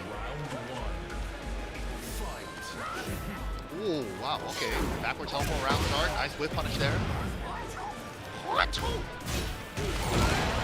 Okay. Douche though. Ooh, I love that move. It just looks so sick. Yeah. It's so swaggy. So down forward 1-2 and up forward 2 will look cool. Oh. Had the hit, didn't confirm. And the Seagull swinging for the fences right now. Nothing landing though, but a little bit of chip on a couple of things. Engage. Flat, weird angle. What an interrupt with the down jab. Answers back with one of his own. Sam Triple down jab. Everyone's down jabbing. Yo, you gotta let him know. I'm aware. Great still punish. On the same page. Taking the steps. But Landon recognized in the last game that he's not breaking the dragon. It's a one break. Ooh. CQC. To be fair though, that is like the most messed up throw animation. It is. One of the most messed up throw animations. It's so messed up. Because he lifts a leg, he doesn't even throw you with an arm. Yeah, it's not fair. Ugh. Heat burst. Extending the combo off the balcony. You see the little stance right there? The blue stuff on the tail end? He's ducking. Landon's starting to cook. While standing 3-party now. Play around with DSS sliding or not. Oh, man. I'm taking the steps. Such a jerk, man. He just wants to keep hitting him with the throw. Nah. Oh, down 4-2. Catch you trying to do something, but now you're going to the wall. I hope it was worth it. Nice carry there. Oh, now we're ducking for the throw. Oh, great punish. And the taunt! Yo, Landon, you gotta chill, bro. Oh, no! See, now Sam the Seagull, he's definitely gonna try to steal your hot dog. Oh, down 4-2 though. Yeah, steal the hot dog. That's what Seagulls do, bro. Oh, my God. Give me that damn hot dog. Oh, I'm gonna do it anyway. One more. There's no way he's gonna do it again. Oh my God. Why? Don't let them go off like this, bro. And the nose flick again. Dude, he killed a man in a movie. Yo, with that one. I'm just saying, bro. That song, he killed a man. Yo, that's why they had to go slow-mo, bro. They didn't show the man. You never saw it. They just saw him dragging the body off. Yeah, you just see his face during all that. That's why the Tekken 8 Rage Art is so sick. It's the callback to that. It's literally just that. That's why it's so sick. That's I didn't even think about that. That's why it's sick. It's literally what he did in Enter the Dragon. It's verbatim, bro. So if you don't like that Rage Art, we got personal problems. You can't even get in the club. There you go. That stuff is mad cool. The personal stuff to the like actual martial arts stuff, like we saw Bruce Lee. Bro, Rage Art, what? He does zoom in? Nah, bro. He does the stunt and the zoom in on the face. You don't even see the character on the. That dude is dead. He's in the movie, dead, bro. And the ender. Oh, dude. He hits the fist literally just like Bruce Lee. Come on. Yeah, you're right. You're right. It's the fine things, the small details. You don't even think about it sometimes, right? It's just like, I've seen this Rage Art a million times. Like, oh, yeah. It's literally a raw callback to Enter the Dragon. Bandai Namco know what they're doing. That's sick. That's sick. But speaking of sick. Oh, man.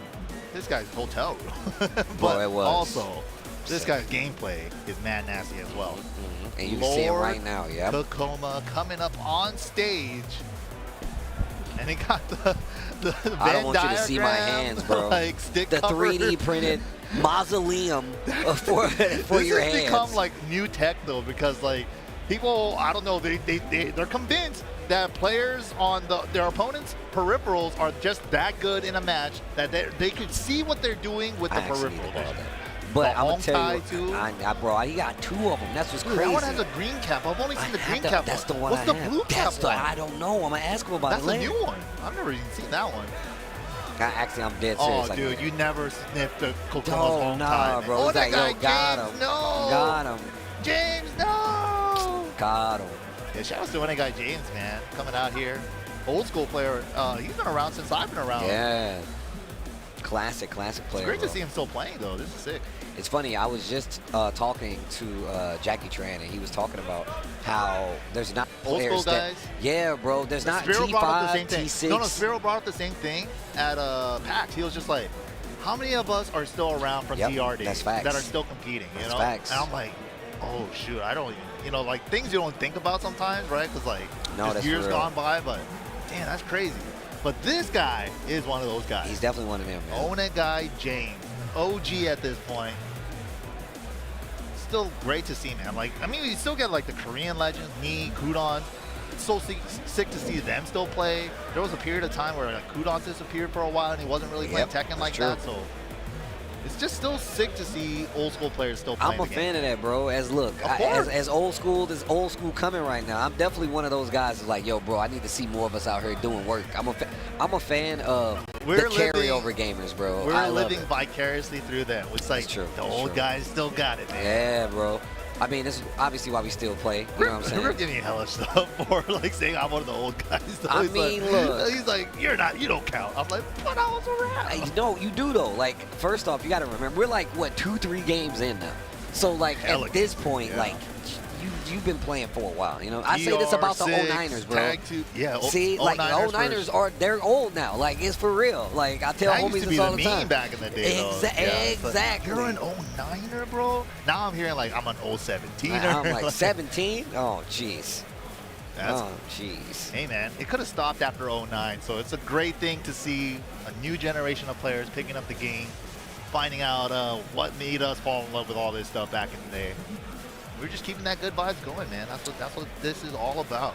No, facts, man. It's really more about like, and I was just telling somebody else about it. They stopped me out on the floor, and I was just like, look, man, we just want the community to stay intact and be, good, well, growth heavy for the foreseeable future.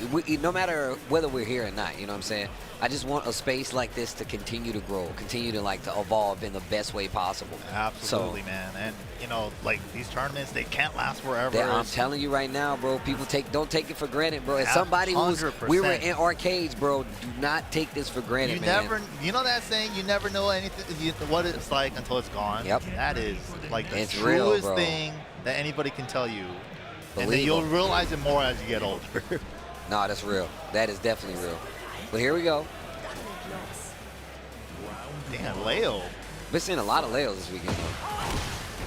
Oh, this is strike. Not bad. I thought this was strike miss with the Leo. Okay. Okay. Tacoma. Oh, nice. Okay, to the wall we go. With the Fang? You know how he is, bro. He was playing like Fang, Dragunov in season 1, so this makes sense. Yeah, he's definitely exactly like that. He's like, I need this many characters to compete competitively, I will. One of the reasons he always does well, though, too. He's got options. I think, yeah, that's a great way to do it. Honestly, like 2 characters in case like one doesn't work out well. But then, you know, once you start pushing into like 3, 4, then it's like, oh, which one do I bust out against this player? And you get caught in your own mix-up. Everybody can't be AK, you know what I'm saying? Everybody can't be Doja, you know what I'm saying? Yep. It's got to be 2 characters tops, I think. 2 characters perfect. No, for real, I think so, too. I think so, too. Okay, trying to get away from the wall. Striking is doing a lot better in the second round. Oh, they trade, too but big of not a able to trade. get the combo. Yeah, had the toe stun. Fukoma coming back already, though. The back cancel to get out of the sweep range. Perfect usage. Yeah, that was actually too good. The angle, though, doesn't make the shoulder work out. The third dimension. Welcome to it. God. And the low strike miss. I got to give you props for keeping your wits about you right there. Yup. Because a lot of people would have been like, oh my God, and just would have lost it. The walls, man, the Tekken walls. Sometimes you slip under, and the angles, too. Feels too far to the right. I've definitely seen that happen. Oh, big launcher. Kokoma playing slower on the defense, but gets the flow here. Definitely slowed it down after that last round. This sidewall, though, getting funky. Can we find an engager somewhere? Ugh, nope. Ow. Ow. Yeah, I think Strike Miss was betting on hitting an engager there to recover that grade. Oof, engage.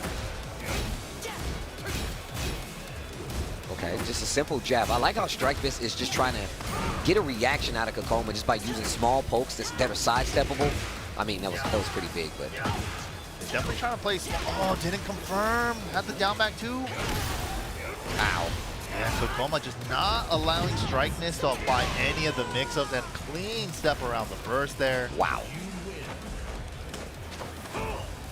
That second round was definitely a scramble, but good presence of mind to like stay sharp that he realized he wasn't dead there. But yeah, Kokoma just really cleaned it up after that. Slowed it down to his pace. Literally was like, oh no, you actually got to like a little, and the offensive push, that it was so good. It was literally like, I'm gonna poke you and get you to whiff so I can actually get a game. Yep. And it worked. And Kokoma instantly switched up what he was doing. Great answer no matter what. Let's see what Strike Miss can do. Game number 2. What's the adjustment here? Good throw break. Playing a lot more compact on both ends. And now starting to sprinkle in the lows. I like this. Yeah, Strike Miss definitely going for the lows just to pester. And it starts to work because every time he goes for a low like that, Kokoma instantly engages. And that's how these interactions are forced. -9, hop kick, no fear. Sometimes you need to. Nice carry, nice combo as well. Ooh. Keeping the pressure. Get up to down 4-3. Trying to safely get off the wall. Doesn't want to get exploded on that explosive wall. What an interrupt. Okay, At Strike the last Miss. sliver. Oh, big drop. That wall combo should have been in, but there we go. The last generic down 4. Down 3 + 4 input I like for that. The Leo. last generic down 4. Finally did the job, man. But now that you're pulling, dude, that's a launch punishable generic down 4. It's adding up. It's really annoying. It doesn't do a lot of damage, but it's launch punishable now. You're playing with fire a little bit. It's very risky to do those now. Like, you know what it reminds me of? Pokemon Tekken 7. Yeah, So, the poking with the down 4s, yeah, right? but also it was one of the few that was literally launch punishable in that scenario. So, like I said this before, Pokemon playing Tekken 8 and Tekken 7. Oh. What the? The third dimension, up bro. forward turned into up back because he got a 180 sidestep and the cameraman didn't keep up. Man, somebody talk to the cameraman. Somebody go talk to the cameraman. Sometimes the cameraman does follow you, sometimes he don't. Ah, there we go. Nice clean splash conversion this time. No funky ankles this time where it slips under. Here we go.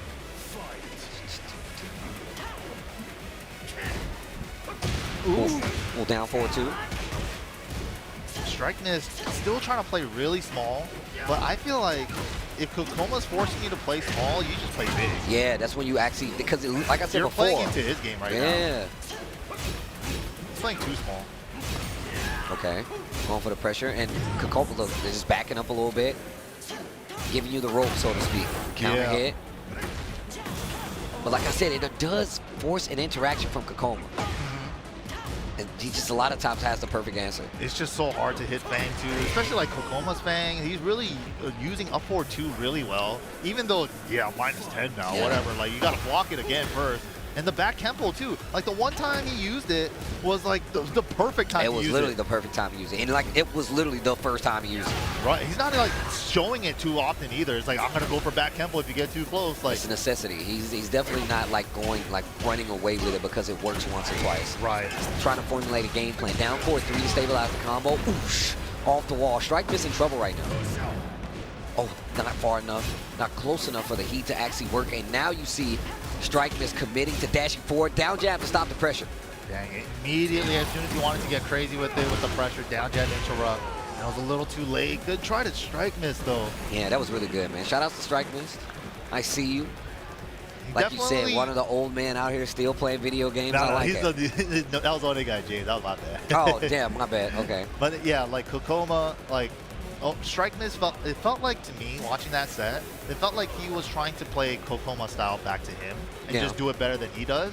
But he's like, it's too hard that way. He literally, what was happening was like, he played the same game as Kokoma. Kokoma just waited a lot more, right? And that's what typically happens. You get to a point where it's like, yo, either one of us has to pull the trigger. Right. And a lot of times you would see how he was forcing the issue, and it would get Kokoma to do stuff, but not in a situation where it would overcommit. So that's why back Kempo was so good, and just finding like those random select hits that was really working out. Yeah, and it seemed like his game plan was, for a while, just pester with generic down 4, and then try to catch it with a big mid with hot kick or something, right? But it was never got past that layer too often. It felt like he was kind of stuck on that for a bit. Well, good try though. Good try. It was a good try. It was a good try, man. You gotta go through it, right? Like play against the Koreans to see, like, let me try their style against them, see if it works. But if it doesn't, then it's like a learning experience. Right? It's funny. I'm always remembering how I was like commentating one of Lohive's matches at a versus fighting. I can't remember when, but I think he was fighting me in like grand finals or something. I could be wrong, but I know it was one of the situations where he switched from like Bryan to Steve, and I was like, why would you switch to Steve? And he's like, everything else wasn't working. And he was just like, so I had to go to what I think the only option I had left. So didn't just give up. He was like, even though this seems like a crazy pick for somebody like me, right? I still need to do it to see how they react, because every other option did not work. And that ain't no spring chicken, Steve. That dude knows what's up. So. Exactly. Sometimes you gotta try out something different, and something doesn't work out. That's for sure. But here we go, man. Last year's TWT Finals LCQ winner, Edge. Yeah, boy. From Hwoarang. Got the stick cover and everything, too. Told you, bro. The mausoleum, bro. Don't look at my hands. So your peripherals, you can't see what your... Can you see your opponent? If they're sitting... Like, if we were playing side by side. All you see is, like, jerk movements, right? Like, if they actually inputted a button or not, or like a wrist motion on like the stick or something. That's like all you probably will see. But then definitely when Marduk was in the game and you get tackled, people hella look at your stick. Look at your stick, now, bro. what option are you gonna do so I can hit the exact opposite? Yeah. I'm definitely seeing that. I've seen it myself. I already know what's up. Okay, gets floated out. Wait a minute. Yo, Clam. Okay, to the wall we go. Wow, low hitbox on that crouch at Boss 93. Okay, interrupt. Heat of their own. Wait a minute. Okay. No more heat left. Ooh. Keep the heat. Yo, Clam, I like the way he's using his heat right now. The remainder of it gets one more hit, but not going to get the kill. Quick sidestep, shot and fist combo. Flash punch. Wow. Tag low though. Where you stepping? The mid. Plus range into the low. Good option there from Edge. Good round, though. No matter what, good round. Clam movement's there. Seeing the sidestep attempt to the punishes. Ooh. Bro, yo, we were talking about this before, right? If you play the Koreans, try to play their style, see if you can mimic it, but this is a very special case. Game, man. You gotta play your game. It's a very special case because you're fighting Hwoarang, right? If you're switching up your own natural playstyle that much just to like accommodate for a player, you're kind of nerfing yourself, isn't it? Yep, it's facts. Okay, great sidestep. He burst the answer back though. Once again, Edge is not letting Clam get the momentum at all. Nice cancel, and he was ready. Oh, nice. Oh, a little far for the wall combo, but so much control. Yeah. Edge testing him, man. Do you know this left flamingo stuff? Do you know my right foot forward stuff? He's got so many stances, so much trickery. Okay, Shining Fist to knock him out of there.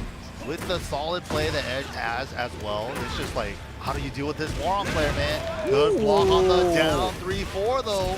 Okay, that's one way to do it. Good chunk of damage for that. Okay, the Hell Sweep. Starting to switch it up quite a bit. Ooh, step, but had burst on the mind. Oh, you were just talking about this. You was just talking about people don't use it anymore. Sidestep. Yeah. Nice punish, yo, Clam. Clam with the steps, man. I've been seeing it. He's cashing out on it now. Back three. Nah. No. One of the few you cannot do that to. I can tell you right now. Don't test electrics on me, buddy, off for a whiff. Do that only for whiff punishes. Oh, and now Clam in trouble. Back to the ropes. Nice interrupt and duck, and I love the fact that he actually adjusted. It went straight to heat. He needs to get a lot of life back, or a lot of damage on the life bar at Edge just to keep it close. Edge pops heat too. Oh, getting smothered though. How do we get off the wall? +4. Roar the devil, bro. The +5 heat dash. +6 running 3. The roll and snap, and that's gonna be game number 1 for Edge. I love that pressure sequence there from Edge at that wall. He didn't let up on him. That was sick. That was really good. That way you can't slide any electrics in there. You can't do anything sneaky. Just keep the offense on. And on top of that, mix in the lows a lot more too, because it forces them to go for down jab options. And that kind of takes Kazuya players out of their game, right? Like, well, I got to look for you, looking for my low. It makes them play a different game. Second thought, yeah, second guess themselves and stuff like that. Yep. But Clam, man, he's really been having a lot of good side steps and stuff, but not really a huge payout. He got like down back 1-2 heat dash and stuff. We just need to see like a windy or an I was about to electric say, if he, think about it, the few times that he's gotten a successful sidestep and the knockdown, if it was an electric, that's a combo. You don't even need the electric, just a windy. Yeah. Now catching the sidestep with the tracking move. Okay, he wall splat. Clam in trouble. Spins it. The wall. Okay. Black cut. He's safely step blocking away from the wall to block the homing attack. Punish. Good movement from Clam. Yeah. Good punish as well too. Starting to go back to the lows. I love how Edge switches it up. Move out of the way, Llama. Down forward 2. What a sidestep and wait. And Edge, Joe drops the combo. Had a chance, but not enough.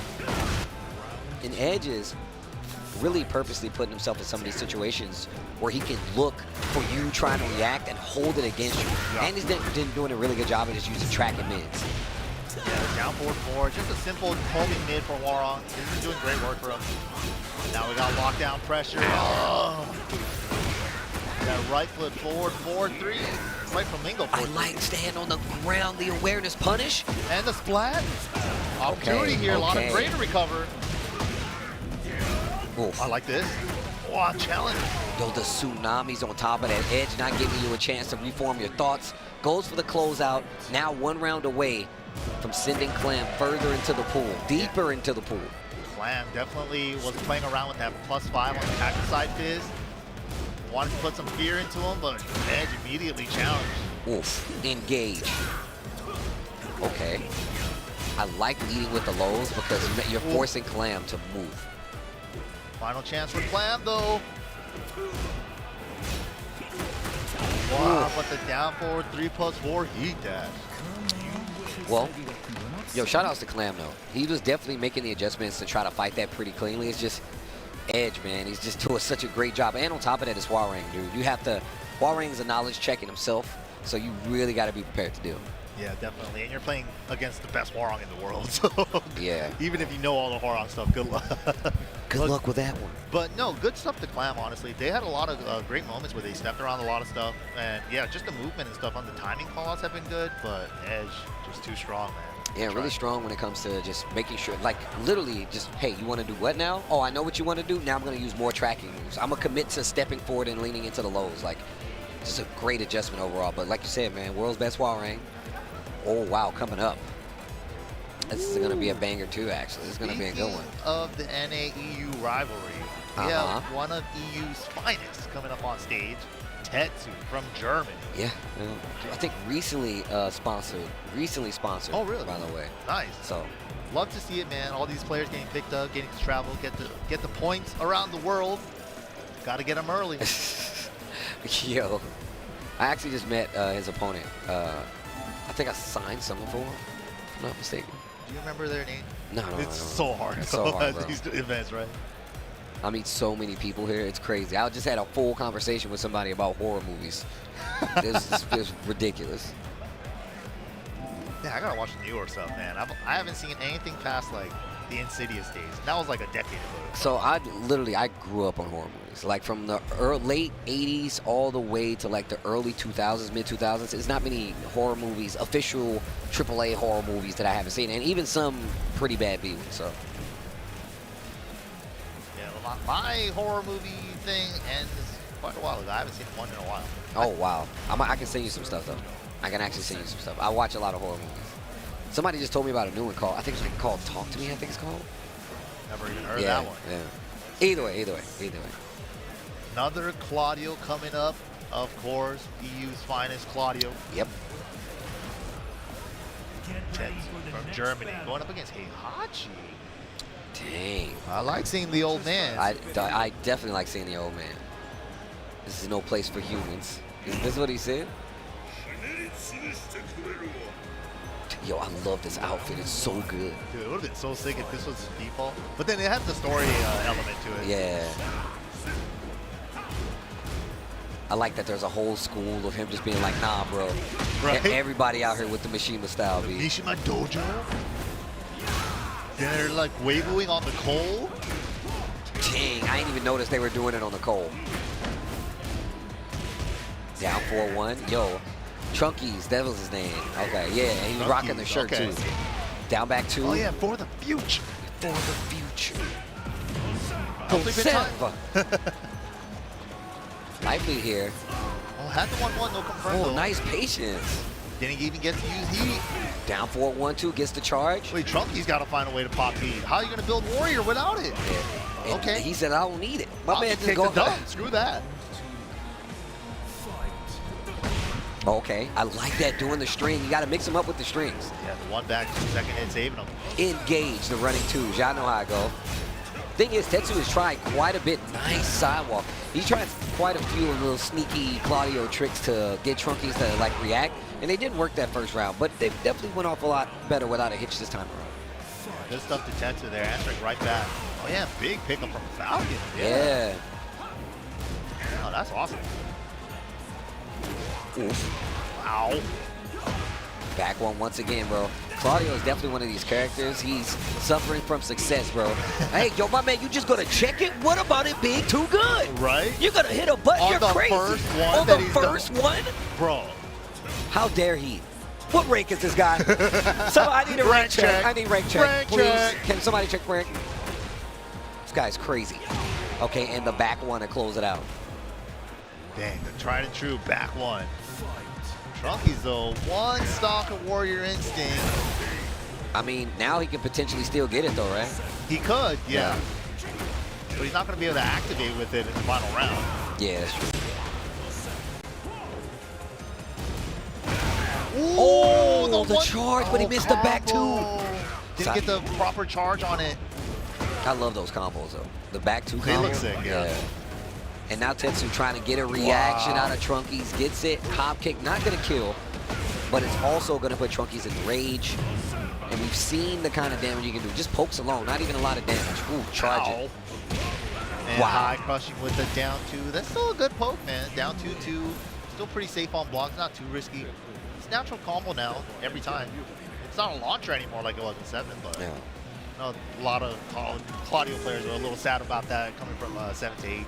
That was like the only big change for him for that. Get ready for the next battle. Trunkies taking a second to think about him, and I like that. Keeping the wits about him. He's like, you know what do I need to change up? He didn't play bad at all there. He really did.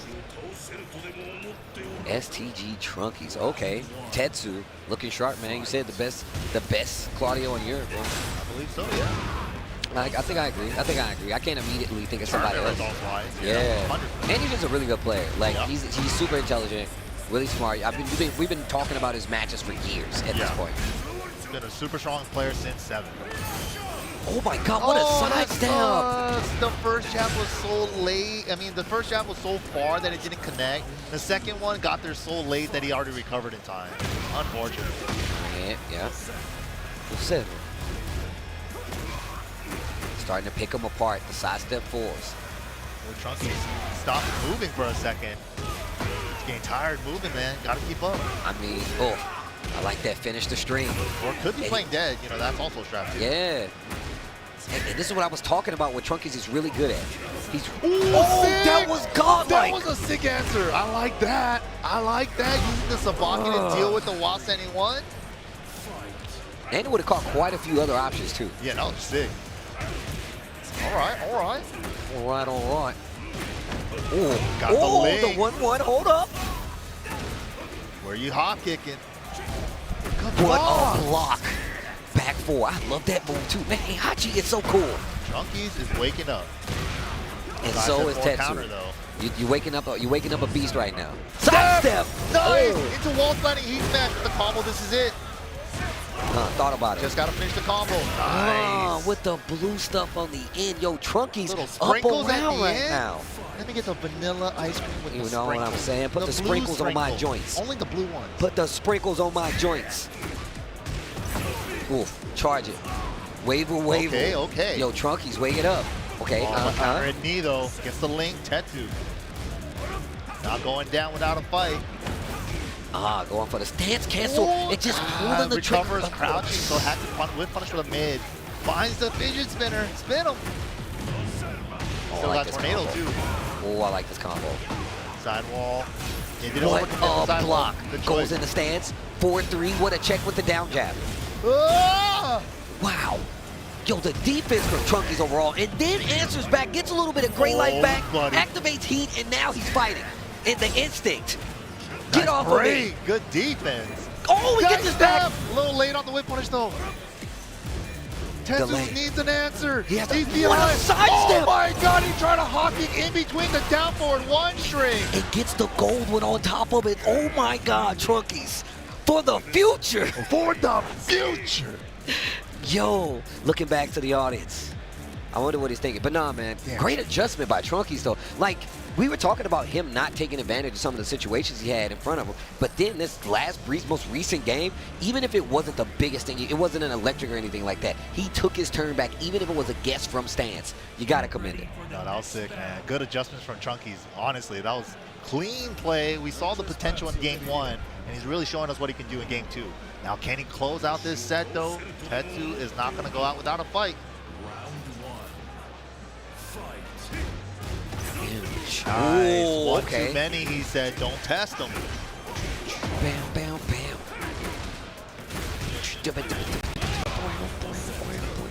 Oh, the kipper. I like that option. By the wall. I like this hop kick option. Hold on. Oh, server. Oh! And he tried to jab it this time. I like that Tetsu changed up the timing every time. So good. Yeah, it makes it really hard to really have one answer fits all for that move. Oh, finally runs into it. The second hit this time works out. And Trunky looking like he's in trouble. Oh my God, all the right options for Tetsu right now. On Oki, on offense, on everything. Oh, what a call out, Tetsu. Even on defense. My man hit the full 360. We saw the whole model. He's like, that was pretty nice. That was pretty good. Head, shoulders, knees, and toe. Okay. Again, doubles it up. Just max delays the back 3-3. And trying to sidestep, but the down forward one time he showed the demon wing. That's the first time we've seen that option. Okay, activate. We need to. We get to play yet. What a sidestep. No, it's only 10. It's only 10. It wouldn't have worked. The guard break. Too far for the tornado. Doesn't matter. One gets him. Should be able to close out here. Tetsu goes up and further into the bracket. But, yo, Trunkies, though, we got to say, what an adjustment just overall for him to, switch up and play so well and get the punishment whatsoever. What is that? Is that a cat crying? What is that? That's a cat crying, bro. That was a cat crying. These guys are having fun out here. Yeah, man. Good games all around, though. Good games all around. Tetsu, of course. Is that his secret weapon? I don't know, maybe. Tetsu keep that in his pocket and he just took his energy right there? I don't know, bro. We gotta ask Tetsu. Of course, Tetsu's still alive, so we're gonna have the opportunity to do so. But thank you guys at home for tuning in, man. We're still here. This is a master level event. Master level event. But if you want to keep track of all the goings-ons here, make sure TekkenWorldTour.com is where you need to go. Tekken World Tour 2025 is happening. Make sure you follow all the socials to keep track of all the news, all the DLC, and some of the matches at Tekken on Twitter /X, at BNE Esports on Twitter /X, and of course if you want to check out some of the matches, BNE Esports on YouTube is where you need to go to keep track of all of those so you can relive the moments, have the commentary. It's the official one. Don't follow, don't retweet any other ones. It's BNE Esports. There you go, the vultures out there. But yeah, hope you guys have been enjoying this Tekken action. We're going to be taking a short little break. We got a lot more pool action here. We got a couple more to close out day 1. We got day 2 and 3 after that. So much more Tekken. Don't go anywhere. We'll be right back after this. Everybody's favorite golf series finally returns to the fairway. Everybody's Golf. Hot Shots. Discover courses teeming with variety. There's something for everyone to enjoy. Swing into fun with Everybody's Golf. Smashed it! The controls are simple. Just aim and time it right. Nice shot! It's easy to learn, yet challenging to master. Feel the rush as you sink that ball. That was good. Hone your skills in single-player mode and climb to the top of the tournaments. Got it! You won! Get into friendly competitions with up to 4 players, local or online. You're on a roll. There was a sick vibe. Experience wacky events and fun new ways to play. From solo to multiplayer modes, everybody can enjoy golfing. So grab your clubs and hit the green. This feels great. Now, there's more golf for everyone. Everybody's Golf. Hot Shots. Available 2025.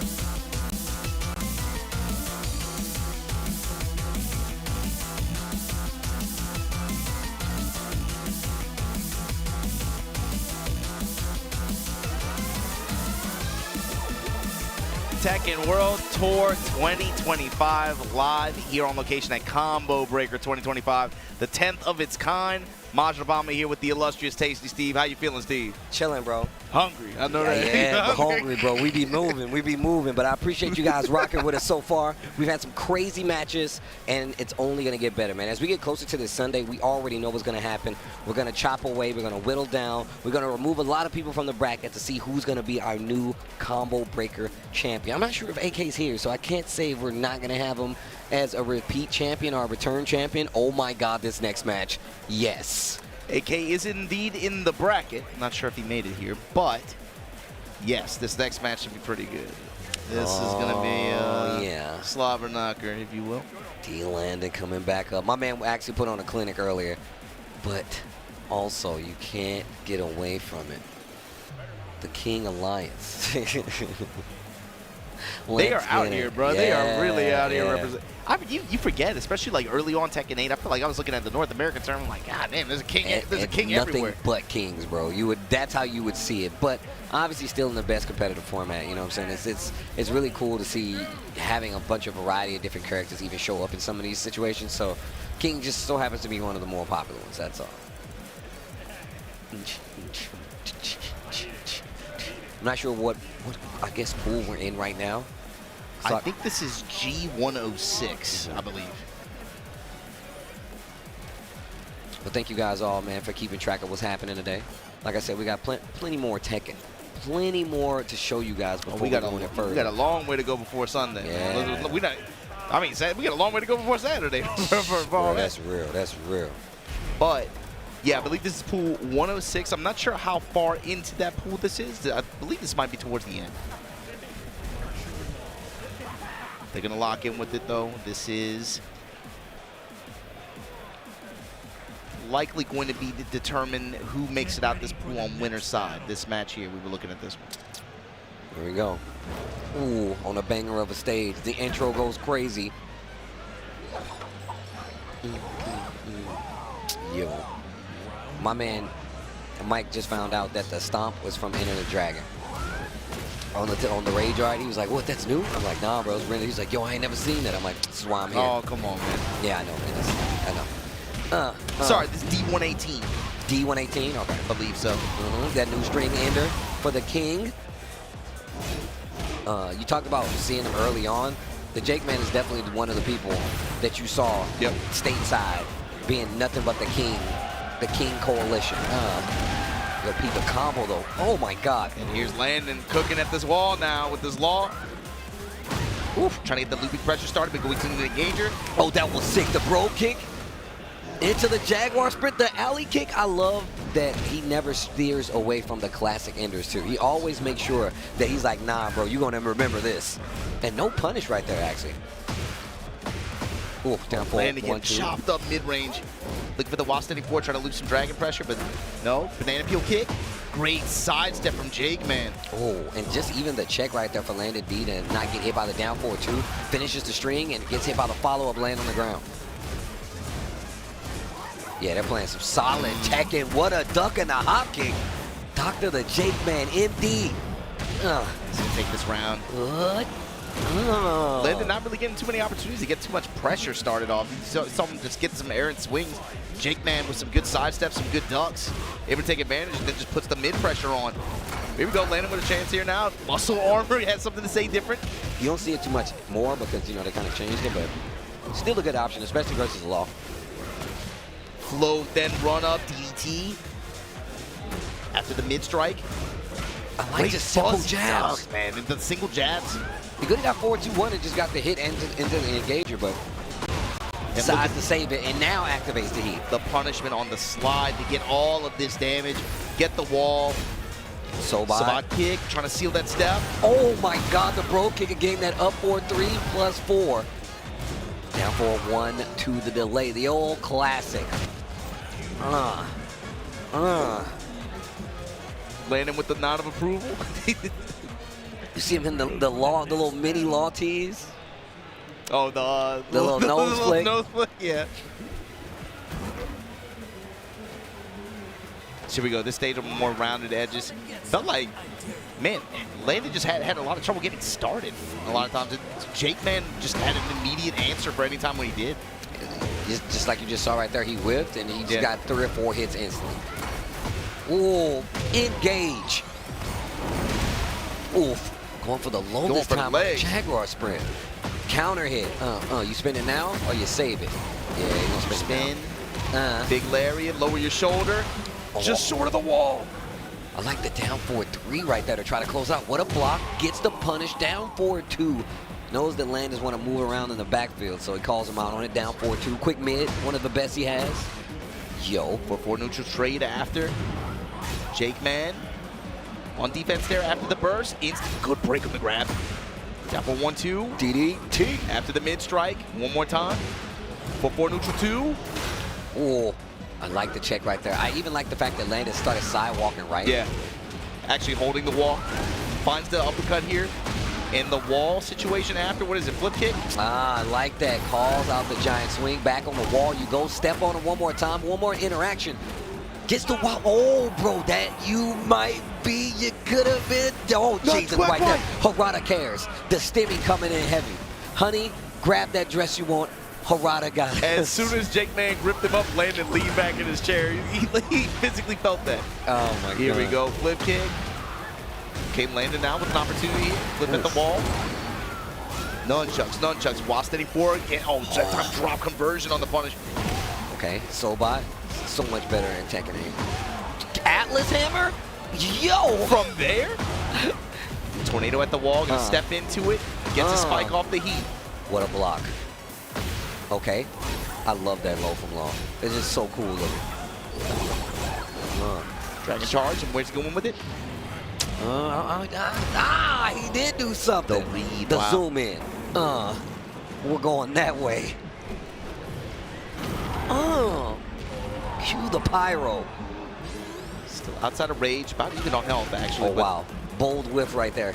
Landon, he's definitely taking it. Yeah, he was like, oh, did you just whiff? Bro, Landon's face right now. My man like he about to do something grimy. I'm taking the steps. Brother, lean in with the eyes the way they Yo, are. the closer to the pixels, bro. They're right at the top of his head. Layoff push. Full crowd down forward 2. Jeez. I didn't even know about that. Jaguar sprint tries to go for the RKO. Oh, the third dimension. Great walk from Landon here, trying to steal this round. Heat burst. Heat smash, excuse me. Snap uppercut. Back 1-2 is going to be 2-0 for Dr. the Jake Man over Landon D. Yeah, so here in pool 118, that was likely the winner's qualifier match for that pool, if I had to guess. Landon was at bottom side of the bracket, Dr. the Jake Man on top side. Well, see how that goes. He was feeling himself, though, I will say that. Mr. Landon was going loose up there, man. In the best way possible. Just to get him dub this time. He's still talking, too. He's still talking. He's Like going to have a shot losers do, though. You know what? I'm out of here, bro. Let me get my glasses. Bro, I'm tired of this. I hate rich people. Tell them. I hate rich people. Either way, you guys are rich with Tekken content, bro. Lots of matches left. Once again, it's a long way to Sunday. We got a lot of players trying to get there. And I hate to tell you the bad news, but not everybody's going to make it. But you guys are here for the journey. A lot of people are here for the journey because they want these points. Combo Breaker 2025 is going down. It's actually sick, bro. It's so many people here for the first time, and I'm just really enjoying it. There's a lot at stake here, man. Like you said, there's a lot of people in the building. 1,100 people in the bracket for this Tekken 8 tournament. You got to talk about the people who are in the chase now. There's momentum on the side of players like Shadow, on the side of King Ray Jr., on the side of Neith. But the big thing is everybody else, man. These guys are on the chase for these points, on the chase for these tickets for EWC. That's facts. This is you do not want to be one of those players where there's expectations of you to perform at a certain level and it's July, you're still trying to get tickets and stuff like that. We saw that win with Light. It's not a good situation. There's a sense of urgency on the side of some of these players at the global elite level to lock up points, lock qualification spots. This is an important weekend for them.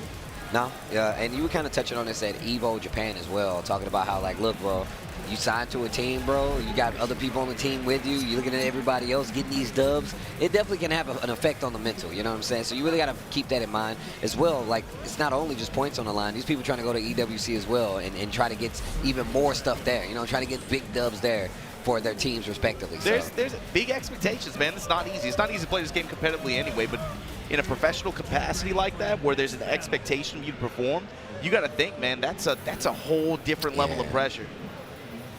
Yo, the Dragunov. Oh, I love the special intro. White Angel of Death. What a nickname. He's like, oh, you know what's up. You know how I get down. In prone stands, too, right? You know how I get down. Yeah. Here we go. Shiny Mamu versus Nun City here. Been seeing a few victors, man. First Dragunov, actually. Yeah, I feel like the first Dragunov on the day, but Victor is also been a low-key popular pick. The call out on the stance? Just down 4-2 for no reason? Whip on the EMP, but here we go, the drag classics. Running 2, down 2. Sweep from Victor in return, activation. Wow, hit a button no matter what. No matter what, I'm hitting the button. Okay. Shiny, man, that dude was pressing some buttons. Some scary situations, too. Dragunov in your face, look at him running 2. You know what, I'm gonna just do it. What's the worst that could happen? Geyser to get some chip damage here. Goes with the rising slash. Counter hit too, and here we go. Shiny Mamu trying to take this round, make it quick. Perfect as well. Okay, all right. What you gonna do with it? Show abusive with the down back. In the uppercut, the spacing, beautiful. Gonna get the wall as well. Activate. The low, yeah, you dirty son of a gun. That time mix from the Geyser and then runs the Geyser at the end. Okay, all right. Bro, it's mad people sitting out there just watching. That's crazy. It's day one. So many people. So cool. I'm just thinking about tomorrow night and Sunday morning, man. The top 24. That's when it starts to feel real, you know. All right, another chance right here. It's already Friday night. Like you said, they got mad people out here just watching. Here we go on Ortiz Farm, game 2 here. Nun City, how can he change this up, man? It felt like rounds 2 and 3. I mean, Shiny Mamu just had like complete control. No punish? Yeah, it's, once again, like, just commit to the low then. Yeah. After Victor gets started, like, you really don't have a reason to stop him. But just curious to see what Nun City's gonna do. Kind of like change it up, because literally, like you said, has not been able to play the game at all, and the low. Yeah, it's he's been getting smothered. Did the new running 1+2 there? Just went low at the wall. Okay. Whoa, what a block and a punish. Okay, yo, Nun City, you gotta switch it up, yo. To the wall we go. Geyser. 84 damage just like that. Yeah. Cut him up. Getting some nice chunks here and there as well. Slice and dice off the balcony. Pre-tornado, and then we're going to finish him off here. At the wall, yep. Jeez. Nice combo recipe to be able to get that carry. The clinic, bro. Whoa. Whoa. All right. The third dimension. Okay, the pokes. All right. Good working pokes, because not something that can eventually get crushed. I like this. This grab able to give him an opportunity here. The awkward combo recipe there, should have been able to get the wall, but right back at you, comes up with the uppercut. Activate. Oh my gosh, yo! Keeping up the pressure. Running 2 and then back up for the whip punish. Oh, what a reach. Okay. Oh, counter hit on the throw. Nothing. Big counter hit. Wall completely demolishes that combo. Completely throws that combo off. Shine.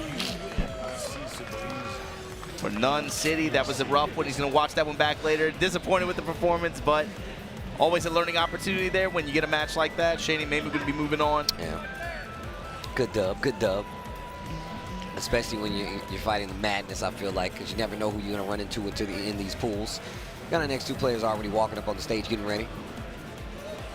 More Tekken pool play. Got them queued up. Yeah, tail end of this Friday down. We're kind of winding down on some of the pool play before we go into round 2 tomorrow morning. But this with an 1,100 man bracket, dude, man, there's so many matches still to get through. Yes, this ain't no small tournament in the lightest, bro. I'm telling you right now. Especially if you're out here fighting. I was watching some of the pools earlier. I was watching Inconsiderate Raccoon versus Nee. Yeah. We watched the qualification match to get to that match. That was I think it was me and Mark, man. We were talking about it. Like, yeah, it felt like destiny, man. Just to see them on the bracket like that. That's facts. Oh man. Somebody had to punish him for playing on the other stuff, man. He in the Discord talking about Emma Frost and stuff like that. What are you talking about, man? What are you talking about? I thought you were a warrior. What happened? What happened? Somebody put put some knees in his chest real quick. Man, he had to discipline him. How you in voice chat at 3 a.m., bro? You got work in the morning. What are you doing, man? Supposed to be practicing your arts. Oh man. But no, that was actually really sick though. Watching him play over there, and there was mad people around cheering on him. Inconsiderate Raccoon, bro. It was so sick. I like having the local warrior show up and defend the spot like that against the big dog, against the EVO Japan champ. Yo, I mean, it was 1-1. It was 2-1. So. Oh really? Good. Yeah, that's what I'm saying. It was one of them. Good for Ryan. I mean, that last game it was pretty like a wash, because it was 3 rounds straight. But one game.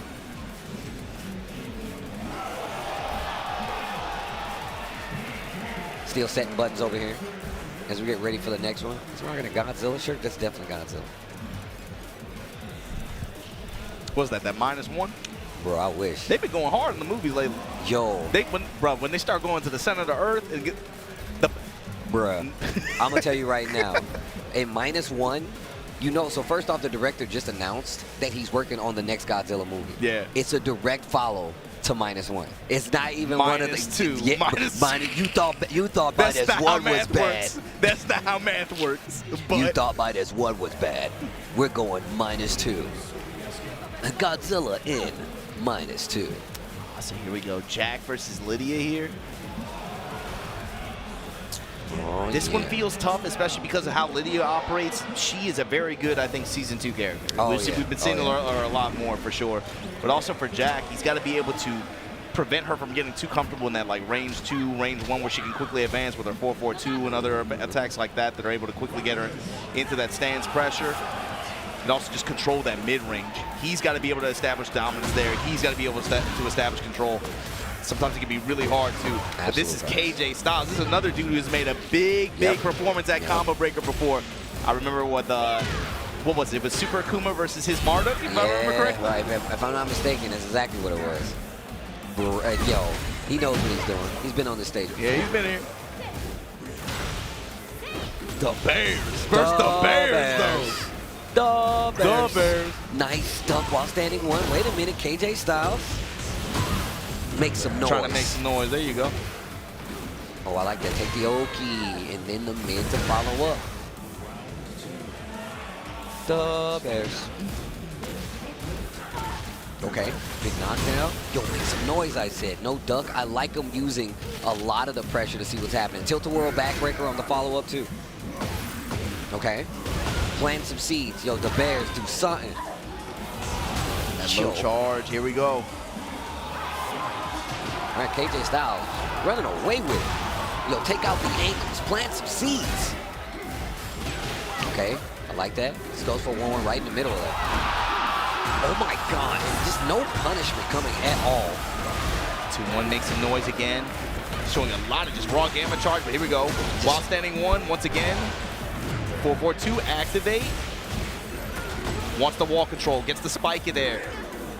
Ooh, just to punch her up and break the wall down. Open chest. Like Jericho, break it down. KJ Styles. Yo, that was a quick first game. My man looking around. The Lydia player just hit the lock in, baby. Just lock in. There you go. Work on the breathing. Yo, celebration on the CN. Bro, you were talking about why don't they do this on? You know what happened with the CN at the Olympics? You know about that? No, what happened? You know they went swimming in there and it wasn't a good time. Oh, no, I didn't know about that. Why would you do that, though? I wouldn't tell nobody to go swimming in there. Bro, they were trying to swim in there. They people like, it wasn't a good... They weren't feeling too good after. I'll put it that way. Okay. Sounds like an old horror movie. Got it. Somebody fact check me on that. I'm pretty sure that happened. Pretty sure that happened. Okay. Onto the string. Tries to just a little bit while standing 2 to answer back. And DeBears is getting a little more confident swinging. Yo, using the particle barrier, yes. Using the bubble? He's getting more confident, but it's also look at where KJ Styles is playing this most of the time. He's back guarding. To the wall now. Yeah, he's got back to the wall right now when it's close quarters, but raw rage art. Up until that point, he had done a pretty good job of being able to keep the Bears out, mostly just iced out. And then in ranges where he's able to more accurately pick apart the Bears' approach. It's like in some of these ranges, this is where it gets tough, right? Because she's able to close the distance so effectively with some of these attacks. Great call out. Great crush, intent, caught, duck, man. The finger guns, bow. Okay. KJ Styles laughed and looked at him too. Ooh, everything the is Leaping hitting. Patriot punches. Yo, everything's hitting. Let me get the wall. 2-1 in to make some noise. Hold on. Step on it. And then put it in the mixer. Tilt the world backbreak. One of the most devastating throws I've ever seen. Then lower that shoulder for the perfect too. KJ Styles trying to make it in the league. 2-1. Yo, oh my God, he's actually just doing everything. Going down the move list. All right, 3-2. Gets the boot stuff on it. Oh, that was sick. Yeah. That was sick. Oh, excellent use of the counter there. And then here you go. He's going to get a splat. Drill ender? No, oh my God. Goes low. Okay. Heat burst. Not gonna be enough. It's not enough. Oh my God. Yo, wait a minute. Why he react like that? He broke the glass on him too. He's like, I tried everything. They told me to do this in case of emergency, and it didn't work. KJ Styles, like we said earlier, that's somebody who has had, he's had his moments on these kind of stages too, like that, having pulled off some big upsets in this Tekken bracket at this event. I'm pretty sure, right? Oh yeah. It's one of those situations. You better be prepared to do it, man. There's some of the best players in the world up here playing now. Just trying to get these points. You better not be pulling no punches. This is the best playing you need to do in your life right now. But it's another reminder, you know, like, even though you come out here in North America, man, there's some line. You can run into these kinds of landmines in the bracket, and that's one of them. That's global elite players have run into him and regretted it, you know? God, I love the song. But that's also one of the reasons I like going over just to Japan and all these smaller regions. Well, not smaller regions per se, but just regions that don't get to typically have like their big own tournaments, their own locals or whatever the case we don't get to see. So you get to just at least a little bit familiar with players from the region, you know? It's not always about the very best players out of the region. I like to know the scale. I want to see like, wait, who are you losing to? Who are you playing against? What your locals look like? I like those kinds of questions. Next people coming up to the stage.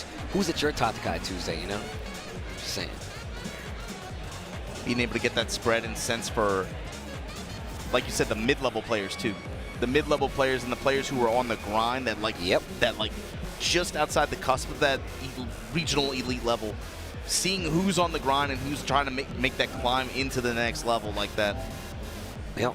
No, that's definitely true. Because another thing me and MRK was talking about is just, you know, what happens next, you know? It's more about preserving, right? And making sure that we have people in the space that are like going to actively carry the torch of not only just the players, but you know what I'm saying, that like the people that make up the community, man. It's more about that than anything. Because you know, if you're talking about NA right now, right? Like you're like, yeah, man, King Ray Jr., yeah, Shadow right now. They're the ones kind of out there representing like that. But it's like, those are they've been playing a long time, right? They were that player at one point in time, were they not? Yeah, I mean, look, that's exactly what we're talking about. Those King Ray Juniors that literally John Ding made that tweet like, yo, bro, he was on the squad. Yeah. Like we used to sit here and play matches. He wanted to take pictures with us. Now we're on the same team. I remember him at final round literally 10 years ago. They were trying to put him on the mic, bro. They was like, yeah, let me get on the mic. I'm like, you want me to talk to this baby on the stream? That's crazy. And even then, I remember he's like, oh man, he's power crushes punish there. It's probably optimal. He's talking like that. I'm like, bro, that was 10 years ago. So it was awesome even just to have him out the Tuesday, especially you got a dub out there. I love to see it. It's actually sick. Yo, lovely Tom. Lovely Tom, but on the other side, this Raven. Yeah. This is another character. Obviously, Pina had great success at EVO Japan, able to get the fourth place spot. Big ticket lock up to EWC qualified, but this character is kind of popping back on the radar a little bit in some of these competitive environments like this. It's cool to see. I'm really curious about how many more we're going to see. I think this is my first one this weekend, actually, that I've seen. Here we go. I Am Fury, and this is the one to see. Here we go. Yo, okay. Counter hit throw. Mojave Waster, though, running through with Xana. And with the running free option there, low touch here. Big chunks of damage. Spring kick from that far away. Fishing with the bead hook. There it is, the counter hit. While standing 2 and look at how far he goes with it. Activation now. It's your chance to run it back. I Am Fury. Yo, to the wall. The back 4-4. And now starts to add the trickery to the gameplay. Okay. Sean saw Fisher with that back turn 1-4 as well. The armor tries to nip up Lovely Tom with the assist. I'm out of there. Yo, what a block on the low. Oh my God. I Am Fury. The weight of it, that block was crazy. Tested with the 3-3. Interrupt. Mojave Waster not having it. Wow, look at his offense. Okay. Gets a launch of his own. I Am Fury. What are you gonna do with it? Right, he just slid that while standing 1 in there. That's not the safe one, but coming up with these launches. All right. Not the first time he's done it this set either. Wow. Yo, the low out of back turn. Really testing your knowledge. I Am Fury. Spin around. The dance. Yo, surfboard. I like that. Put the sweet chin music out there on whip. Just had the backpack 2 ready.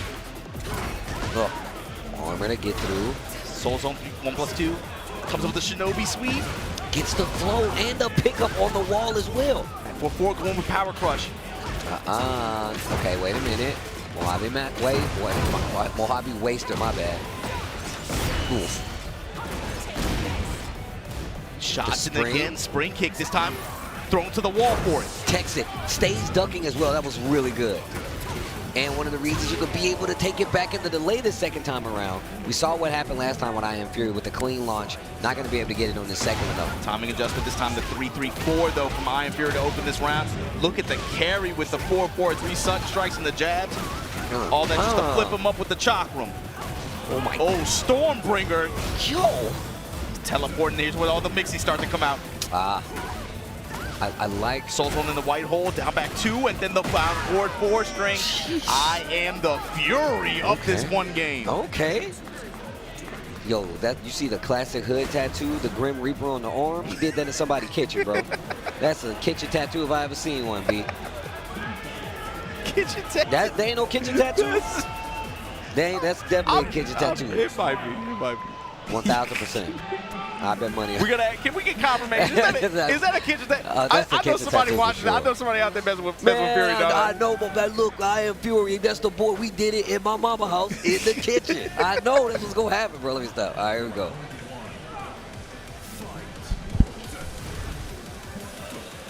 Open with cartwheel this time. Oof. In 4-4-2 range though. Oh, the nice counter. Back turn counter. Yeah. Okay. Soul Zone nothing. Getting a little flexy with it. Down back 2-1, working these mid strings rather. Fishing with Tartarus here, 4-2, no 1. Ooh, first no one we've seen all game. First one we've seen all game, the full crouch. Here we go. Rocket launcher debuff though. Killer B working the down back 3.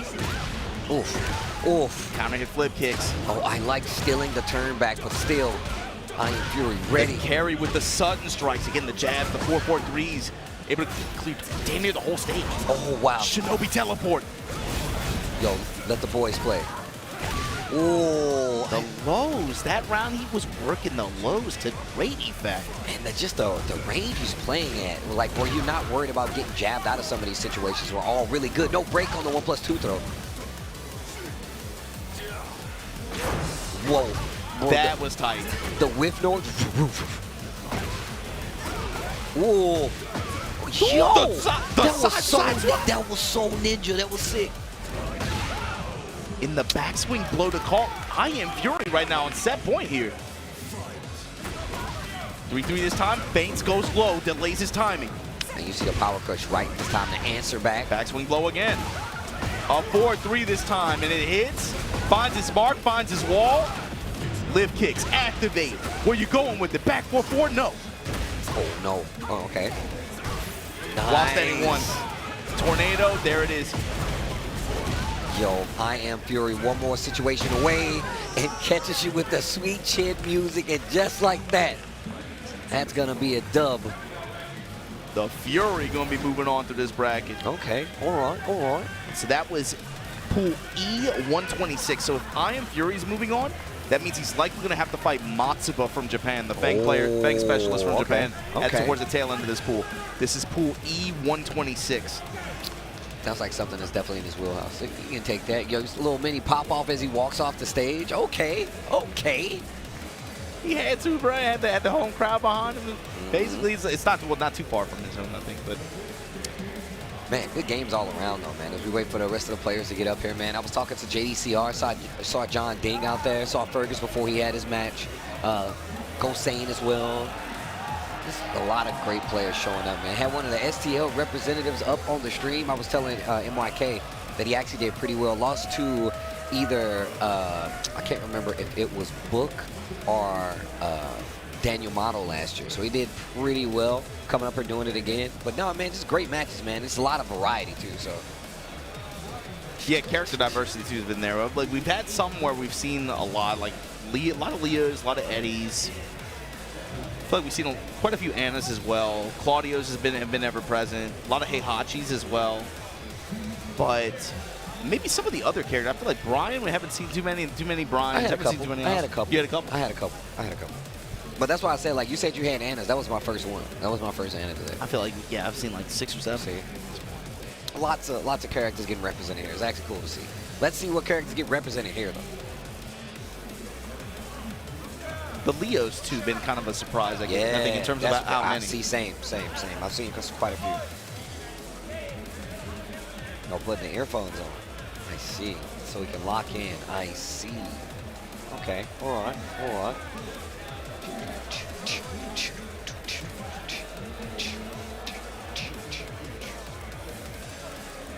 My man rocking the Hunter shirt. I see. Yeah, you see that. You remember that? Man, I'm still thinking about the... Oh, yeah. What was the some of that assist play that we saw at Evo Japan? Yo, Chlorio with the... Nah, that was stupid. That was stupid, bro. I legit popped. I'm like, hold on now. Y'all just going. Set buttons that you're supposed to. You ain't even got to test them. You can do it right here. Which I highly appreciate. See Tenno in the back, too. Oh, yeah. Tenno's there. Got a Kazuya? What characters are we getting? I'm not familiar with these two, so I'm not sure what characters we're in.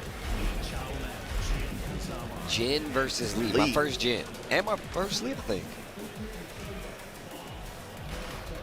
Locking in the stages. They're going to Lee's house. All right. Home field advantage. What about Lee, man? I feel like this character, this season... Gets under the radar every time. Season 1, he was stupid. So I'm definitely like under season 2. Yeah, he's still there. Going down back 4. Young Lumpia versus Die Justice. Oh, gets the combo to the wall for sure. So this is Group E117.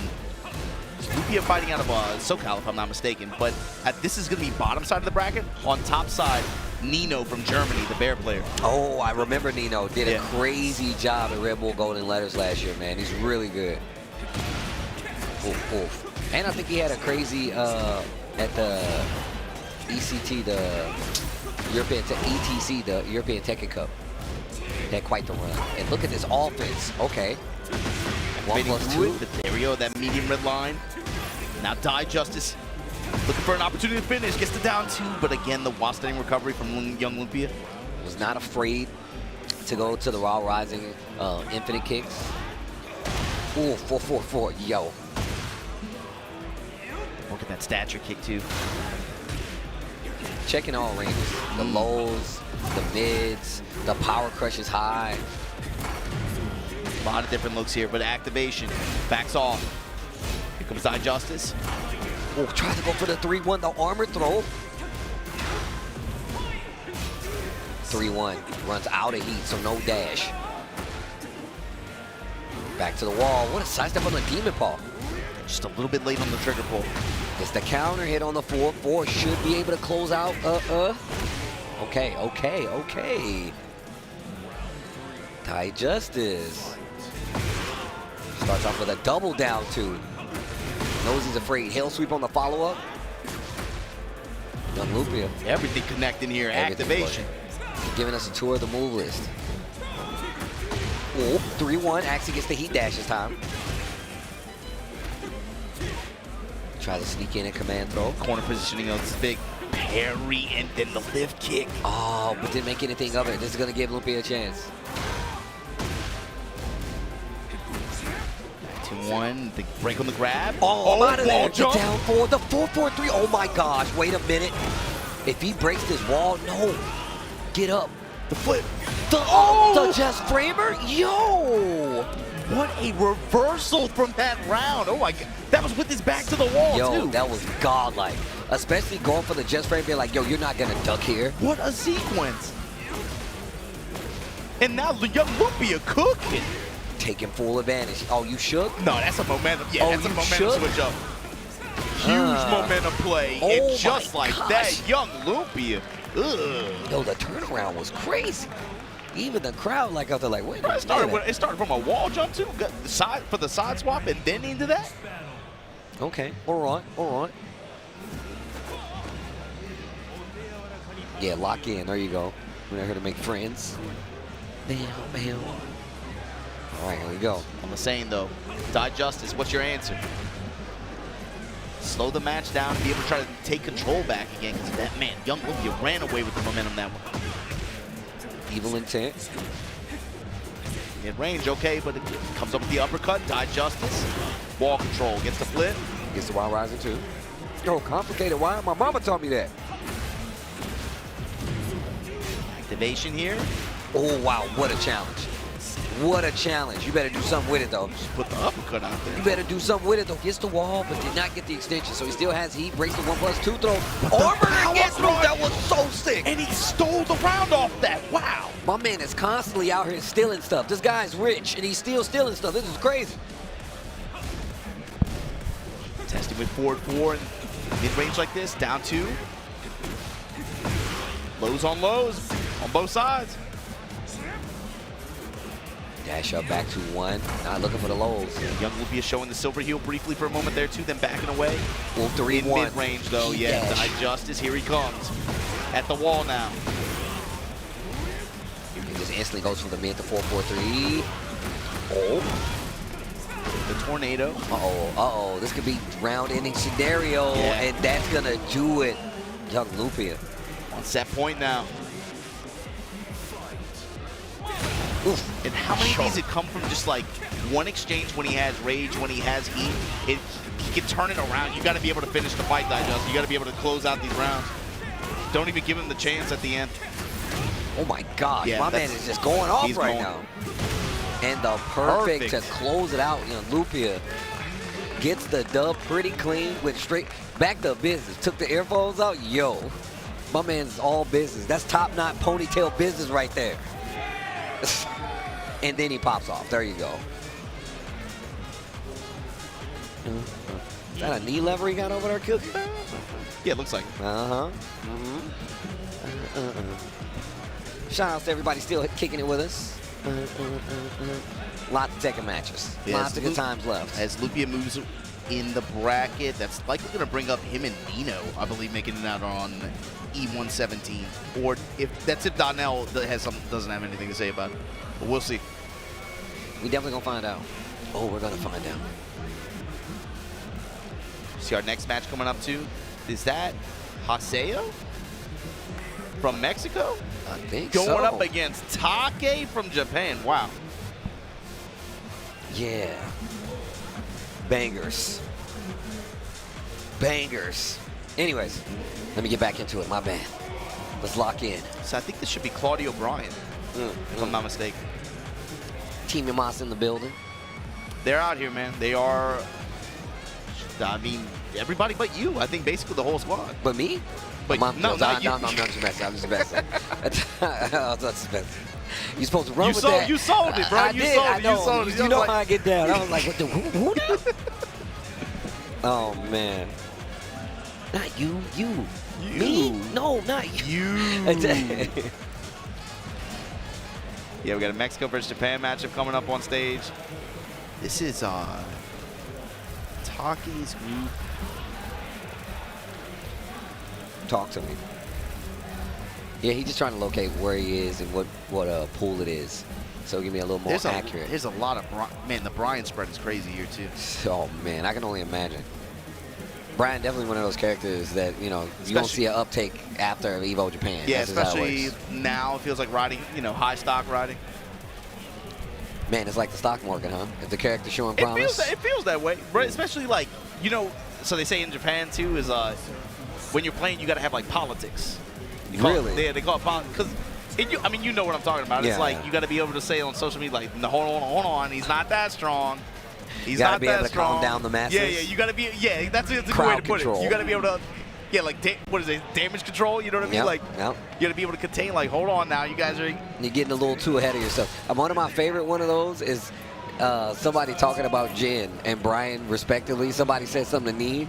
Daniel Model came out like, well, I mean, it was Rife. Rife was like, oh no, Nee, they always keep nerfing Jin. I was like, are you serious right now? Are you for real doing this on the internet? That's crazy. You're gonna leave evidence of this interaction. Okay, you go right ahead. But that's politics. That's the beauty of it, right? Like, yo, we got you red-handed, man. Like, come on, bro. What are you doing? Here we go. This is Haseo on the Claudio. Represent Mexico, Take. Standing away out here from Japan while standing forward. That's them low. Ooh, cannonball straight. Here we go. Bryan Classics. New Classics. Tekken 8 Classics. Get the wall, though. Leave the body smoking. Yo. How you just casually be giving people Viking funerals That's what like I'm that? saying, bro. He's like, nah, bro, I got you, bro. Send him out. Set it on fire. No, set me on fire. What? Like the Vikings of old. That put him on the little boat, float him out there. We don't need an arrow. I got you. I'm gonna do it from right here. Do it from right here. Yo, the llama hopping in. The llama hopping like, go, yeah, beat him up. The alpaca's jumping in. So go get him. Yo, jump him. Ooh. And the mid pressure there from Take at the corner. Haseo buckles. Take's movement too. You see him finally working a little bit of that side middle kick. Bryan Classic, but just a lot of run up mids. I mean, just saying that, oh, wow, back four. Gets the mock breaker. Finally, clean reward here with that pressure at the wall and all the way across the second platform. Like, sloppily hit you. Ugh. Activation from Haseo. Is she going to get a chance to use it much? Oh my gosh. Counter call-outs. Take. Swinging mid on each other. Good guard on both sides. But the down back three. Haseo trying to get something started, but Take just seems like he was like, nah, bro. I was talking about this earlier. No matter who it is, bro. Anybody can get it, man. We ain't got time. But Haseo definitely has another game. Let's see what the switch-up is. Let's see what, now that you understand a little bit about it, how they're gonna play. How do you switch it up? What's the approach now? Yeah, I feel like Haseo didn't really get too many opportunities to be able to just, go to this.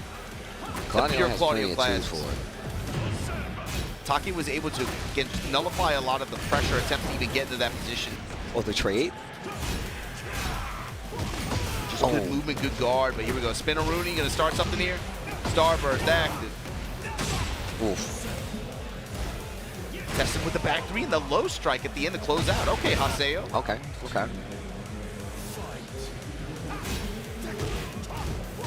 Mid-interruption. Trying to step, but man, these mids still clipping. For the 4-3. Reached so far. Cannonball straight. Making sure you get your carry here and activate the wall. Ow. Oh, okay. Take. see mid looking for a weird punish. Not quite. Sidestep 4 though. Starting to add up. Starting to add up. Starting to add up.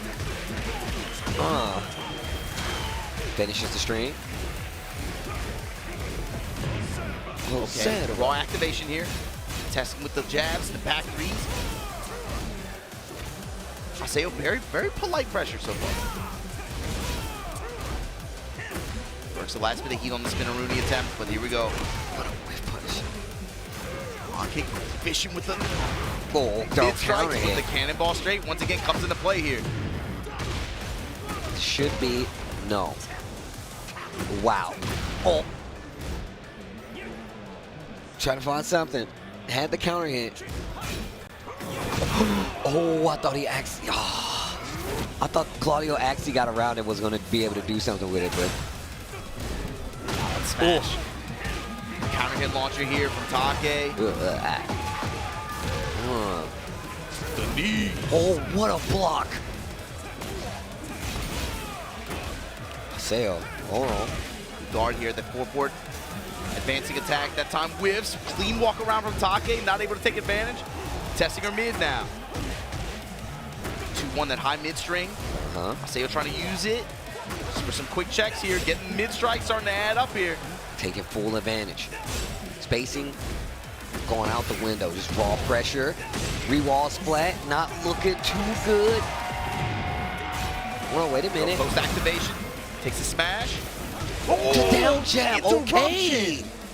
Haseo, 2 rounds on the board. They trying to extend the set. Oh, wow, what a walk. Got good return out of it, too, there. Activation canceled. Oh, just dumped in the face. Mock breaker. Get up. Oh, leave the body smoking. And the return. 2-0 over Haseo. Going to be moving on there. Oh, my gosh. Leave the body smoking. Bro, it's so vicious. My man, get up. Little instant smoke. It's pretty cool. It's pretty cool. I'm a fan of Bryan. I was telling people, man, I ain't cool enough to play Bryan, bro. I can't do it, man. I ain't got the juice like that, man. I can do what needs to, hand-wise. I can do that, you know what I'm saying? But I just feel like I don't have a Bryan player aura. You know what I'm saying? Like, am I wrong? Is that what's missing, the aura? Yeah, you can't just be out here randomly playing Bryan. Like, I don't see, like, you could play Bryan, but more than I could play Bryan. You know what I'm saying? Like, I'm not about the Bryan life. I feel like you got a wife too hard. Like, what is it about it? I don't know what it is. Like, I don't like when people don't have the swag to play Lars. Not everybody can play. You see what I'm saying? Like, I get it. You see what I'm saying? Like, you can't. I would never like cop to that. Be like, man, you know me. Actually, I do kind of like Lars. But in the case of Bryan, I wouldn't do that. I wouldn't be like, yo, you know who I'm playing? Bryan. Nah, it's not. No. And look, just like you would never do that. I hope you guys never miss any information about the Tekken World Tour. You guys can find everything that you need to follow along at TekkenWorldTour.com. Make sure you follow on @Tekken on Twitter, @BNE Esports on YouTube and Twitter as well to stay up to date with everything going on with the tour this year. And just like you were saying, Steve, too, that was Group E107. That was Take. If he's moving on, then Tone is going to be the other player. So we're going to put Bryan face off at the end of that pool. Wow, that's going to be pretty cool, man. Well, look, as we said before, we're already just setting the stage. Lots of matches left to go through and lots of time not left for you to have a break. We're going to take a quick break, but when we come back, we have more Tekken 8 TWT 2025 action from Combo Breaker. We'll see you there. Told you, we cooking.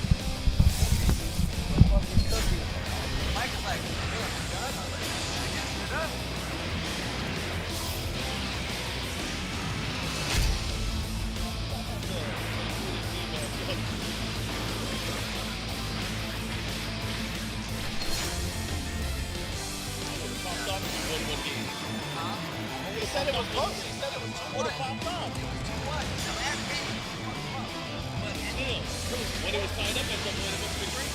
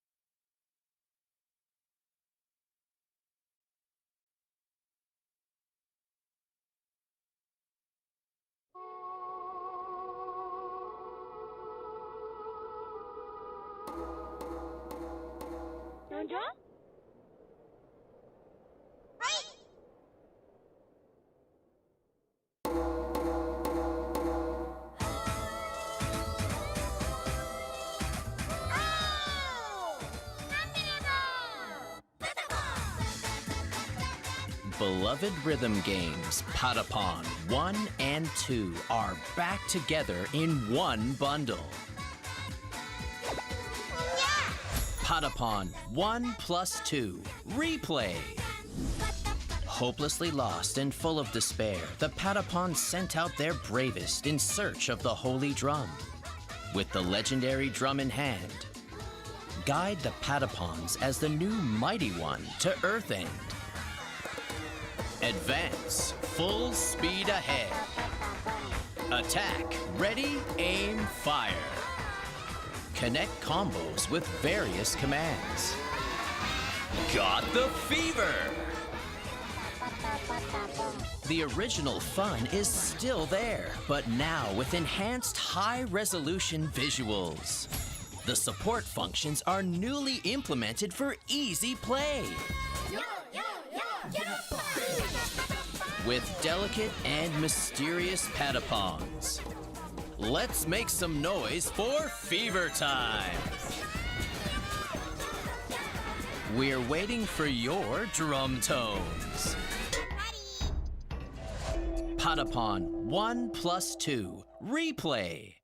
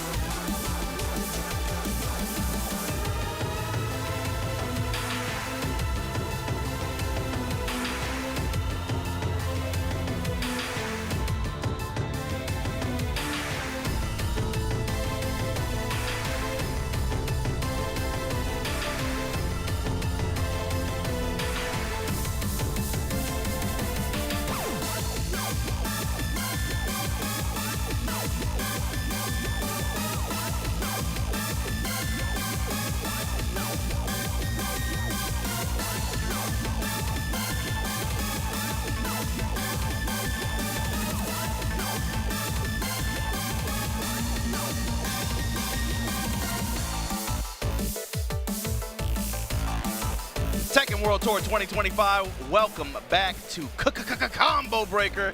Majid Obama here with Mark, man. We're going to be going through this last little bit of our pools action here for day one of this 1,100-man Tekken 8 tournament.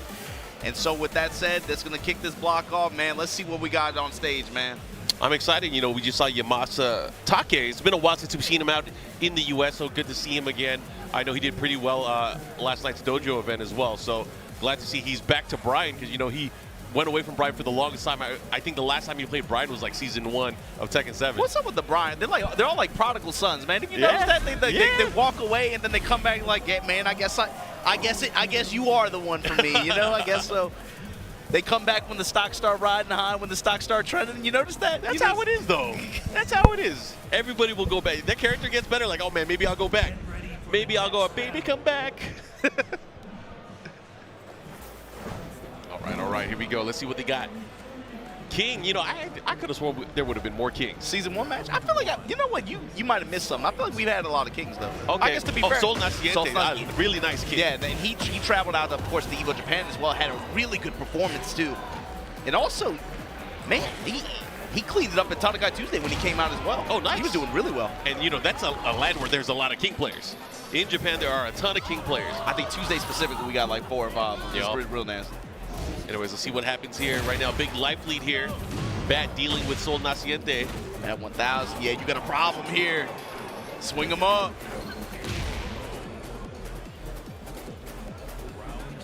I need to utilize Giant Swing more in Heat because it's a homing attack.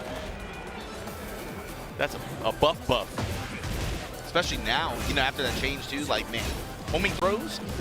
It's funny now. You're like, man, that is cheap. You remember every throw you submitted. And then you remember, you're like, God, what were we doing last year? Yeah, man, I missed out. I should have been tossing people all day. Okay, that's a big change for King now too. For him to be able to get like the juggle state from his old running Jaguar 1, he needs to be in enhanced state, taking at least 3 steps now, or in Heat. Okay, big counter hit. Drops the hammer on him and then stomp, crack that leg. Crunch. Oh, big counter hit. You got those? You got the conversions? There you go, nice. Should be able to get an easy follow-up here. Goes for the wall, just shy of it. But the positioning is everything here. Oh, man, you better guess right. Oh, that heel, and then, he does guess right. That is a pure guess, everybody. There's no way you can tell what they're doing unless you're watching their hands. And I would not be too proud to do that. Sol Naciente able to take that rather easily, I would say, against what used to be the bracket terrorizer. Made that fast, yeah. You know, that's something you were bringing up about, especially Jaguar Sprint and the way Run works now, too. He passively, you could see that really emphasized in a lot of his attacks in how he covers so much more ground now than he was before. Just passively, just like the way players are using it now, feels like he's always running across the stage. Yeah, and 2 specific moves that he has, one for wall carry and just one as an ender. His 3-2-2, his new string, it goes straight into run. His one standing 2-2 on hit goes straight into run. They really wanted to streamline everybody in the using it more. Yeah. Start running now. Down 1 neutral 2. Interesting. He wanted that big wall, juicy ender. And there's a gap in between the last 2 hits, especially if you delay it. But it's a mix-up. That's the messed up part. Is if you not delay it, obviously it's unsafe. But you'll beat out if they try to interrupt between the delay hit. And it's really hard to tell. You have to pay attention. Sol Naciente was put in rage early on here. Bat 1,000 with the advantage, but a clean walk around from Sol Naciente. Able to kind of reversal fortune here. All that just to go right into my arms. And then swing him up again in rage. That 1,000, that's a bad feel. That's the kind of round that you hate to lose like that. You feel robbed. Yeah. You're like, I'm getting my momentum back. I'm getting my turn back. Then you get tossed. That's unfortunate. But I mean, that's the reason why throw breaking is so important against this character. Also, it's like being able to throw break, but it's also the next level above that is being able to somehow, if you can react well enough to be able to, you can get these counter hit throw breaks as well. Take away a lot I think that's the neutralizer. Once you're able to kind of keep King from using his throws, he has to like play some real Tekken. It's not just King either. That's any character with good throws. Yeah, any character with good throws. And you know, all the OG characters usually have, at least two throw breaks. Yeah, your Pauls especially, those kinds of characters. Yeah, Paul, Law, Nina, Hwoarang as well. Yeah, Jin. All the old characters got him. Oh, whip punish. That was beautiful. Power crush again, he still goes to it. Russian assault, this time counter hit with the big pickup at the wall. Yep. Oh, but bobbled the combo, that's unfortunate. But, oh my God. Yo, no way he's gonna make this come. No. Oh my goodness, you better guess right. Stop! Stop! Sol Naciente. That was a nice comeback. That was like two of the rounds he won in that game were just robbed. He just robbed them one. I mean, moving forward, that's a good look for him and also for his character. But what a comeback, man! That sucks, but I mean, bat 1,000. He's gonna have to bat for 1,000 if he wants to make it out of losers bracket. And well, I mean, judging by the way that matchup, I would say that's probably towards the end of that pool. Sol Naciente in E137. He's likely going to be moving on there. So yeah, likely he'll make it out of the loser side, or at least have a good chance of that. Yeah, I mean, look at that guy. I was looking at the progression in a lot of the pools. You know, the pools, I mean, while they are stacked, you know, it doesn't get even more stacked until a little bit later on. I see a lot of people making out of pools rather easily. But again, it's tough. You might have one or two bombs in that pool where you have to really kind of lock in. No, there's definitely a few of them where I would say the winner's qual match was, yeah, this could have been a round 3 or round 2 matchup easily. Yeah. But I could say, at least my glance at all the pools, there's at least one good player in every single one. Yeah. So you have your work cut out. From what I was looking at too, yeah, mostly they were pretty spread out, pretty good stuff. That the brackets and the seating is bracketology and seating. I was liking it. I'm sure there's some complaints out there, but it looked pretty balanced to me. Yeah. I mean, at the end of the day, you got to go through everybody, anyways. That's my thing, man. It's no matter what people say about that, my thing is like I'm in here to win or like whatever anyway. So it's like I got to get through. Either way, I got to get through you. It doesn't matter when I play. But you know, it's different, of course, when you're in pursuit of points and stuff like that. It's easy for people to catch feelings, I think, or get emotional. But we'll see. Yeah. We're making it through pools either way. It doesn't matter, man. I'm just thinking about Saturday night and Sunday morning, man. I can't wait for that. I'm excited to see how that's going to play out. Of course, we're going to get our next set of games up on the stage here. I believe this might be the last pool of the entire day, at least that we're going to be showcasing, or the last group of matches that we're going to be showcasing. So I hope you guys are locked and loaded, ready to go. Of course, there is a full day tomorrow as well. Setting it on your calendar, set your alarm, wake up early, twitch.tv/check-in. Yeah, we're going to be getting started earlier too, I believe. It's going to be a 10 a.m. kickoff. Hour earlier, I think, yeah. All right, let's see here. Raven has been a flavor. I don't know if it's been looming ever since at the end of season 1, but we've been seeing a lot of Raven. I feel like it's the revenge, man. You remember, like, right when the game kicked off, people were riding high, like, yo, he looked kind of nice. And then they saw the frame data, they're like, oh, never mind. Bro, his name is Shinobi-kun. Come on. Okay, you got to be a Raven player. On rare side, here we go. 2-4, and then into the mix there. Draw up kicks, okay. All right. 4-4-2, heat activation, quicksand, follow up here. Into the back 4-4. Shinobi-kun at the wall. Nice, get the sidestep right. Even trade there, but then the while standing one comes up with the launch here. We get the up kicks, get the wall. What's the play here is the question. Here we go, let's see what he does. What's the mix? Goes in, goes running keeps the pressure, that low. Back turn low as well, that new attack that he just got. Season 2, and again, the quicksand into the mid. You think you're gonna go back to Raven at all? No, I get him. You know, like, he's a cool character. He's bad fun too. Maybe an 8. Maybe I could see it. Cause you've been soul searching, man. You've been using a lot of characters. I don't think I'm soul searching as much as like for me, I just like playing and learning what each character is capable of because it makes my defense against them passively better. That is the key. So that when Michael Murray does drop my beloved, I'll be ready. Okay, so that is your main. Yeah. Okay, so I hope he comes back to. He's actually one of my characters. He used to be my tournament character back in the Tekken 3 days. And you know, I'm even willing to cheat a little bit. If he gives me, there's a couple other characters I have in mind to be dropped, but that's my approach. It's I always knew you were a Marduk enjoyer. yeah, a little bit. But that's kind of what I'm thinking too. Is I really like just learning how to defend against everybody, what the gaps are. Quicksand once again putting this pressure on Shinobi-kun.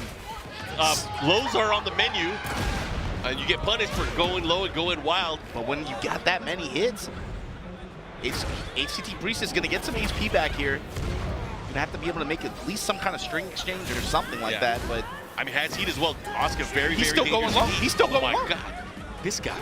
I don't know if it's respect or disrespect. He's undeterred.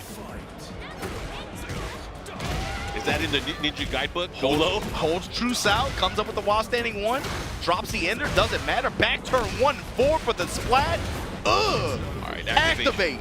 Now, this is where it gets dicey. What are you going to do? What are you going to do with the rest of your meter? 3 this time, just jab pressure out of back turn. And look at how much chip it did. Just keeping it in the corner here. Quicksand once again. You know, why block when I can go low and hit you before you attack me? No way. Oh, he's trying to ping his step down. Okay. And just stab for the whip punish with while standing 1 just out of range. Jab and offset. Trying to catch him. Nice while standing 1 bait. Great space. Oh, still got the hit. Shinobi-kun looking really good. Looking to close things out here. Not giving Priestess a chance. But Priestess has to fight back. Trade in his favor, though. Oh, the Ranger, okay. Step? No. Oh, my.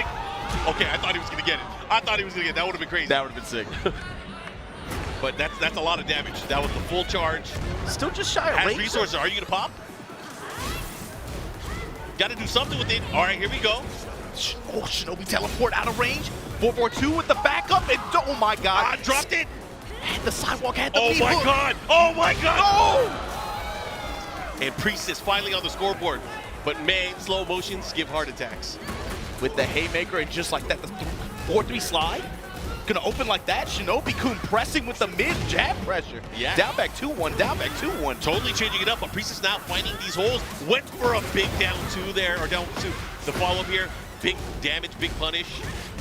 I like that. He's using that back 4-4 a lot of times just for that pressure at the wall like that. Activate now. Not much more to give with the pressure. Oh my God, with the dash after. And just like that, the mid's able to close out there for Shinobi-kun. That's gotta feel good, man. Doing that with that character here. Represent. Throwing signs up. Doing all the signs. Yeah, there's a lot of Raven representation here throughout the pools that we've seen so far. I've seen so many of these characters, and man, it's like my worst nightmare. It's all the characters I hate. I Am Fury, Shinobi-kun. There's been a couple other ones that we've seen, and they've been making good progress through these pool brackets.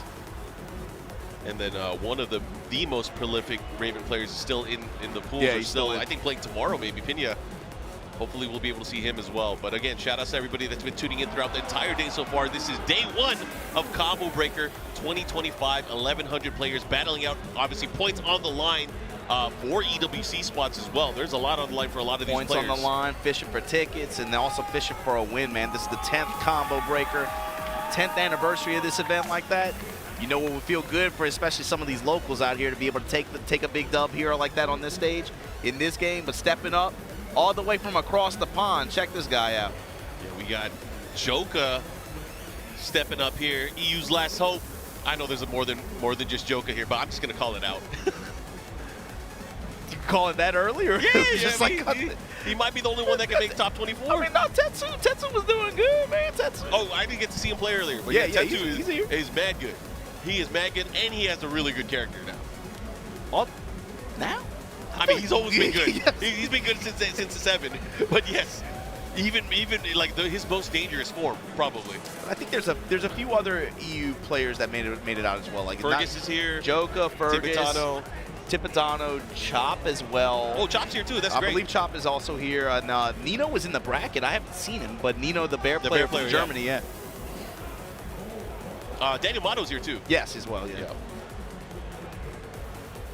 So yeah, I mean, everybody has a good chance of doing well, making it out of pools here.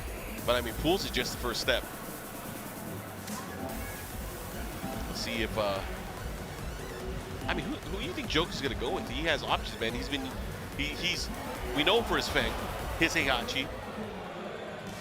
He has a Reina. He's got the spread, but I think he's got to be running Fang in front, right? Really? I feel like he's been using Heihachi more. I don't know. We'll find out. I'm excited to see. I mean, they're all, I think, really good tournament characters. Yeah, I mean, that's something we talked a lot about in Japan, too, right? Like, that's something with some of these players, when you have a shell, like a shell or a spread of 2 to 3 characters that you can go to, with how this game is going to be played, especially this year, with this many updates, this fast, and you have to adapt, you have to constantly adjust your strategies. when you have characters to play from and you can kind of option select with who has the highest value right now, who got the most out of this recent adjustment to the game, when you can just take that spread and then just pick your highest value options like that, that's playing the field, right? Yeah, you can play the field in such a optimal way like that. It's all about research too. It's like knowing how you're gonna utilize your characters or your strengths, and maybe even test people to see how strong they are, right? Here we go. Artorias back to the wall here, gets card ripped up, and oh man, the headbutt after the back four pressure. Yeah, Joker looking really strong at this juncture. Let's see. Just kind of ran him over. Yeah. Nice jab and replacement. That back 4-2 into the crouch jack is so crazy. It's the fact that it goes into the CD too. That's yeah. And then in heat, he gets the back 4-3+4. That, oh man. They like him at the dev side. They like this character. I mean, why? That's Arata's character, right? Makes sense. Actually, that's true, yeah. Makes sense that there's Here we go. After the back combo, finds the lift kicks. Oh, he's gonna reach. The Gets pretty far. the whip punishment, and then just runs in, just kicks him in the shins like that. Joker now. Yeah, nice. Trying nice to run option. with this first game. Down 4, ending the round here. I mean, I would imagine he has a lot of practice against Bryan too. I mean, Bryan is a character that's been under the microscope quite a bit. I would say since the end of season 1. He came on strong, it felt like, towards the end of last year, where it felt like, oh man. All right. You feeling himself? I feel like at first the players were not riding too high on him, but then once they started to see the vision with especially how he uses heat, and that started to come together later in the year, it felt like people were like, okay, yeah, this character's gonna problem. And the Bryan players, around the world, the traditionally strong Bryan players, they've been getting results. I mean, obviously Ni won Evo Japan, but even then, like, Jimmy J Tran, Tai, they've been doing really well, getting really far, beating a lot of great players. I mean, that's just a testament. Like, you give a strong player their strong version of their character, they're gonna do well.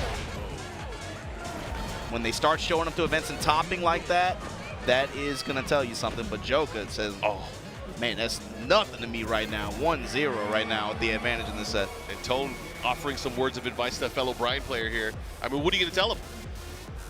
I mean, Tone got to fight himself, right? He's got Take in his pool. Oh man. Bryan mirrors, huh? Tone just made it out to Japan. I mean, it was really nice to see a lot of the young cats make it out. I was talking about this earlier. Yeah. We talked about it a couple weeks ago too, but I love seeing so many players from NA actually making the trip out there like that, man. It's beautiful because, like, back in the day, when there were events like SBO, it wasn't easy for people to go there and enter because you had to qualify to be able to get in there, or you have to join that nasty LCQ, right? That one-game LCQ. But with open bracket events like this, and of course with travel being as accessible as it is, the economy, for better or worse too, it's just cool seeing so many players from here taking advantage of that opportunity like that. Just saying like, yo, let me commit, let me just go see what's out there, let me see how I do. And then seeing the rewards too in their play and their experience level. It's a lot of games too. It's not just Tekken. People are going out there to level up. They'll play net play out there and just really level up and find. I mean, I feel ways about that, to be honest. Yeah, it's kind of funny. I feel ways it's about got to that. show up to the locals, right? I mean, for a lot of games, I mean, not every game has a local every single day, but there's always people to play against. You just got to network to make the net work. Look at Joker, the sense of spacing and sense of timing too. Artorio's taking a lot of swings with these mid-heat engagers that Bryan has in that mid-range. Joker not really giving him the openings though. And Joker, he's so good at sidestepping and ducking to kind of create opportunities for his character. He's one of those players, like, when somebody knows their character instinctively, they can kind of just move and wait for those opportunities and react so quickly too. Look at this. Now it's on Artorios' side. Woo! Counter hit. I mean, that's the first big counter hit we see from him as well. Let's see if he's able to make something out of this. There's a spike. Trying to push a little bit more. Bro, that got real scary. He must have those if he's going for that in the open. Back one at the counter activation here from Joker with the counter hit down victory. And just like this, the back. Oh, man, the back four with the extensions. That's rough there. 2 rounds for Joker here. One on the verge here, moving on. Opening with Mach kick, Artorias. Do you know if that's uninterruptible? The back 3? I would imagine just because it's still +3 on block or +4. But that while signing 4 there comes out super quick. 1-3, chop and screw, man. Joker is moving right now in heat. No sidestep there. Good test though. does. Patient, too. Not in a hurry here. Yeah, Artorias not playing too bad, but I mean, he's running into everything. That's the problem. Oh, I can't believe that works as a combo. That's crazy. It's like the health deficit came into play as well. You felt like a sense of, like, I need to go in. Urgency, right? Yeah. Joker, of course, loves that. You know, welcomes it. Kind of shaky there, but yeah, I respect it. But shout out to Joker here. I love seeing these players out here because we know they are world class. Having opportunities to, you know, just battle the rest of the world. You know, these tournaments are like dream matches, man. It's like you get to see the matches you don't normally get to see. Because we know who's strong in their region. We see, you know, a lot of the local tournaments, but seeing them come together for these like offline events, these master events is always a treat. In the hunt too. So that's pool E 127. Joker going to be moving on there. All right, we're going to get more players up on the stage. Again, thanks guys for tuning in. Yeah, watch it from wherever you watch it from in the world. I know for EU hours kind of rough right now, but thanks to, again, everybody riding with us here for this first day of Combo Breaker 2025. Check this next guy hopping on stage, Mark. All right. The big dog. Gerlanda stepping in. That's another EU player representing. Yeah, I forgot about him in the bracket. When Gerlanda travels, he does well. He does well. He is no stranger to pressure or the big stages. I mean, especially when it comes to, like, you know, like all those LCQ events where he did so well. He's the Amsterdam man. Yeah, for sure. Mr. Amsterdam. Something about that guy when you put him in that situation. But here we go. Gerlanda going to be, this is pool E 147. Who's he using? I can't remember the last time I've seen him play actually this season. I'm not sure. I feel like he probably touched Claudio. It wouldn't surprise me. I could. There's like 3 or 4 characters I can picture him on in this game. I haven't seen him in season 2 yet, so I'm not sure. I was gonna say there's no Katarina here. Yo.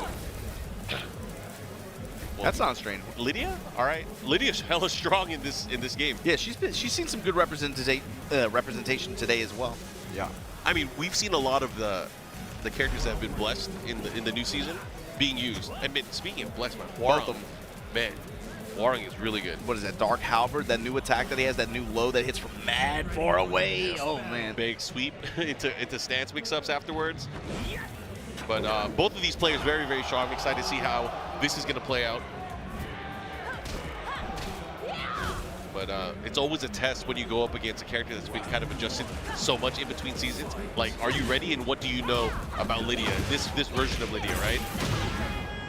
Immediately, Gerlanda want to just go to the strings and then force these Heaven and Earth cat stance mix-ups.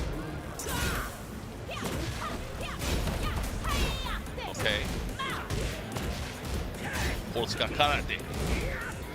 Trying to kind of poke his way out, poke his way off the wall, but running into a lot of mids here. Yeah, that was a good chase down with the slower politics. 4-4-2, and then after the guard, Gerlanda just backs up. Good power crush. Follow up here. Able to get the nice quick hit there to close it out. Did not have enough life. Gerlanda taking that first round. Chop. Pressure. She has so many good tools now just to kind of get her turn back and also just to kind of keep her opponents away. Whoa! The tape, the lows. Into the mix. What are you going to do? Mid. Yes. Into the low. Look at this pressure by the wall, man. And the delay in timing, too. Okay, here we go. Have maybe an opportunity. Gerlanda never static in terms of his timing, and then also has really, really good spacing in terms of just be just outside of range where it would make sense where Freydon wants to poke back. Then he's right there with jab punishes or something polite after to just take the damage. Look at that. See, he's always out of range. He always just happens to be just out of reach. Yeah, you could tell that he is used to fighting against a character like Hwoarang. Hwoarang specifically, yeah. Because he'll step at the right times, find an opening here, knows what to counter jab or low jab. Trying to keep the piece though. Here we go. Bryan with the chance here. Yeah, this is big. Should be able to get some big damage out of this. You got to make your statement here. Oh, the sidestep 3. Did not get a clean hit afterwards. That's unfortunate. The walk off here. Gerlanda trying his best to mount this defense against this storm, but here we go, Bryan. Bro, we were just complimenting how you fight against Hwoarang. Now you get beat up. Activate. Okay, Storm. He dash cancel. Follow up here. 4-4-2. Oh, and he chased him down. the pressure was just maybe too much there, but I mean, the mids were working. Anytime he tried to sidestep, he got clipped. But that was a great read on the situation. Yolanda able to weather the storm. Yeah. Let me hear it too. Let me know what you're talking about. He's like, nah, I don't want to hear it. Up one game. What character was that guy playing earlier when he had the baby blue headband on? Well, who was he playing? Had to have been Raven. I feel like it had to have been Raven.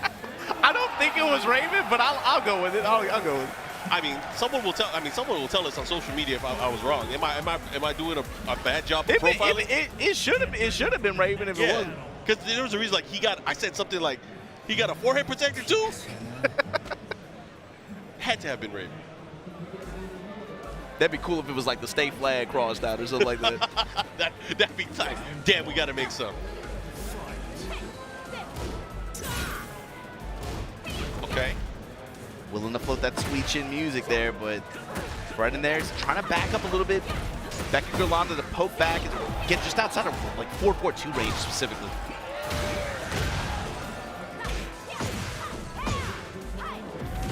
Clean walk around here. This is an opportunity. Ooh, big up 4-4. Deny. I love the challenge though. He's gonna push towards the wall. The jab floats, yes, just to be able to get the max amount of coverage here. Hold this wall. Hold this mid, just like that. Yolanda. Yeah, continuing that dominance from the last game here. Prada's gonna have to be careful, man. Losing chances to really take control of the matchup. Nice wall standing too. Follow up here, gets the combo. He's gonna push towards the other side of the wall here. Are you gonna activate? Got a counter hit. Trying to catch him here, but Yolanda knowing the right time to counter poke.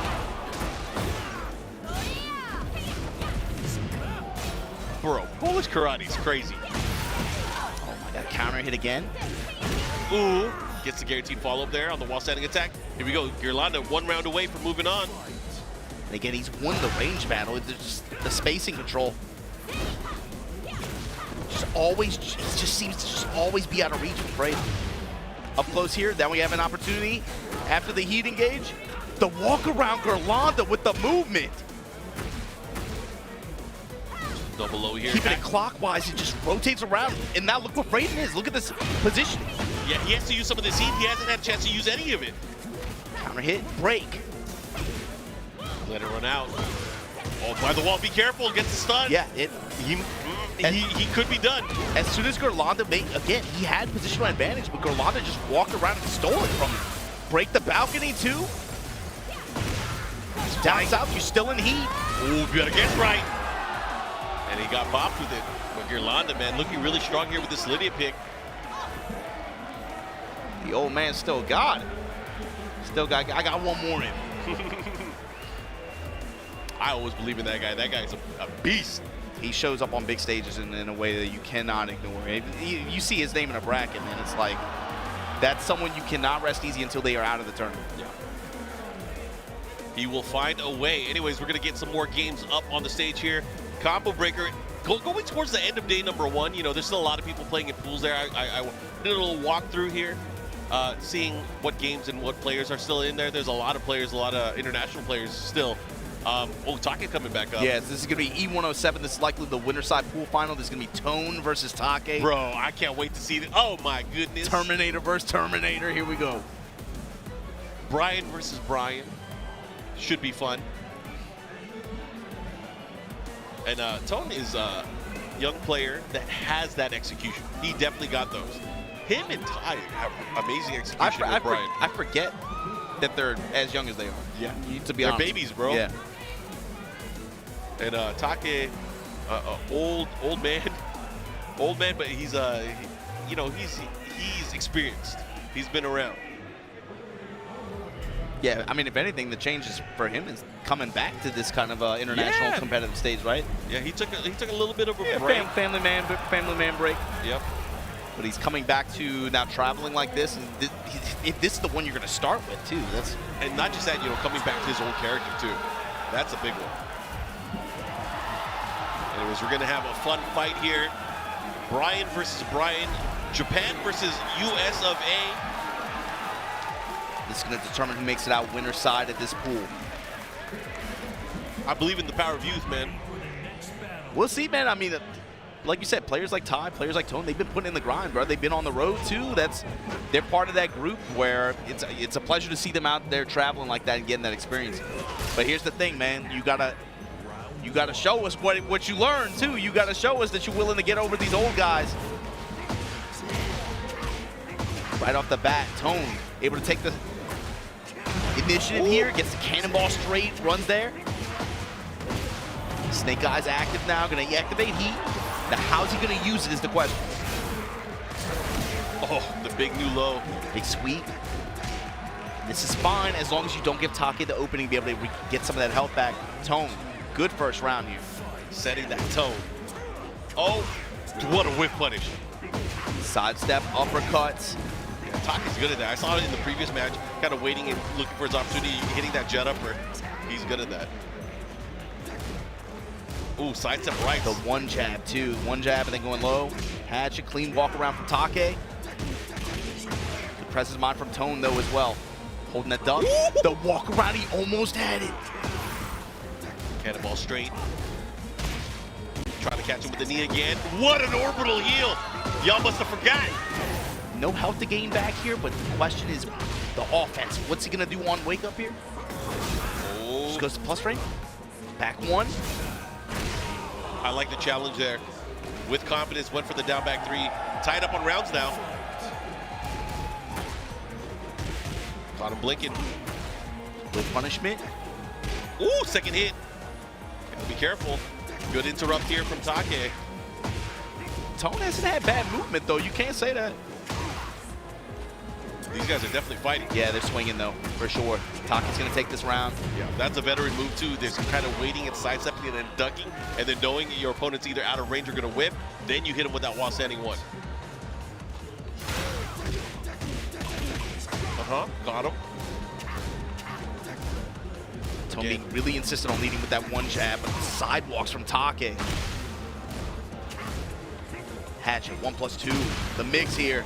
Counter hit launch from Tone, though. Yeah, big shotgun knee. Follow up here. What's he going to do? Is he going to activate? He is. Spike, but again, it comes down to the usage here. How's he going to get mileage out of this heat? Is he going to get a chance? Good block. Yo, he's been scouting those lows. The hatchet has not been as effective as he needed it to be. Still has access to his move. Boa Crusher in the wild here. It's a what? What are you going to do with it? Delay mid. Oh my god, he has no life left. He has to be careful. Oh, out of range. Oh, he's out of range still. Oh my god, he did it a little bit faster. A little bit faster. Final round, game number 1. Running in the Vulcan punches. Tone eating the chip damage, gets a counter hit throw. Take in the driver's seat now, but the clean sidewalk there. Veteran down back. Okay, Tone. Putting the hatchets on him. That's a dash and realign. He's not. Oh my god, he gets the big counter hit on the third hit. Follow up here. What's he gonna do? He's in the open. Gets Snake Eyes there, gets his activation. Counter activation. And where we going with it? Burns heat on the pressure. Has range. Goes for the big new kick. The follow up here. Break it. Oh, I thought he had it. Oh my god. Gatling rush back and forth. Trying to get the counter hit. Bro. That was clutch. And you know, the thing is, Take has been so good at kind of sidestepping and then realigning and kind of neutralizing some of his approach pokes. So Tone went for the hatch kick so many times from the sidestep, blocked. Did not dissuade him from keep using it. He believed in his offense and it paid off at the very end. Could have gone either way. You saw him integrate a lot more dashing and realign as well in his approach to that, especially in that last round. Anyways, this should be fun here. Very close first game between these two. Now in another open stage area. Walls haven't really come into play. We have not yet been towards them, but of course, you know, these players know how to utilize Bryan's wall game and his wall pressure. Both these guys banging on these mid-engagers in mid-range like that. Activate now. Take's revenge here, step in mid. Clean walk around it. Oh man, the counterclockwise step there. Like what I'm seeing.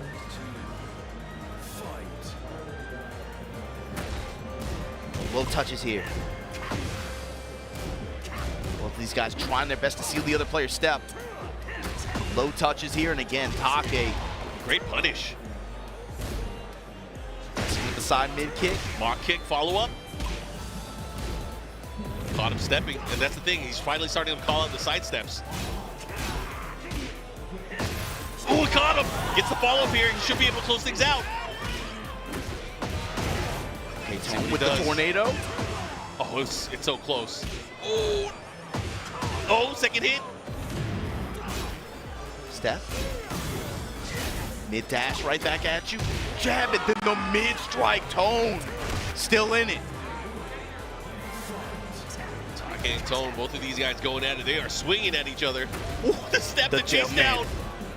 I like it. You stepping, I'm dashing, we realigning.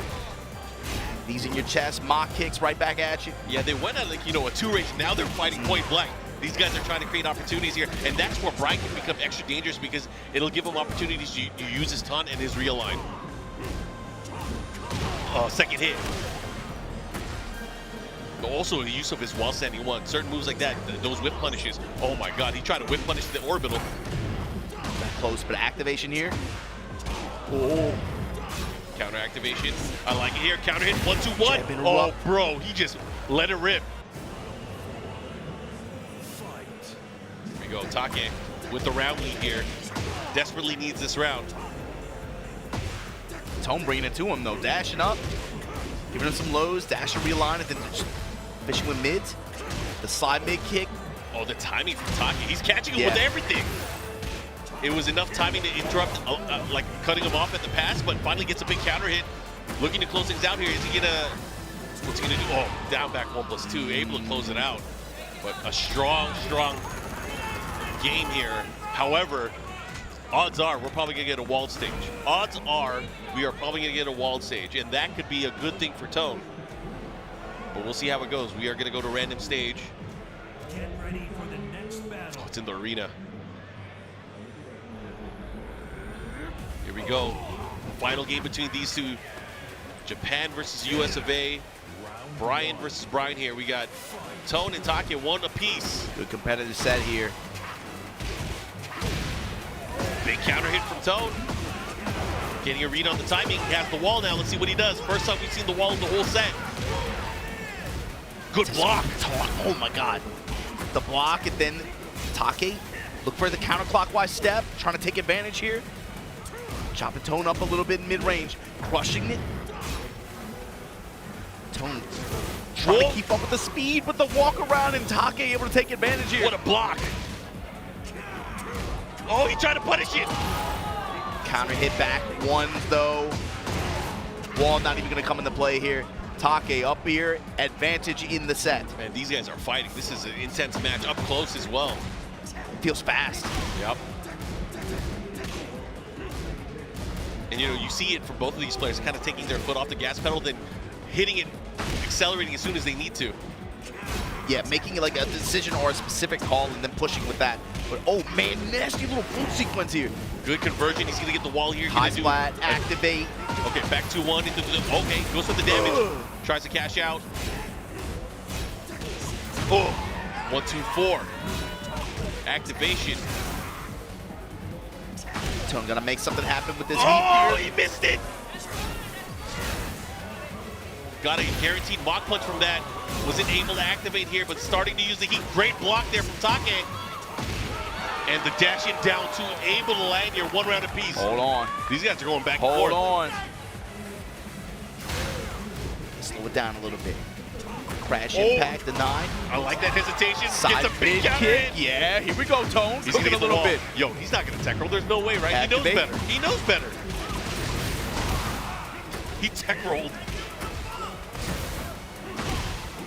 Okay, nice, back 4. Gets the follow over there that time. Did not miss it. Side wall, continuing. Oh, what a punish there from Take. This is huge. This is Tornado. Oh, and he gets the wall. Right back at you. What a step. Didn't get greedy though. They both have rage. Oh, getting the counter hit, 1-2-1. The follow-up. Counter grab, broke it. Power of the jab. Take taking that round now on the verge of moving forward.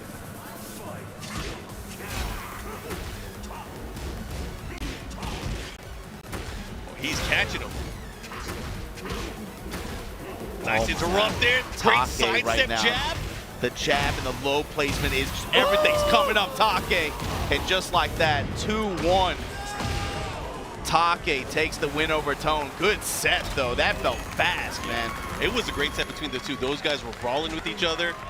Tone, I felt like Tone had it at one point. He was making that comeback, but then out of nowhere, the jab, the sidewalk, the sidestep, Take really showed his worth with that Bryan play. It that had was crazy. phases too, like you said, right? It felt like at one point they were kind of spaced out, like range 1, kind of playing around each other's mobility and each other's step with a lot of the options and mid-range tools that Bryan has there. But then once it got compact, it felt like that was, even when nobody was hitting, it felt like they were just very, very mobile, and it felt like a fast match. Yeah. Tone, he was right there, man. He had it. It's something, man, that was tough. It could have gone either way, but man, it was great to see. I mean, two very high-level Bryan players going at it. I mean, that speaks to Tone. To me, that's Tone's growth. That's it. Seeing him being able to play that kind of set like that against someone like Take. Stepping up. This is another player. They made the trek out to EVO Japan as well a few weeks ago. Did really well for themselves at a lot of the local events. Timo stepping up. Yeah, Timo, victim of ritual. Making the big jump to Anna Williams. Getting a lot of mileage with Anna Williams as well. This is group E108 as well. So if I'm not mistaken, this is Ali, his opponent. So this is going to be Anna versus Shaheen match.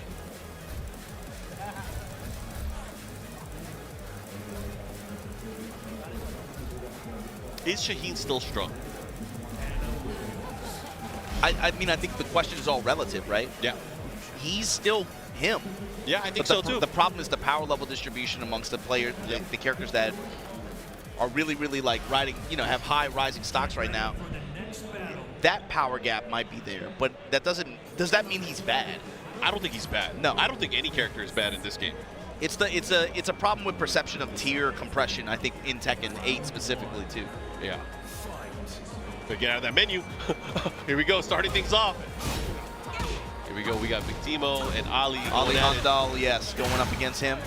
This is likely going to be the winner's qualifier match of this pool, if I'm not mistaken.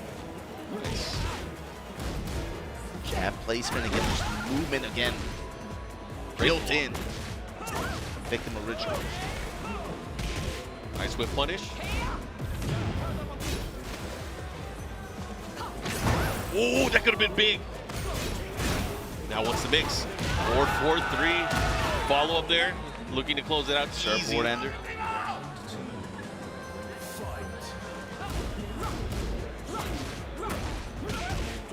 Ali fishing with the uppercuts, throwing mids, going into slides at close range like this, doing anything he can to keep Big Timo off balance.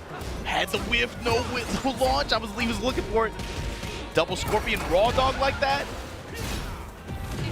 Power crushes and backs up. Activation here from Big Timo. I like the challenges here from Ali as well. Wow, how did that go the other way? That was crazy. The course correction. No problem. Mix up. What you gonna do now? If I saw some girl pulling out bazooka cancels in the middle of her combos, man, I would stay away. This girl crazy. Big 4-4-2. That's the one Mama warned you about. Yeah. That girl is poison for sure. What they say, never trust a big butt and smile. Gotta watch out. It depends on the person, I guess. That's some people like it. Please ruin my life. Activate. Oh, I like that combo. That combo was sick. With the shot. They shooting again. Ah! Oh, but he got landed on. Big orbital, big combo. Let's go. He's healing his life back too. That's the great stuff. And he's gonna eliminate the potential health comeback here from Big Timo. Yeah, still gonna get a grip back as well. Yep. Big benefit of the Rage Arch. He's gonna have the life lead. Oh, the chase that. All right. Let's go. Just 2 ones. Yep, it's 2 rounds to 1 here. Ollie with the life lead, or the round lead, I should say. Double Scorpion, and there you go. Sidestep attack. The lows from Victimo here. Trying to put himself back into the driver's seat on this round. Activate. All right, you start shooting. The dash follow up here. 1, then where you going with it? What's the mix? Big block again. He's called that out so many times. He has access to heat as well. He's going to do a lot of damage. He also has rage already equipped. Ali Handal gonna activate heat here. Trying to force a guess for game. Oh, goes for the slide. That's gonna be it, yep. He's smiling.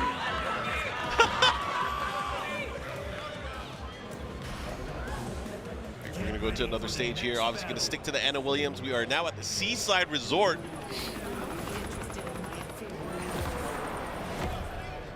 Let's go to the beach. All right, here we go. Let's see how this is going to play out.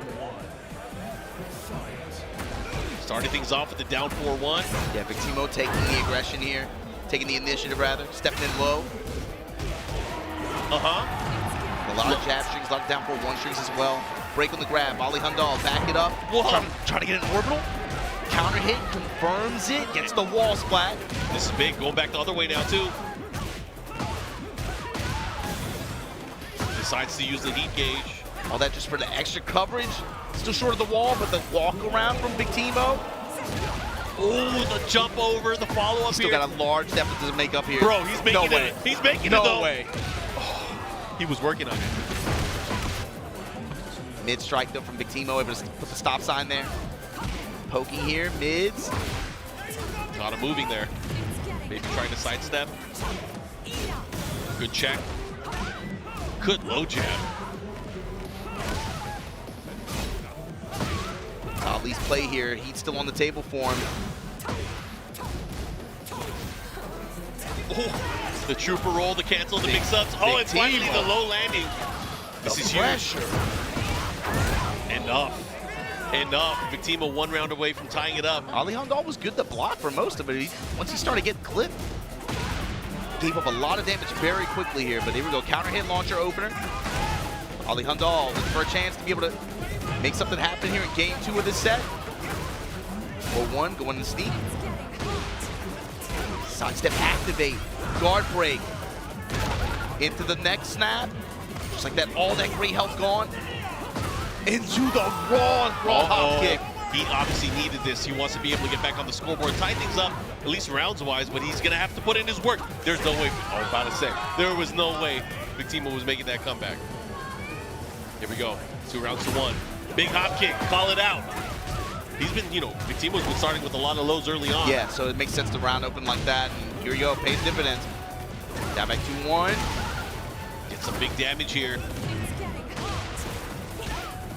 Crouch jab to steal the turn back.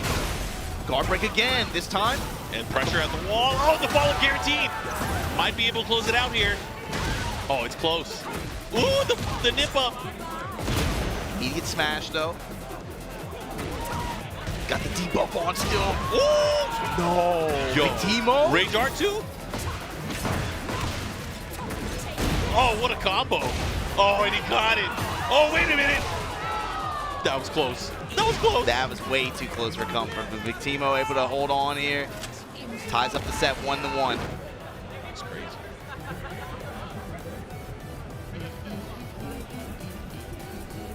Tone coming up.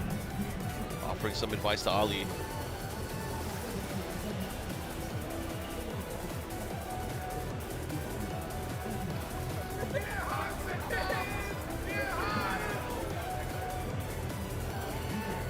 Again, thanks everybody for tuning in.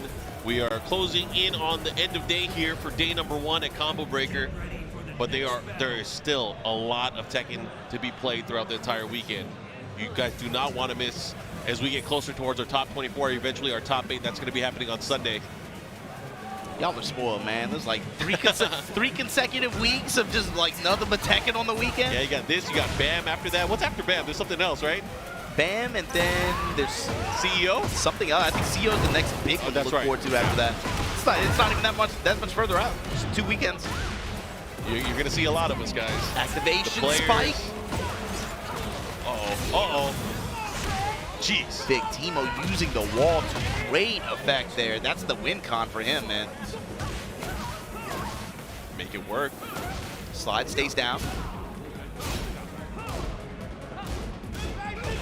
Leading with that jab, trying to get some mix working here. Side step low, activate through Ali Handal's pressure. Throwing the hips and the dash after, but runs right into an uppercut. That was big. Should be able to the close ball, out the round here. Even after the heat activation, with the dash behind it, still more than enough. Ali tying it up here. This is the final game, of course, between these two. One of these players will move on out of the winner side of their pool. Just tried to walk, still ended up getting clipped on the slide. With no punish.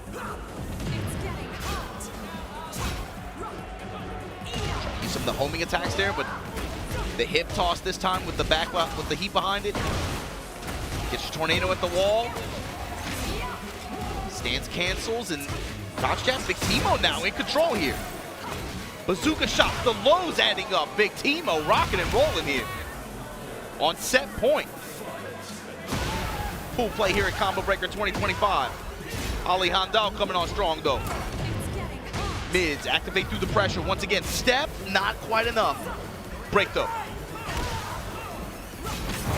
Okay. Ali Handal fishing with the wheel kick as well. Ooh, that was big. Double scorpion.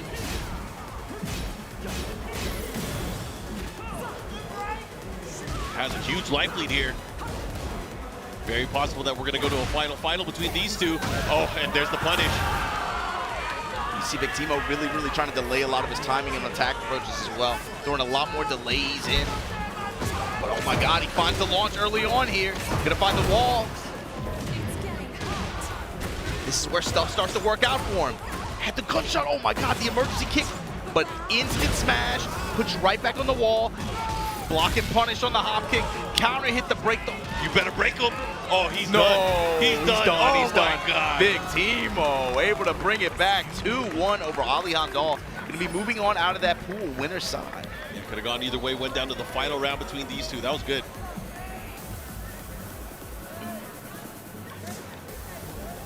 Nerf King? Oh, no. Nerf King? You can't be asking for that kind of stuff on stream. Nah. No nerfing of King. Not in my house. I don't know. How's that even applicable here? I don't know, man. I don't know. He didn't even fight against King. He didn't even play against King. That's tight, though. My heart, I'm not going to lie. I say this every time. My heart skipped a beat when he tried to show it the first time and then he brushed it. And the phone screen channel, I'm like, what if he has some? I think it every time somebody does something like that. I was about to say, turn the camera away, put it on us. But stepping up, you got Farzeen, again, one of the Pakistani, one of their leaders, man, one of the young upstarts. Is he still using Victor?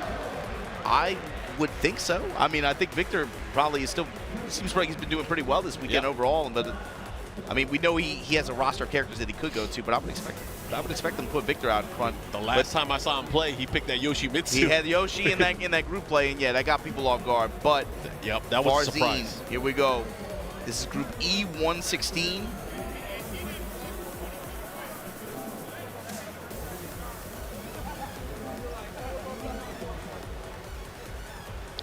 Always well spoken, always just happy to be out here playing, man. This it's hard. It's hard to root against this guy, man. He's always like really excited, really like all smiles every time. I like seeing him play, man. I've been a fan ever since I first started watching him play in Tekken 7 days.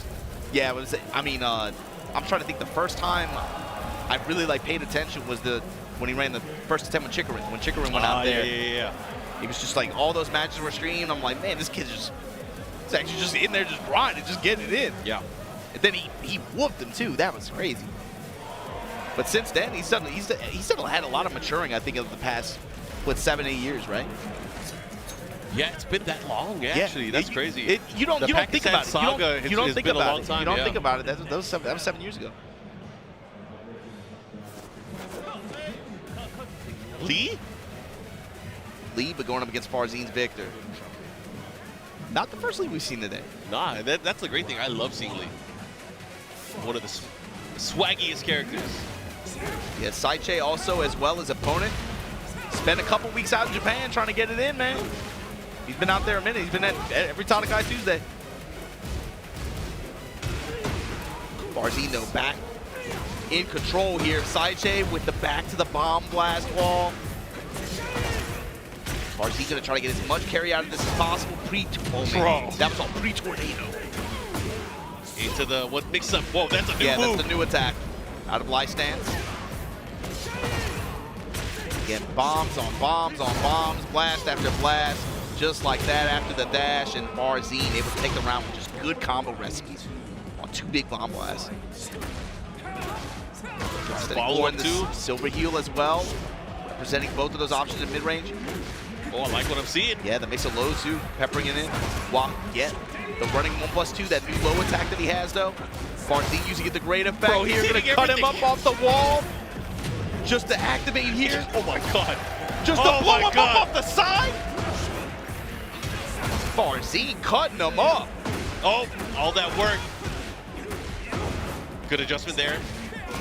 Saiche. Might all be for nothing. Comes up with the wall standing 1+2 there. Now Barzine backs it up. What's with the running 2? Got the second hit there. I thought he was gonna let it rip. It slashes on the live stance. Who is this old French samurai guy? Into the rising slash, and again, whose uncle is this? Just going wall to wall. Oh, counter hit. Just when you think he's gonna slow it down, he has a sense for when Saiche wants to press, finds that instant, fishes it out with the 1+2 to close out the round. But that's the thing I actually really like about Barzine is the speed at which he plays. Yeah. He is a speed demon. But it's like he plays really fast. Like you said, like that whole round is just like, yo, I'm playing 0 to 60. Yep. But he still is looking like, when are they gonna press? He's still able to find that moment and still understand his opponent's timing really well, even within the scope of that. Yeah, that's the thing is like his offense looks fast, but it's his defensive minute adjustments that lets him play or start the counterplay, which is really impressive because he's going in like, you know, 0 to 100, and then out of nowhere, his opponent goes for a counterattack, gets launched. And it's like a sidestep or, or a big counter hit. 1+2, you know? Okay. What a step. We were just talking about it. Yeah. It's like, okay, I'm annoying him enough. I know he's going to do something here. Boom. Let me adjust. Let me hit. Okay, gets counter hit for it. Good interruption on the EMP blast punch. Crouched at the offset. Mid strikes here, running 2, and the clean walk around, but the last hit gets clipped. Oh, I like how we did that. Went straight for the Caliburn afterwards. Jab touch, working the lows. Geyser blast. Saiche right now, defense getting exposed big time here. Bro. Caught you reaching. Put him at the wall, activate. You reach, I teach. Oh, and he stabbed him anyways. EMP blast to close out after, and just like that, Barzine on set point here. Saiche. Here we go, running 2. Good step from Saiche that time. 1-2-2, the mid strikes. Gunshots. Living in America. Low parry. The cut. And he's gonna get the wall. The activation. The wall. The blade. Again? No? Oh, he went for the unblockable. Oh, he's getting clipped. Oh my God. That's what you get. Good punish. Here we go, fighting back. Saiche got to make something happen here. Power crush. And the cut, man, Barzine looking very sharp here in pool play. In Group E116, Barzine going to be moving on here. Yeah, we'll see a lot of these players playing tomorrow around 2 p.m. as they whittle down the bracket stage from the pool stage to the bracket stage, and of course the big battle that is going to ensue as we get to our eventually our top 24 that's going to be played out on Sunday. But again, I think that was the last game of the day. Yeah, it was a long day of Tekken here for pools action. Again, we cannot stress it enough. 1,100-man tournament here in Chicago. But man, if you guys missed anything, make sure you guys follow along on TekkenWorldTour.com. Make sure you guys hop on the Twitter at Tekken, at BNE Esports on Twitter and YouTube as well. Follow our socials to keep up with the newest Tekken content and to see more TWT 2025 excitement and updates. Do not miss out on anything that's going on. It's going to be very fast. It's only been, what, 3.5, 4 weeks, and I think we've already had a Master Plus event, a Challenger event. We're at a Master event now. There's been tons of dojos in the meantime. Please make sure you guys follow along and stay up to date. You won't regret it. Yeah, you guys got a lot to catch up on if you're tuning in just now. But the good thing is you can watch all of the action. The VOD, of course, is going to be ready to go. So make sure you guys watch all the action. Then join us tomorrow. It'll be fun. We'll enjoy the weekend together. Yeah, we're going to get started a little bit earlier than we did tomorrow. And it's going to be a long day of action, especially as today was like the hard work. You know, you got to get through the pools, but tomorrow's going to be where the fun starts. When we get to round 2, round 3, and as we make our way down to that top 128, make our way down from that down to the top 24. This is an intense tournament, Mark. It's not only just about the points, but it's about fishing for tickets. There's a lot of motivation out there in the crowd. You can feel it. I'm just glad to be able to just be here with you guys and just enjoy it all like this. It's going to be fun. Again, you guys stay tuned. There's going to be a lot. Anything you want to say to the people before we let them go? We'll see y'all tomorrow, man. Be easy. You guys have fun.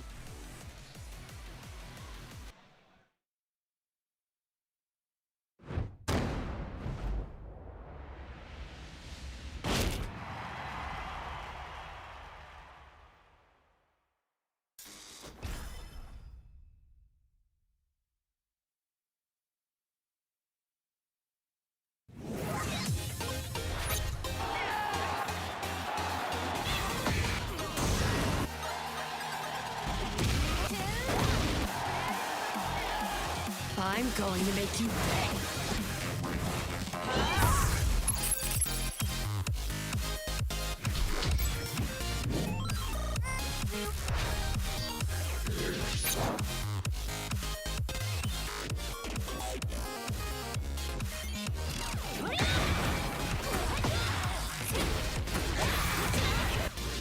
Your luck is run out. Soy la reina del café. Compétent à l'esprit limité. Dente, mas cabeça fria.